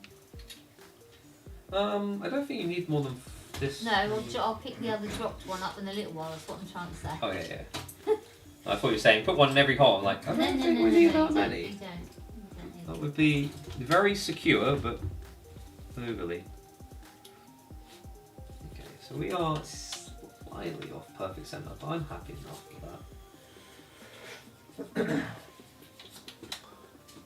So after this, guys, we've got the GPU and the power supply. And then, we've just got to connect a bunch. Oh. It's took a little bit longer than I was expecting. Sorry about that. But, I think it's cool because, like I said, it's good because I've got mum who's never built a PC before, who's learning, presumably a lot, hopefully. And then some of it is explorational for me because these type of PC cases are probably a little bit longer to set up with than your standard, but there's a lot of convenience at play, a lot of reliability compared to like a $50 case sort of thing, right? So it's a bit more to set up, but it's very nice when it's done. Same with the Corsair IQ. Like you could have cheap fans that you probably install in half the time, but there's a caveat to that. Now, we haven't put any screws on this one. Maybe we should have. I think that's fine though, because this is ultimately held in place by the outer ones that are all screwed in. So we have no movement there at all. What we can do now Hang on, let's swap it the screw. is we can Because I've got to Got to plug the this other back in. Screw back in that other side. yeah. So, put these in this bag here, so I know where they are. Kind of I wish I tried 140s now. Where's that But screw? There should we look are. good. Okay, so we've got to get you. Please don't. Something fall No, no, it's here. I've got it in my hand. So like, I do kind of wish I went 140. I wasn't sure though. I'm sure it looked fine. I just want to make it center because if we put it on one side or the other, it would look very it's small. in. Okay. Done. And the reason is Put because it these in. are 360mm. I don't think Corsair does a 420. So So I was like, we want to balance it out. I just realised. Hey, who's that? Mr. Shadow, what have you done now, Darren? It's not upside down, is it? The name Corsair is upside down. I beg your pardon. Darren, you don't. I said to you. I was so focused about. I said to you, is it the right? I said, is it the right way Alright, out? quick, You said I can yes. speed run this. Oh, good gracious. I was so fixated on. I did ask him, chat. I was so fixated on the flow direction and getting that right that I completely. And I said, is it the right way? Yes, it is, mother. Yes, it is. Because look. So you got to try and take all them screws out. And good luck with that one, because think of what they are. That'll be fine. You think? I don't think. It doesn't matter, does it? It's gonna show. Because, How's it going to show? It's only the name, isn't it? Yeah, but like, trust me. So, because if we do it the other way, it's like whatever is out of the way at least. OCD. No, Mum, it's the word Corsair is gonna light up in RGB upside down. So- It's not subtle. So next time I say to you, can you check? Check. Well, I thought you meant airflow. No. Because I actually forgot about the Corsair tag being on the sides. Wait a minute. Because like that one doesn't have like the radio. The Corsair tag is on the other side. Because basically, folks, you have on these it says Corsair on one side and not on the other. Wait. Right? You guys can see that. It's a bit hard to see when it's not that. So- So we want to go like that. Which way up is this going to be then? What do you mean? This? Because Those don't matter. Is on, No, those don't matter because there's a case to cover them. Thank the Lord for that. Right, so when this goes in, the Corsair will be hidden. Sorry, Corsair, that's just the way it is. Because I don't know if there's probably a way to daisy chain this so that it does reveal, but what else? You got your logos everywhere, Corsair. People know that you made this. It's all good. So, It is when it's the right way out. which we've done. This person's just said hello to you. Oh, hey Marshko, how's it going, buddy? Oh. Okay. In before I just get lazy and only do 4 self taps. No. I mean, it would actually work with just 4. You sure? Watch. We should not put one for support in the middle though. Mind you, they're light, aren't they? So yeah, you're probably right. It's probably worth adding them for anti-vibration. Well, just put 2 in the middle. Yeah, because like look, Yeah, it's I'll slightly rotate. away. Yeah, put 2 in the middle. There you go. I mean, we can give me 2 more. I'm gonna put them where I put them before. I'm pretty confident in that.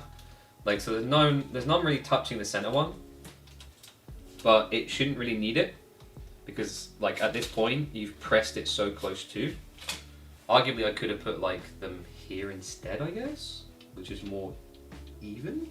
I want to say. Well, I've got my hand up for. Yeah, I was about to say, do you want a treat? Well, actually, I don't even know where the towel sweets went. No, I brought them in. Get my 40s.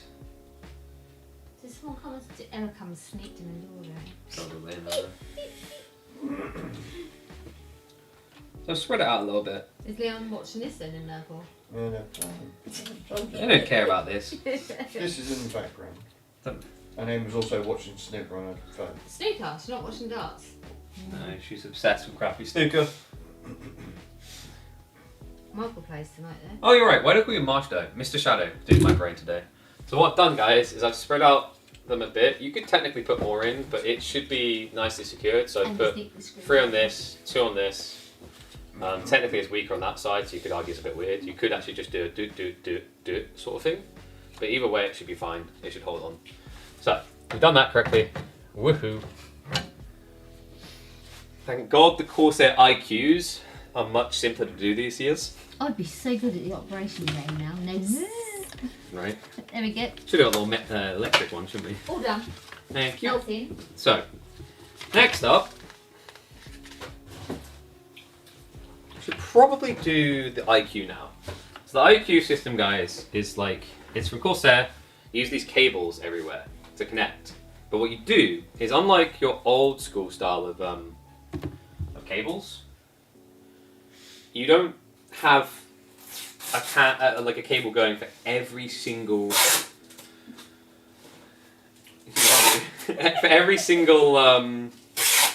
fan back to like a hub. What you have is 2 cables will connect to what's called the IQ hub, which is this thing.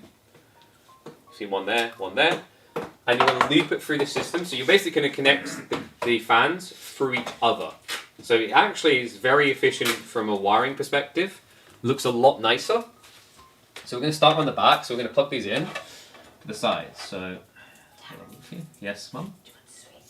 Oh, I can maybe have some sweets, yeah. Please and thank you. Okay. Don't sit on it. It's a bit tight, actually.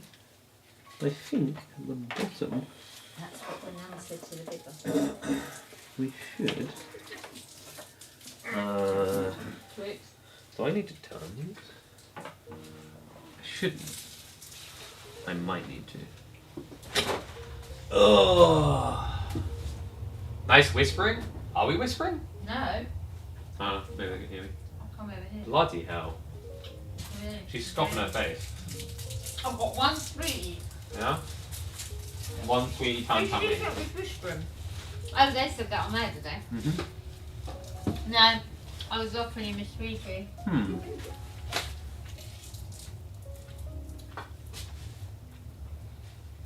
Might be an oversight. I was going to say, I was check on the floor, so everything else is.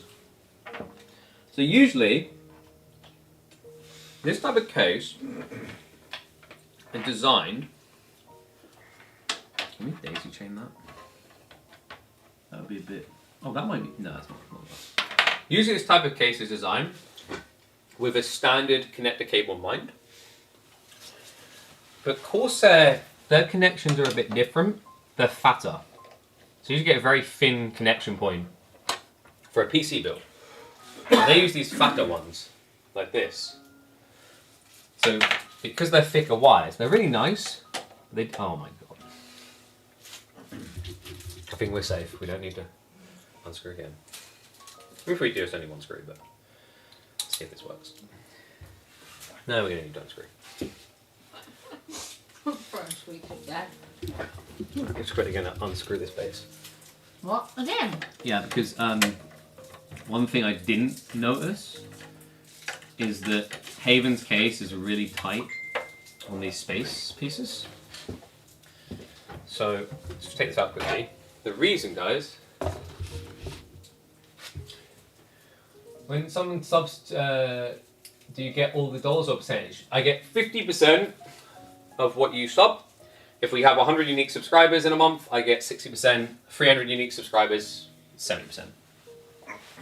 So what we'll do, we'll quickly unscrew this. What? Who's that then, Darren? Love how he didn't know it was me by the username. It was Nicole. Play with fire? Yeah. Oh. Oh, okay. No, read it. His fave sister. That's ambitious. Oh, that's not very nice, is it, Nicole? I don't pick favourites. I believe everyone has their place. What Milky Way, Nicole? Okay, why are you not coming out? Why are you not coming out? Because it's not. You're taking them fans out, aren't you? Yeah, because Oh I my need to gracious. slightly change it. Has been doing this, don't we? Chill. Admittedly, it's taken a bit longer than I expected. Yeah. Well, Dad, you didn't have to sit there like that. You You have looked like an awkward, judgmental crowd. Occasional sighs. And the check of the phone. So we're just going to pop this out because basically we want to have these cables facing the right way so that I'll be able to connect them. So we're figuring that out now. This should be good. Because now the connection port is going that way. So I'll be able to reach it. And the reason we have to do it this way is like one unfortunate thing about these really cool socket types from Corsair is they're very reliable, They definitely save you a lot of space. They're very fat. And that's not me trying to fat shame them, but they are very fat on the connection point. And depending on your case, it might not be a problem. With Haven's one, you'll have to pay a bit more attention just because it's like there's very limited room because they're trying to be very space efficient. But it's going to be worth it. I think what we'll do is we'll save me doing the Windows install. We'll just test it at boots at the end because Windows install is like 20 minutes extra, potentially. Probably more like 15 maximum. I'd say it's actually more like 5 with the SSD. So that's nicely in again. And now what we can do at the back is we're going to connect these cables. In fact, let me bring you out here. So, I can't quite actually reach it. But there is these connection ports that we're going to connect these two. These slot in nicely. Don't know if we'll be able to reach this. No, so we'll go with a longer cable. So what we can do is with this one, I think, I kind of almost want to take this one out as well. I think it's safer that way. Yeah, alright. Well, lesson learned with this. No. 2 gigabit playing I'll use 3.38. It's alright, guys. Is that at work? Yeah. Oh, okay. We're getting the 7-hour stream on the build. Yeah, took a little bit longer than expected. And it's one of those things where I should be like paranoid because obviously we had really good numbers on the finals and then people fleeted that way. But it's all about finding ways of building a connection with you, awesome people to hang around, you know? And we build from there. And besides, the sponsors are under it. They came in big with this PC. So we'll That's too quickly uncap. What headphone? Then why is that? And we're gonna turn this. Is that pings? When my What we phone want. pings, that's really loud on there, Darren. Oh yeah? So what we want, because we want to feed this to the back. Now I'm thinking logically about the connection area. Because we're going to connect here to here, and then we're going to have a connector which can feed down there. That was my bad. Because I thought... He done it one. Well no, because the thing is I was just saying, Haven's idea makes sense for like any angle. Technically. But... Oh, for fuck's sake. Oh, come on. Have all the fun. Oh my goodness, what are you doing? Trying to get the tiny screw that's fallen in a weird angle. And I've put my screwdriver there as well. Can you guess it or not? Yeah, I can get it. But so I was saying, basically, the system they created, I don't think they QA tested against Corsair's wires. Because the wires for connecting fans are quite simply thicker. So we wanted... is it that way? No, it's that way. Yeah, so we sucky out. Technical term. You sure? Yes, because the arrow's going that way. If not, I'm going to have a very freaking long night. But this should be right. Yes. So we're sucking air out through the top, sucking air in through the bottom. You're 100% sure. Yes, definitely 100% correct. Suck, blow, wheeze back. Yeah, I'm caught up.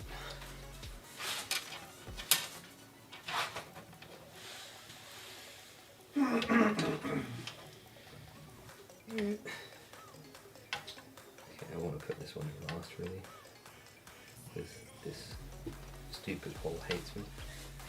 So, what will you do? Edit this all down? I think I'll post it as a VOD. Right. Unless we have got an editor I'm trying to bring in. Maybe he wants to do this. It's quite a lofty edit.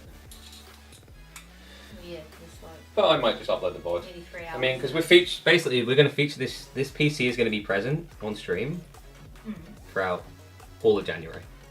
It's going to be sitting next to me. You guys are going to see it in all its beauty. Okay, can you hold? Can you push that in? Push this in, yeah? Why is it not covered then?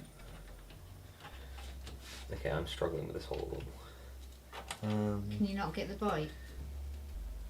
It's about. I think part of the thread has gotten a bit weird. It's part of the problem. Because we are kind of like drilling in the plastic, you know. Oh yeah. But maybe we were meant to use the self tappers for this. I don't know. But it seems. Still try. There's still some left. I don't know. It's very bloody hard. That's not biting. Push it in harder. Oh, I got it. I got it. You got it this time? Yes. Like I say, it shouldn't need the self tappers. These seem What pretty top one's like doing? pretty firm. Yeah, I need to add 2 more in. Bottom, right? Yeah. Yep.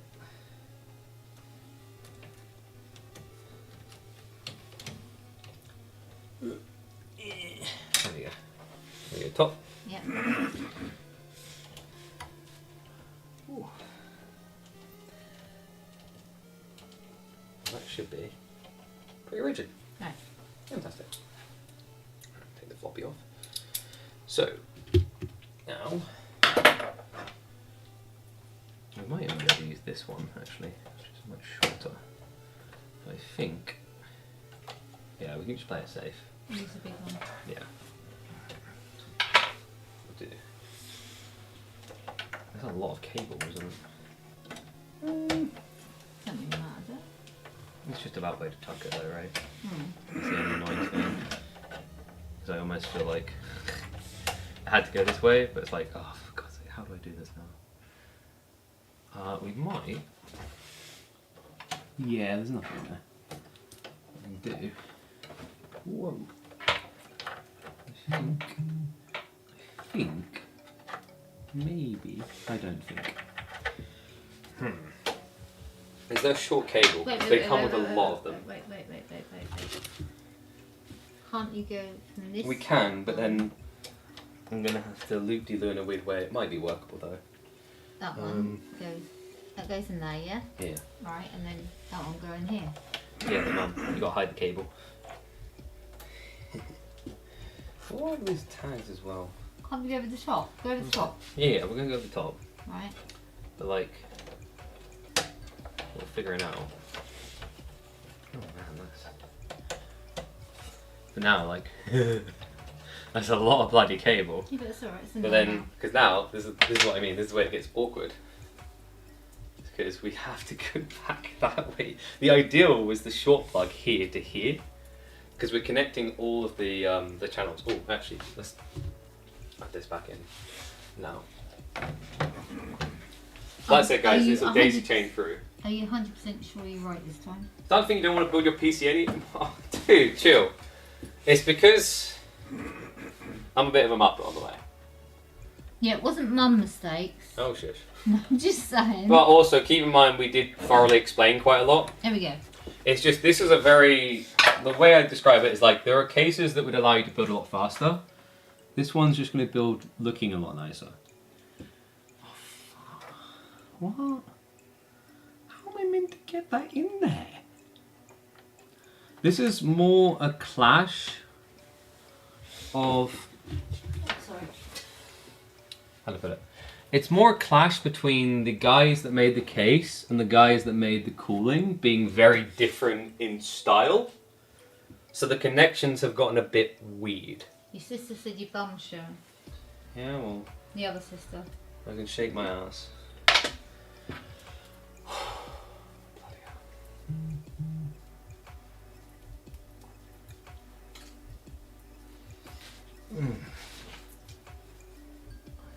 Bamboozled right now. How am I going to solve this? This is a very weird oversight. Okay, so what we got to do? Imagine not posting, dude. Don't even. So we've got, So, to like- we've got to come from here, yeah? Yeah. Got to So I get think in we've there. got to have that tuck through, which theoretically should be doable. But You the have no problem, off, the yeah? problem is there. The problem is genuinely. So I think what can work. And the only way you can do it No, is no. by taking it off and then Excuse me, connecting excuse me. it. Yeah. So like, no, can I sit there? Oh, Because sorry. I'm gonna have to do a bunch on screen. This is a very like. This is more complicated than it should have been because, like I said, this case is really cool and Corsair are really cool, but it's like they both had different ideas. So they're kind of at war each other with this case. I think it's doable. I think I see a way. It's just definitely a bit more complicated than it should be. So we should be able to connect that there. And then what I'm thinking is maybe, can I get it through here anywhere? No, because there's a dust filter. So how flying monkeys am I meant to get it through there? What? What? I mean, I can run a cable up here. It's just probably not going to look as clean. No, okay, I think I know what we can do, chat. I think I've solved it, man. You think? I think so. So what we should be able to do... Yeah. So, there's a channel here that I think we can get one of the longer cables through. I hope we can get one of the... Oh no, it's not going to be long enough, is it? Is there a longer one? Crap. Hell. It shouldn't be this hard. That's the longest one that was. It was supposed to be that easy that you could do it then. Yes, what he said, wasn't it? Alright, you patronising douche. I don't know. We're going to have to go home soon. We've left the dog. I wasn't expecting to be more than 4 hours. I know, I wasn't either. Like, I was like, nice, we're going to connect this quickly, then we'll be on GPU, and then we're pretty much there. But now I have a real conundrum to solve. No, I haven't. Because if you take this one off, connect that to it, then connect to that, and then put that back on, that's how it'll work. Huh? Take this off, put the connector in, then put it back on. But how am I getting the connector through? It should fit through that. No. My hands. Because there's a filter. Oh. That's my problem. Oh. So what I'm thinking, and it doesn't look tidy, but I think it's the only way. Go through. You can't actually. No, you won't be able to. Does that will. connect on one end only? But Both ends have got to be connectors. so One here's the work. thing. Here's the thing. I think you're like this. And then I don't like there's a freaking wire showing, but it is what it is. If this is the only way it works, then it's kind of the only way it works. We're still going to have to take the fan off, whatever. Yeah, we are going to have to take the fan off, but I will be able to connect that in now. Because that, once it's plugged in, yeah, it has enough. So, basically, chat. Oh, God's sake, I need my floppy again. If you do need to go back for Chunky, it's okay. Like, this shouldn't have taken this long. You sure? I mean, it is what it is, right? It would have been cool to have you here, but like, if the dog is going to be in trouble, I can finish it on my own.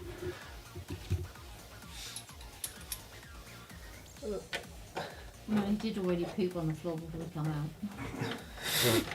Oh yeah, I think it's okay for a bit then. So like, what we want to do...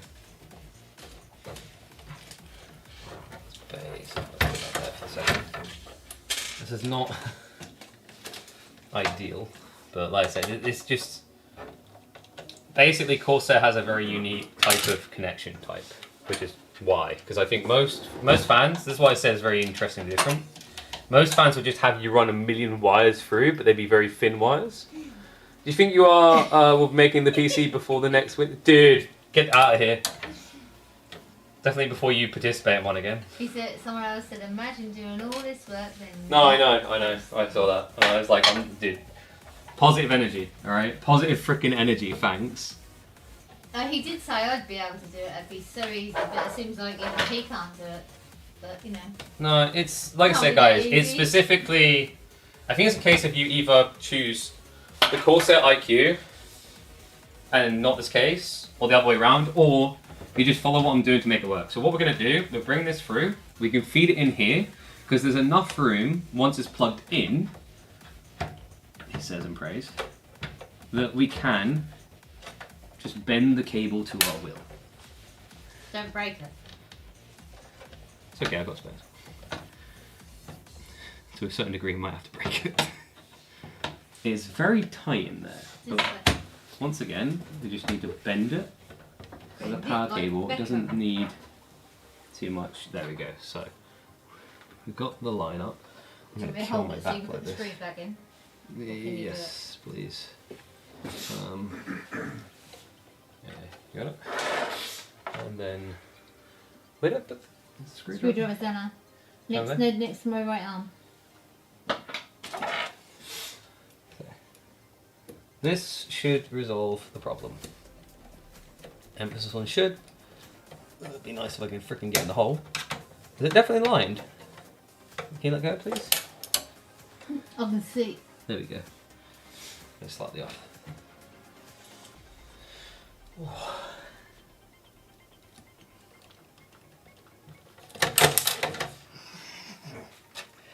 They are such tiny screws. Oops. So Oh, they're smaller, aren't they? they're very small. But it's very efficient and it works, right? Which is why I haven't changed them out, the self-tappers. He says they won't work, but you know, they will. Okay, that's in. Oh, sorry. Oh, this is killing my back. It's because I'm leaning a weird way.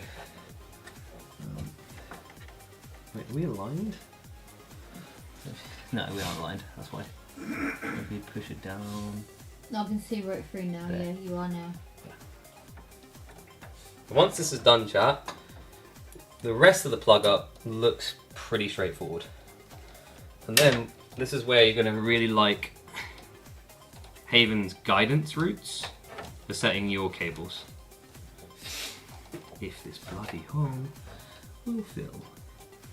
Why is it? There we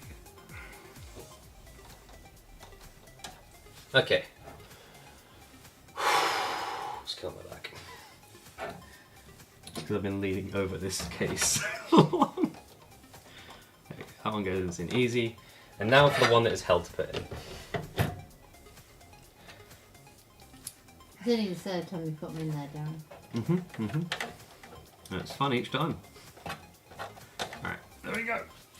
So now, we solved the puzzle. Jesus Christ, this is all. It's not going to be the prettiest because of this cable here, which I'm a bit annoyed about. But I legit don't know. Wait, Do you want to make that one? It's this side. oh, no, yeah, that's fine. You had me worried. Good God, I was like, where? So we have the connector cables. I might just try and figure out a nicer way later. But for now, that'll work. It's a bit dodgy because we've got a cable sticking out that it's going to touch.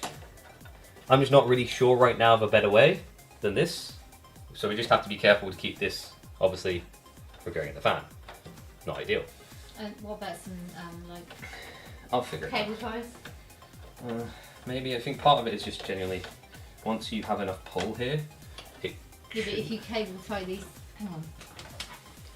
Watch. My bloody back. Oh. I just think we just put these there for the time being. Yeah.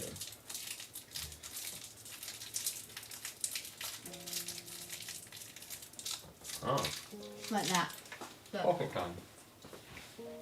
on this side. Yeah, because it's still. You know what I'm saying? On this side, let's pull it up out of the way a bit. Or can't you leave that like that here? No, I think that's fine. Oh, yeah. Yeah, it's fine. I think that'll be alright. I just think that. I'm kind of at a point of like, it's a bit scuffed, but if it works, I just don't care. I think that'll do. I'll figure it out later. It works. So, this is good. This connected, because we used a long cable, right? And we said this one definitely wouldn't be long enough, I think. I feel like that is. So, What? no, because don't worry, this is. No, trust me, it'll be less arse ache this way. Oh dear Lord, you're So- terrible. No, trust me, because like, I think it just needs to be bent a bit more. It'll be clever when you put it in and hook it underneath that. Because like this is, if you look at it, right, it's very short. So ideally, No, I just need to bend. No. Because because we do that. Yeah, and then thread it underneath this one to pull it up. See? And then that'll pull that one up a bit. Yeah. That's what you want. And then that should, I think, please tell me it's not long enough, is it? That's so tilting. It's like a short cable, so a lot less room. And it's so close to being good, but it's not. But it's not. Fired out of a cannon into the sun. Alright, so we'll just settle for what we were doing. It's fine. It's like more cable, which is a little bit annoying, but... So that chat means back to mum's way. I think we're done. Get like that. Into the cable. Bob's your uncle. Plugged in. Fantastic. I still don't like that cable like that, but whatever. He can't do 3 push-ups. There's not enough room tonight, unfortunately. No. And quite frankly, why are you trying to delay me completing this piece even longer? This hiccup has consumed a lot more time than expected. Ugh. I mean, I like the case. It's just, these are the type of things that are definitely going to have to iron out with future ones, because it's just like, there's a decent amount of people that will usually use Corsair.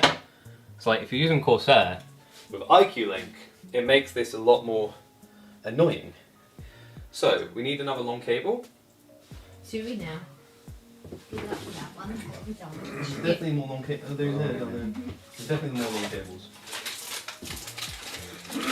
Okay. So we have 1 more long cable. 2 more long Wait, cables. what? And those long flat bit off, whatever. Those would have been nice to have had. What am I doing? Why am I taking this one off if you just done that one, you numpty? I'm checking which is going to be better. Oh dear. So Darren will keep you all up till 3 o'clock in the morning playing with cables. Now, Is that right? yeah, cable fun. So, we can pretty much sit the IQ anywhere we want, chat. What's an IQ? This thing, the IQ hub. In what? This whole system that they've created is called IQ. So what does this do? So we have the back here. So this, we're going to connect up the power supply for it, right? This is the hub that will control everything and feed into one location. So this is how you synchronize all your RGB and everything, right? So it's like all in unison. So, probably going to put it here on the back. Is it magnetic? Yes. It's all magnetic. They love their magnets. So So does that connect to the motherboard then? So I'm figuring out. Or is that just for the water cooler? So this is for all the fans. So this will power them and it'll also control the RGB. Okay. That's the idea. So you need to Feels come freaking through there, horrible. Come through there and then round. Yeah. Good eyes. I was like, this doesn't seem right, but I think we're good. And then thread through, yeah. That might not go through. No, What? Oh, the other end. Never from the other end either. that way. Oh yeah. So you've been up a Well, long time, can't you? No, It's because not like the that's prettiest, it's not the but prettiest, but I think at this stage. It's going to have to be that way because it's not going to go any other way. That's gonna be a problem. What's got to go in here? That's where your GPU sits. It's gonna use one of the channels. Maybe. Ooh, Oh, ooh. there's a hole there. Oh. That's I it. think we. In. Okay. Woohoo! So round there. That was tight. Put it through. Yeah. Don't take it out again. So, what we have now. We not be best at going We round even it. have these areas that are recommended. So this is recommended for the rear bottom fan anyway. So this is actually this is very conveniently placed for us because this case actually has its own built-in like pin. This is what I mean. See these pins? Yeah. Normally, when you use CPU fans, folks, you have these tiny pins that look like this. But we, instead of having these, when you use IQ, instead of having these, you have these. So you see why this has been a problem? Isn't it? Oh my god. And the celebrations are over the floor. In defense, my ass needs to sit. Your ass might need to sit, but you know. So once again, I really want to reiterate. I know this seems complicated and long, but like, It is because, unfortunately, in this case, we have 2 elements of the build where like neither of them fought with each other. Admittedly, IQ admittedly IQ was first, right? So this is something where I kind of, if I had to choose someone, I'd say Haven probably didn't think about this. You have to choose someone. You choose your mum. So we're gonna Doesn't matter. put this here. Huh? Doesn't matter. I know what you mean. So put that there. I'm going to put them there, Darren. So Okay. you can't knock them on the door. Thank you. And now, I take the other cable.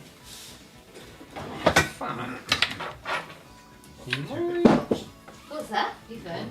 No, so we won't do that. We'll do a long cable just to be safe.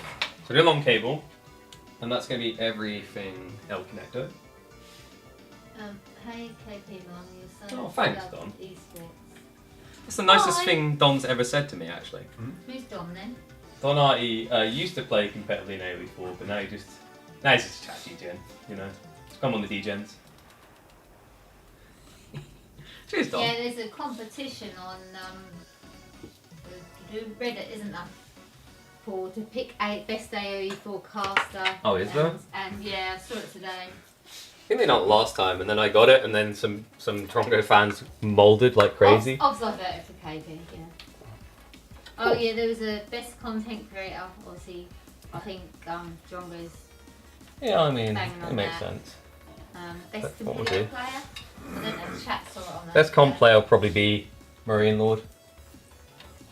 Okay, so so we have more cables. We should. I just told you they're over there. I have a cable here. I want one that's. I had a really long I want one that's flat-headed like Did you this. take the really long one that I had a minute? You took it. Yeah, I think that's that one, but that's double. No, what's this then? No, that's not it. Because what we can probably do. No, we've got no more long ones. They're all short. Okay, I think what we can actually do. It's a bit Can you cursed, but join?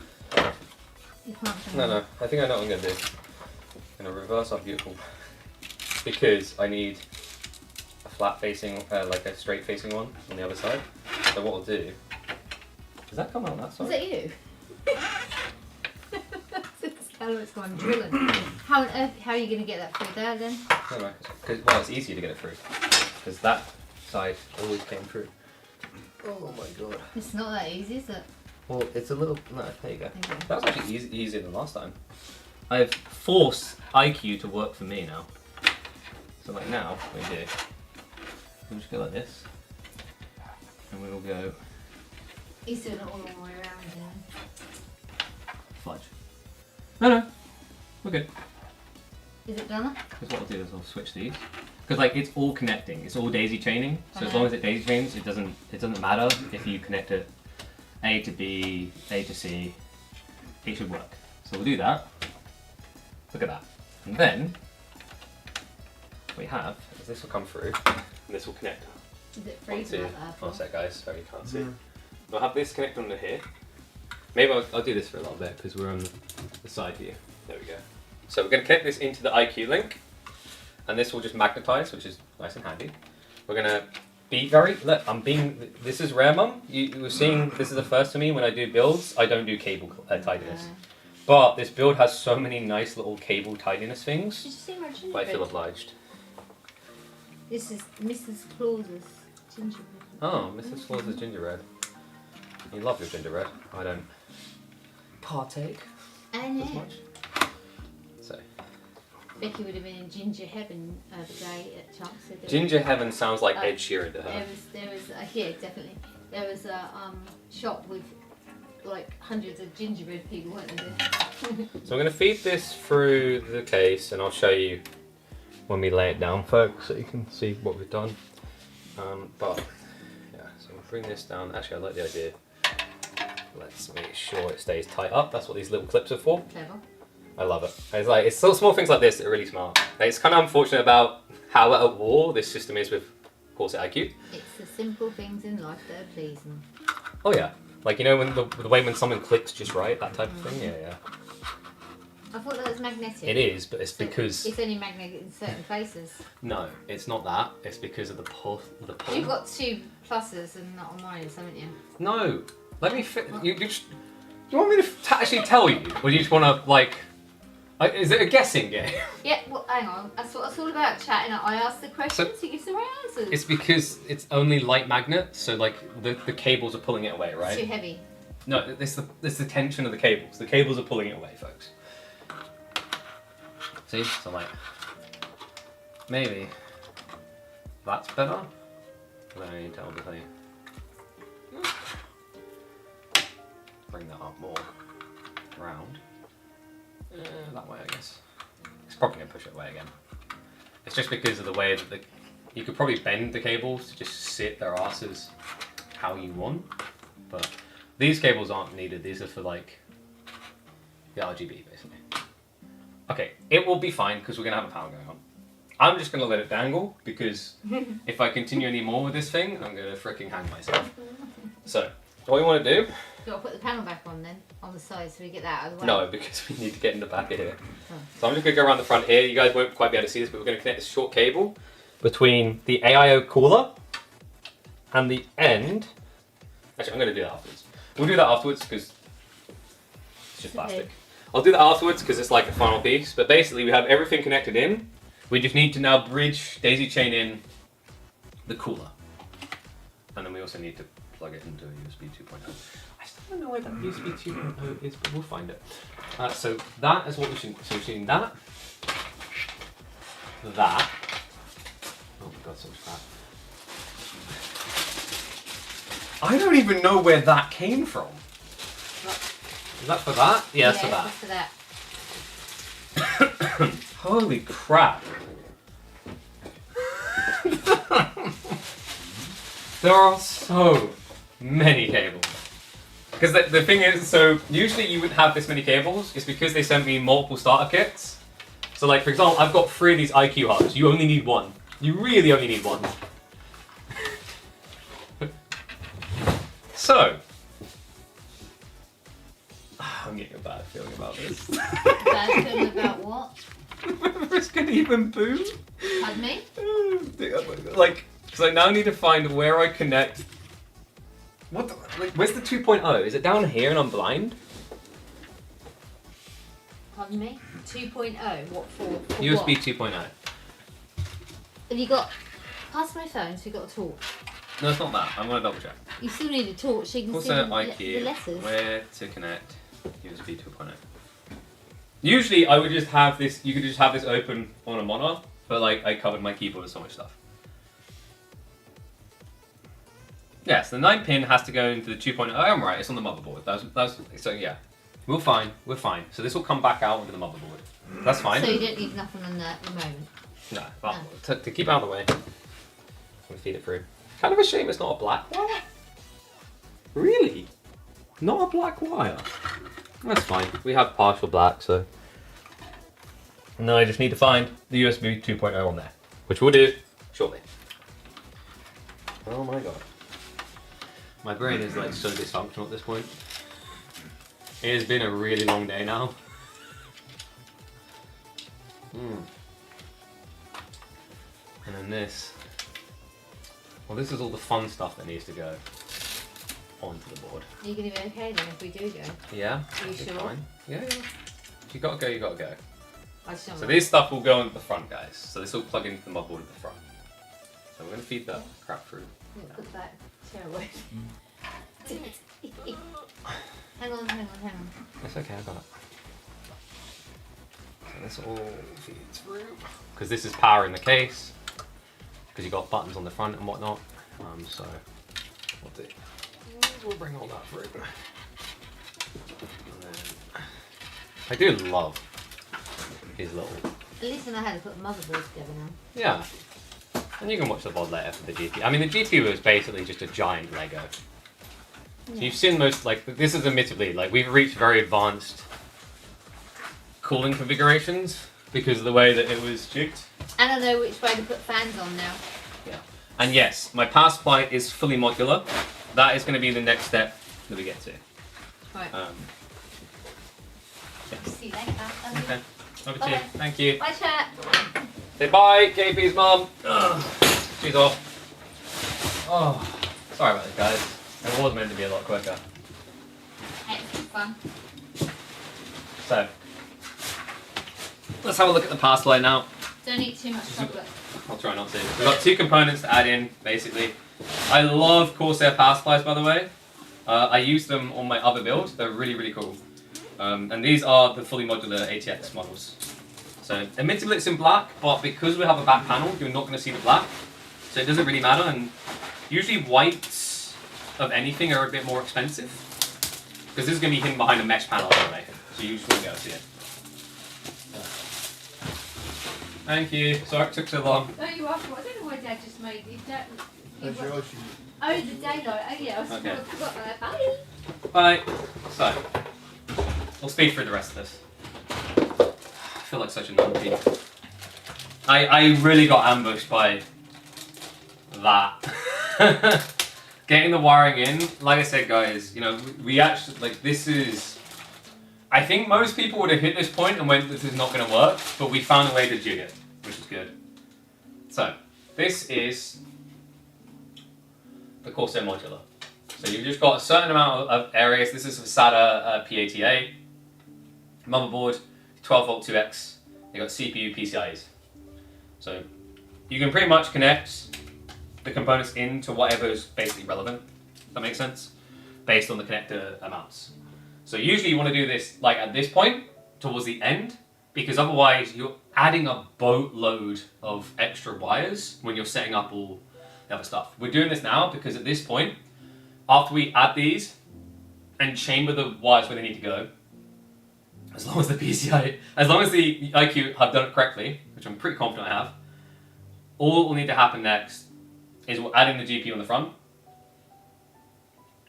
and power up and add the connector for the CPU cooler. I'm just going to double check this bottom because it did have an extra cable type. And guys, can someone check for me just to be safe? The IQ Link only needs one cable type connecting to the hub, right? I think so. No, so we got the plug the 9-pin USB 2.0 into the USB header, sure. And then there's a 6-pin PCIe. So we've got 6-pin on the back here as well. Yeah, which needs to go into the power.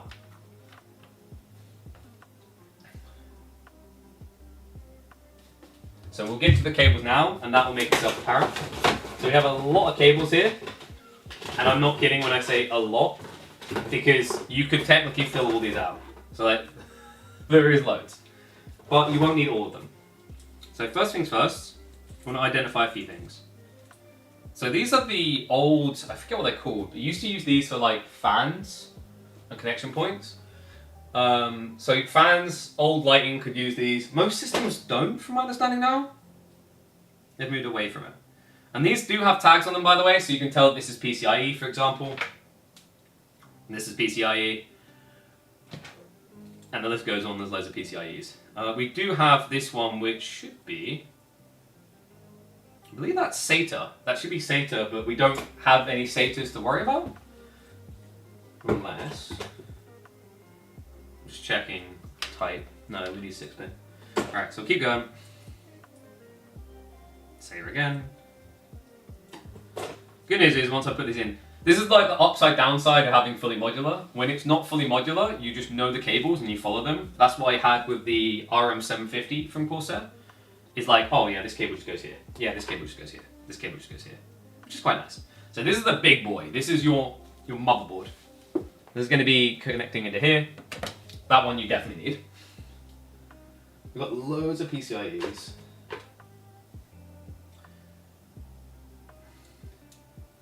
Okay. So I think we should have what we need to get started here. And there's our CPU. That's good. Okay. I think we have the main things we want. They give you a lot of cables actually. More than I think you need in a consumer system. But like, so some people will screw in the power supply already. We don't want to do that. We want to get the connections we need set up, then we can plug in. It's much easier that way because the alternative is you're gonna put it in and then have to angle the wires. We actually have a lot of space here, so it's not too bad for that. But you know, these things can be a little bit cramped, which is why I remember I used to do super towers. This is technically a mid tower, so things are expected to be kind of compact, but it's also taking up their space. Like I have got a super tower next to my desk, and it's basically the size of the desk, which is really bloody tall. Whew. Okay, can you please unwind? There we go. So here we go. And we've got our noise cables. And we are going to have connector points on the front. Actually, the easier way of doing this is probably laying it down after plugging in.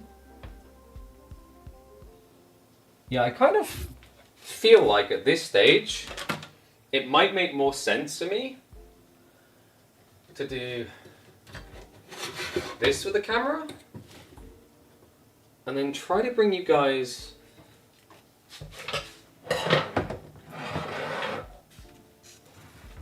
in so you feel a bit more involved. Does that make sense? There you go. I'm gonna have to change this again afterwards, but for now. So yeah, because we've got all these cables coming through. In terms of what we're gonna need on the motherboard, we've got the main for the motherboard. You're gonna have the CPU power. This nice thing, this 8-pin. The reason it spreads and separates, and I know this looks ungodly, is because this is gonna power into the motherboard. This will go into the power supply. This is going to go in the CPU.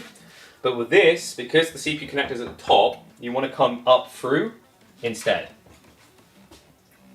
So yeah, and this is the thing I was talking about the cables. It literally says here, recommended for 24-pin, recommended for 4-pin. So they've literally got I love it. They have actually got all of the channels lined up for you. So if you get the motherboard poked in, have I done this the wrong way? I have, from what I was just saying. Because this should be... Yeah, my brain is correct. It's been a long day. Sorry about this again, guys. So, this connects in, like this. And you want to push it until you hear a click. Otherwise it's not in.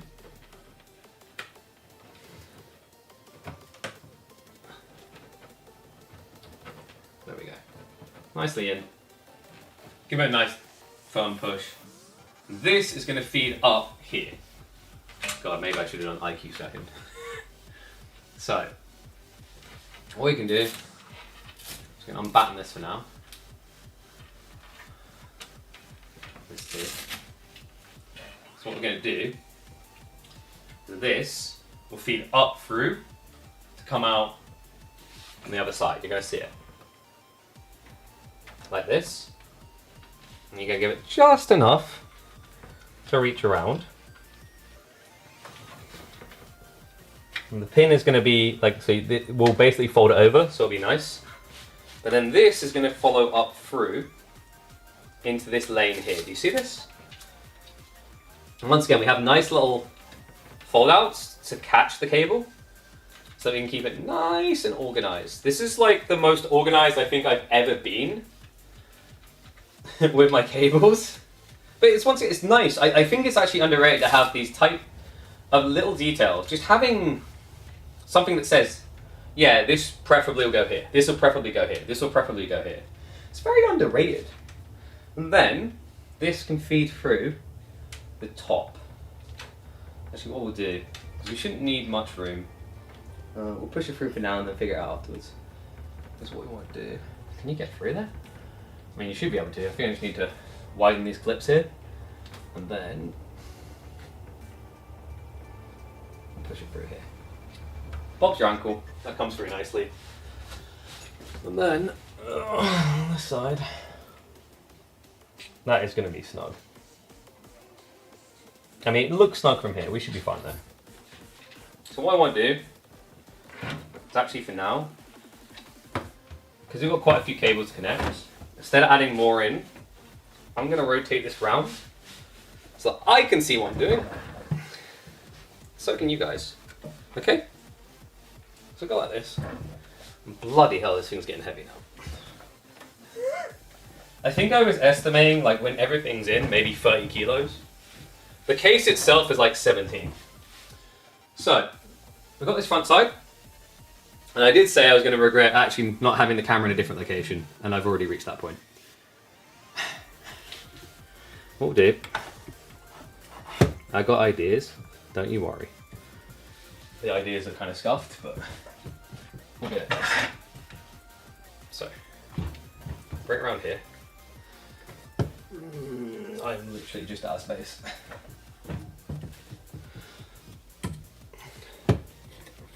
Go like this. Beautiful. Now you're staring at my nipples and my very messy room. You're welcome. So here we go. Now you guys can see in. What we've got here, have a nice seat, is up here, we've got an 8-pin connector. There's 2 8-pin connectors. My brain. It's been a long day. It should just be 1 to connect. I am so in doubt of myself now. I'm pretty sure it's 1. It depends on the system though. I'm pretty sure. Well, we have, yeah, so this one has 1 pin. This one has double.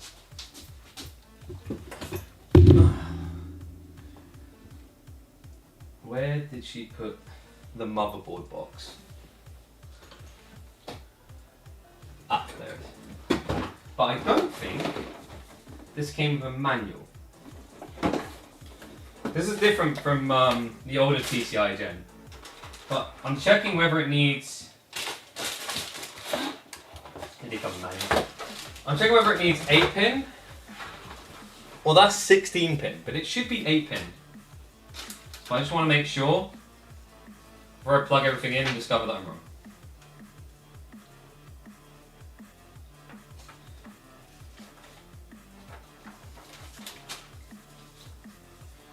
There we go. Nice, they got an installation manual.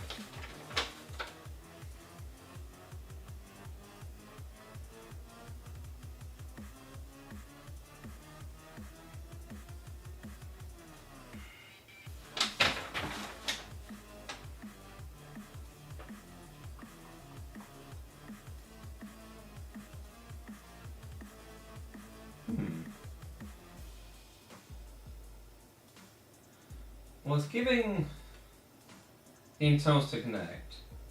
But this is saying 6-pin. Oh, sorry, no, 10-pin. No, wait, 12-pin. I got there in the end. Counting's hard. Which I don't think we have a 12-pin. I'm certain we don't have a 12-pin. Maybe? No. Am I missing something here? Oh my god, dude, there's so much stuff. I should have gotten rid of all the extra boxes, but I've kind of left them lying around, and it's made this more confusing. I'm hoping no one's taken this as like PC's super hard to build, don't bother. It's just obviously we got a lot of packaging, and what I should have done is got all the components out, moved the packaging away, and I didn't. And that's why it's a little bit more, I hope not confusing. I hope a lot of this has been like followable, because my dream was to like make it as understandable as possible. So I'm hoping no one's sitting there right now going, never, I'll buy pre-builds. Like, it's because we went, like I said, for a more advanced kind of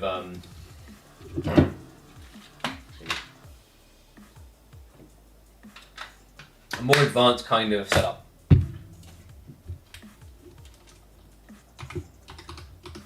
So, Aorus board. I'm trying to think why there's double pin there. CPU 8-pin or 16.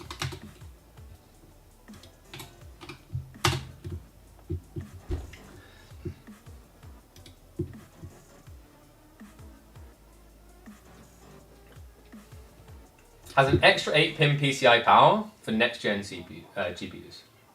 So what I'm about to say, like, it didn't make sense to me.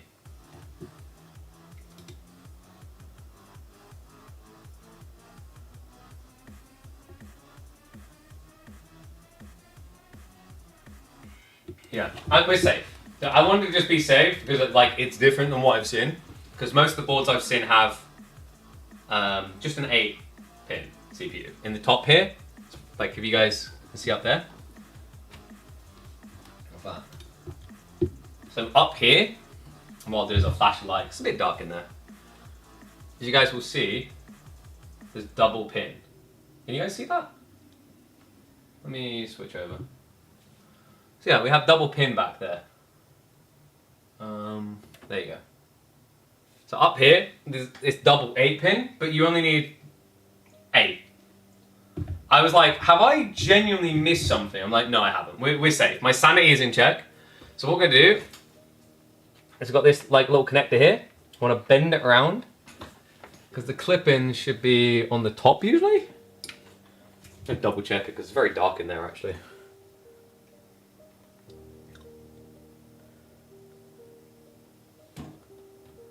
Yeah, clip-ins on the top. So we're going to bend this around because we want this side to be up top. And then I'm going to pull this back so we're not using too much. God.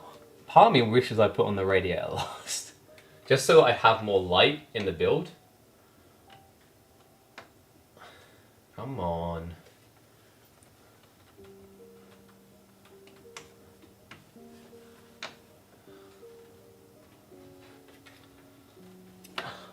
Alright, this is actually quite cramped. Bloody glasses.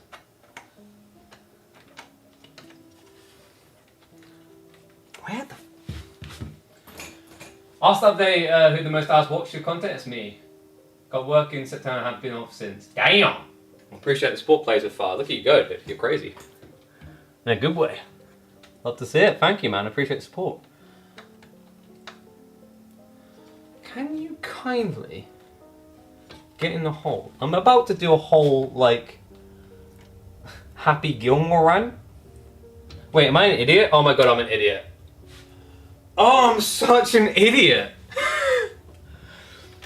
I'm trying to cram a 10-pin into a freaking 8-pin hole. My brain is so...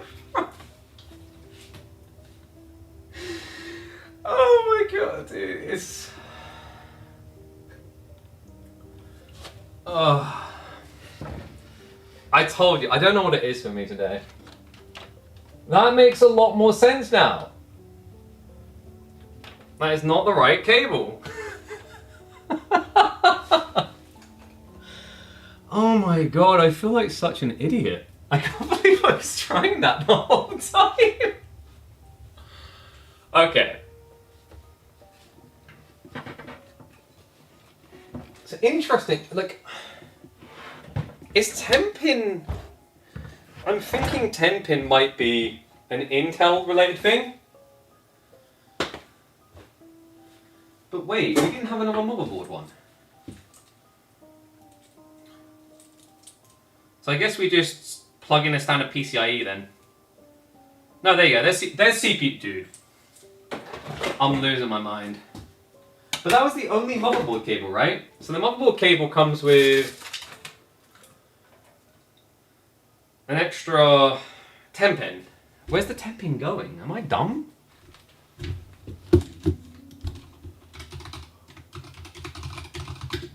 I feel like, in fairness to me, in my own defense, we're 8.5 hours into the stream. I do feel a little bit dead-head.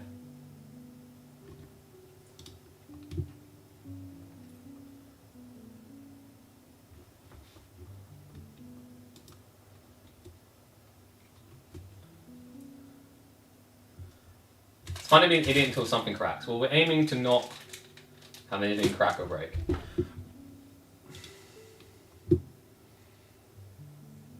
So the modular case has a 24 plus a 10-pin. And I am right, it just doesn't need a 10-pin. So what I'll say, or maybe I'm making an excuse here, but I think it's fair. Because I want to be like transparent. I haven't used modular before. So modular is definitely a new experience, but we're learning. It does feel a little bit silly to just have all this extra wiring dangling, It would have probably been nice to have had a... I think it would have been nice to have had not a 10-pin attached on the end. But I guess they... I don't know, I'm a little bit surprised they didn't create a motherboard cable that doesn't have a 10-pin. Does that seem a bit weird to me? And like, tell me if I'm just wrong and it's weird. But I'm assuming this is how most do modular cables. It's just a little bit surprising. Because like, that's a lot of extra deadweight tangle now, right? That you have to find some way to put it. That's just not going to have any impact on the build, right? So that is a little bit weird. But what we'll do, we got the cable ties, bring this up here, and we'll just snug this in like this with the tie-ins. It's a little bit scuffed, but what else? So, what we need is this. This is a CPU 10-pin. 8-pin. Oh my god, dude, now I'm doing it. A CPU 8-pin. Yeah, I've never seen a 10-pin board. Like, does anyone know? It's not an AMD thing, right? I don't think AMD does 10 pins. Every AMD I've had is an 8-pin board. So this will now work nicely. What we'll do, we'll connect this into one of the CPU/PCIe modular slots.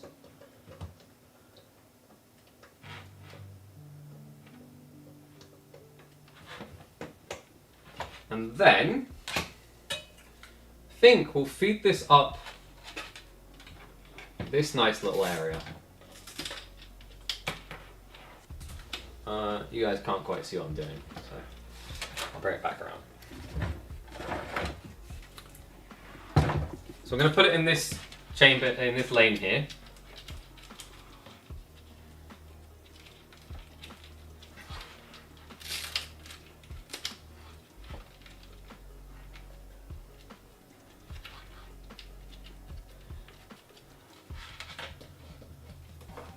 And then we're going to come all the way up here. We're going to share this little compartment. It says this is recommended for the rear bottom fans, which is technically what we've done. This is the thing, like they've got all these extra little chamber areas that we can use now because with the IQ system we don't need all that room for the fan cables. So we're finding a better use for it. We'll come up here. This really needs to just stay out of the way. All the way up. It's a little bit of extra hassle to do this with all the Velcros or whatever. But the nice thing is once you've done it, you know the cables, you know which cable's which, you know it's not going to go anywhere. It like pays to do this extra cable tie, cable tie, but, you know, like cable cleaning. You don't have to worry about it later. So, push that through, and that should solve our conundrum that we were just having. So what have we got so far? We've got motherboard. We should have front of house somewhere, shouldn't we? No, because that goes in the motherboard. So, and someone please chat me if you want to, because I'm so deep in. We should have, I think in theory with this setup, 3 or 4 cables in the modular power system in total. I'm going to plug the things in on the front side so that we're all aligned. So that it's less cables, like I can look afterwards and go, oh no, I'm missing something. Because it's very apparent if you're missing something. Ugh. Jesus, this is heavy and this is without the tempered glass. We've got a beast here for sure. So let me go ahead. Bring that around. So. Now, this cable, are you ready for this chat? You ready? You ready? Oh,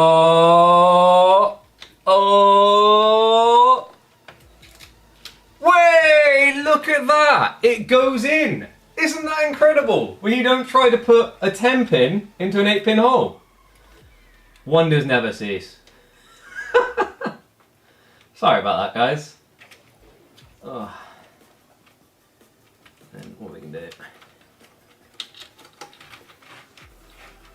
I'll make that a bit tighter so that it stays out of the way. That's CPU CPU connector in. Next is this big one here. This is a big, I think it's 24 if I remember correctly. So we're going to bend that round because the ridge is this side, so we want the clip on the outside. Don't worry, you can bend it that much. Most boards do, it's just the way it's set up. That's nicely there. We can even close this around it. And next up is this fun little maze. So most of these are pretty self-explanatory in where they connect. So for example, this one, you guys can see it, has a little ridge on it.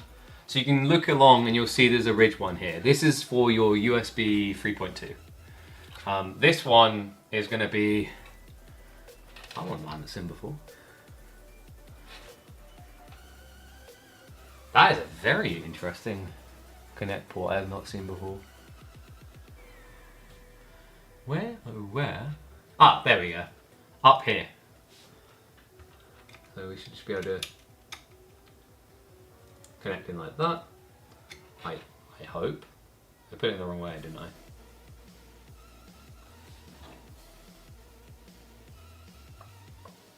No, I think it goes in either way. This should just go in. Does it not plug in harder? There we go. I had it the wrong way around.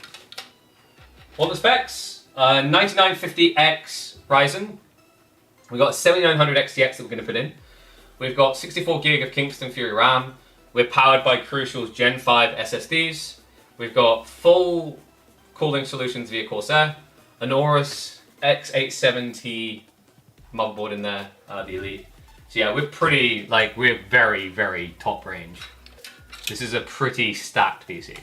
So yeah, this now says F panel, so you want to look along here. And the nice thing is if you look at the very bottom, I don't know if I'll be able to show you guys, but I don't think I will because the bar's going to be weird. But like, probably not. But underneath these, it actually lists the names of every single part, which is really cool. So if you're ever confused and you see what I'm doing here, like, I don't like this KP, this looks horrible, I don't want to do it, don't panic. It is genuinely, like, it's guided Lego is the best way to describe this. It's all just nicely guided. So we have F panel here, which when we look along, there will be one that should be called F panel. If there's not, it's because I forgot the part in the motherboard. There we go.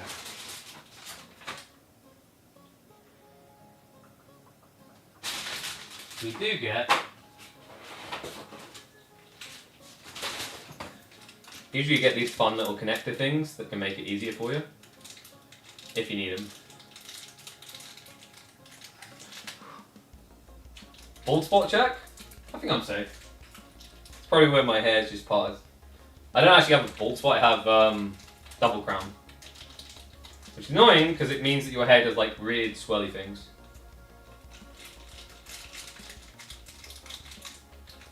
Dude, can't believe I'm getting like appearance checked by Baltoon, who has his wonderful Swedish genetics, which will all of a sudden fail him and backfire on him when he turns like 32. That's how it works, right?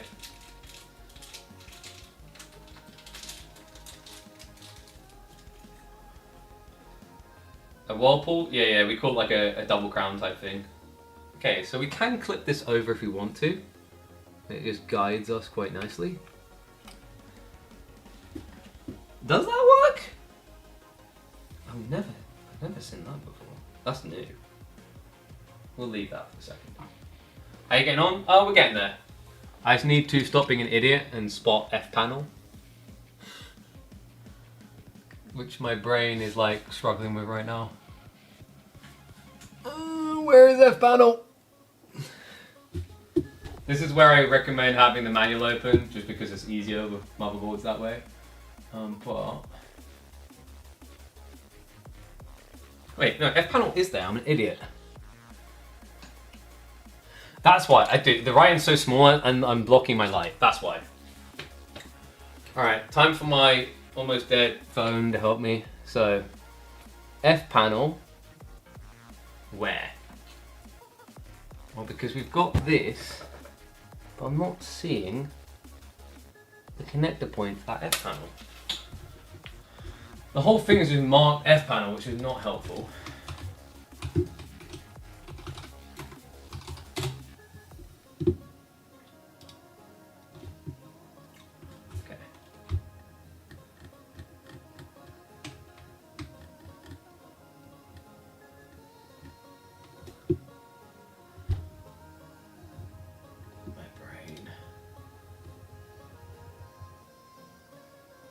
Alright, no problem, Baltoon. Have a good sleep, mate.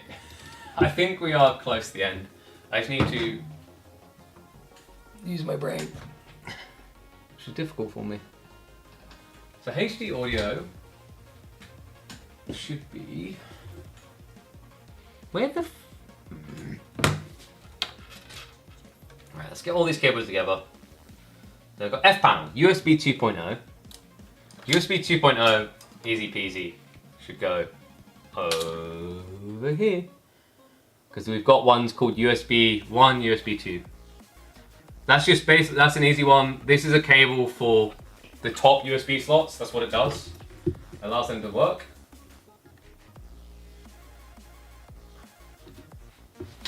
And now,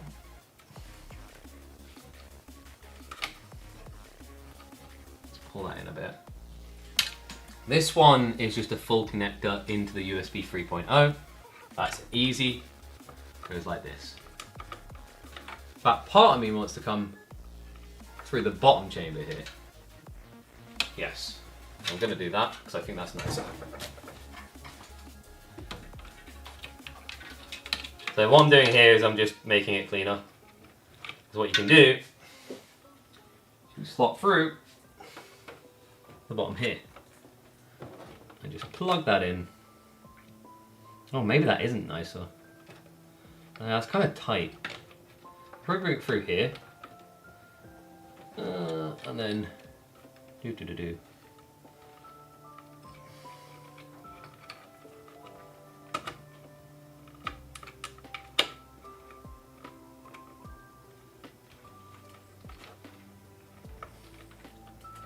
Okay. I think, am I in? I feel like I'm in. Yes, we should be in. No, we're not. Why are you not in? You mother foozer. Getting a bit more resistance from it than I should. Probably the angles. You bring it all the way out.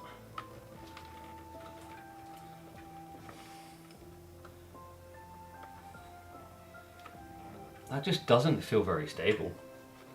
It should be fine though.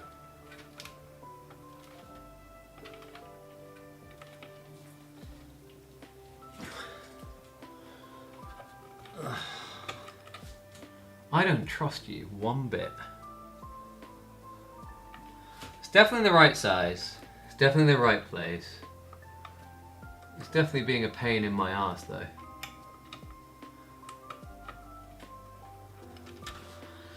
Because usually with these type of things there's like a clip in or whatever, but this one doesn't have it. That should be fine though. Whew. Mum come back to hit the power button? Nah, she's gone now. So, we are down to 2. This should be HD audio, which should be... Isn't HD audio over there? Double checking on this, the manual, but I'm pretty sure HD audio is on the left side.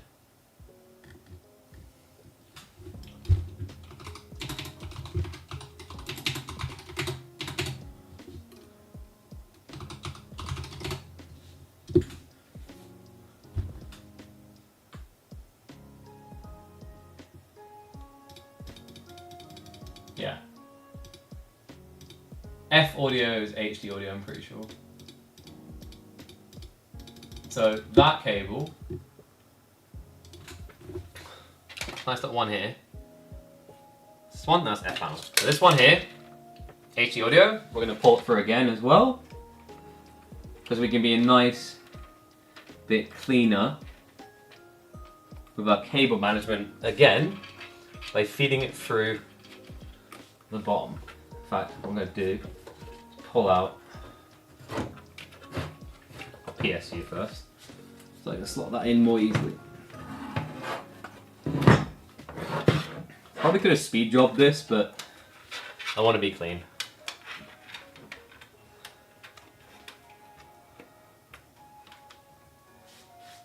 So what we can do now is we can plug this in. Then you can tell how it's going to be plugged in because there's one block that isn't pluggable.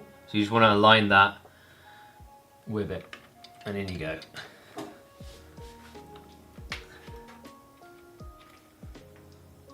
Nice and plugged. Tug that through. Keep it nice and minimal, so you can barely see anything there now. So we want to keep this as trim looking as we possibly can.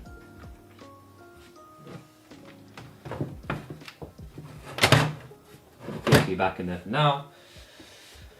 Then we've just got this one bloody cable where I cannot find an F panel anywhere. My instincts are that it goes in 1, 2, 3, 4. Yes, I think I'm right. It should go in here. Yeah, I'm pretty sure that's right. Because this is like to control sounds and a few other things. So I'll just slot in there like that. I spent way too long on that. You can tell that I am getting tired by how bad my brain works. Apologies. But we are getting there. We're actually not too far off now. Most components are sorted. Check for system O panel connect. Well, because there should be extras on the right side, shouldn't there? I'm missing 4 things I need to connect, I'm pretty sure. Because I meant to have... No, because is F panel full? I always forget, is F panel full length or is it half length? You only fill half the slots, right? Which is why it always looks weird. Because you'd think you'd use all the slots.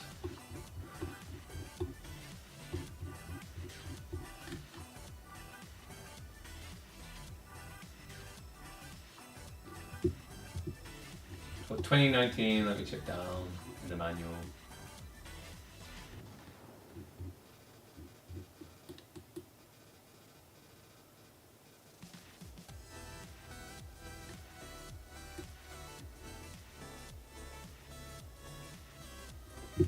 I'm pretty sure we're good. What is this motherboard? It's X870. So the only other thing the X870 came with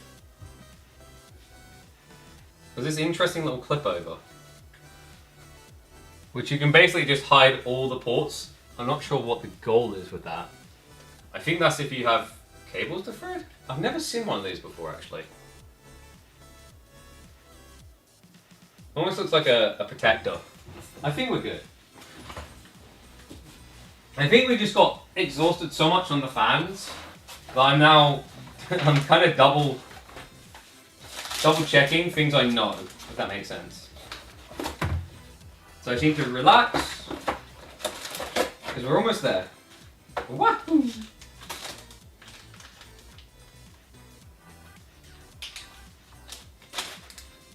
Fantastic. God, I'm not used to not needing SATA cables.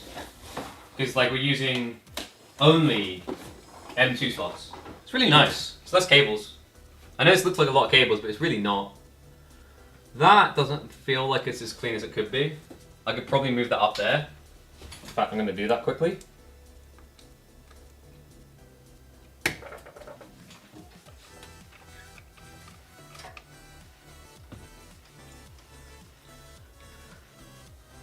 What I'll do this.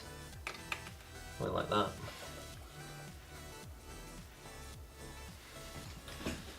Oh. Put the other way around. Maybe.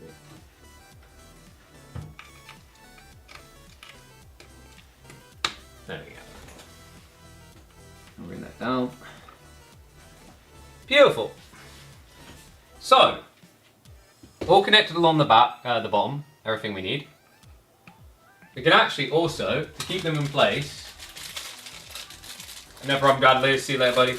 We've also got extra connector cables.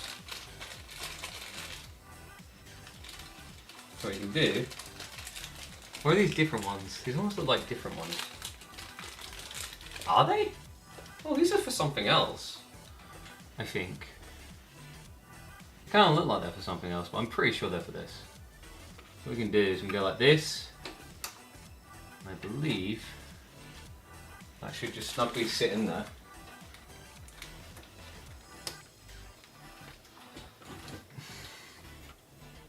Yep, there we go. I think I do it the other way around. Yes, it's clean on this side.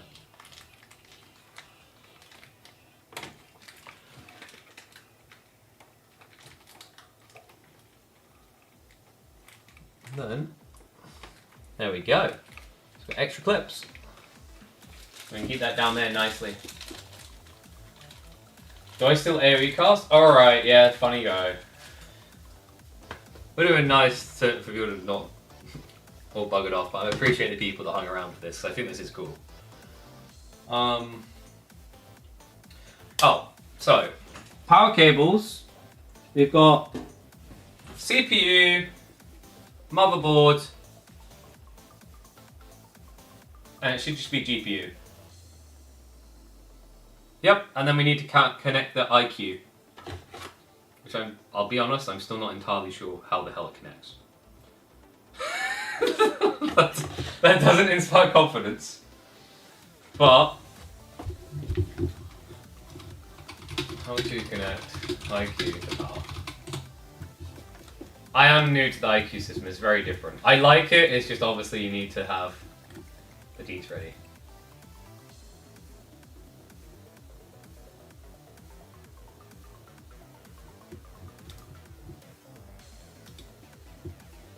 Hello.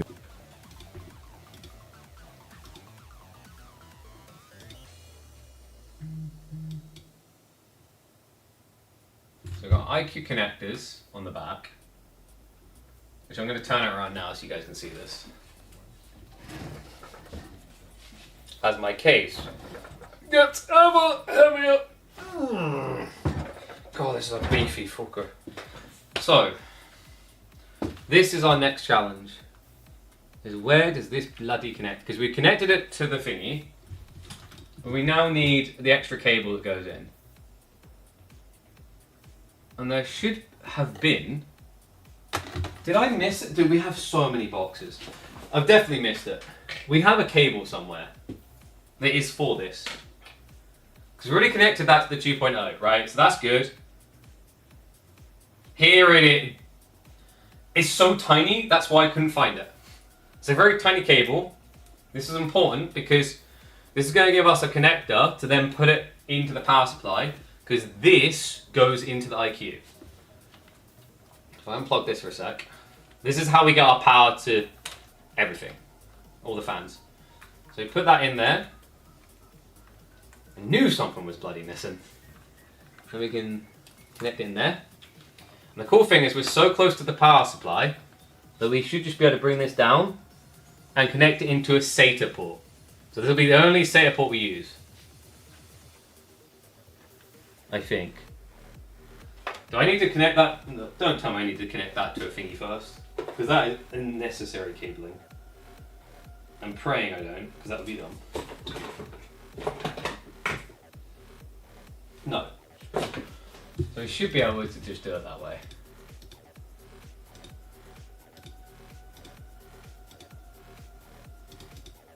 It does feel like that's going to leave it loose though, which has me a bit skeptical.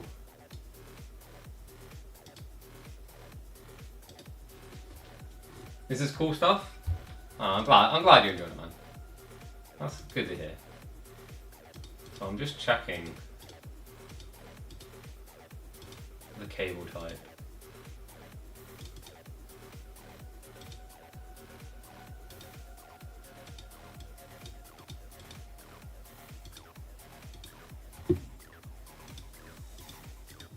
Where is it?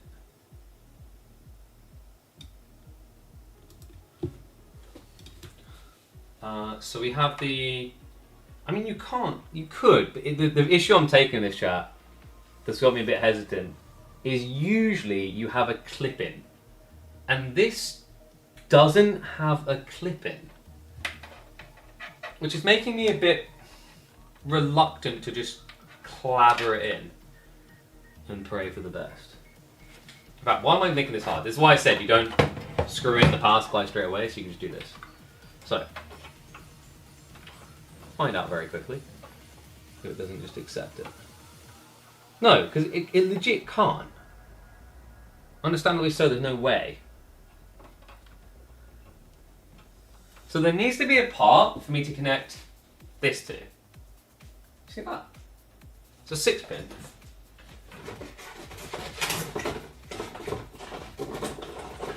So we need a SATA cable one.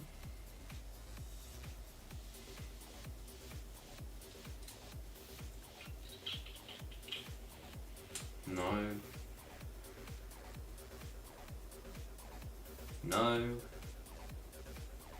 No. That's gonna be too much power. Where the fudge?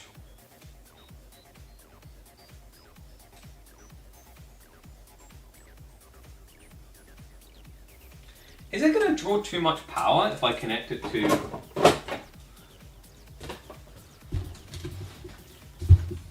I mean, the module slot, you're meant to go into a SATA, is my issue there, right?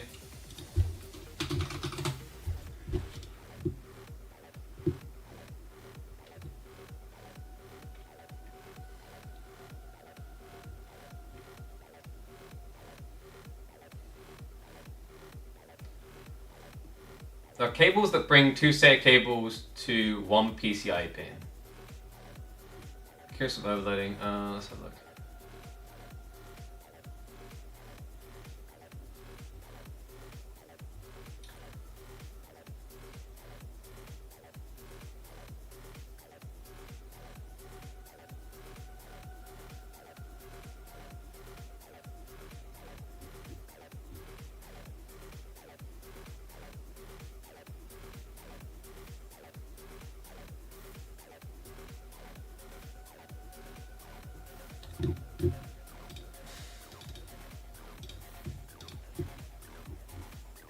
I'm really trying to figure this out. This is an unexpected hump. 6-pin, it's, oh dude.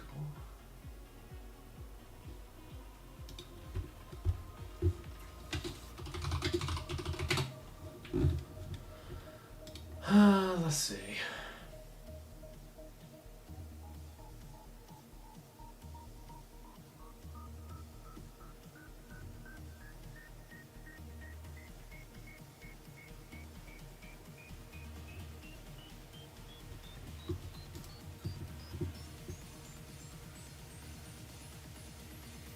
I'm glad it plays with fire. Yeah, always looking for new things.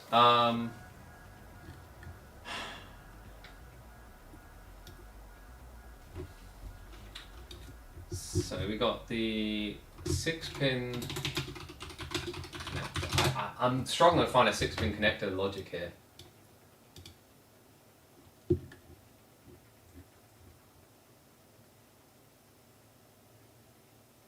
Because what we can do, I think you just don't put it... Is it going to blow up my face? Probably not. So what I'm going to do, we're just going to use a PCIe/CPU slot, even though I really want to use a SATA slot, because the SATA slots just don't work. So my brain is like, the only way this makes sense is if we do use the PCIe cable. I don't know if this is going to have it draw too much power, but it should be okay. Should. Famous last words. So much cable though. I'm kind of annoyed that there's like this much cable for the IQ that's just going to literally be right next to it. I'm just doing a final check here to make sure there's not a short cable. These are the upside downsides of modular. Modular can give you a lot more options, but of course there's a lot more options. Yeah, we have loads of PCIe 4.0s. So, this should be cramped. It's going to be a bit cramped in here, but we will be fine. So we're going to bring this to the end, and we're going to plug this in. Like this. Boom! No, I'm kidding. And then, that can plug into here. So, it's a bit more cable at the end, but it's a lot less cable overall throughout everything. The only other thing we need to be conscious of is the 7900 XTX is the other thing I need to get the cable ready for. In fact, do you guys want to see the 7900X now? Groin cam. It's very dirty over there, sorry. This is the 7900X from Gigabyte. This is a beast. This will peak us out. I'm already planning to play through Space Marines over Christmas. So, let's open this bad boy up. Take it out. So, we've got, ta-da! Nice little Gigabyte installation guide. This does come with a bracket which you can install onto the motherboard to deal with the pressure, but we don't need to worry about that because we have got what we need. And what we have, guys, is we have a bracket already installed in the Haven that supports. And I think the other parts, so you can see, like, it tells you can install one on there to hold the end. We don't need that. We could technically add it if we want to be super safe, but we should be fine. The reason they've employed these is it's very good for basically protecting against sag was the big deal. Because motherboards, like, so motherboards would start to sag on the slot because there's a lot of weight now in high-class GPUs. So we need... Is it going to be... I find it dumb that it shows two different diagrams for 8-pin. I'll just look straight at the board. I think this should be 14-pin, is it? I'll have a look in a sec. Alright, we'll put that down there. I got so much crap to clean up afterwards. Let's have a look at this beauty. So, crown myself. Alright, no, Drake. Appreciate the support, mate. Appreciate you tuning in.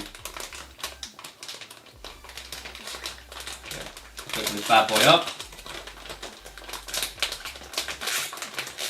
So this is the Aorus 7900 XTX Gigabyte. And this is a beautiful card. Oh man, I love this. All black to support our like 80% white, rest black. I'm gonna pull the sticker off the side. Just kind of keeping the word Gigabyte clean.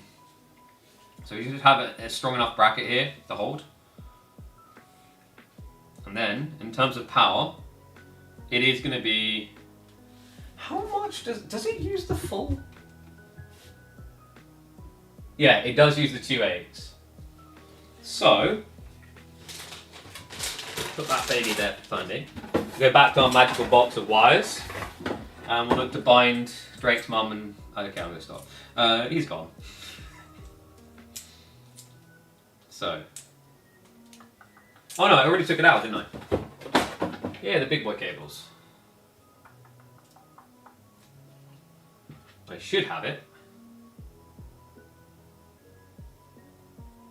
It should be this one. That's not right.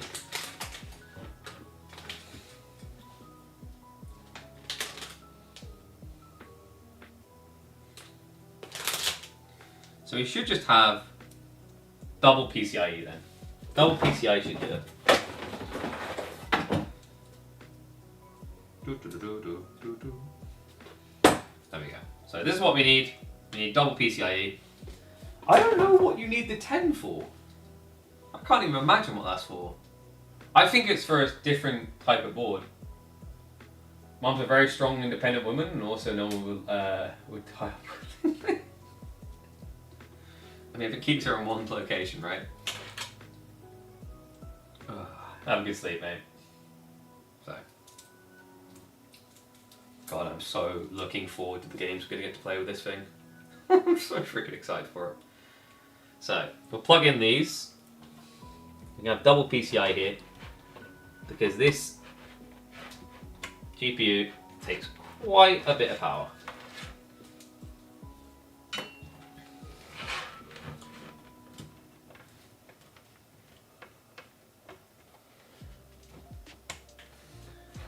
Got these double cables. Oh, and what have I done? Where'd you come from? Where'd you go? Where'd you come from? Okay, we got it. So these. Oh my god. It's cursed. These are going to be going through to the front. There for the GPU. What's the cleanest way?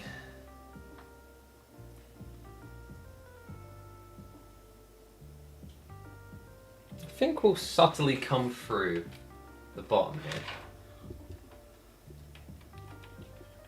Oh. So I'll pull this up a bit, we'll slide it up a bit. This is the clip we added. Then we'll thread these bad boys through.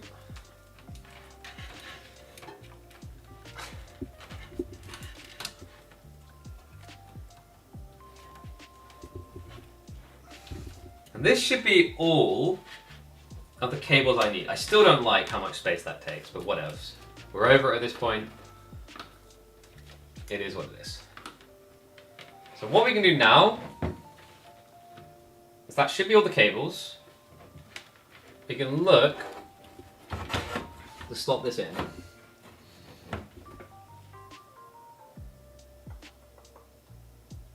And I've put it in the wrong way around. So, wait, have I? Yes. I have. I'm a genius. But let's... should be that way. There we go, that was easy. Because you want the fan blowing. In fact, this even has a fan override, which is really cool. So what we'll do now is we will get this quagmire of cables in.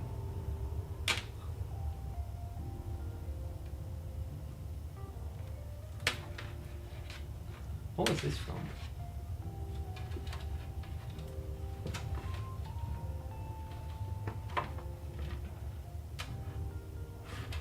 What? Did I just... Do I still live on my... Oh, what, him? I was about to say, I don't. My mum was helping me build this because I thought it'd be cool to kind of educate. So this... Oh yeah, this is the remainder from... What was this from? Yes, from that. So this is part to do with that. I'm just going to wrap around like that so that it's easier to track as we go deeper into the rabbit hole. This is the part, like I said, it looks a bit scary, but it's really not once you just have everything guided through, which is why we guided it through ahead of time. Because then it's pretty much a game of cram all the crap in. No, seriously, I'm not even kidding. It's pretty much what you do next. So we're going to use more of these little Velcro cable ties, which I really like, so that we can just keep the IQ pretty much where it needs to be without worrying about it wandering. And now, because we've also got tension from there, the IQ is mostly staying put. Has a little bit of desire to be free-willed, but nothing that we can't beat out of it. And then we just need to... I think I just poked myself on the fan head of things. All good. So, what we'll do now, I'm going to screw in at the back this. Because it's just like a few screws on the back of the thingy, I'm not going to turn the case. It's just, you're not really missing much. We're literally going to take these teensy tiny screws here and just put it to the back. And I'm bleeding. The fan headers are sharp, I'll give them that. Yeah, it's literally just, we have a few tiny screws to put in, which will hold the PSU in.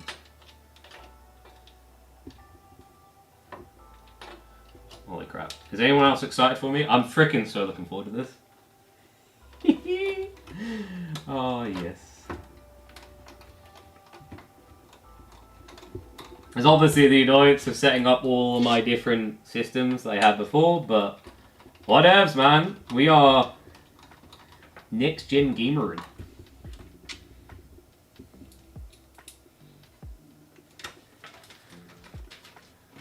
So freaking hyped for this.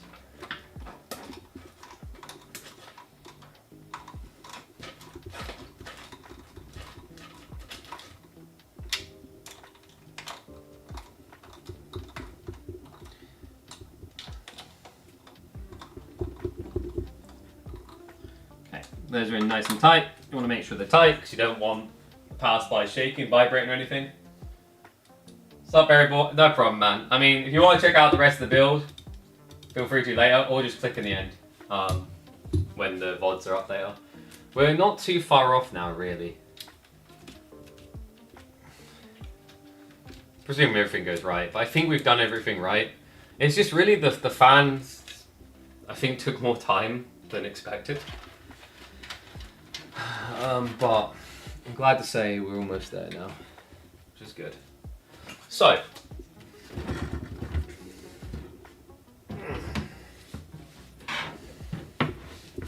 next step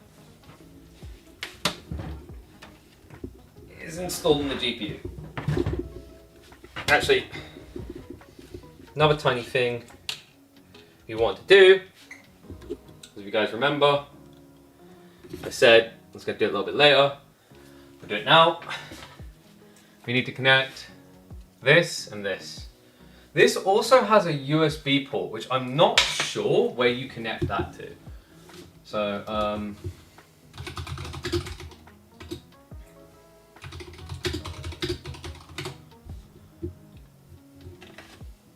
because it came with a wire.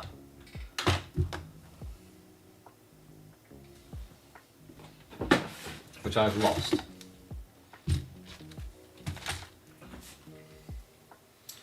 USB 2.0. Looks like there's another USB 2.0 connection.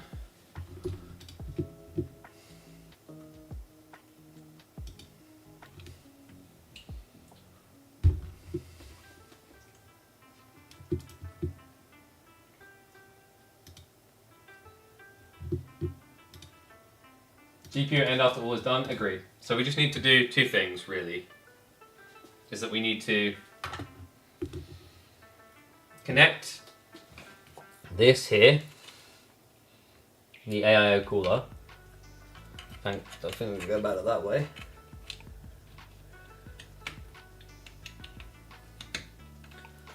To, okay, maybe we go this way. Come on. It's the annoying thing, once you got them in, is getting them bloody back out. I think that's why they have the little tags, so you can pull on them.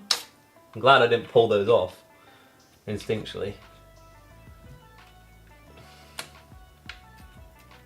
So plug that in there, and that needs to feed up towards here. I'll put that out of the way.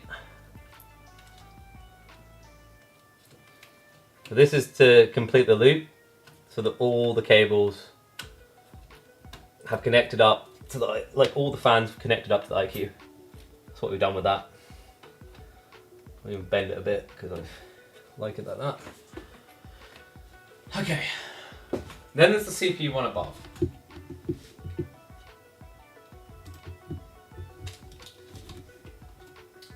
And this is the part that I'm not sure about.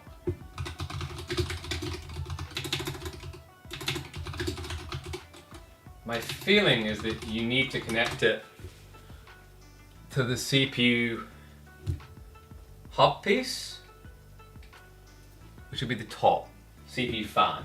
I'm just double checking to be safe. I mean, it's not going to kill your PC or anything.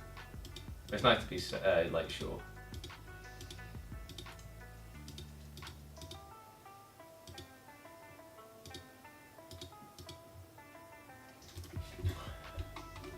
So this is a pen. Okay. There's my box, the exact name, because they do a bunch of different ones. Titan 360 RX, yes. We'll go link Titan, I'll bring it up.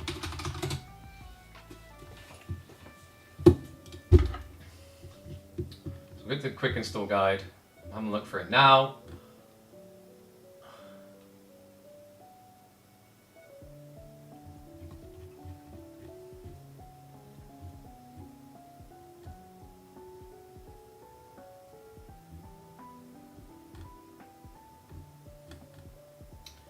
There should be a TAC cable connector, which I just don't see. What?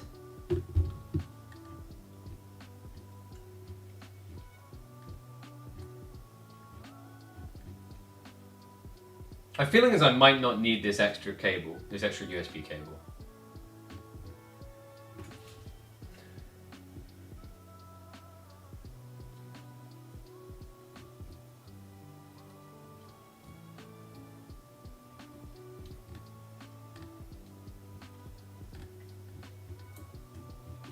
Mate, I'm looking through it, and there's nothing in there about the USB cable slot being used. I don't even know why it's there. That's what's confusing me. I've looked through the installation. There's nothing in there about it. So I think we're good. The only other one I need to do is there's a little TAC cable. And the TAC cable is like 3 pins. Just need to find it.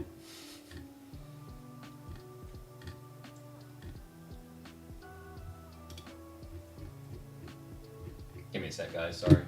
I mean, I could show you what I'm looking at in the manual if that's preferred. This is very odd. I think we misplaced a cable.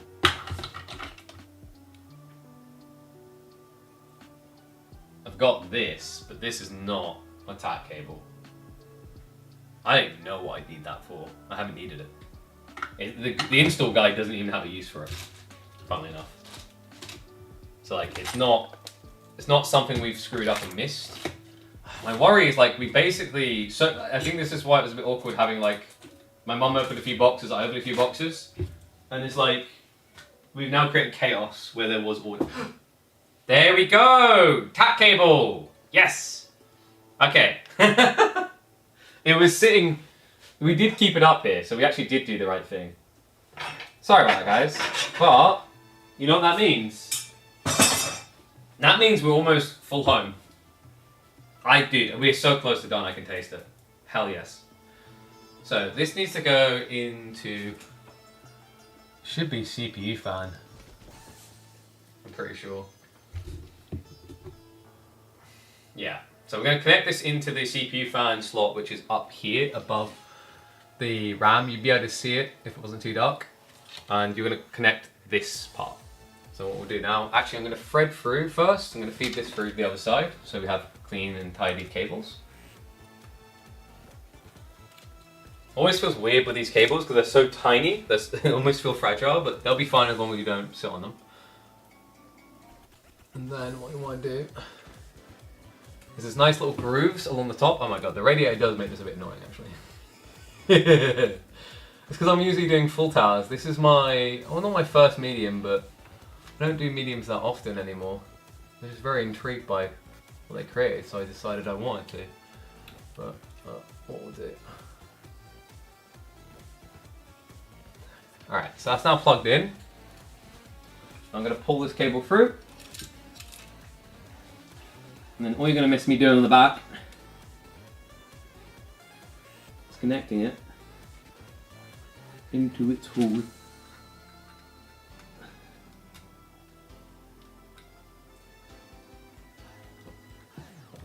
Wonderful. Alright, that should have everything it needs connected to run all of the fans from that one location. Oh. That means, told you we're in the home stretch, I weren't kidding. Next up, GPU. Big freaking pog. You're in chat, hype it up because this is the beast. There's usually different slots for CPU fan and CPU pump, the pump being more power hungry and works with different speeds. That's interesting. There is one for pump, but it said to put that into the guidance said to put it into the CPU fan. So I'm trusting the guidance on this instead of going free solo.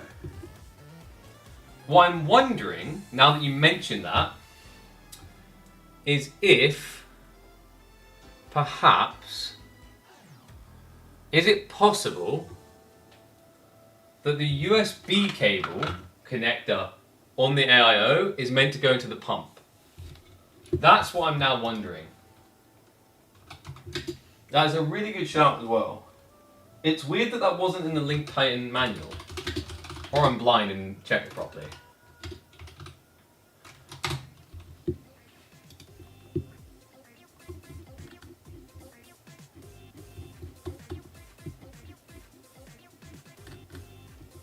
No, it's like there's a USB slot on here that I am very confused by.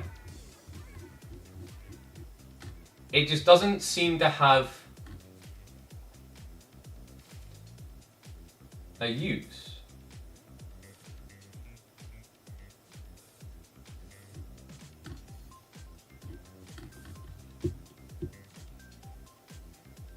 Unless, I said earlier there should be a second connector, but I couldn't see it.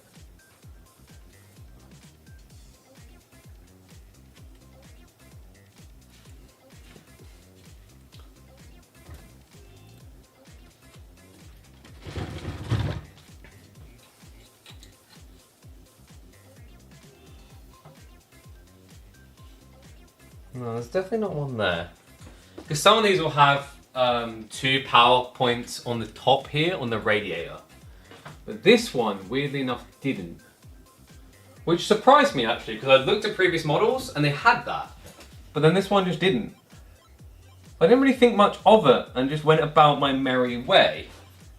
But now it's got me a little bit weirded out. Now that you mentioned the power pump pull. Because even the manual references it, I think. No, I think we're good. Maybe I'm being a presumptuous donkey, but we should be good.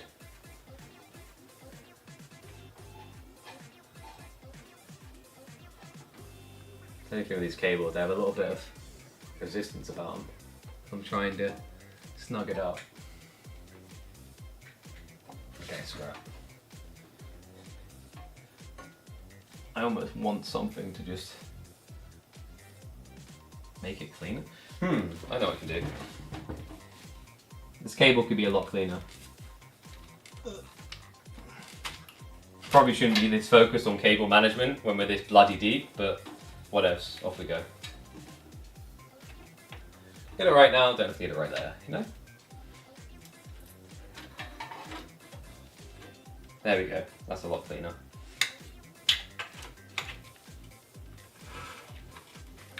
That also should rebalance the way the IQ's sitting on the back, so it's nicer. There we go. Okay. Home stretch. I'm still confused about this USB slot. I'm scrolling down in case I've missed something here. If I don't see anything, I'm just going to assume we're good to go and let it make an ass out of me.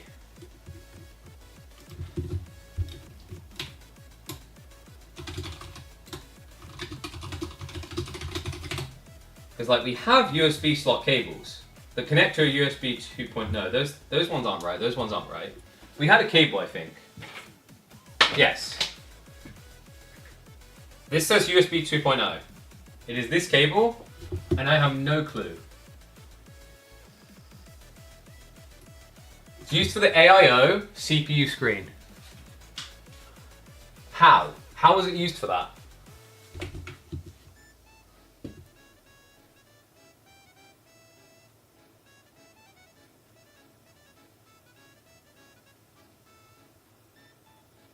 Okay, here we go. So we connect from the AIO radiator hub to my motherboard.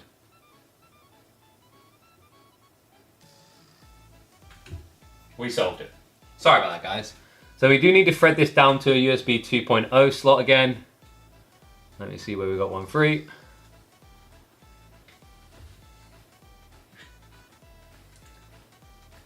I think this, yeah, it's USB, we're fine. Okay, so we'll put it in here at the bottom and thread it through and tuck it so it doesn't really show. Sorry about this. It's like, it's a very, I don't know, it was a very caught me off guard part. Because I guess I was looking in the Titan RX, not the USB manual for this.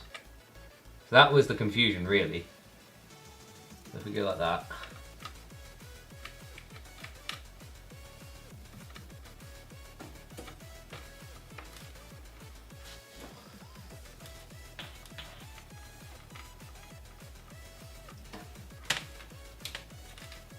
Then we snug this through our cable ties. It's even so small I don't even have to undo the Velcro, which is perfect because I like faster cable management. Then what we can do is that we can come through here. So we'll bring this through. And this is how we're going to get power to the LCD screen. We'll plug it in. Nice and easy like that. And then, you know what I'm going to say, guys? Bob's your uncle. God, I'm British. I'm cringily British. Ugh.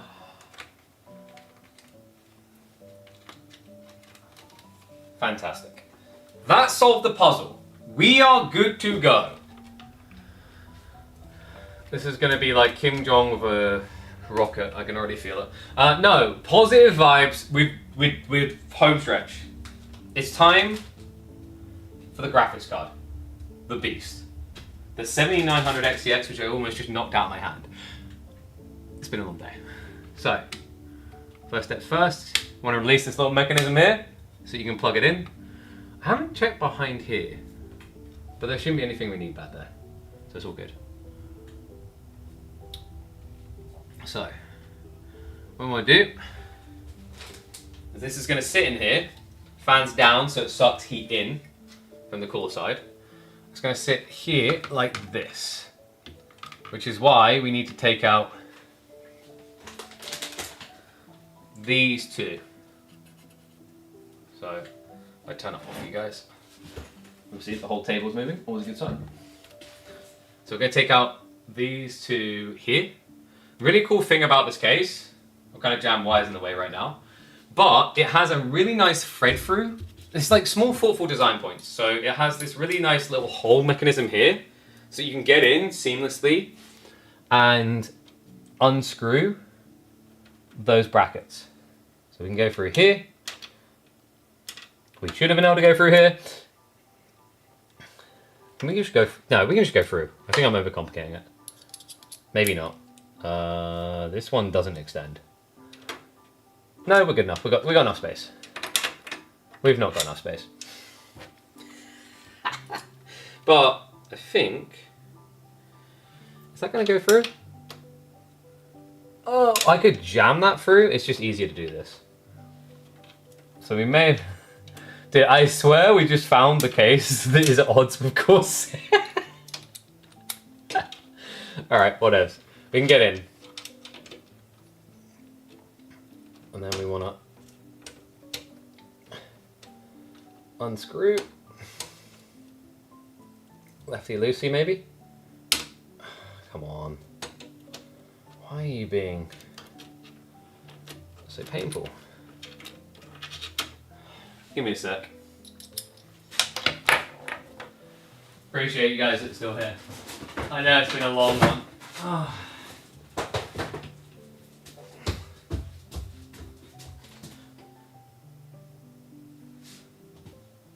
Where's my screwdriver set, Emma? What? Okay. I should have a second screwdriver set that Emma has placed somewhere, which complicates this slightly. God damn it. I've been 100% griefed.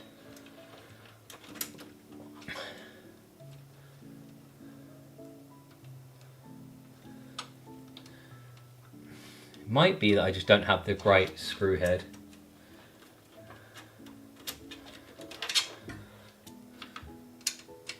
No, I think I need something fatter.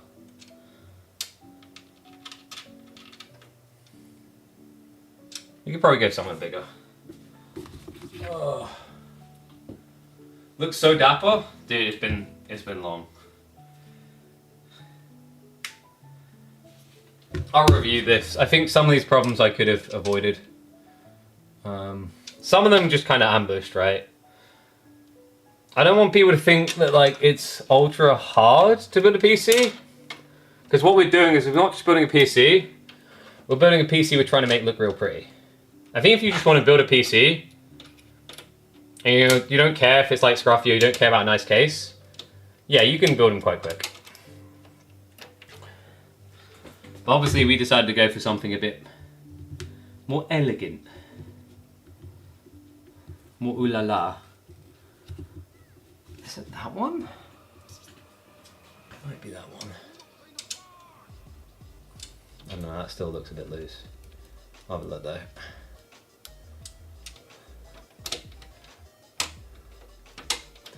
Oh, come on.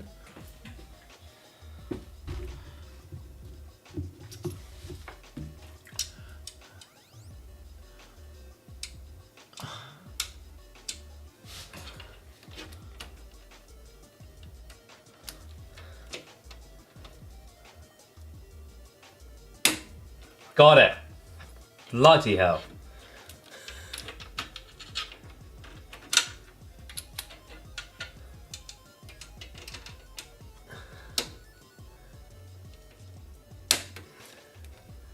So it's because they also use a special kind of screw connector piece. And, well, in fairness, my mum was here for a long time, right? But we're past 12 now, because we ran into unforeseen build constrictions. Basically, two of our sponsors' parts were kind of at ends on how to be in the build. So we had to get creative, and that took extra time. But she was here for plenty of it. She just won't be here to revel in the glory, because they have a dog they had to get back to. And I didn't think it was fair to her. Have her sit here the whole time for the rest. So, these will just clip out now. You don't need to keep these in there. These clips come out because now we've got space. Oh, my back. For a GPU. They'll go in there. This GPU, to be specific. So we'll take the little plastic cap off that it has for its protection on the PCIe card. We've got double HDMI, double DP here. Try not to make too many DP jokes, thank you. I know what you guys are like. Right, what we'll look to do, I'm going to align it to the card slot. Oh.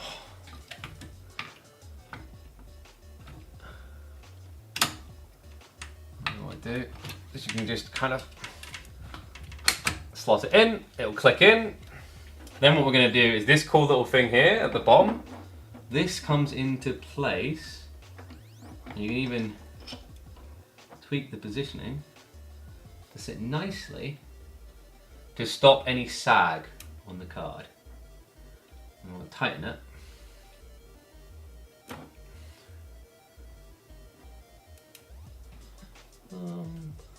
How hard do I want that? Realistically, you're gonna want it like up there. So we'll do hand tight first because we need to get the screws back in here so that the bracket is held in. And judging by how fun that part has been right now, I'm looking forward to this. If I start swearing, honestly don't blame me.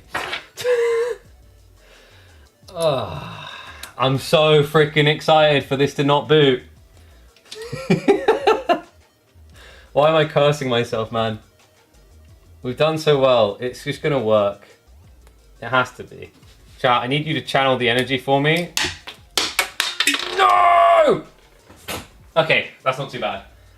Oh my god, I thought it rolled all the way to the back, and I am like crippled right now, remember? I only have 1 foot. Oh my god. Alright.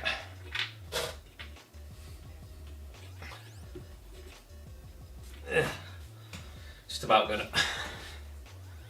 So, I'm not gonna move the case just because I've got it in there, but it's not fully mounted, so I don't really want to shuffle the case around and have that slip out, because that would be a catastrophic way for this to end.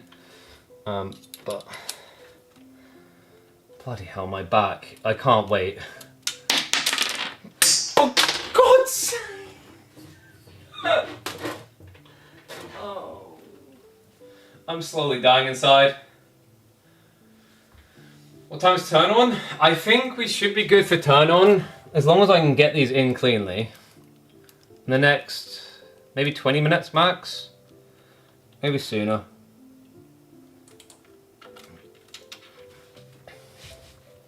Just the challenge of bloody getting them back in, because while in some cases this design is very nice, in others I feel like it's just a war between Haven and Corsair. What would do? I'll give us a little bit of wiggle. Come on. How is that not going in? What?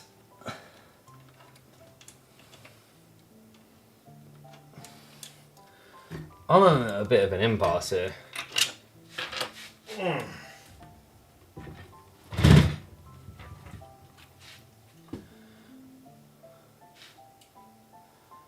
Finish the build and do the turn on tomorrow after a good sleep? No, because I'm not going live tomorrow.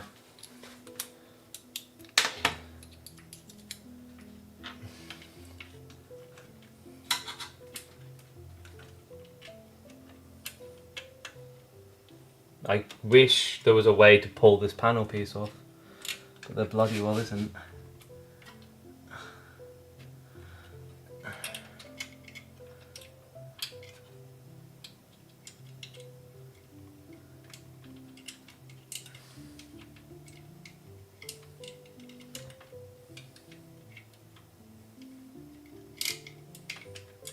Why can't I thread those? That's kind of ridiculous.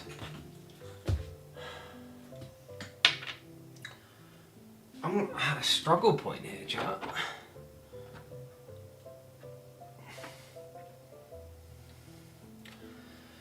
Oh, my back needs a rest for a sec as well. What the hell?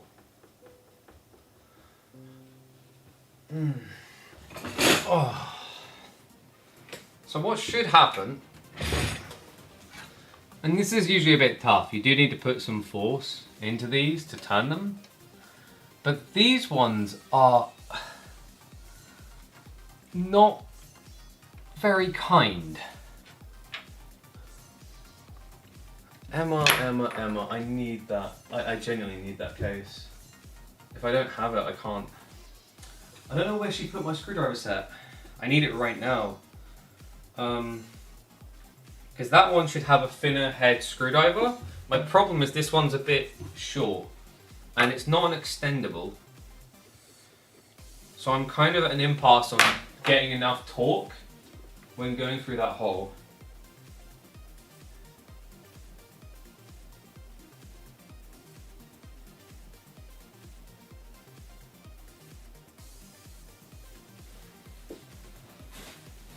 Let's go put in the drawers. Just gonna double check that.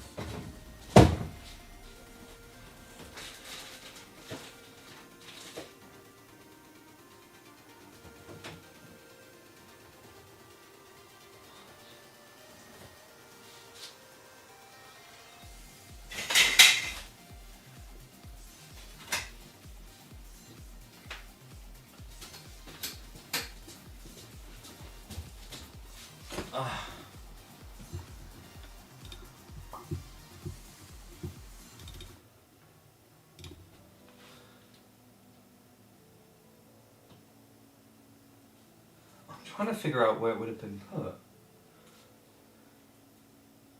Because it doesn't seem to be out here, which means Emma's probably used it.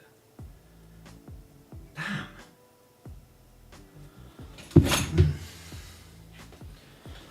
I guess I'm going to have to just try and power through. It's just a bit tough. It's literally just too small to get all the way through there.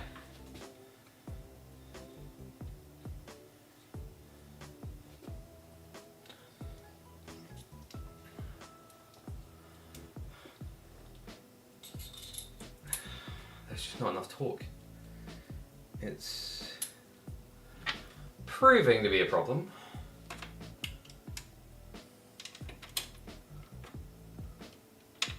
Oh yeah, that way through.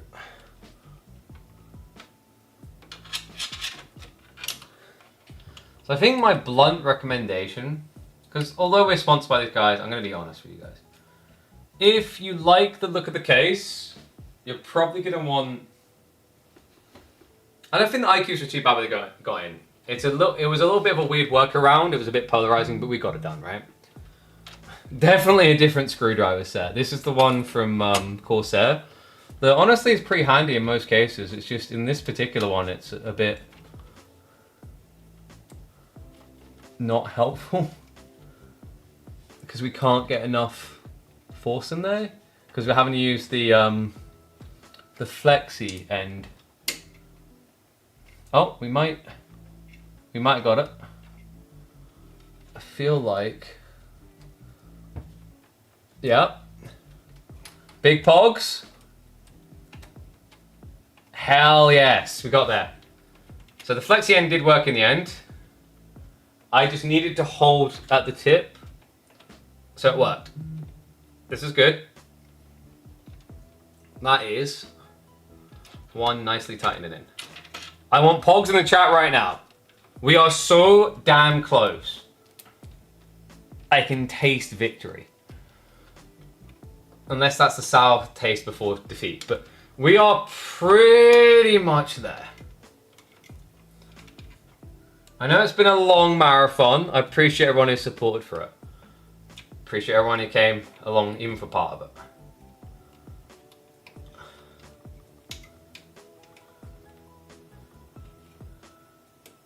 It is definitely a challenge to always get it in that hole. And I know someone's going to use that out of context. But come the damn hell on. Get in the hole. I need the Adam Sandler Happy Gilmore meme. Why don't you want to go home, ball? Why do you want to go on your home? Okay, I think we got a latch. Okay. On the verge of doing it now. Yes. Shouldn't those be thumb screws? No, because if it's thumb screwable, you're not gonna have a lot of hold, and you want hold. It's a graphics card, right? And they can be quite heavy. You don't want it to have, and like you basically want this bracket to be pulling it into position. Tighten that one as well. All right, chat. I think we are borderline there. At this point, what should just be left to do is plug in these fun little cables. Easy peasy. How could I screw it up? I could find a way. Uh oh.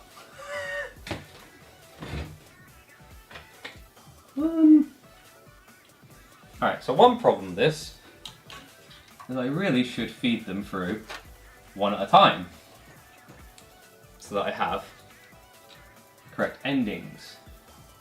That should be one, and that should be the other. Fantastic. Okay, so this is an 18 pin. So what you do with these is you take these ones which are like 3 pin, but they actually latch onto each other very lightly. You just want to slot them into each other. Other way around, right?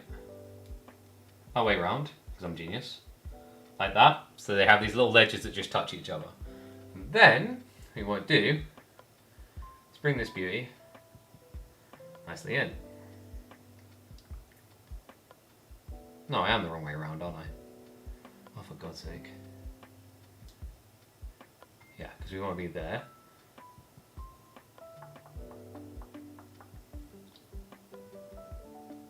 What? Have I got this the wrong way round?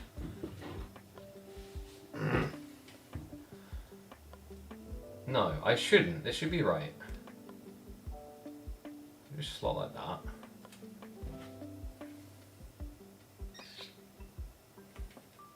Let's try plugging it in, we'll see.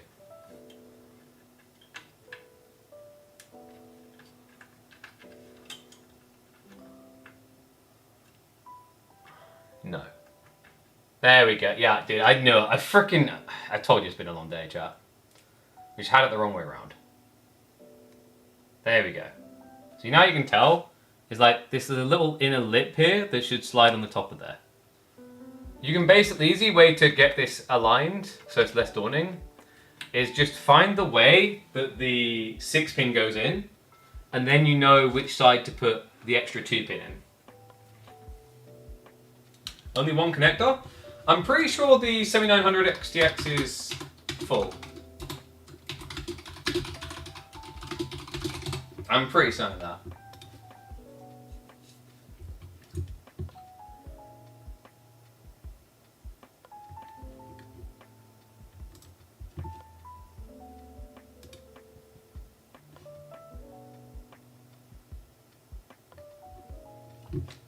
I'm just double checking now, you got me freaking out a bit.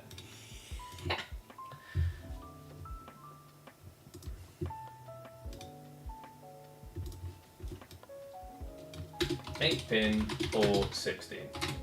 So check this out. Excuse me.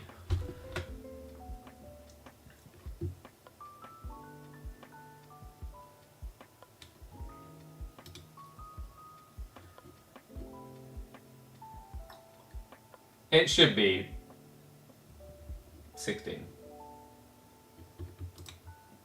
God, you've got me questioning myself now. Like I'm pretty like it literally has 2 8-pins.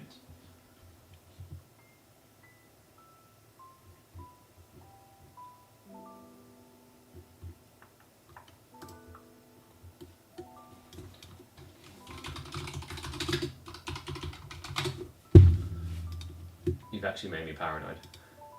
I had so much confidence at the start.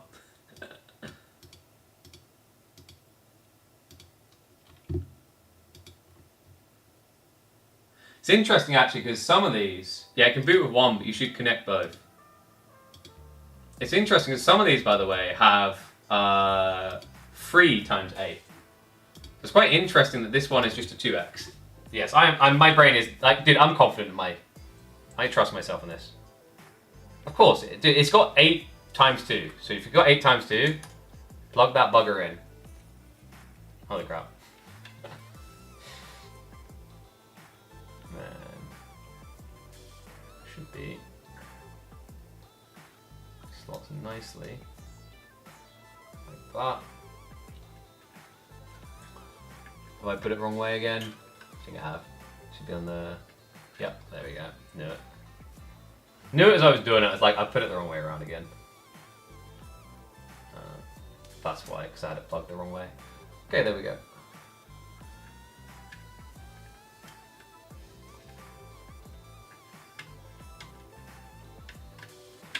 So, those are plugged in. We can feed them nice and tight. What I want to do, in fact, is have another clip. So these are the clips extra. They're cable tied? Cable tied in. So I'm going to put another one of those in to push this up. Oh, these are shorter ones. Oh wait, I realised what I've done. So I said I was going to move them out the way to put the cables through. I just need to unclip that one, put it back in.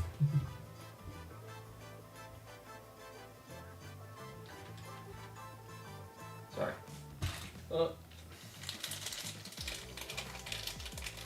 Over on 1.8, give like 400. I mean, just stick it in there. Like, to put it very simply, just stick it in there. It's rated. It won't take more power than it needs.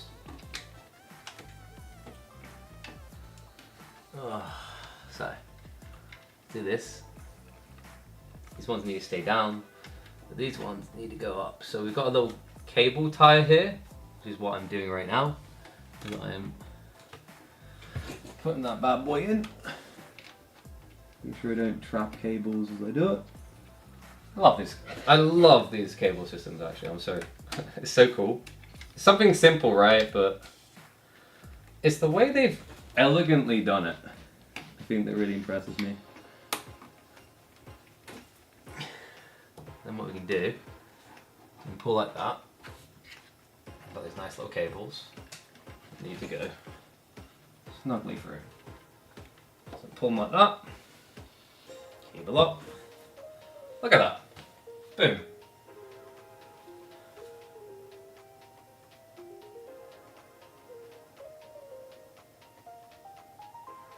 Okay. So, everything should be good. Famous last words of every person ever building a PC. We're gonna find out. If they're not, I quit. No, I'm good. Is each GPU cable separate source from PSU? Yes. Because they are PCIe 8 connectors. So we've got 1, 2, the PCIe. We've got 1, 2, 3. We've got the motherboard. We're good. We're definitely good. How's it going? I think we're almost there. We ran into some complications, kind of unfortunate, but I think we're almost there. So what we're going to do now is we are going to plug this bad boy in. I'm pretty sure half this stream has been building the PC now. And that cable's not going to be long enough because my plug's in a different location, so what I need to do I need to rejig. So much to clear up afterwards, Jesus. Gotta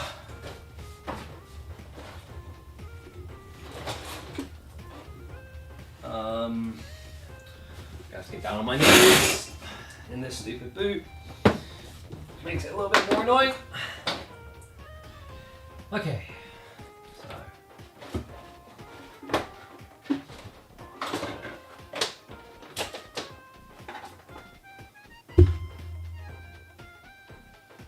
Alright, plug that in there.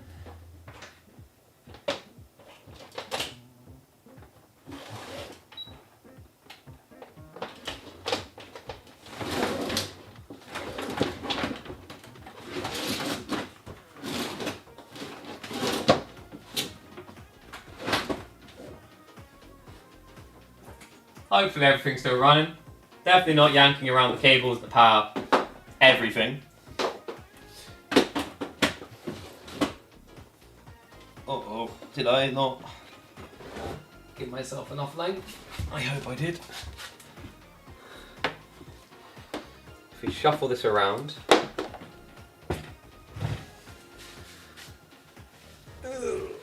We should be good.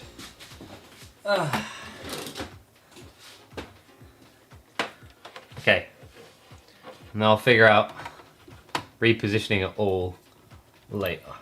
But now, here we go. Moment of truth.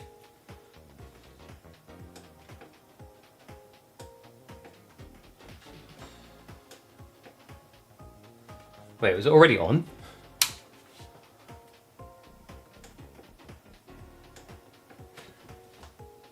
Not even turning on.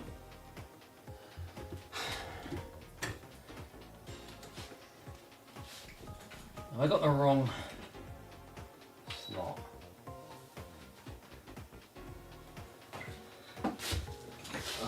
One sec. I think one of these cables, one of these slots didn't work.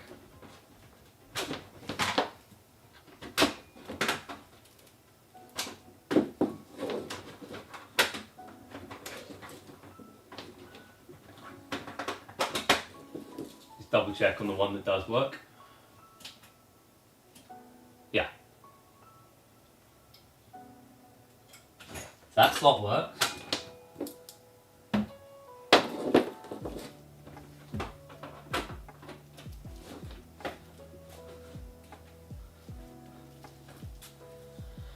Now then.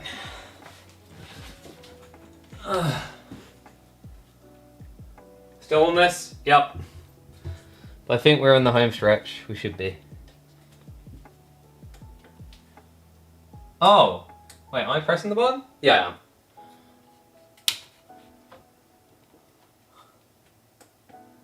What? It's not even starting, which is odd.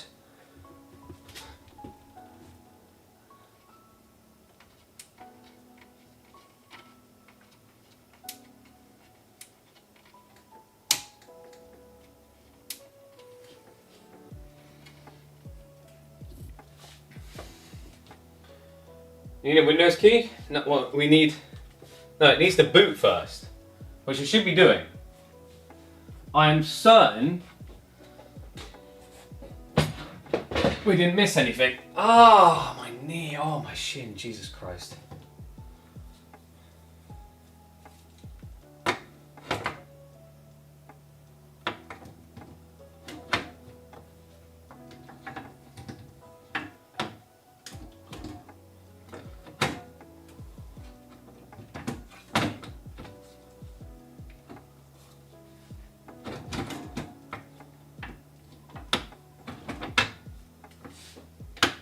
Just making sure it's not the button I'm pressing that's the problem.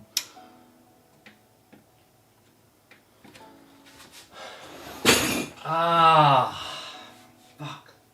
My shin hurts. I've been standing on that leg a lot.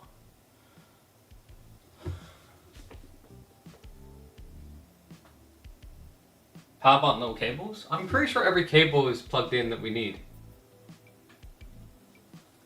Trying to think which cable we could have possibly missed. The only thing I can think is that the power cable was plugged in wrong to send the power signal. Power connect buttons. Well, that's the 8-pin, right? You talking about the 8-pin? Because we've got the 8-pin connected. Uh-oh. Dude, this has got me like very flummoxed now.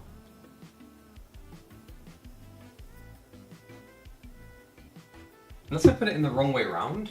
No, because it's impossible to put it the wrong way around.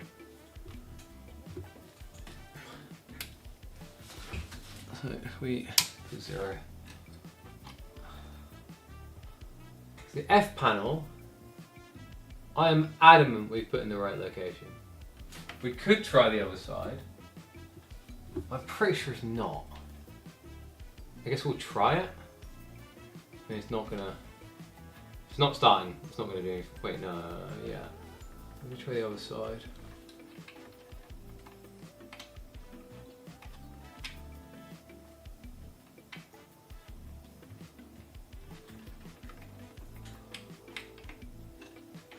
Okay, what's going on there? 1, 2... No, it definitely is the other side. Because that is 4 pins long with a gap. This is 5 pins long with a gap. So we've definitely been putting it in the right place. What's going on?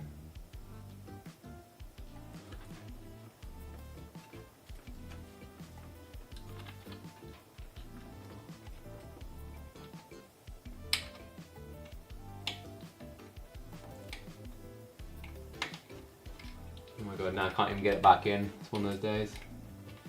Oh my god, dude, come on.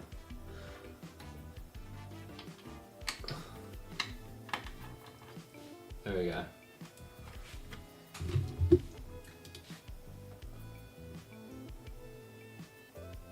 The case IO panel?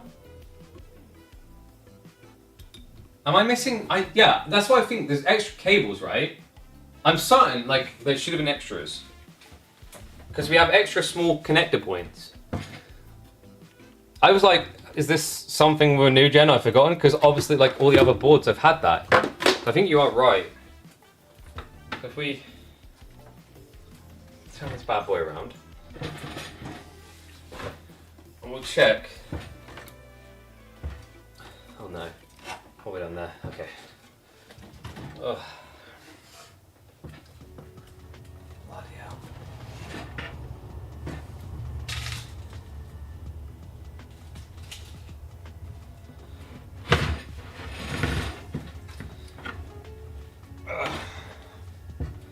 We're missing cables, for sure. I think you guys are right. When we came down from the top, I must have missed something.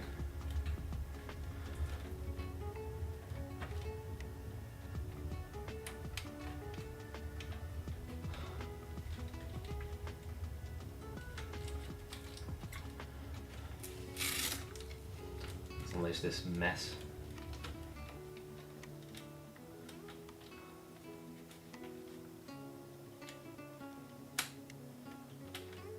Everything is out there that needs to be out there. There's nothing in here.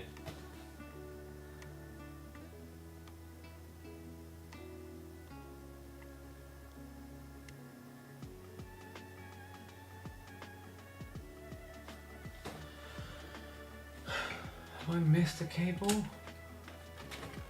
don't think I have. No, that one's going out there. The ribbon cable is definitely going out there. You got these three cables, which are all going out there.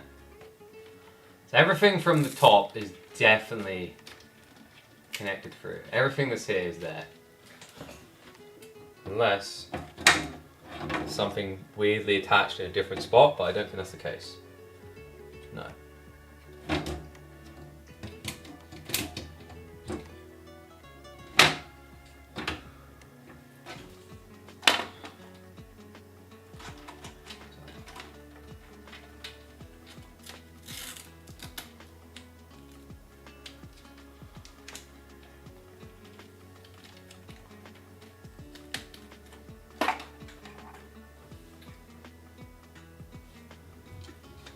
See the link there for the cable to confirm.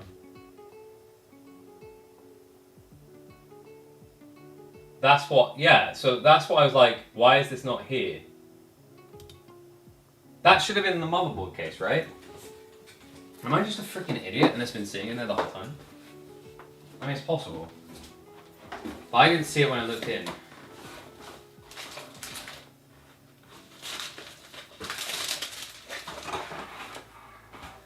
No, no, no. No. No. Most cases have it built in.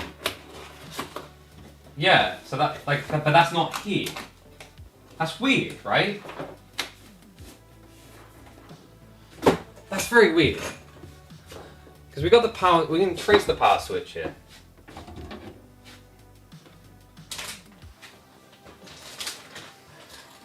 Put this up there, whatever. So, power switch feeds through here. Cable tied up, but it's the thin 4 wires that come through. Those thin 4 wires feed down here, and they are already out there. They are the F panel thing.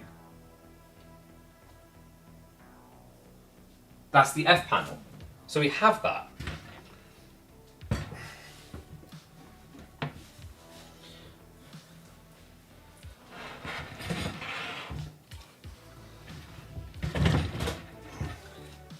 It's literally this thing here. Oh, this is hurting. HS420 is the model. So guys, the one we're talking about, this is the thing you guys are talking about, right? The F panel. One sec. I just.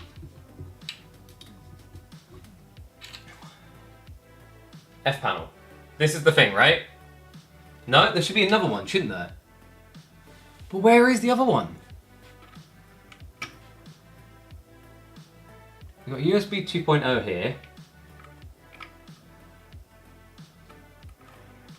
We've got another USB 2.0 here. It's not those.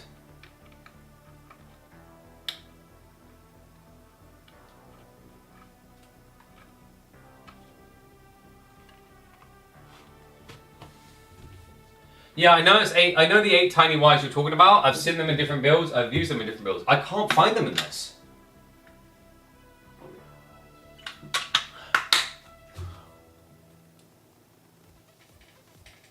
Front panel connect. It is the right one, but like, it's a 9 connector, and there's only one spot that will take a 9 connector, because the right side where you get the little tiny like PW LEDs or whatever. That one is a 7 connector. So it has to go on the left side. We had that correct.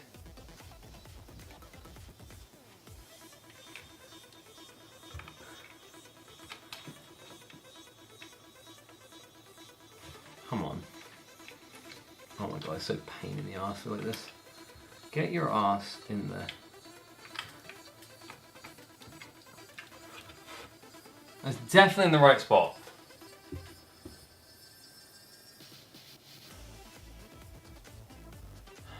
I feel like we are missing something. It's driving me nuts. Also, let's quickly make sure that we got this. I'm going to tighten that as well. This is for the this is basically a bracket to support this GPU.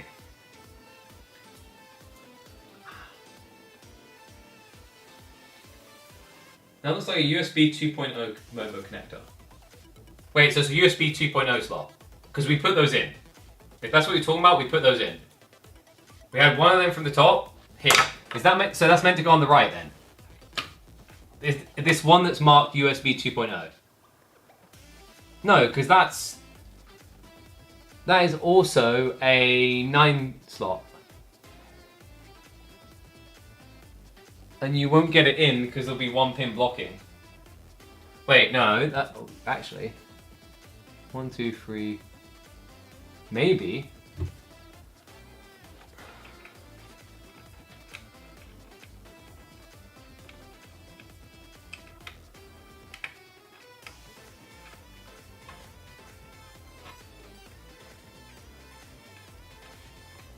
Maybe. Moment of truth.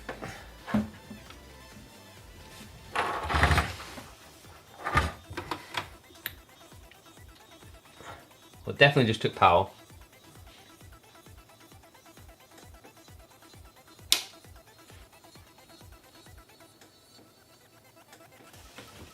Nothing.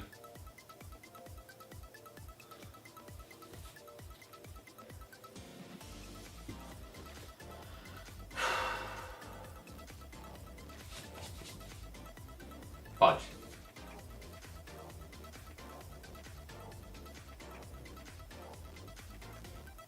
Try and unplug the GPU? No, I doubt that would be the problem, right? It's the X870 Aorus Elite.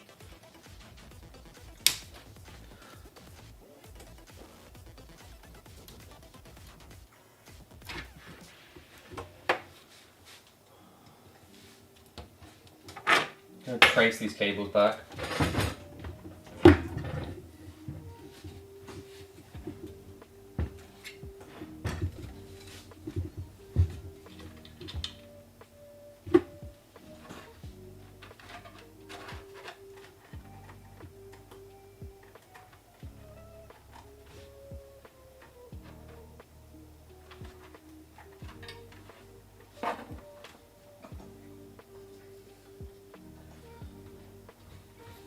So the one I just changed the connection on, let's see where that one came from.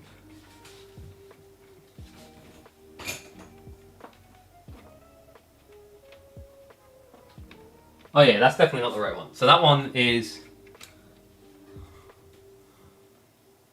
That one definitely belongs over here, because that is for... That is for the... What was that? The IQ link. So maybe...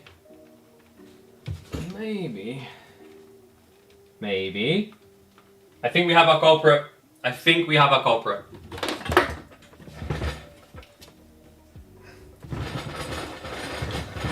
So if what you guys are saying is true, and it looks like a USB 2.0 now, it's the one that got plugged in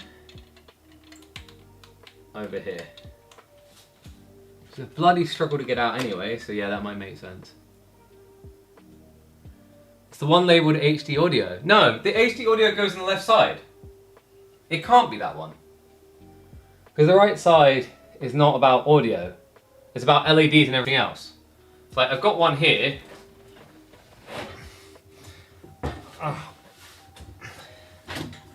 Which definitely is meant for HD. It's HD audio. It's called HD audio and we've got audio written on there.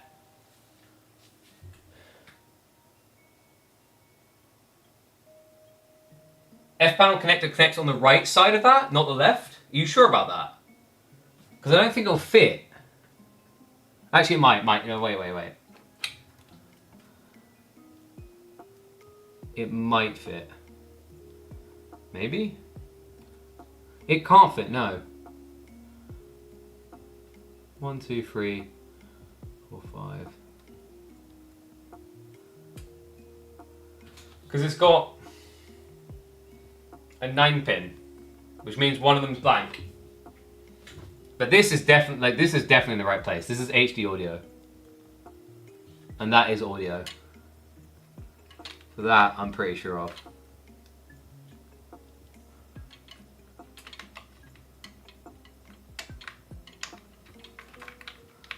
Oh my god, these are so much easier when I put them in first time.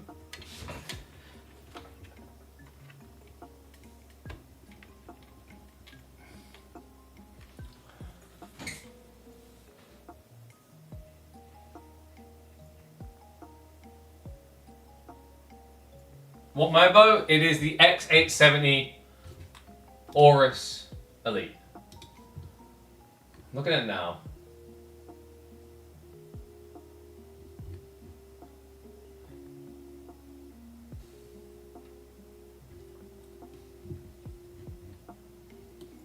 Look at the manual. What? I feel like an idiot. What have I missed here?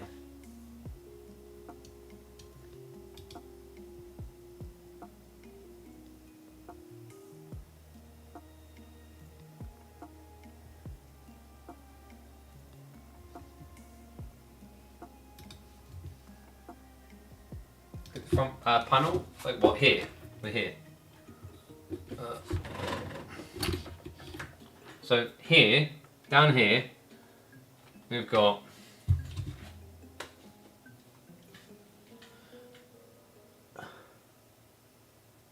we got the OLD res. I mean the F panel, dude. On the bottom right, yeah, but the bottom right is 1, 2, 3 on the bottom, and then 1, 2, 3, 4 on the top. And then a space that is 2 wide on the top, a space that is 1 wide on the bottom. This is a 9-pin. It can't go in. It legit can't go in. There's no way, because yeah, there's no way, because the blank is in the top left here. It won't go in. No. Like, I wish there was a way I could get the camera close. Okay, I actually can kind of get the camera closer. You guys are gonna have to get spun for me to do it though. Oh, my back. In fact, we're going mega scuffed now. Screw it. So, what you've got. Jesus, there's not enough light. We're going free cam. I'm missing something. What we've got You guys can see it. I don't know if I can get close on that. I don't know if it actually is going to keep focus. So in there, you've got blockers. So from the right bottom corner, it's 1, 2, 3, then gap. From the top right corner, it's 1, 2, 3, 4, then gap. But here's the thing. The F panel, you guys can see that. You see the shimmer? Sorry, I'm trying to find the right light. You see that? It's got a blocker in the top left. So there's no rotation that's going to get you in on the right side there. I would love to be wrong on this. Because if I'm wrong on this, we have the solution. Blocker can hang off? No, because you also wouldn't have the primary connectors at that point. Because the blocker is going to be on the bottom row. Losing my mind here, man.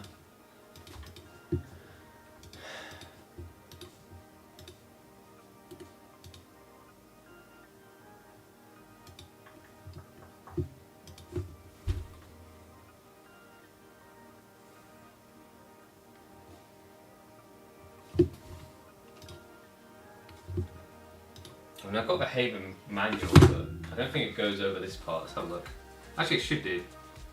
Cable connections. So I've got that plugged in. Got the audio jack plugged in.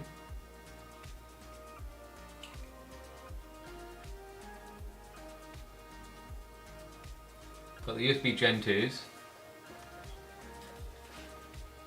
The power and reset buttons are this thing we're working with here, the F panel.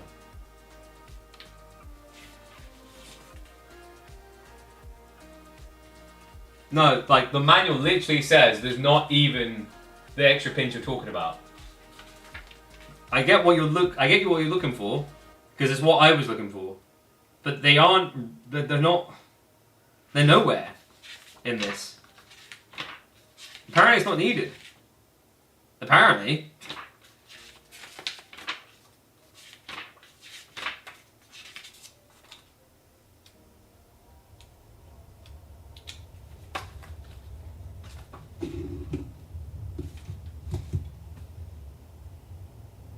Shot those two pins. Which ones? The ones in the bottom right.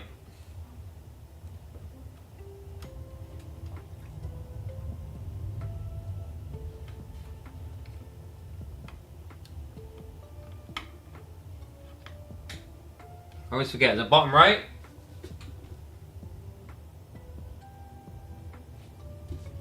How's that, Chris? What you got for me? Yes, we're looking at the F panel. Power LED would be bottom right? Which I don't... Does nickel conduct electricity? I forget. Screwdrivers are nickel plated.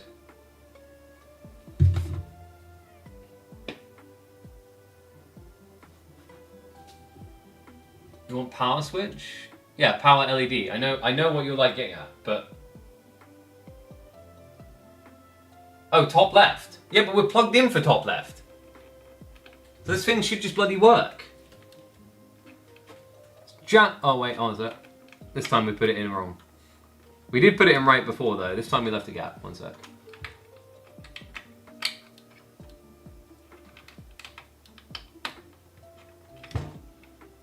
It is full improper there.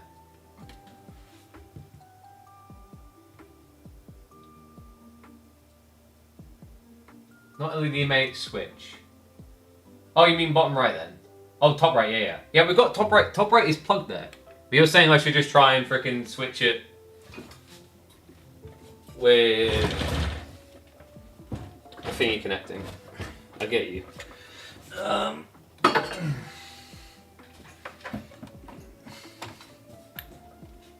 There's definitely power going into the power supply because you can hear it click, like make an electric noise.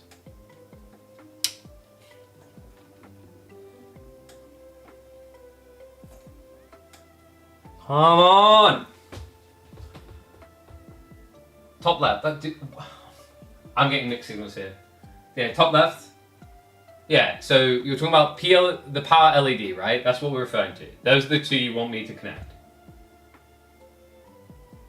No, the top left is power LED though. So you guys are talking top right. So we need to do the inner two rights. Got you. So fuck it. Pull that out. Does nickel conduct electricity? No one answered that. Because my screwdriver is nickel plated. So if we go like this and connect the two. Nothing.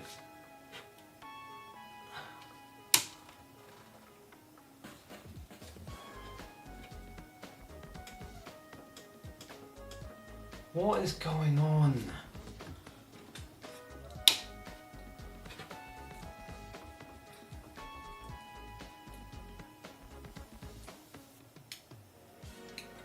I connect, unless nickel doesn't conduct. Got a PC. Does nickel conduct electricity? Yes, nickel does. So, why is this not working? Something's wrong with the motherboard then, right?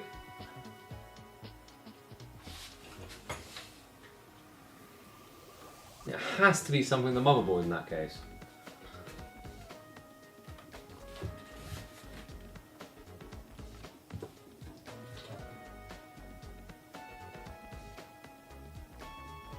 Did you plug in the 2x4 pin CPU? You mean the 8 pin? I've got an 8 pin for the CPU. So the motherboard has an 8 pin up the top. It actually has room for a second 8 pin, but I'm pretty sure you don't need that. There's no way the X870 needs that many power points, right?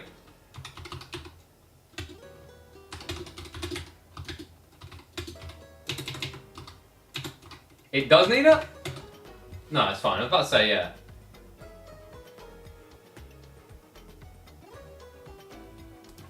The motherboard is definitely connected.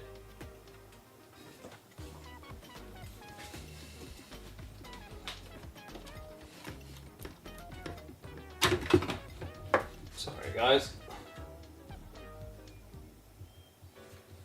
Yeah, some CPUs... What did I just drop? Oh, no, it's just the cable. Yeah, some CPUs used to be 6. These ones are 8.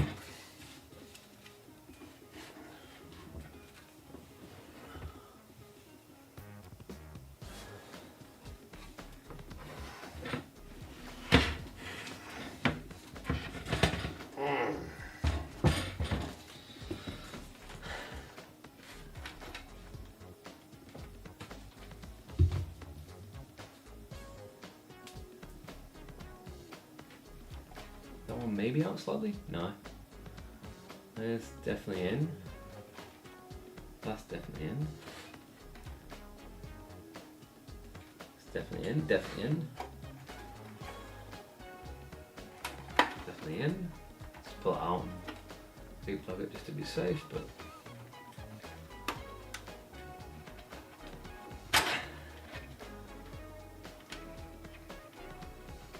the motherboard has got an extra 10 pin slot next to it in the modular, but I don't need that 10 pin. I'm pretty sure of that. They are all connected. They're all jammed in there as they can get.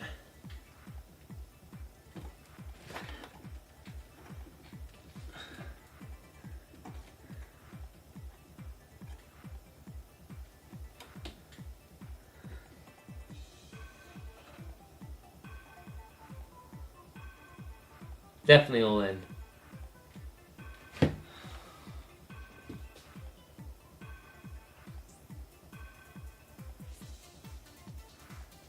I've run the 24 pin and connected the power supply. Wait, hold on a sec. Does the motherboard need both of these? That's a lot of power.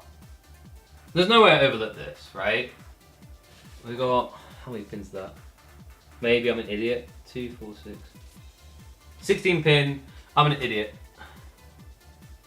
Wait, that'd be 26 pins.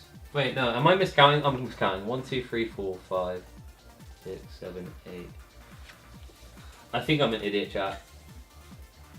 I'm an idiot. Sorry, guys. I left it dangling. Because it was weird, because the way it has it is you have a daisy chain effect with it, almost like it's meant to go somewhere else. Whereas usually, most of the power supplies just have them next to each other. So, I hope, for the upteenth millionth time, that we've done it. Holy crap.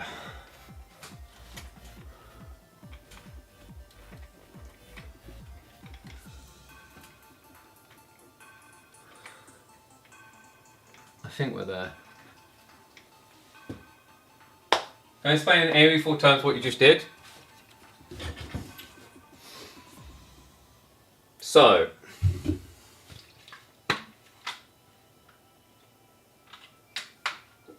in AoE 4 terms,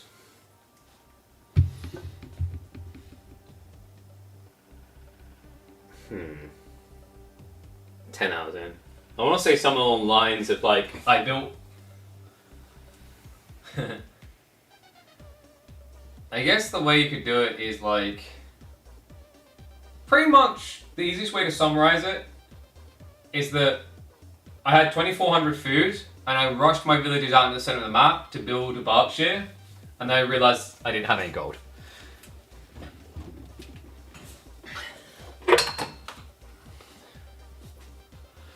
Mathematically, that's actually an elegant way of putting it. Alright, chat. Been at this too long. Yes! Yes! Oh my god, yes. Yo, what's up, Jaguar Knight? Thank you very much for the sub, mate. Can you guys see that? Beautiful! My connection cable's not quite long enough. I'm trying to be a bit careful. I think... Oh, yeah, don't put your finger in there. We have power! Yosh!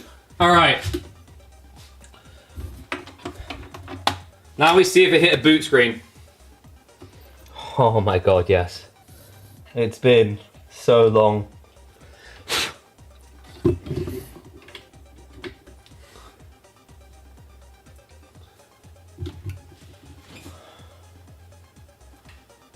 Oh my god, dude, my brain.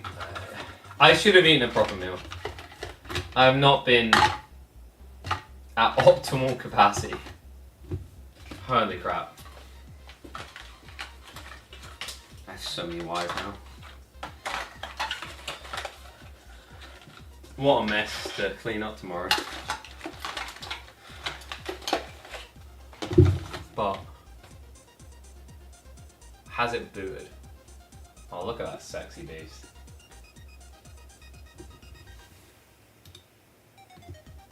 I mean, the liquid temp shouldn't be saying 0. So that has me a bit worried. Also, the back fans, they should be LED. Did I get sent the wrong fans? No, but they're not light colored. I assume I just have to do that in the IQ probably. Because they are connected in.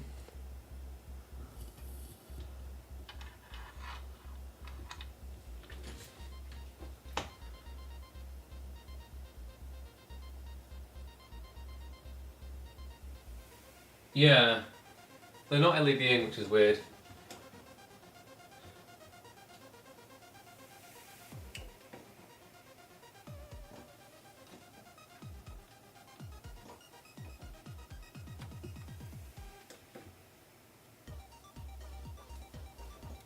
There's also no boot on the monitor, which is a little bit sus.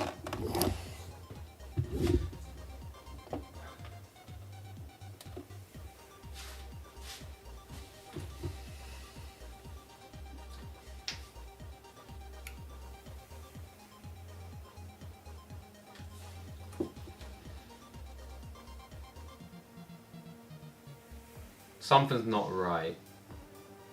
The RAM is flashing and then going off.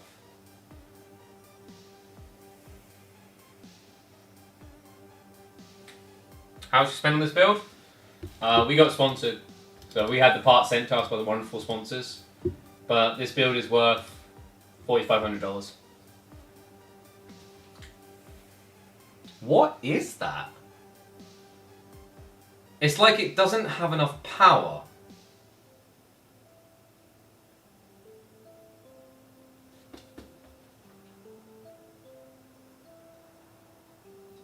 What's motherboard light stopping on?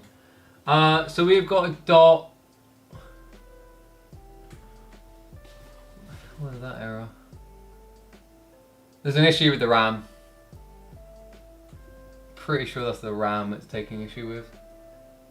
It is slot 2, slot 4, right? We've done that right. See the motherboard light? Oh no, I do have to go freehand again. So the light up is, let me just turn this off.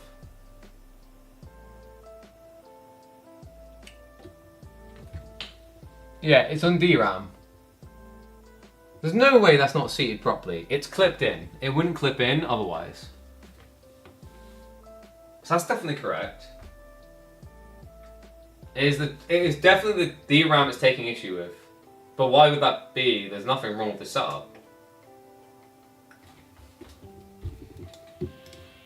Wait, what do you mean first RAM boot take? What, you have to wait 5 minutes of doing that? I've never seen that before.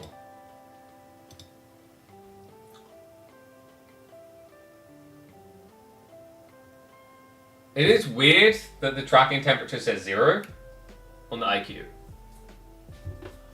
So sometimes it's flickering between DRAM and the top left, which is CPU. What?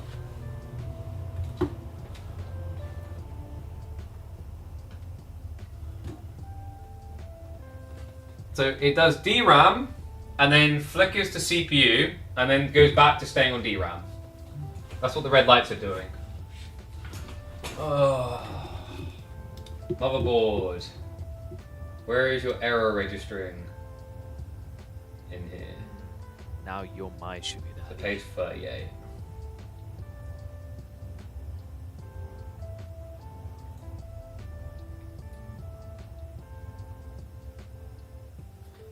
And we've got error 15.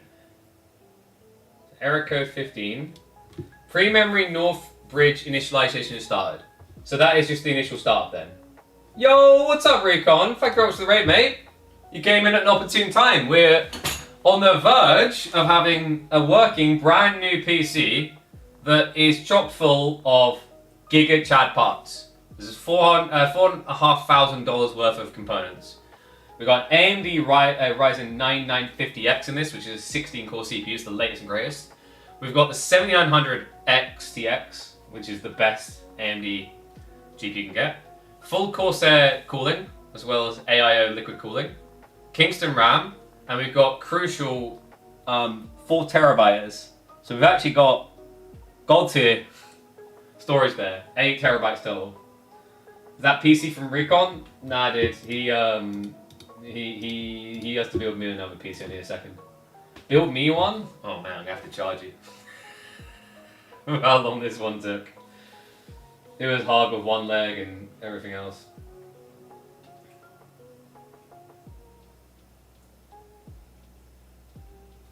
Okay, so we're waiting to see, because it just flickered up to error 46. Which is... I can't even see an error 46. What's that one about?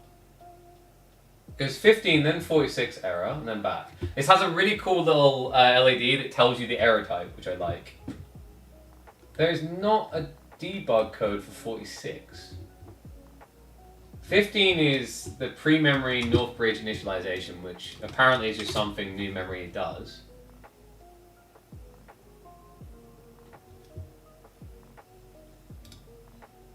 Is that right?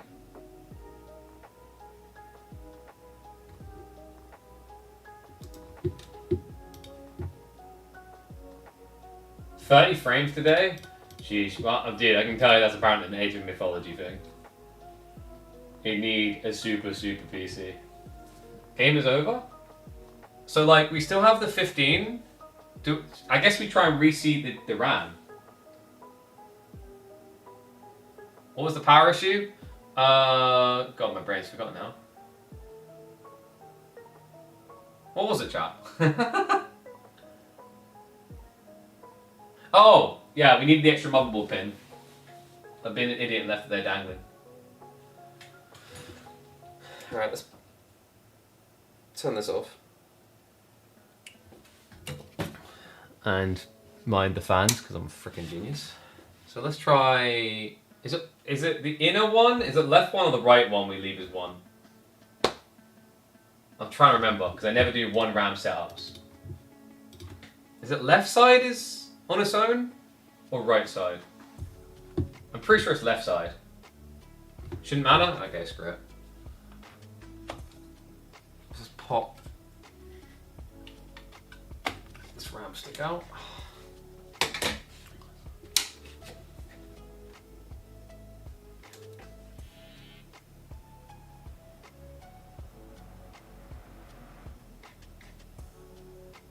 Well, that looks a bit more healthy. So what's wrong with this one?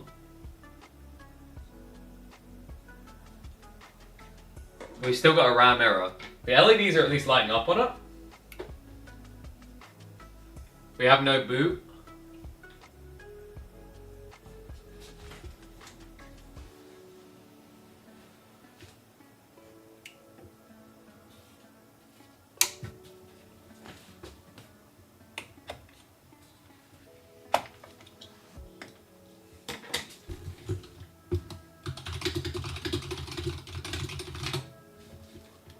Let it work for some time.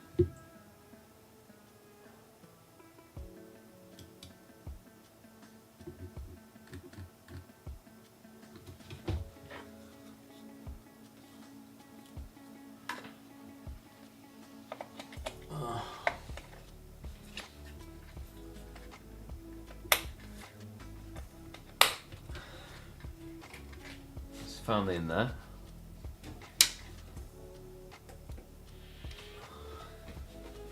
It showed errors for like 10 minutes and was good? Okay. So you're saying this is going to take another hour?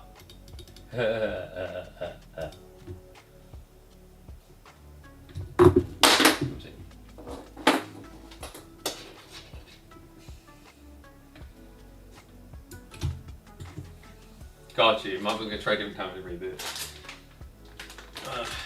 Like usually, I mean, so I think, is this the first time I've fully upgraded from nothing? I don't think so. I'm pretty sure I've done full build from nothing once. Or maybe, no, I think I've always done partial upgrades. That's why this was a little bit new to explore with some components like this. Actually, maybe not. No, I feel like I have done a full build from nothing once. But usually I do partial upgrades, which is what I highly recommend people do. Unless you're really out of date on your components. A big part of why we've done this though, is despite the complications along the way, and I think a lot of those complications are because of the type case we chose, which will pay off in the long term because it looks sexy as all hell. But like short term obviously it was quite difficult to get going. But like basically,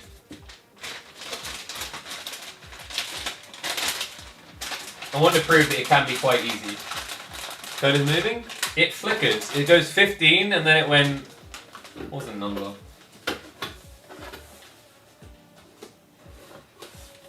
We still don't have LED lights on the back, which I'm very confused by. That shouldn't be a problem.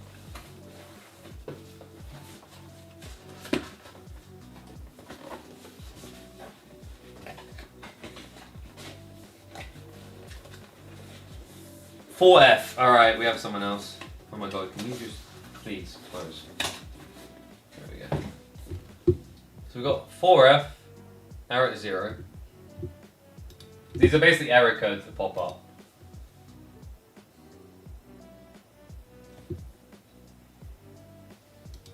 "4F reserved,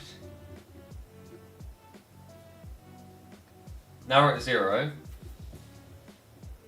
And now the issue is the VGA. Oh, we've got boot. We've got boot. Hell yes, we have boot. Okay, so let's turn it off. Let's turn it on again. I don't even know what those were. Where did those come from? And add in the other RAM. Yeah, I like this motherboard, dude. I haven't had one that has the codes. Usually I had, like, older motherboards, people know what I'm talking about, has the beep, beep, beep. Yeah, I've never, like, so with earlier versions, the motherboard pretty much just, like, wasn't a problem figuring this out, you know, figuring out the timings. It would just lock in, sort of thing, if that makes sense. So I was a little bit surprised as well, but shout out to Rotnam and a few others in the chat. They've been guiding us on that detail. Because I definitely don't know everything. So I'll put them both in. And while that boots up, what we'll do, let's connect them. We'll connect the keyboard.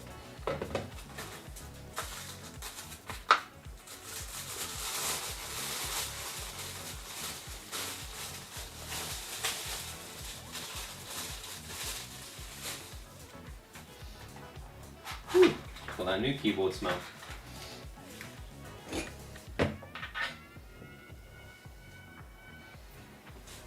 These guys don't get a shout out, they didn't sponsor. I should be receiving the new Docky in January though, which I'm quite excited for.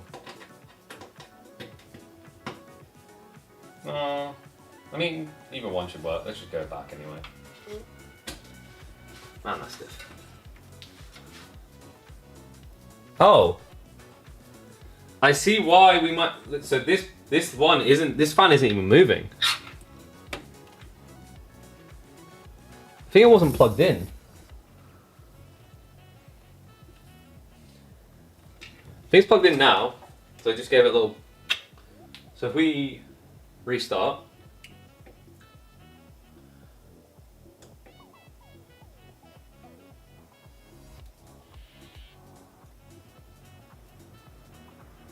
It's still not going. What?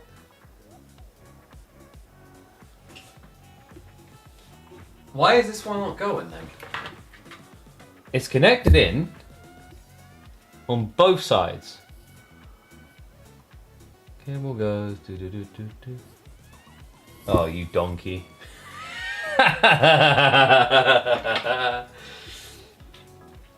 It may be connected to itself, chat. Because I am a genius. This literally just connected it to itself. Oh my goodness. Well, at least we know about that now. So, what we'll do is we're going to swap route. These two. Get a little bit more cable slack. We know we can afford it. That's gonna be a bit annoying though. I think this is why I wanted to switch through these cables around before. Let's actually turn off the PC for a sec. Show? Yeah. 1 sec. So, at the back here, this was connected here. So I just unplugged it. I just want the cleanest way of doing this now, which should be to just simply jam this baby down here and connect it into the IQ, if I can get it around. So jam that bad boy there, and this one, we've just got to bend it a bit, bend it to our will. So we should just be able to go like this, and really bring it around ourselves. I kind of want to go the other way, actually. Yeah, like that. There we go. 'Cause it's got a bit more slack room if it needs it. Ugh. I am wondering now if I could have just done this the other way threaded. Possibly. Is that I could have, instead of done it this way, maybe I could have linked the IQ fans a bit differently. We had issue, we just didn't have enough length in the IQ cables. That's the problem. But what I'm thinking is if there actually is a way. I think there is a way, chat, which will make it a lot prettier in the end, because we've got this annoying cable sticking out here. So what we can do is we'll keep this one to connect into here. Oh, this might get annoying actually. So this one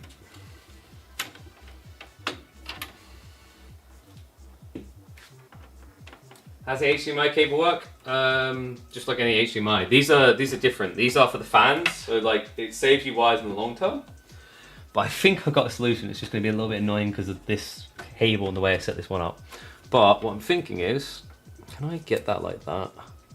I might be able to plug that in like that, but it'd be uncomfortable. So we'll just see if we can do it this way. So we'll plug like that. And then, really, we just don't need this cable like this here. We just pull this all the way out. And then what we need is just to connect here. You'll see what I'm going to do in a sec. Because a little bit of a cable switcheroo. So now, oh my god. So now, we've changed what we had. This is connecting in.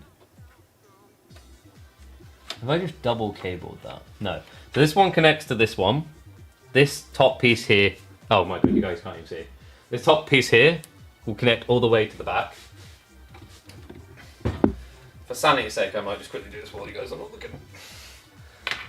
So that connects in now nicely. Fantastic. Then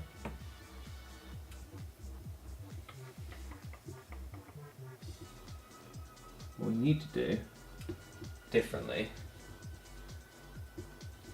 and this one connects here, we actually need to connect this one, the bottom, in. Is this going to work? I'm slightly losing my faith that this works, actually. We might just be stuck with an ugly cable at the back that I can't really do anything about. Although, in theory, I can just add in another IQ link, which I have spares of. I just don't know if you can just flat out add one in and that's fine. Okay, why are you not even connecting? Oh, I'm an idiot because the connection's here, that would be why. I'm an idiot is kind of like my just go-to statement today, I guess. But what I can do is feed this in and through.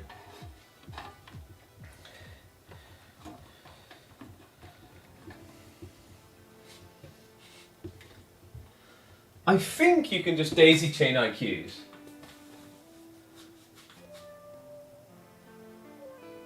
I haven't tried it, but I can't see it really causing any danger to just use it as a bridge port. So we'll connect it there, and we'll use one of our super duper hyper shorts to bridge it again. Wait, does that work in my brain? Not really? Why does that not work? I'm an idiot, I'm an idiot, I'm an idiot, I feel like an idiot. Fudge. Maybe I don't have a solution here to get rid of that cable showing there. I feel like that cable, that cursed cable, is just going to have to be there. Unless I can pull it around. Ooh. That might work.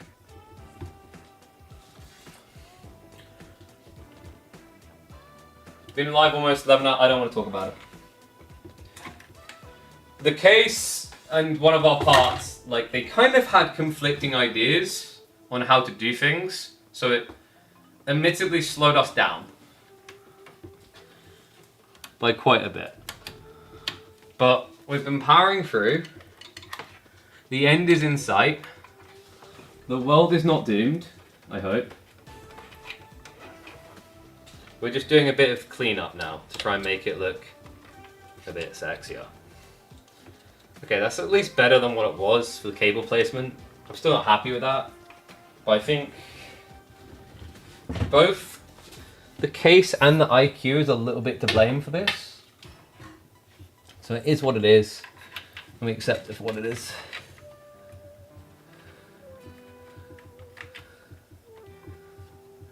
We need to... Oh my god. Ow! Sorry guys. Gonna hit the microphone there. So. I think... No, is that gonna be too tight? That might be too tight to use the same hole. Damn it.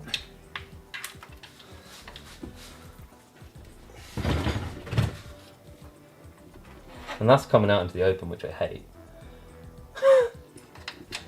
Am I really this screwed to have an untidy cable? I think I am screwed and doomed to an untidy cable. That annoys me, actually. I don't see an alternate way of connecting this. Oh, wait. I might have an idea.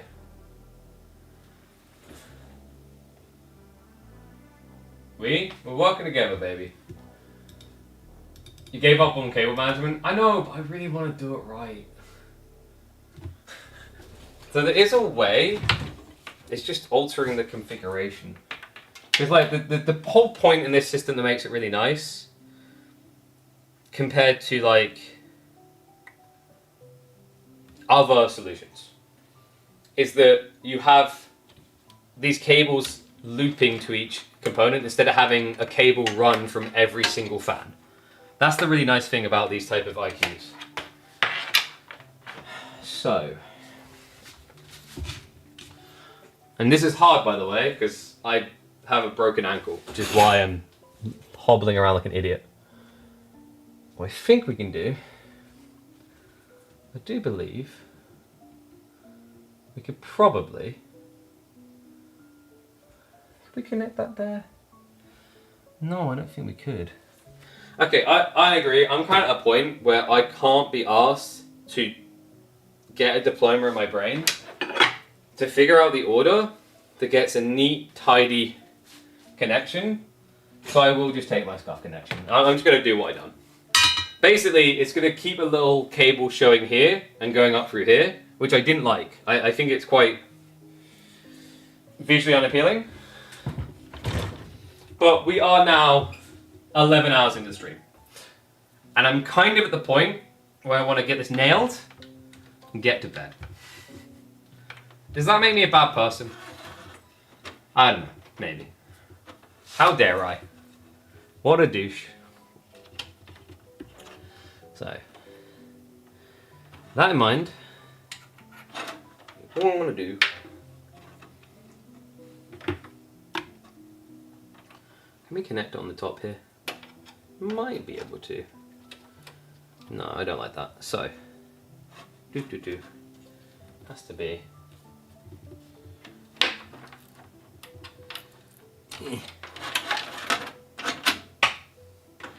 This will feed through. So the cable sticking out, a little bit eyesore-like. Whatevs. I'll come up with a solution down the line to this. I've spent a many hour here. I think I can forgive myself for this small failure, if it stays. Just want to bend that cable a little. Okay. This feeds through. That's hunky-dory like it was meant to be. Then we need to change this. Oh, sorry, I'm so bad with the camera. I'm so sorry, guys. So you can see what we're doing nicely. what we're going to do, we're going to unplug this. So this is looped in, so we're going to loop this. This connects all the way to the back of the IQ and everything. That's basically where it's meant to be. In fact, I just want to see if I can pull additional through. I think that's the maximum I can get, which is a little bit unfortunate. Is that the maximum? I've had more cable than that. I do if I unleash it. I am going to let you be free, little cable. Be free. We've reached a point of hysteria. I'm talking to cables, guys. There we go. So we're getting our slack up here. We connect this in. And now we're gonna bend that into place. I hope it's nice enough. Maybe we come from the other way.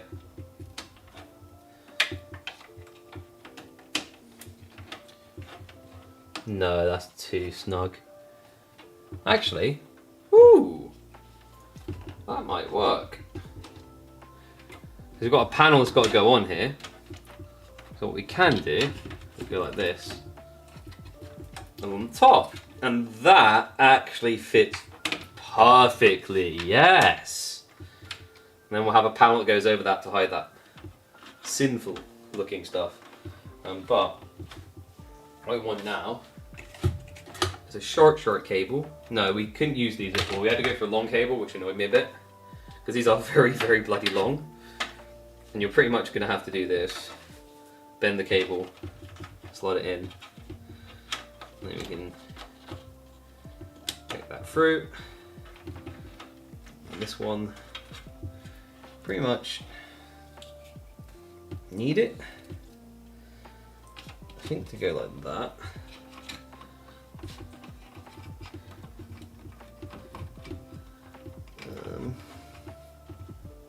Maybe like that. I do wish the sizings were slightly different, but there you go. And when we put the panel on, that'll be fine. I hope. It should be. Okay, so with that in mind,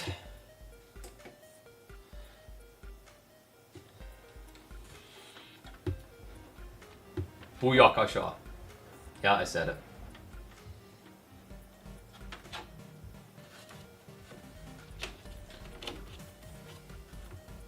Try and make these a little bit cleaner. Just worried about the fan catching the wire. We still don't have RGB on the back. I think that's going to be an IQ setup thing, and that's why it's not working. Because everything should be fine now. Both fans are working. We have equal airflow, so bottom sucks in, and then top sucks out. These ones feel weird, but that's because the radiator's there. Okay, so let's connect the cable. We'll just check on the Mobo that we're good to go. And if so, I think we'll be at the point where we can consider this a success.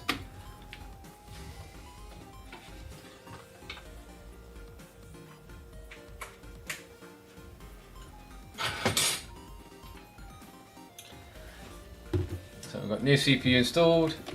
FTPM PSPMV corrupted or structure changed? Huh? Let's reset the FTPM.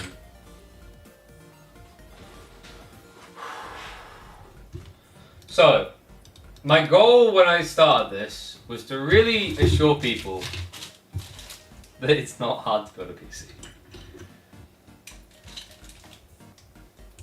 I know how it is, but genuinely, it just takes a bit of patience. When you follow the flow of things, it's not too bad. In fact, if you guys could go back and look, where we had most of our complications was with optimal wire placement, for example. It was with optimal wire placement, it was with optimal fan placement. basically like more trivial things that you can do quicker if you just don't care about the aesthetic. But we really wanted to do the aesthetic justice because this is going to be sitting on camera of us for streams all the way through January. So really wanted it to look good. And I think we do have a sexy ass looking thing. So, just checking the boots. You guys can't see this, you don't really want to. Load optimized defaults, sure. And if this boots, it boots. Fantastic. Weird that the LCD isn't showing tracking any info. I'll check in on that. Right now, it is giving me bottom right light, which is to do with boot, but I think we're good. Everything looks good. We've got a Ryzen 9950X tracking, got 64 gig of RAM. Both of them are running at 4800 MT right now. We'll up that to the 6000. That is really good for AMD, because that is definitely easily doable on the Kingstons. Everything is tracked. I would call that a success. So what we'll do now is we need to catch it in all the sexiness.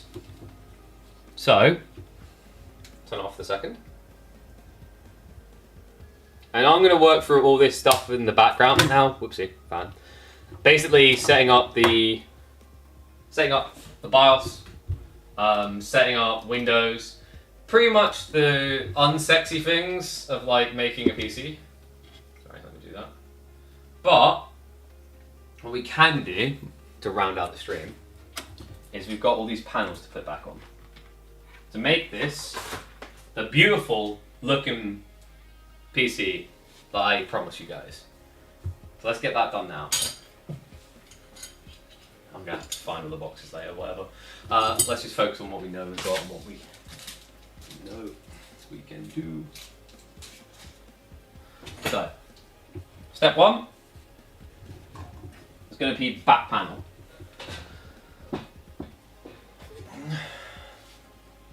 You don't really need to see this. It's literally just putting the back panel on. We've got a mesh design. Goes nicely back on. So it's all magnet, by the way. I can add screws back into this, but you honestly don't need to. Once it magnetizes on, it'll just stay on. And we do need to tuck our wires in a bit though. We're a bit overextended. Especially that big fat boy there. So what we want to do, there's little hooking groves at the bottom, and then, look at that, see? So there are little screws at the top that you can use. In fact, let me just readjust you guys here, because we brought this all the way down. Genius me, plugging in an HDMI at that point.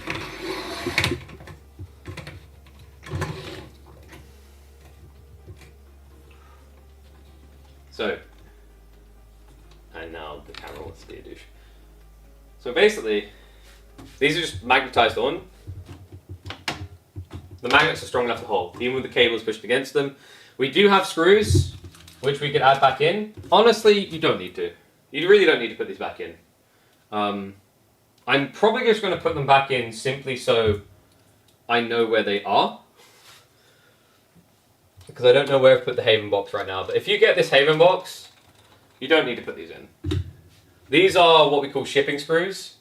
Just to make sure, as it sounds, like when you actually, like if you were to have this shipped to you or whatever, nothing can move. And you'll see why as we go around. So next step is going to be the back panel. This is going to nicely slide in, and all these nasty cables that are sticking out will disappear like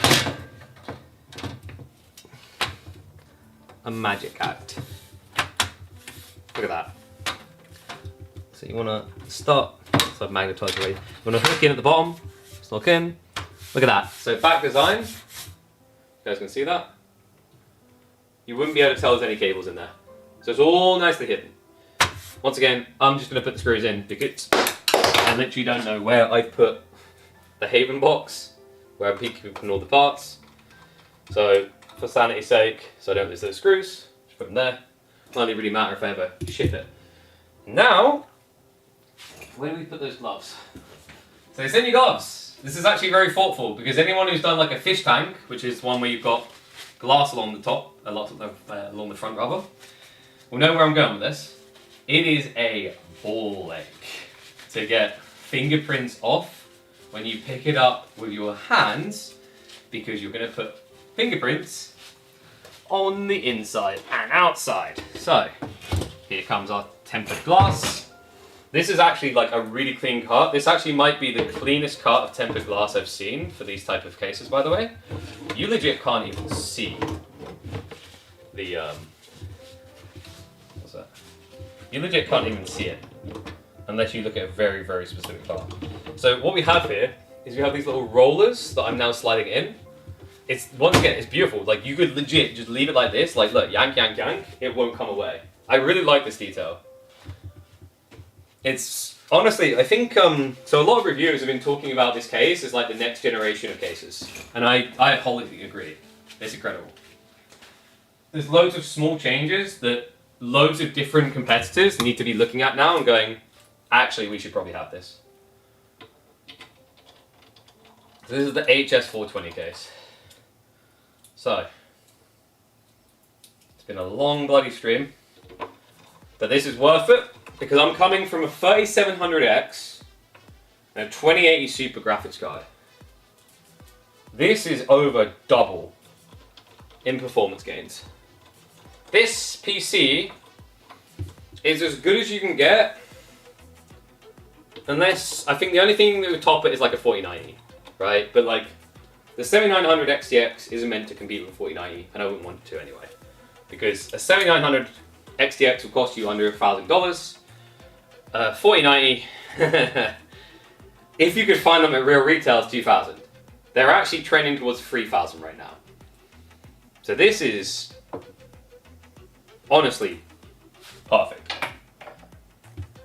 I would say for a lot of you guys watching, the 7900 XTX doesn't suit your use case because it's a 16 core. Where up at the top? It's a 16 core CPU. Most of you will be happy with 8, so I'd actually say most of you should be looking at the 9800 X3D, which is currently sold out, it's that popular. But I definitely would still recommend like currently going Ryzen. I think Ryzen have just kind of claimed that #1 spot. It's undeniable at this stage. I have lost it. Am I blind? There is a giant metal piece that I've misplaced. And I feel like an idiot right now. Oh, it's it's because it's camoed here. It's literally on the chair. Because it's in black. Oh my god. It's been a long day, guys. Thank you everyone who has stayed, supported, given tips, or just enjoyed this.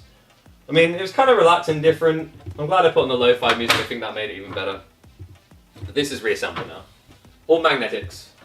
I love this, man. I love this case. So, that is now all locked in place. You can replug.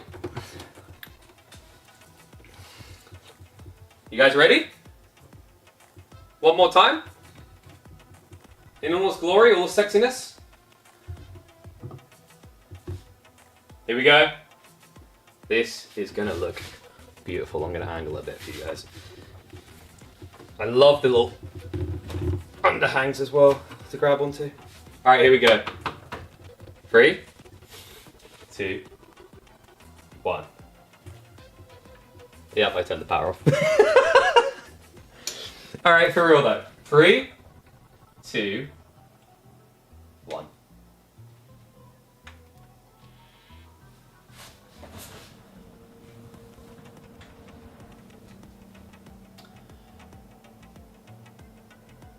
That's pretty sexy.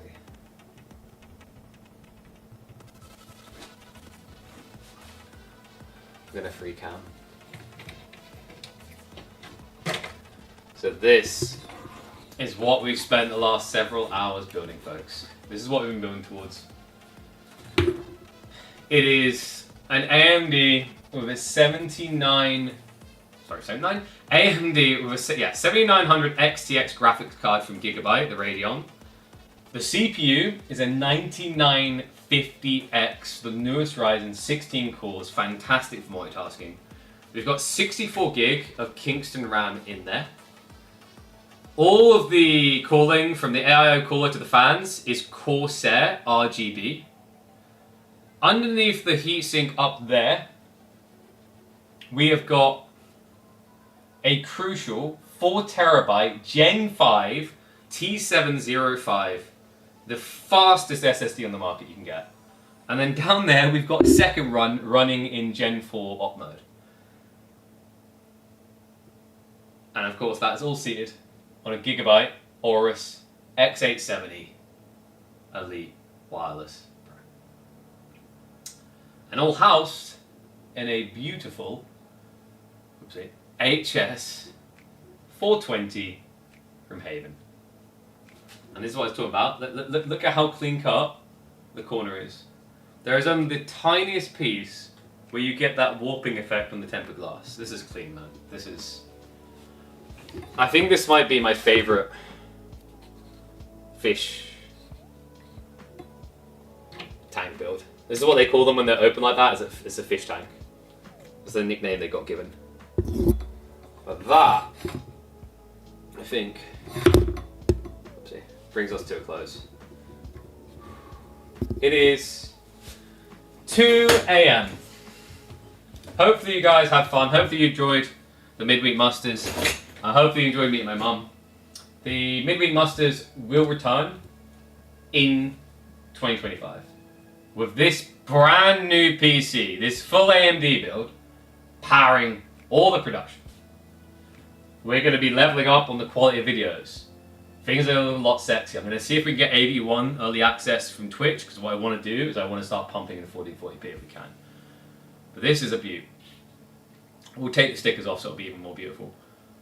Actually, I think, if I'm not mistaken, yeah, look at that. Little thoughtful things. So there's a side on it that can peel off easily. It's actually a really nice thought. So we'll take that off. We'll take that off.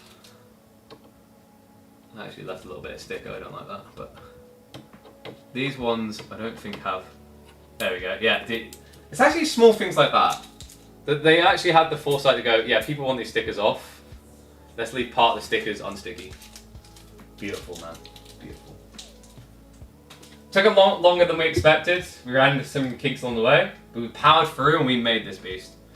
So guys, next stream from me will be the final weekend of this month. There's a Steel Series tournament going on. I plan to cast a bunch of the games here on this channel, powered by this beast.